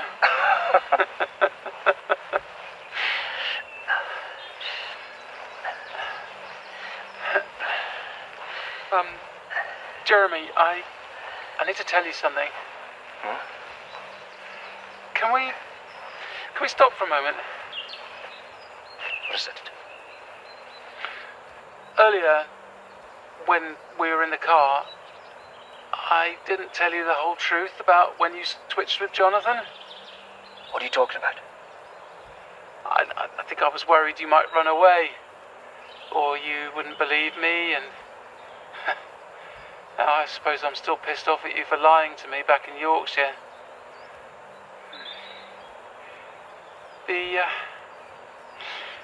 The reason Arthur wants to meet us in Dover, the reason we didn't go to the London building, is because he thinks the Foundation could be trying to bring the remaining limbs back together, to reanimate them. That's not true. Why would he think that? Well, I said the same, but Arthur was adamant.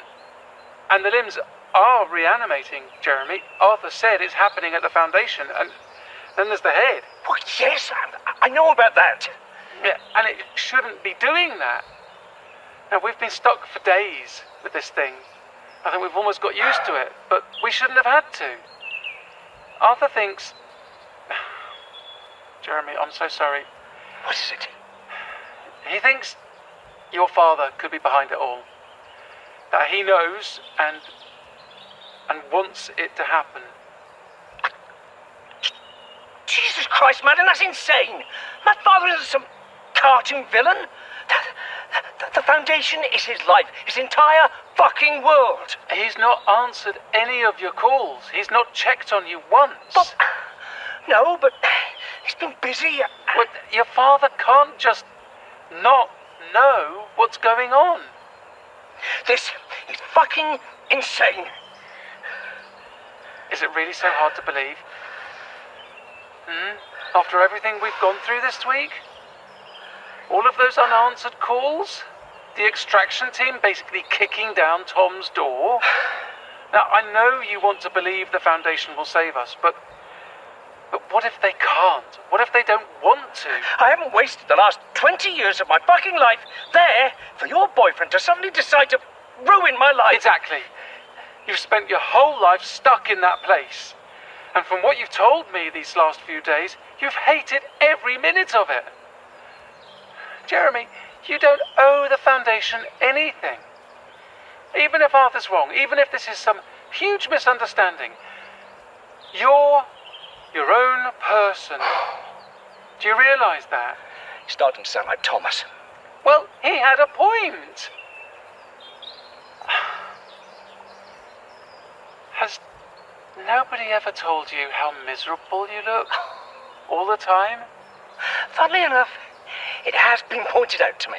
Well, you don't deserve to feel that way. Nobody does.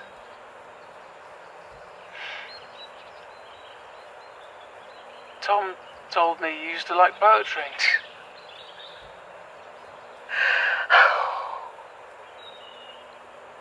I can't do this. Not now. Not after everything's happened this week. I just wanted to get rid of the fucking head. Look, I'm sorry. I really am. I didn't want to believe all of this when Arthur told me either. It can't be my father. He's married to the Foundation. He made me to his fucking worker drone because he refused to believe anything else was more important. Maybe he can't see any other way. Perhaps he thinks he's doing what's best, just because he's a harker. He is not a harker. I'm not a fucking harker. None of my family is. But the name is... The Harkers died out in the 1950s with Mina. Their son didn't even survive the First World War. Oh my God, that's horrific. Poor Mina. So what happened? Who knows? Some Foundation executive decided to take the name, adopt the family brand, pretend we're all some big, happy family. It's a sham. It's all a fucking sham. Everything. So, that's why you're a Larkin, and not a Harker? Teenage rebellion. I thought, if Dad or his cronies can do it, so can I. To make a damn bit of difference in the end. Well, I'm all for teenage rebellion. You know what I first thought when I chose my name? I thought, finally, here I am. I can finally show the world the person I was meant to be. The real Madeline.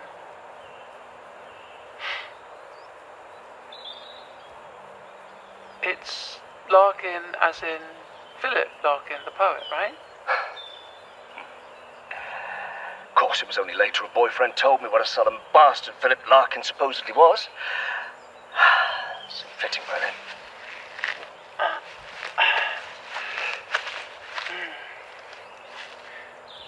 I always liked an Arundel tomb myself. Me too. Once we take the head to Arthur, he can do what he likes with it.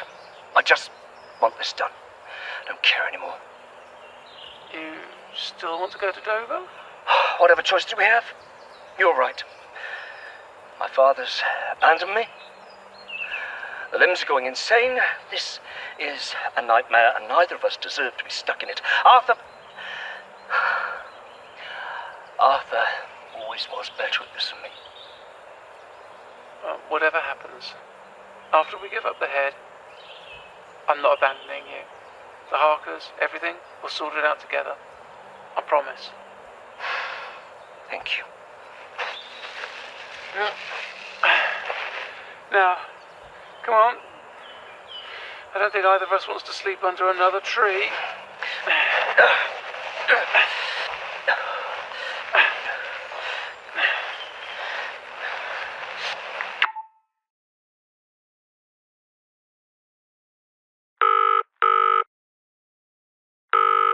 Hello? Hey mate, it's me again. Tom! I got your message. Sorry about earlier. The Foundation were monitoring me. I mean, staring me down across a table and monitoring. Couldn't let you give anything away. Shit. Don't worry. I'm out now. And I didn't tell them anything. How do we know they're not still listening? Because listen to that. The sound of sweet freedom. Or rather, the sound of a car park. How are you both? You mentioned wrecking my car. Oh, fuck, Tom. I will make it up to you. Look, I love that car. Truly. But I'm worried about you idiot. And Madeline, for that matter. We're fine. Hello, Tom. What's happening now? We're almost at Dover. Had to go the rest of the way on foot. Had a delightful encounter with a farmer. Thanks for the supplies, Tom. Oh, I think I might need to sit down for a second, Jeremy. My head's spinning. Are you right? Yeah, fine. I just need a moment. Come back to me in a second. I will.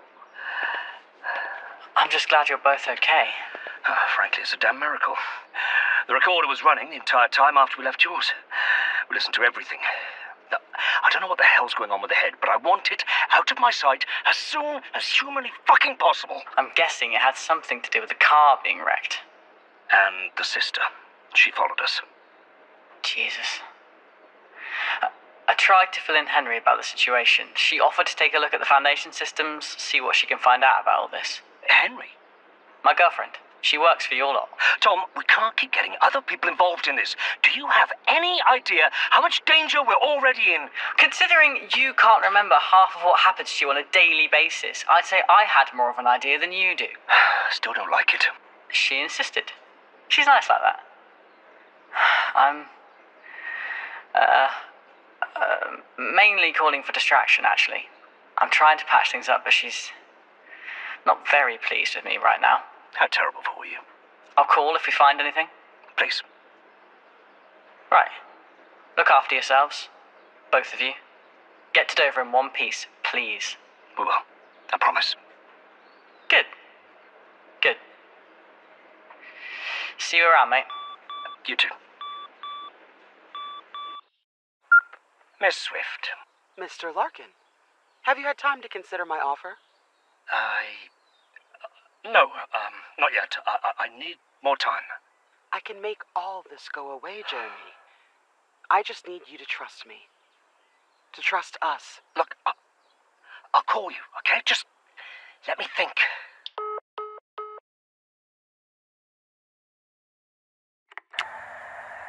This is Mina. I awoke just now in a panic, finding myself on the edge of what seems to be a small country road. I take it from my numerous cuts and bruises that we escaped Thomas's car with minimal injury, although I gather from the absence of said automobile that the car did not. I cannot see Mr. Larkin, but I hear him further up the path, seemingly talking to someone on his mobile device. I feel I have rather had my fill of him recently, so instead I shall endeavour to familiarise myself with recent recordings until perhaps Jonathan returns to me. Is that a selfish thought, my love? To wish for the absence of another so that you may be with me? Madame Mina. Count Dracula. Such hunger, such eagerness to destroy. It seems I made you mine after all. I have nothing of yours. I never was. And yet... There is no and yet. I am no child, Count, and I am not so easily rattled. So many years of dedication. So much hard work. All for nothing. You should be rattled. I took an immortal and I stripped him down to his smallest parts. I scattered you across the world with my bare hands. You took everything I loved. and I made sure you had even less. You are foolish, weak old woman. Play acting at power. You have nothing over me. To my eye count, I'm not a head being carried around in a plastic bag. You are a shadow. An echo of the past, forced to wrench control from innocence in order to act. Whereas I grow more powerful every day. Your little birds and parlor tricks haven't stopped us yet. No. You only remain alive because I will it. If I wanted, I could have you torn limb from limb right now. You're right. You could, and yet you haven't. Why is that? Why is it you have let us come this far? Certainly, you are weaker than you were, but your attack on Thomas's car was more than enough to kill us. Why are we not yet dead? You live only by my choosing. I hold the reins. I control you. You're not clever enough for that. You never were. How dare you? You're planning something. You know something we don't. What is it? What have you done?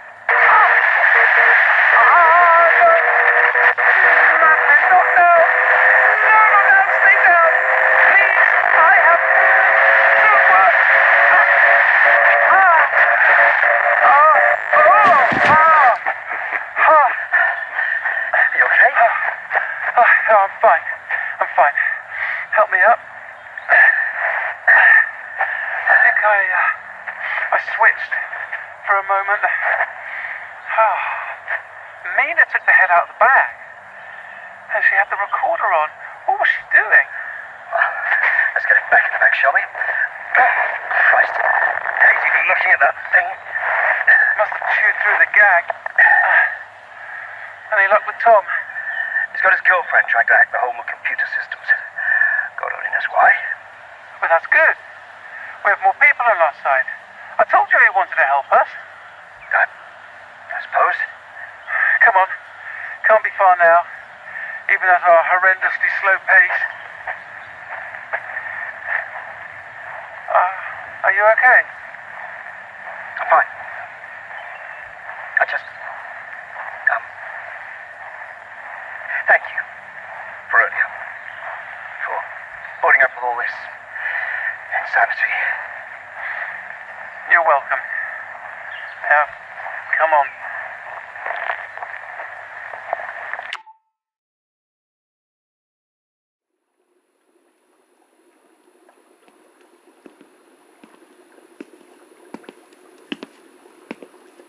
Okay, coast is clear.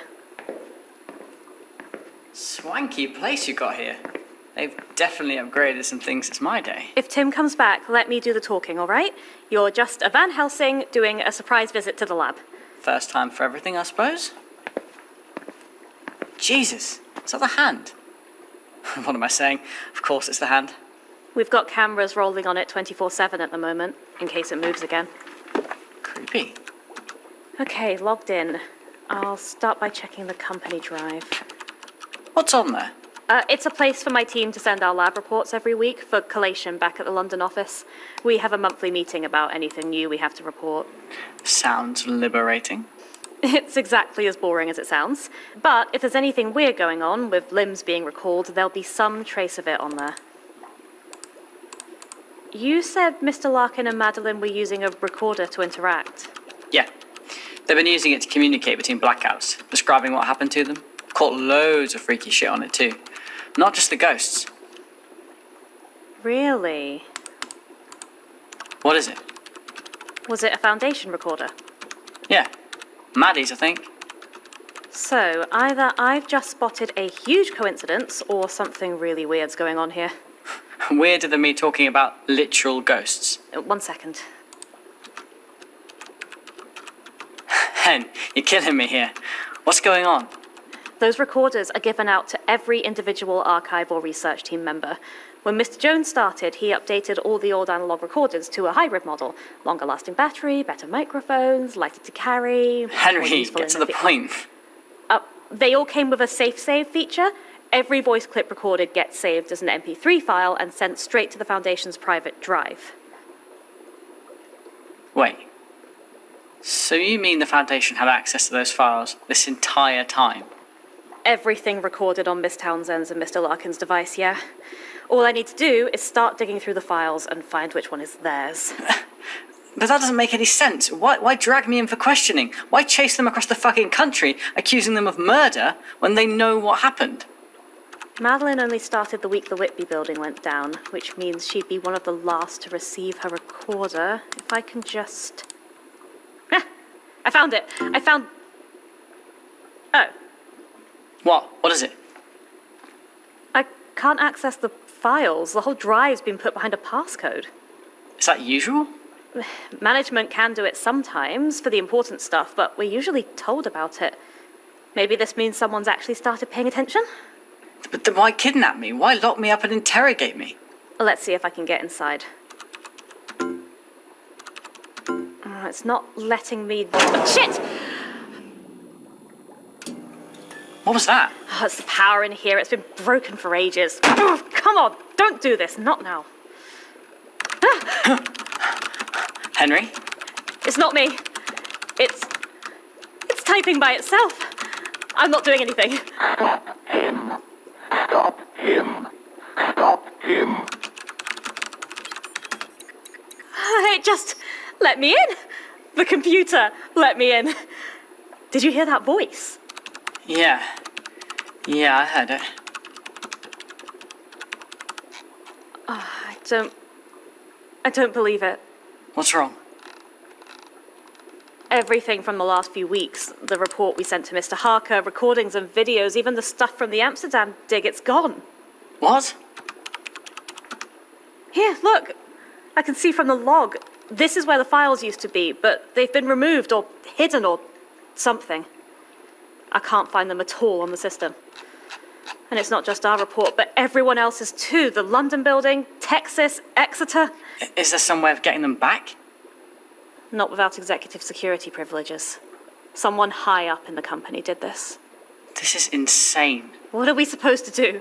London won't acknowledge us. They basically kidnapped you this morning. Are we just nothing to them? Maybe you were right. We need to get out of this. No. I was stupid and cowardly, and you were right. Until about 2 seconds ago, I was still ready to run, but now this? We might be Jeremy and Maddie's only lifeline right now. What do we do? Just march up to London and demand Mr. Harker tell us what's going on? Hope he doesn't vanish us away in black vans. You being a Van Helsing can only work so many times. This is getting scary, Tom. And you weren't being a coward. You were being sensible. This is too much. Not for you. Me? Yeah, I'm a nervous wreck, but you're amazing. And I'm not going to be the one to pull you away from a fight. We're staying and... You know, I think I've got an idea. Body cam's on. I want all of this recorded. Car's been wrecked. Looks like it veered off the road, traveled down a verge, and collided with a tree. License plates match what we have on record for Mr. Van Helsing. Nobody inside, Mom. No, there wouldn't be. We also found this, attached to one of the doors. Orange fabric. Could be a coincidence? Right now, I don't think we have the luxury of treating anything as a coincidence. For the benefit of the recording, we have reason to believe asset number 6 may also be nearby. There's a possibility she may be working with Mr. Larkin and Ms. Townsend. Working with a vampire? Working or following, it's all the same. She appeared on the train to London. She appeared at the Van Helsing's flat. She's been everywhere the head has been. As if chasing the thralls wasn't bad enough. Orders, Mum? This road, where does it lead? According to the map, we're near the White Downs. If they were following the A20, they would have hit Folkestone in about 3 hours by foot. I want this area cordoned off. Everyone else back to the trucks. If they're traveling on foot, we can catch them.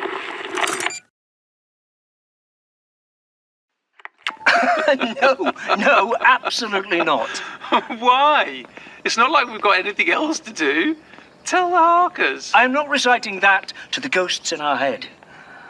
I think we could all do with some levity right now. Levity? More like the continued breakdown of our fucking sanity. Can't even remember how it goes. There was a young couple of ghosts. Hardly bloody young. Who found some most gracious hosts. Speak for yourself. Well, okay then, you finish it. Fine. They struggled and strode the long winding road, trying to get to the coast. Nice. But don't limericks usually end in a punchline? I didn't say I was good at poetry, Madeline. I said I liked it. Please don't make me regret telling you that. No promises.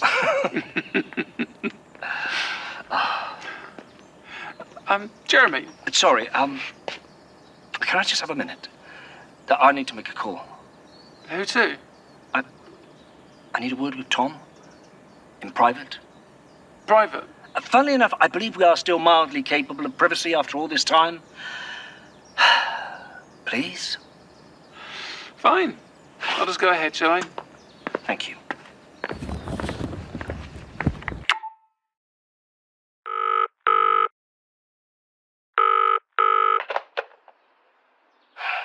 It's Jeremy. Mr. Larkin, have you finally had time to consider my offer? I want to know what'll happen when we get back to London. I want to guarantee that I won't be treated like some kind of insane person. That you'll take our concerns seriously. You'll treat us well. Of course. We'll question Miss Townsend, work out what she had to gain from all this. Oh, that sounds perfect. Wait. What? Jeremy, it doesn't take a genius to see what's happening here. You're distressed and unwell. She's taken advantage of what is clearly some kind of mental breakdown, convinced you of an outlandish ghost story. Mr. Jones is compromised. He can't see it either, but she's the reason you've not come to us. Am I right? That's not... She's the only thing that's made this week bearable. You're not alone in this, Jeremy. You don't have to rely on whatever it is she's told you. We can help. Do you know what? I have spent my life being told what to do, how to think, having other people decide how I'm supposed to see the world. But this time, I get to decide. Fuck you, Miss Swift, and fuck my father's company. I quit. Hi, this is Henry. I'm unable to answer my phone right now as I'm probably in the lab doing ghoulish things to test tubes. Or, paperwork. But please leave me a message and I'll call you back. Henry, your boyfriend is an idiot. A first grade absolute idiot. I'm back in the flat. Don't worry. I'm okay. Slipped in through the back entrance. Nobody spotted me. I was thinking about what you said about someone high up in the company needing access to those computer files. And then it hit me. Because Dad left all this stuff to me when he died, right? And it's just been sitting here in my spare room. All his old records and posters and stuff. We used his autographed baseball bat to menace Dracula, and it didn't even occur to me. Dad and Uncle Jonathan weren't exactly on the best of terms, especially after my accident at the Whitby building. Basically, Dad told him if he ever made me interact with Foundation stuff again, he'd punch his lights out. But I know they kept in touch. I mean, Uncle Johnny was married to his sister for years, and Dad worried about Jeremy. Anyway, sorry, I'm rambling. What I'm trying to say is, they still called each other. Mainly, Uncle Jonathan called Dad to berate him about his latest vampire movie. But they still called. Dad had his number. Shucks. His address book. All his numbers, all his celebrity contacts, plus dear old Uncle Johnny's landline. I'm going right to the source, Henry. I'm going to fix this. I'm calling Jeremy's dad. Shit! Stay, boy, stay! Hello, this is 999. What's your emergency? I just shot some sort of monster on my property! That's it, boy. Don't let it move. Sorry, sir. What was that? Didn't you hear me? I said I've just shot a monster! Fuck! It's still breathing! It does not breathe. What the fuck? Shh. Do not antagonize it further. Your bullets will be of little use if it chooses to strike. Where the hell did you come from? Through the trees. You did not hear me coming. Sir, did you say you've been attacked by something? Get the hell off my property! I've got enough to deal with without worrying a few trespassers. Some kind of monster! I am injured. Hello? Defenseless. I seek only to remain here in the shade. That creature and I should not be your concern. Sir? Is that thing yours? He and I are of the same stock. What the hell is that supposed to mean? Sir, I think you're breaking up. He is what I might have become long ago, had I not been granted a bittersweet mercy. What? How are you talking? I'm putting you through to animal welfare, sir. Please hold. It's not an animal! How it almost looks human, like some kind of... It is a troll. A what? Thank you for calling Animal Service. Look, lady, I don't know who the hell you think you are, but if you don't leave my property right this second, there will be consequences. No. In the queue. You should leave me in peace. I may be weakened, but I am hungry. I am attempting to extend you mercy. Mercy? Are you threatening me? I have dragged myself across continents and countries that no longer exist. I am weak and I am seething. Yes, I am threatening you. Right. I have had it up to here with you lot. Get off my land! Please know that pity. your call is This day important has to been us. too long. Someone will be here to assist you shortly.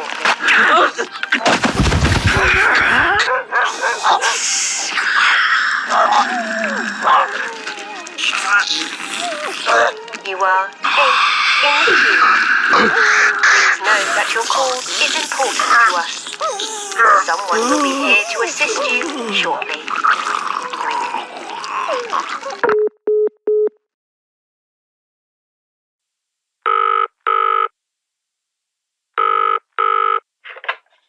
Who is this?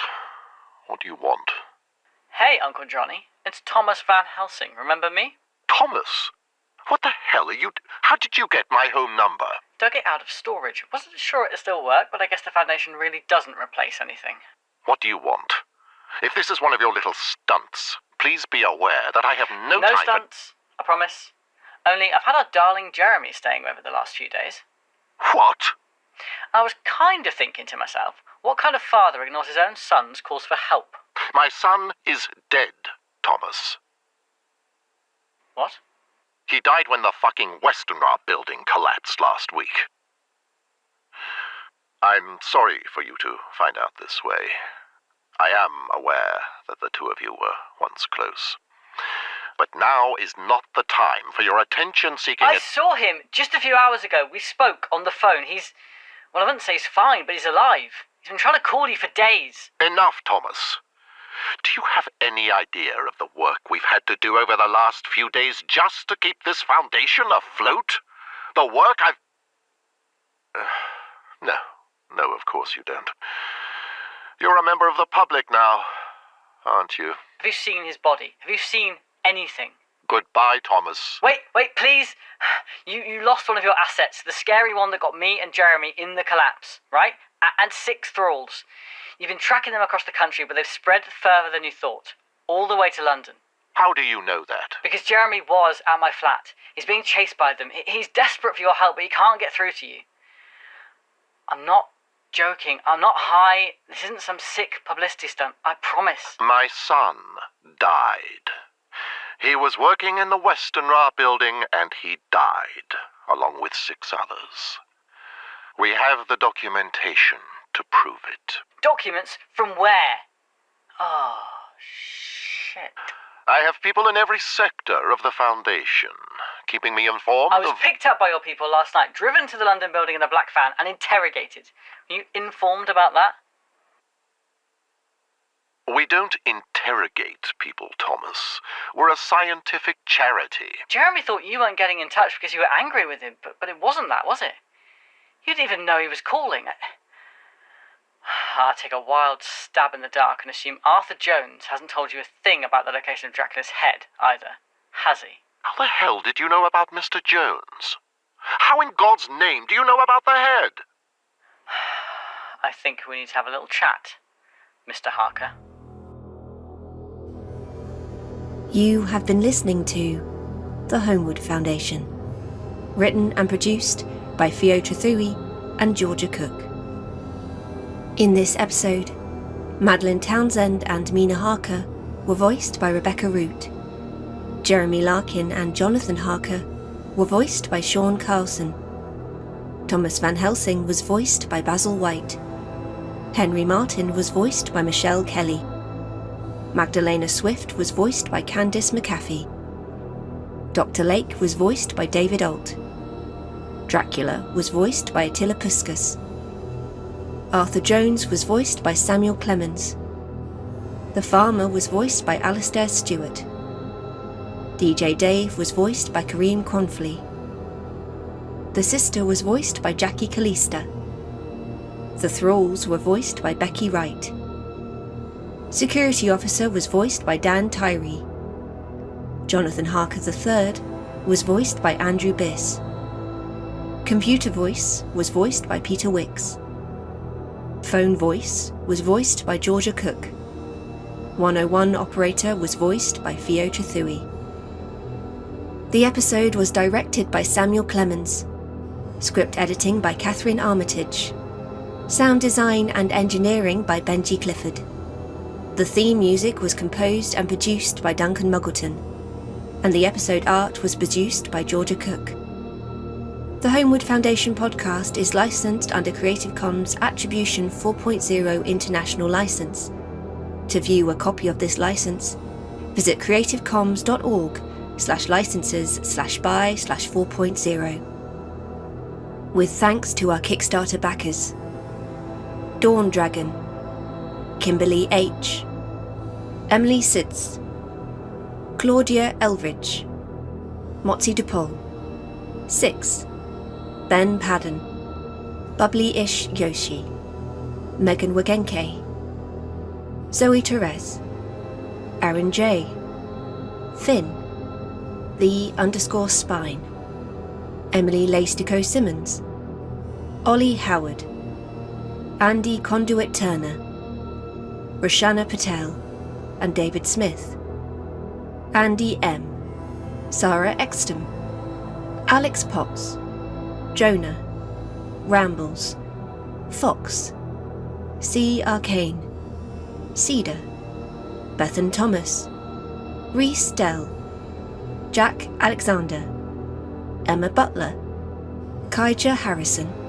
Kay Roman, Astrid C.U., Ebola Conundrum, Mark Nixon, Catherine Wheeler, Chris Halliday, Noah Dell, Mark Wright, Megan McCauley, Theodore Powers, Sci-Fi Kimmy, Starlit Artworks, Nyara, Jess P., William, Brambledown Designs, Fastened Ambrose, Barrett Peregrine, Ibrithir Was Here, Neem, Introverted Cosplayer, Zealous Christian 24, Rach, Helen Greetham, Caitlin McIntosh, Lindsay R., without whom this episode could not have been made.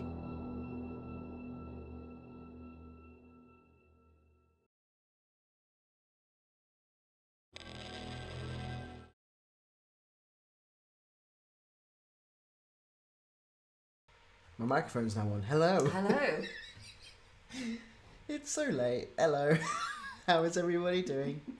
We have just listened to episode 6. Watched with our ears. Watched episode with our 6. Ears. Yes. Lots of nice comments in the chat. Yeah. Hello, everyone. Hello, everyone. Thank you so much for joining us in this mad live stream. We will put on the 2 cams so you can see the gorgeous Percy. The gorgeous Percy, who is sleeping. He turned over a couple of times. We were very excited. Bless. Lou has asked how we're doing. It's been hours. It has been hours. It has been hours. We have been streaming for 11 hours. Why? Why was this a good idea? I don't know. We got to talk to so many wonderful people. We did. And listen to many hours of audio content. Yes, we have, and it's been really nice actually. Despite some of the tech issues we had, don't worry, we have obviously had appropriate breaks and food and everything else. So do not worry about us. Though, I don't know how we're going to be in an hour and a half's time when Nate asks us questions at 10 o'clock. Please, Nate, do not ask us difficult questions. They'll be okay. They'll be fine. It'll be all good. So yes, that's how we'll like round out the stream. But yeah, now we've got 20 minutes or so to chat about episode 6. Episode 6. We're going to check. That's definitely what I've got on my list. So episode 6, we chat. Yeah. For 20 minutes. In 20 minutes, and then we have a 10-minute break, and then we do the listen along, and then we do the final series chat. Way. Sorry about that. Yes. So yeah, episode 6. Lots of fun things about this one. The first scene is Alistair Stewart ranting at Kareem Cromfley. Yes. Who obviously are both in the Magnus Archives. I did not remember this when we cast Alistair. So obviously we'd already cast Kareem. Yeah. Because we love Kareem. We knew him best as Dracula in Read Dracula, which is why we were like, oh, let's have him on board, because that's like a really nice little Easter egg for people that know Read Dracula. And then remembered that he was also in the Magnus Archives, and then remembered after we'd recorded the opening scene of episode 6 that Alistair is also in the Magnus Archives. So it's not a clever Easter egg on our part, or at least it's not on my part. It's entirely coincidental. I think I noticed that they were both in the Magnus Archives. I didn't realise that they spoke to each other in the Magnus Archives. Yes, I think, yeah. Yeah, so, you know... Fandom-wise, people like them a lot. Yes, so characters. That's as much as, as I understood. So yeah, so there's that. So just the first scenes goes... yes, we basically messaged Alistair and was just like, do you want to play a really nasty farmer for us? He was like, yes, please. He was like, yes. Bring yes, it. I would like to be a nasty farmer. So yeah, I think we actually added in that scene, like we had the original farmer scene with Maddie and Jeremy. Yes. And then we decided to go back and add... We wanted to do rule of 3.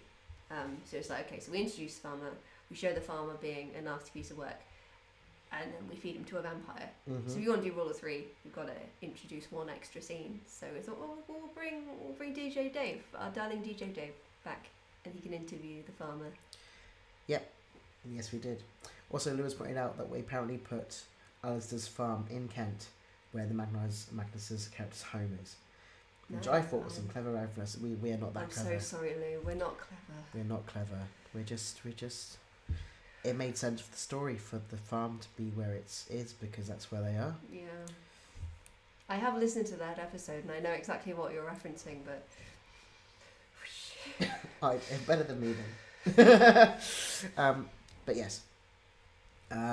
Thinking about that. You are clever. I'm just a nerd. Hey. Thank you, Lou.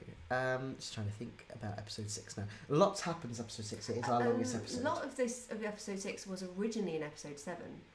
Before we decided to do the structure of episode 7 that we ended up going with, meant we had to move a lot of it into episode 6. So it's an action-packed episode. There's a lot going on. I remember when we were trying to draft it, we went to Kat, we were like, Kat, there's so much happening in this episode. Help. Does any of it make sense? And she was like, okay, don't worry, we got this. We got you. I got you. We did. And we were like, we love you, Kat, so much. But yeah, I think the main drawaways from it are obviously Jeremy's like heart-to-heart with Maddie. Yeah, his revelation. His revelations. And yeah, we did have a nice comment in the YouTube chat. Love the development of Jeremy. Yeah. Yeah, I think we really had to kind of like we are introduced to Jeremy, and like the first episode, He's the antagonist. He is the antagonist. He is the one who causes everything to not go correctly. It's Maddie and the Harkers versus Jeremy. And and the Thrall. The Thrall's just like, I just want... The Thrall's also I just there. want the head. I just want the head. But yeah, Jeremy is the main antagonist. And then as you go on, he kind of starts putting things together in such a beautiful way. And then obviously when we revealed to him, like, hey, I think your dad's kind of... Like, you know, the message from Arthur is like, get to Dover, keep away from the Foundation, which is all Jeremy has known.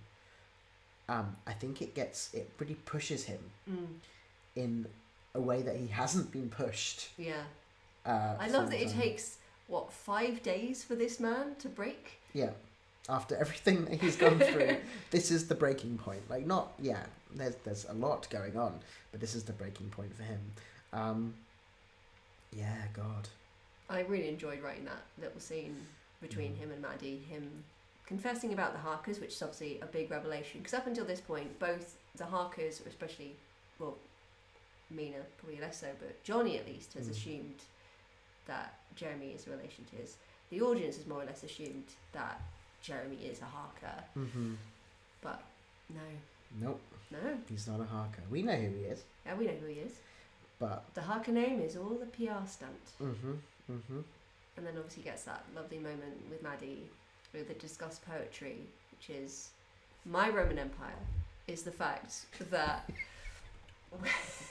I spent about, I think, must have been at least 6 months. I started emailing them in January, trying to get the Philip Larkin estate to give us permission to quote a little bit of a certain Philip Larkin poem when Jeremy... Maddie realises who Jeremy is named after. Jeremy agrees and then recites a little bit of a Philip Larkin poem. And they never got back to me. Or they got back to me, but they kept making weird requests. And then they just never got back to me. So we had to cut it in the end just for legal reasons. And it was such a shame because Sean recited it so beautifully. Yes. It was the final section from Love We Must Part Now. Which is as two tall ships, wind mastered, wet with light, break from estuary with their courses set, and waving part and waving drop from sight. Yes. So if you just sort of mentally stick that into the episode. Just before, that's the director's cut. Yeah, just before Maddie says, I quite enjoy Arundel too myself, which makes a lot more sense. That's what she's referring to. It's because he's just quoted Love We Must Part Now. But it still works without it being there.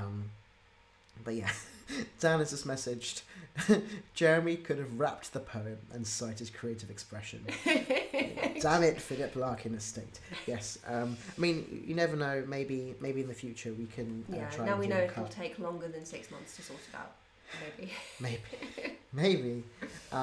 Yes, and also the reveal that Johnny Quincy passed away in the First World War. Which we felt like, because we talked about it a lot, and we needed to push Mina in a direction where the Foundation was still the most important thing to her, and we didn't, narratively it made more sense for us that instead of leaving her money to a son who would then carry forward the Holmwood name, they instead her money goes into Holmwood, and it wasn't unlike a lot of richer families intending to leave their sons wealth for them to be lost in the war and suddenly have all this expendable cash. And that's a lot of charities, I believe, at the time were formed in that way. So it did make sense to us that is what happened to Johnny Quincy. We do know a lot more about the situation around then, and we have hinted a little bit about it in some of our extracts, but we can't tell you everything because that would come up in season 2. So sorry, we can't talk about that. We have extensive family trees and timelines. Yeah, it's mad. Yeah, maybe one day we can talk about it, but unfortunately not on this stream. In this episode, we also have Magdalena, the Magdalena Jeremy saga. Yes, which is great because we hear this like softer, more manipulative side of Mags. Yeah. Because when she like confronts Jeremy in when she confronts Tom in episode 5, it is very much like I'm a police officer sort of vibe. I'm bad cop, but this is proper like good cop behaviour of just like, come on Jeremy, you don't really want to be doing this to me, do you? You don't want to be doing this to yourself. And it's just really interesting to see that side of her after having seen I suppose, well, how she's with Tom. Tom is a member of the public. He's Yeah. a civilian, and also I imagine she has a certain contempt for him because he left the Foundation. Yeah. Like, he's a Van Helsing that doesn't leverage his power to help fight the cause, whereas Jeremy, Magdalena, like, her direct superior is his dad, so she has to treat him in a certain way, and I imagine she doesn't think very much of him either. No, that's fair. But I love the way the conversation changes, and you're not entirely sure. We didn't want it to be entirely sure throughout the episode whether or not he was going to agree, whether he was going to just be like, oh, fuck this, and bring the Foundation in. I mean, I think realistically, if you'd have posed that phone call to Jeremy that first day on the moors, he'd have episode been like, 1, Jeremy's absolutely. like, yeah, fuck this. Yeah, absolutely. Come on, don't care what you're going to do to this woman. I just want to go home. But, you know, he's experienced a lot since then, and he's been able to reconnect with family since then. He's made a friend. Actually made a friend. What the hell? He's made a friend.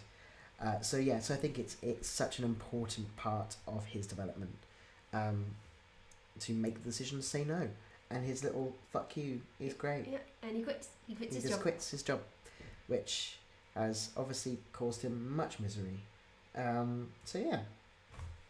So that's cool. We also have all the stuff with Tom and Henry. So Tom just like deciding he's just going to turn up. Well, actually, no, we should probably start with his original suggestion of, hey, should we just run away? Should we just run away? Should we just run away to America? Should we just not deal with this? And Henry's like, what's wrong with you? What? It's so much fun to play with Tom because similarly to Jeremy, he has his own issues. Like these boys, they went through some stuff. And I think, you know, Tom's been like, you know what? Actually, I want to just go. This is too much now. This is just too much. Let's run. Feels very like in character for him, and then for Henry to be, well, actually, I'm choosing to do this. You can sod off. Bye. And then he has to make the decision of, oh no. Oh, I've made a mistake, haven't I? And what does he do? He just rocks up. He just shows up at her workplace. Shows up at her workplace. Hi. Let me in. He's like, I think, you know, when we had Basil on for a conversation, I think Basil said the thing is with Tom, I imagine him as someone who likes to do little tasks. I think he's just a guy who likes to do little tasks. And I think once Tom realizes that, like, he just really wants to appease Henry, he's like, oh no, I'll come in, I'll do the little tasks. I'll do the little tasks. I won't think about the bigger picture. I'll just come in and I'll help you. that things will feel much better. So yes, I thought that was quite funny with him. Yes, and then computer voice, and the reveal about the recorder not being an analog recorder, like we've been telling everyone, but it's actually a digital recorder, which is saving all the files, like. Yeah. Like. And now those files are gone. And all those files are gone. Where are they gone? Where have they gone? Who's got them? Who put them there? Whoop. Oh yeah. So down in the chat, computer voice made me genuinely shudder when I first heard it. So that's a computer voice. We love computer voice. We love computer voice. Peter Wicks did an incredible job with computer voice. And we was like. We cannot say favourite season 1 character, computer voice. Computer voice.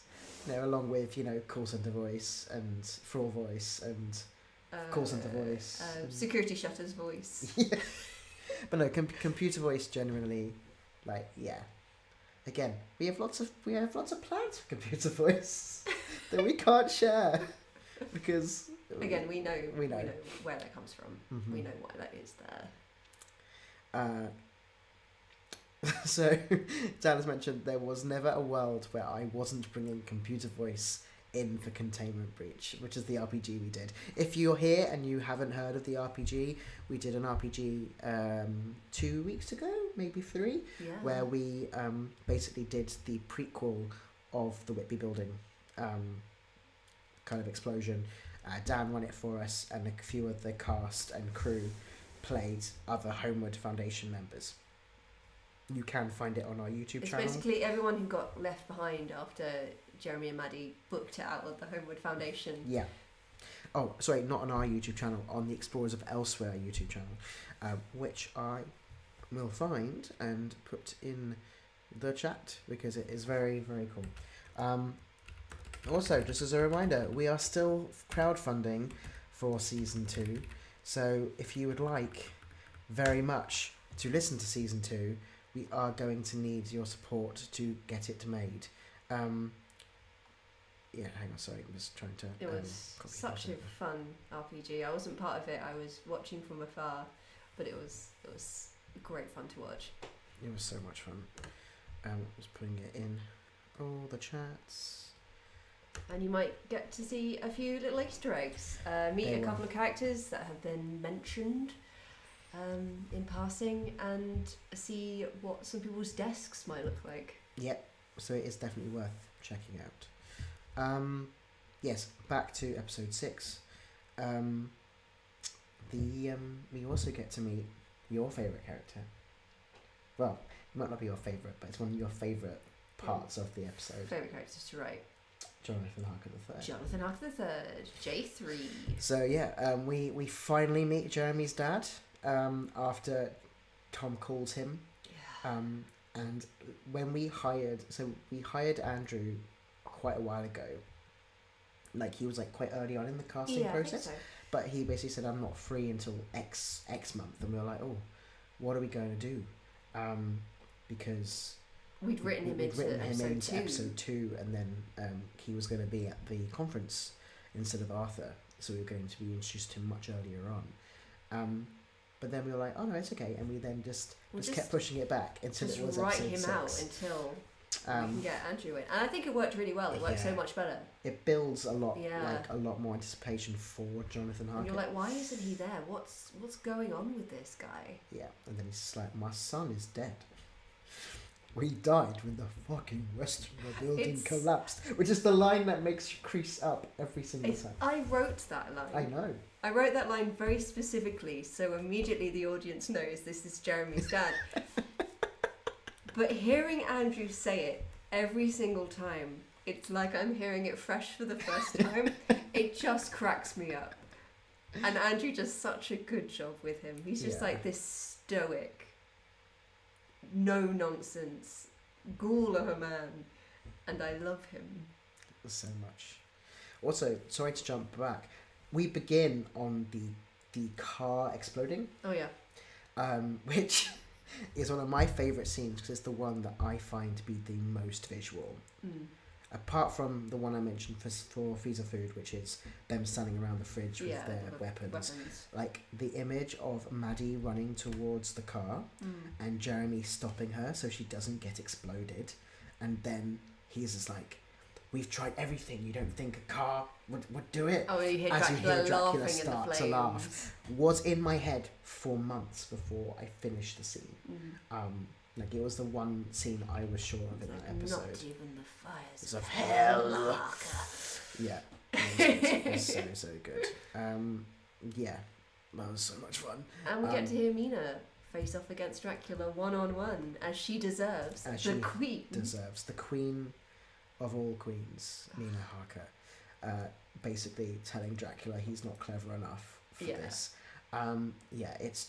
It's great, and I think Rebecca does such a good job in selling, like, because she's so good at going from Mina to Maddie and Maddie to Mina, but when it's Mina faced with her greatest adversary, the reason why she suffered so much grief, and then continued grief, and then I would say borderline obsession, because the Holmwood became her life, is this idea of like, I'm done with you, but at the same time I'm gonna make sure you know that I don't give a shit about you. It's so much fun. I bested you. I bested you. I will do it again. And there's Dracula like, well, technically, I'm still alive. I'm still here. I'm still here. I don't know what. But no. And just that whole exchange between them was so much fun to put in. Yeah. Mina almost working something out, just as Maddie comes back. Just as. Ugh. And then, last of all, I think it'd be remiss not to mention the poem that we wrote that together, I think. Yeah, on I think Discord. I think we were in heat. Like we were still in Manchester at that point, and we were doing final drafts. And I remember being like, I wrote down like a couple of like poem. Like I said, these are really bad poems. Like writing down like little like sentences for poems. And I was like, what do you think of this one and this one? I think we like molded those two together in the end. Just like trying to get that scene to work. Yeah. Kat was like, this is really nice, but you need a softer moment with them. Why don't they compose a poem? And we were And like, well, we don't write poems. Understand. We're not we poets. don't write poems. We're not good at rhyming. So yeah, that's the reason why we do not write poems. But no, I think that's why we were like, we just made sure it wasn't a very good poem. It was like, it's not very good. And like them discussing like how limericks should have a punchline. It's like, there is no punchline because it's not a good poem. But yeah, it was great. I think we are out of time for episode 6. I'm just going to double check. Is it little break time? It is a little break time. So it's 23 minutes past. Cool. So yeah, we're going to go have a break for about 10 minutes really. So we'll come back in 10 minutes and then we will do the last episode and we'll see how we go from there. So see you guys in 10. Have a lovely time. Getting teas and having safety wees and whatever it is you're going to do in the break. And we will see you in 10. Bye. See you shortly.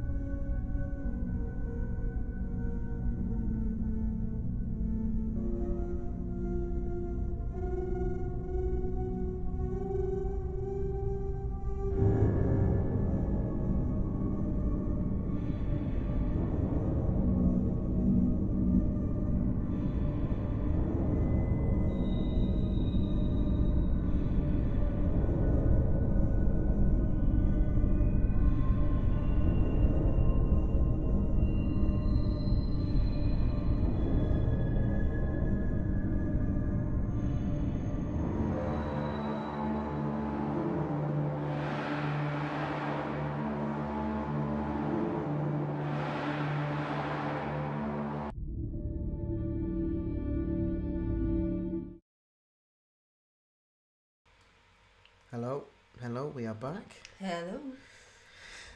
So, we're going to jump in straight away to episode 7. So it is the shortest one. It is different structure to all the others. It's only half an hour. So, without further ado, I hope you enjoyed the first season 1 finale of the Holmwood Foundation. The Lighthouse. See you on the other side. Thank you again for joining us.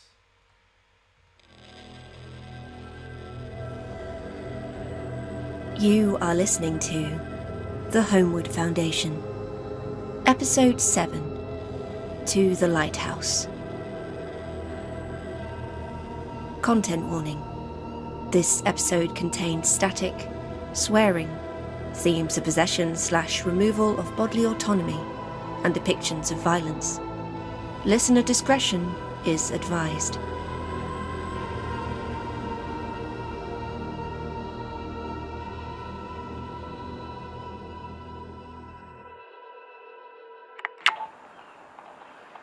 Mina, it's Maddie. We're pleased to know we finally reached Dover. It's not quite as terrible a walk as the moors, but a close second. We haven't heard from Arthur yet, so we're waiting for... Oh. What is it? It's the recorder button. It's stuck again. I can't actually tell if it's recording or not. Well, won't need it for long, will we? I suppose not. I hope not. Arthur can help keep us informed between blackouts. On second thoughts, I'd rather rely on the damn recorder. Arthur will take care of us, Jeremy. He's a good man. Well, just in case this is recording, we're currently sitting on a bench near the harbour waiting for Arthur. It's a nice view, at least. It's mistier than I expected. The ferry should have docked already. Would you stop worrying? Please. Oh, right, of course, because you're always so calm and collected. Jeremy, what do you think will happen next? What do you mean? When this is over, once we get rid of the head. Honestly, I don't know. First have the fucking Harkers to deal with, and don't think even they bloody know why they're here. We can work on that together, once this is all calmed down. Right. Calm down. Do you think they'll finally listen to us? The Foundation, I mean. If we explain everything, if we show them the danger they're in, even if there really is someone on the inside. They won't listen to us.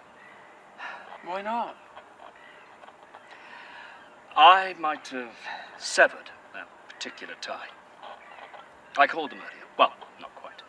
Miss Swift rang me first, my father's head of security, on Tom's phone. And? And I told her to fuck off. What?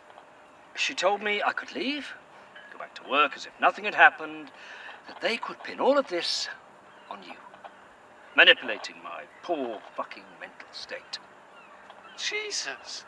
As if I'd fucking do that to anyone, let alone... So, I called them back and I told them exactly where they could shove their help. That's... You told the Foundation to fuck off. Don't start. Yes, it was a stupid thing to do, I know. No, I mean, well, yes, maybe, but it was brave. And it couldn't have been easy. Thank you for standing up for me. You're welcome. And it's okay, because we've got other allies now. We have the Harkers. We have Tom and Arthur. We'll get the head away from the Foundation. Maybe we can find some way of putting it back where it was before, keeping it concealed. But then, that's how it's been for the last century, so we'd be right back where we started. Unless... What do you think? Look at me. You're the one possessed by the Foundation's all-knowing founder. Don't you know? Well, it's not like I can actually talk to her. I didn't even get to read her real diaries. I have. Part of my indoctrination into the cause as a teenager. And Dad was very keen I read the truth with my own eyes. Or at least the typed version, before Bram Stoker got his hands on it. Nothing in them to explain what's happening to us. or how exactly you avoid dying when these monsters keep coming at you every fucking day. Got this far, haven't we? Have you always been an optimist, Maddie? Sort of. Hey, you called me Maddie. Did I? Do you prefer it if I didn't call you? No, it's okay. My friends call me Maddie. Friends? Are we friends now? Yeah, something like that. Jesus Christ. Does Arthur expect us to just hang around for the rest of the day waiting for him to appear? He's getting here as fast as he can. He can't exactly control customs. I could buy us some coffees. There's a little cafe back there, and I think I found some change in Tom's wallet earlier. For the love of God, all I want in my life right now is a terrible coffee. Then I shall get us some terrible coffee. Wait, the Harkers. What if I switch while you're gone? Wander off somewhere? Well, actually, I did have an idea about that. Roll up your sleeve. What? Why? Go on. Either sleeve. It doesn't matter which one. Right. I know I felt it in here somewhere. Ah, yeah. Tom's girlfriend left a pen in her pocket. Now, write a message to Jonathan. A message? On your arm. Like a sticky note. So he doesn't go wandering off looking for me or Mina while I'm gone. Right. Okay.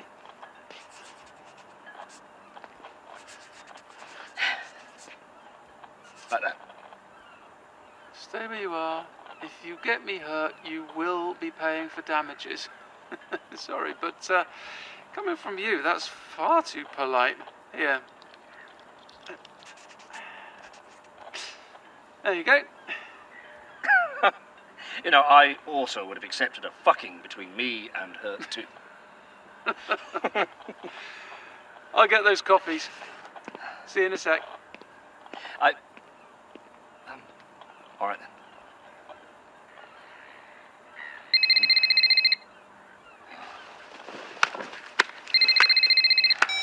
Hello? Mr. Larkin? Oh, wait, is it Jonathan? It's Jeremy. I keep trying to get hold of Mads, but someone else always picks up. It was Mina Harker earlier. Are you here yet? Almost. Can I speak to my girlfriend? She's not here. Where is she? Is she okay? She's buying a coffee. Oh, well, I'm glad you're both safe then. Safe? Huh. Do you have any idea what we've gone through this last week? Maddie has given me some idea. Some idea, indeed. You're the one who sent us scrambling to Dover. I'm just doing what I can to help. I've not even been in the same country as you. What about my father? This ridiculous idea that all this was his fault. I tried calling him. I tried damn near everything to get his attention, and now I'm fleeing his security team. I'm sorry. It's been a world of a mess since the Western Rebuilding collapsed. Honestly, he's been completely closed off, and I've been busy doing damage control. It's chaos. All those lives lost, hunting down the escaped thralls. It is interesting how they seem so drawn to the head. Interesting? Sorry, that was the researcher in me talking. What I mean is horrific. And I am truly sorry. If we'd known what the head was capable of, we would never have let it leave the Carpathians, let alone send it to Whitby. Yes, well, you're bloody welcome to it. How long until you're finally here and we can end this? I'm almost through passport control. 10 minutes, maybe? You're near the beachfront, right? Yes. Can you see a lighthouse from there? Lighthouse. Yes, I can see one. So overlooking the harbour on the pier. Meet me at the lighthouse and we'll figure out next steps. Can you tell Mads I said hello? Meeting Mina earlier, it really brought everything home, you know? Just the extent of everything you've both been through. Look, I know we never quite saw eye to eye when we worked together, but I'm on your side, Jeremy. Yes. Heard that quite a lot recently. Just get it to me safely. And the head. We'll do what we can to help with your ghost problem once everything's cleared up. Right, sure. One problem at a time. Exactly. Well, I'll see you both at the lighthouse. Bye. Wait, Arthur. You were there. At the Carpathian site when they dug up the head? I was, yes. You never made any indication it could do any of this? I mean, we have been chased by every fucking vampire from containment. It sent birds after the Harkers yesterday, crashed our fucking car. Like I said, if we'd known even a fraction of what we know now, we'd have never have sent it out for containment. Right. Yeah, right. Goodbye, Mr. Larkin. I'll see you both soon. Here you go. One coffee for Mr. J. Larkin. Or is it... Still, Jeremy. Gonna have this damn message on my arm forever now. I'll keep it. Might come in handy. Here you go. Careful, it's hot, but just as terrible as requested. Oh, the worse the better. Cut from the recorder. Promise I didn't touch it. Oh, yeah, it is. I think it's finally starting to break. It's strange. What is it? Mina. She left a message earlier today, and I can't stop thinking about it. What did she say? It's hard to make out, but she spoke with the head, I think. With Dracula. She what? She was trying to work something out about the head, about us being here. I think maybe she managed it, but we switched. Now the recorder's damaged. Oh, give me the phone. I want to try something. What? Just give me the phone, I'll show you. Just trying to find the conversation from this morning.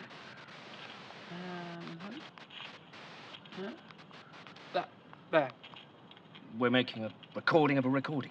Yeah, just in case. If the Foundation recorder breaks, we'll lose everything we made over the last few days. And this is... well, just listen. You only remain alive because I will it. If I wanted, I could have you torn limb from limb right now. You're right. You could, and yet you haven't. Why is that? Why is it you have let us come this far? Certainly, you are weaker than you were, but your attack on Thomas's car was more than enough to kill us. Why are we not yet dead? You live only by my choosing. I hold the reins. I control you. You're not clever enough for that. You never were. How dare you? You're planning something. You know something we don't. What is it? What have you done?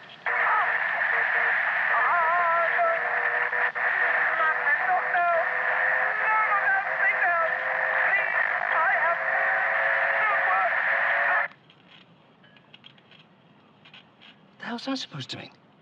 She thinks Dracula wants us alive, but he didn't actually want to stop us. He didn't want to stop us. He sent birds and monsters after us. I don't know if he did, actually. Not the monsters, anyway. But Jesus Christ, Maddie, we both saw them. We've been attacked, yes. But what if Dracula has less control over the thralls, the sister even, than we thought? What if his only real power comes from controlling animals? What are you suggesting?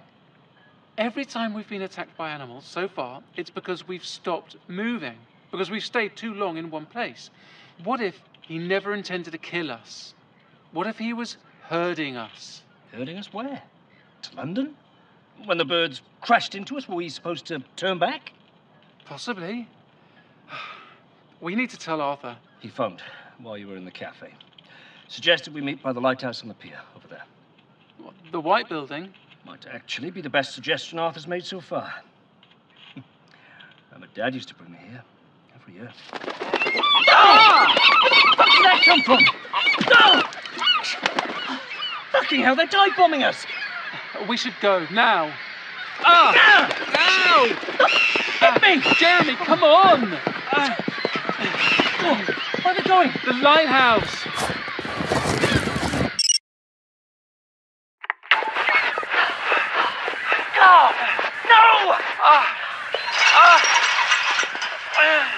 It's blocked off.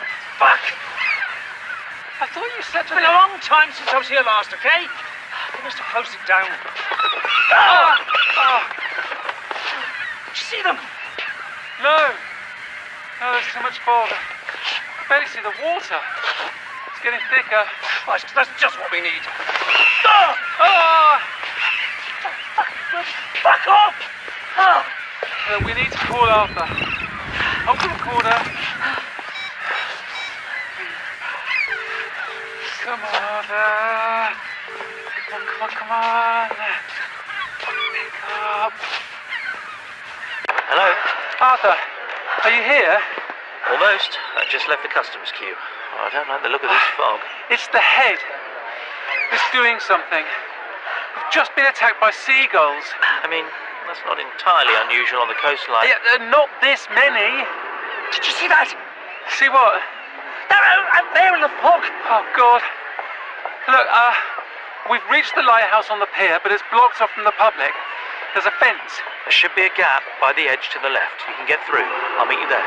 Fuck! It's a troll! Madeline, I just saw a troll! We need to get out of here. If we're blocked in on the top of a pier... Then we'll be in a better position to defend ourselves, defend the head. If he's sending creatures after you, what chances do you have running through them? Find somewhere sheltered. I'm coming to find you. Right. No, yeah, you're right. Jeremy, come on. We can slip through this gap here. The fence might buy us some time. What are we going to do? Push him into the harbour? Oh, what other choice do we have? Have you found the gap?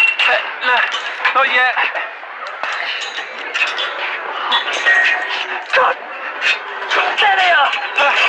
Here. Inside. Now. Well done. I'm coming as fast as I can. Please. Please, hurry.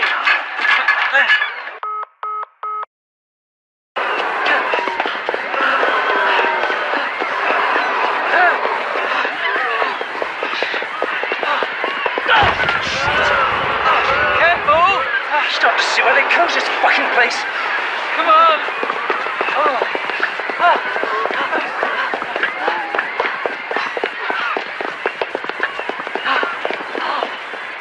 Fuck! Why did we think this was a good fucking idea? What now? Matt? Arthur? Matt! Maddie! Oh, you made it. Thank you. Oh, thank God you're all right. You too. I thought... how did you get here so quickly? I stole a bike from the quay. Not ideal, but it was all I could think of. What about the thralls? The gulls, they're still out there. I didn't see anything. The fog's terrible enough. They're still chasing us. Quickly, give me the head. Later. Now, we have to run. She's right, the head can wait. Just stop and listen. Everything's fine. There's nothing out there. It's just the sea. That makes no sense. We heard them. You're stressed, both of you. The fog is playing tricks on you. You've been running, and you're both hurt. You need to stop and rest. But we did hear the thralls. And the seagulls.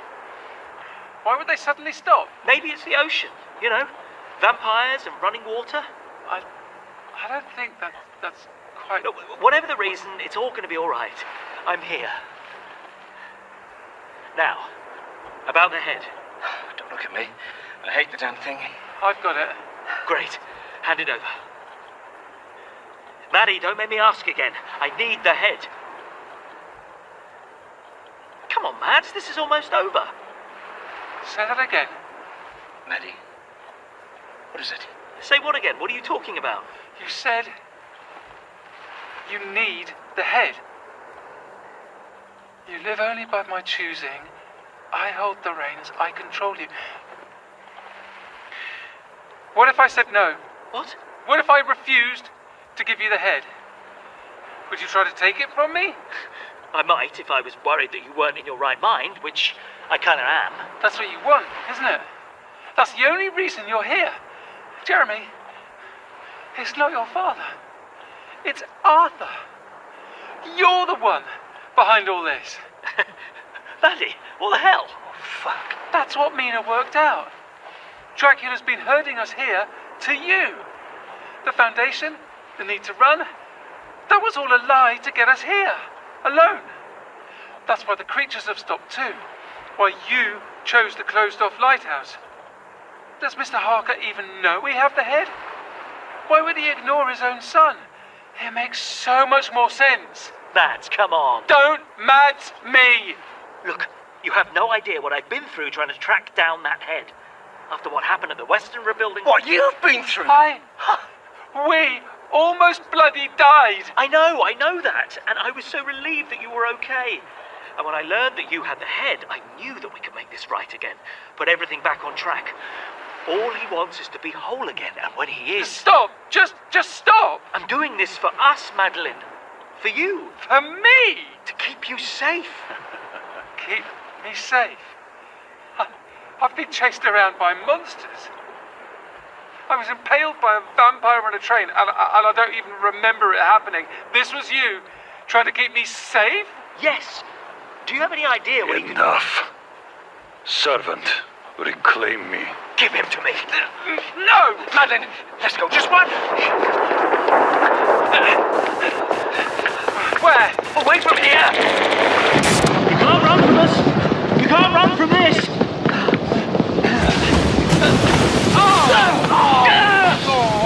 Fuck! Can't see! Hold my hand. We could get separated in the fog. I'm here. I promise. Just go. Alice, please come back. We can do this together.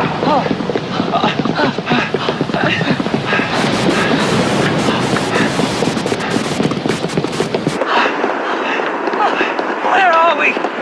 How is this still appear? I don't know. I can't see. Oh, God, it's the thralls. They've got through the fence. We could be anywhere. Maybe we could slip past. This fog is so thick I can't even see where the water is. There. Careful. It hurts my leg. I feel like it's barely holding me up. I should have listened to you back in London. I should have. You didn't know. How could we possibly have known? See how they come at my call. Jeremy, get behind me. Get behind you? I have the head. That's what they want. That's their master. That is indeed so. There is only one way to survive this. We're not doing anything you say. Oh, what you already have. You brought me here. You delivered me. And now you will deliver me again. Would you prefer to die? What if we throw you in the fucking sea? What then? Then I shall be retrieved, and you will have no idea where to find me. Madeline, give me the head. Give the head to me. What? Give it to me. Just get away from the pier. Get to safety. You'll be torn apart. I worked for that place for years. I'm the reason your fucking boyfriend went to Amsterdam. This is my fucking fault. For fuck's sake, Jeremy, now is not the time for heroics. Just let me do something good for once in my life, Madeline. No, we do this together. We have to. So be it. Death it is.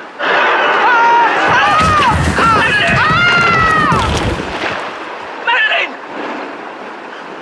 Maddie!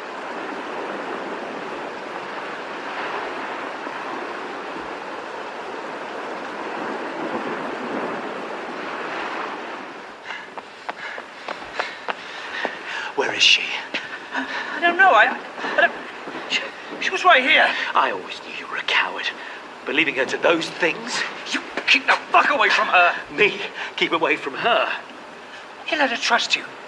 You let her believe that you were on her fucking side. I am on her side. You're the one who brought the thralls here. You're the one letting them chase you across the country. You made her believe the Foundation was evil. It is evil. Inept and old. It thinks the only way forward is to keep things exactly as they've always been, acting as if we can contain Dracula.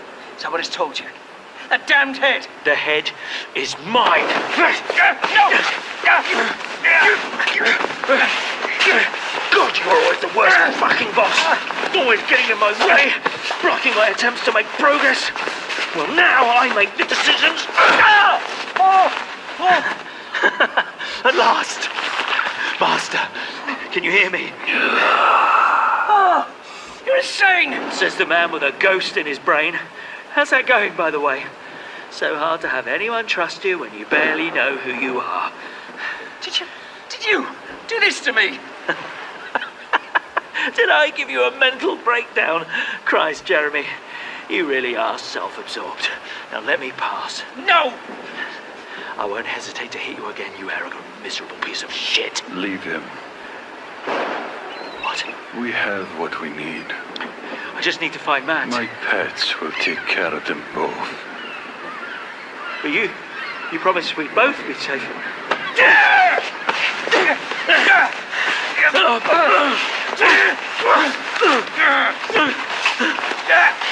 No, Master! I will reclaim you! You're not having that!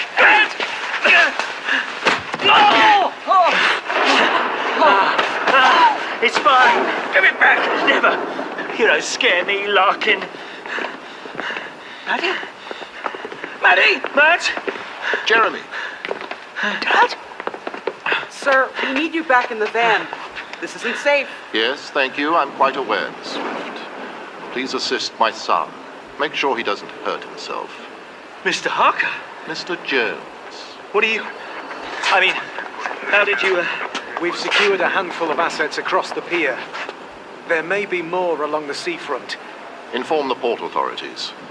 Given the sudden storm, I believe we have grounds to report a weather disaster. Keep any civilians away from the beachfront. Sir, Mr. Harker, I can't tell you how relieved I am to see you. Are you? If it weren't for an unexpected call from Thomas Van Helsing this afternoon, I wouldn't have even known you were here. Tom! What did he say? Is he all right? Just what the hell did you think you were doing?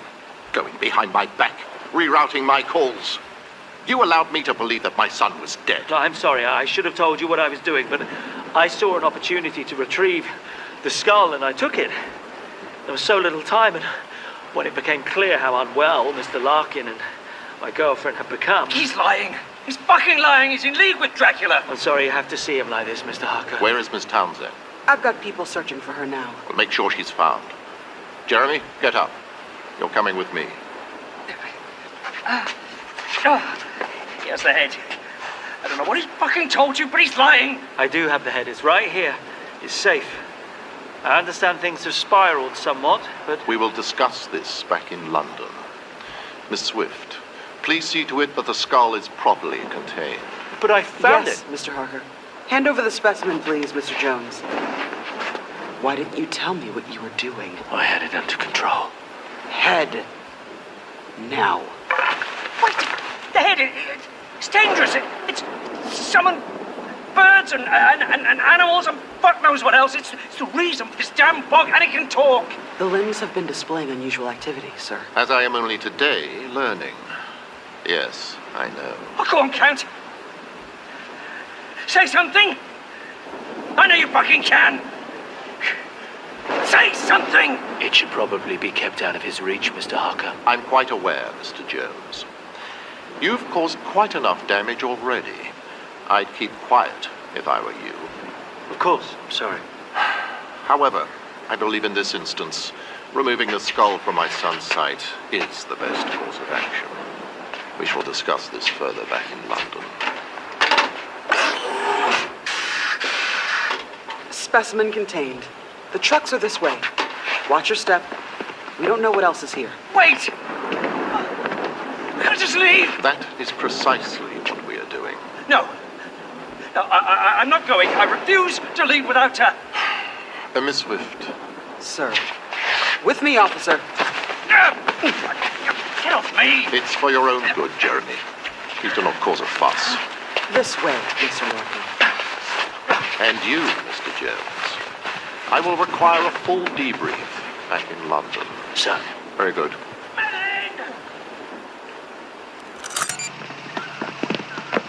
Ma'am, assets located in 4 separate locations across the pier and waterfront, all now secured. Any civilian casualties? We believe so. Assessing now. Shit. Madeline's still out there. What if she's been attacked? As soon as we find her, Mr. Larkin, we'll bring her in. Right now, we need you to let us do our jobs. No! She's lost. She could be hurt. She could be in the water. Have you checked? Get in the van, Jeremy.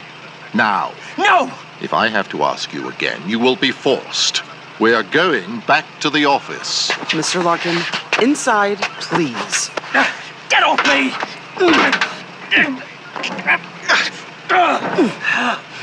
Sit with him. Make sure he doesn't cause any more of a scene. Sir.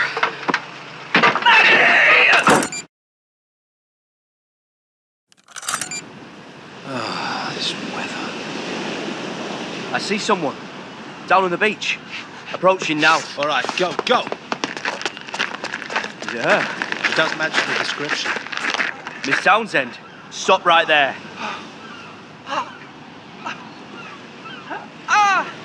Stay where you are, miss. We've got her. Our radio. Please, just let me go. I don't even have the hair. This is Security Officer Taylor. We found Miss Townsend, awaiting orders. Stand up, slowly. Raise your hands above your head. I'm standing. Please. What was that? Could be a civilian. Go check it out. Hello? Ma'am, this is a restricted area. I'm afraid you can't... Little jailers! Captors!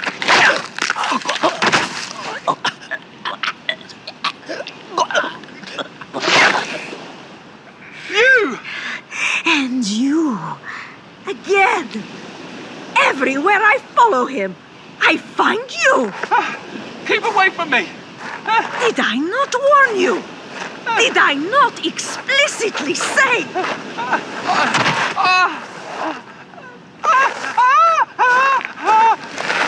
No, please!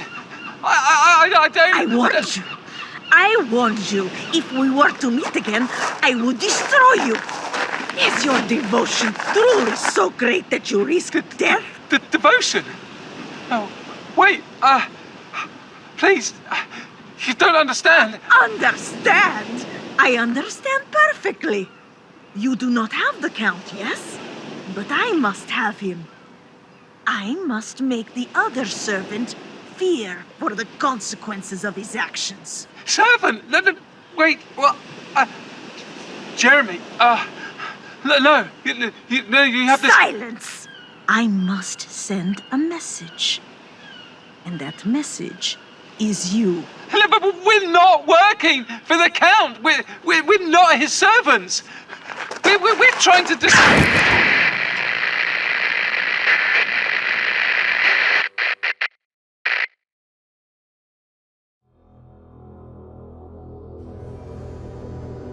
You have been listening to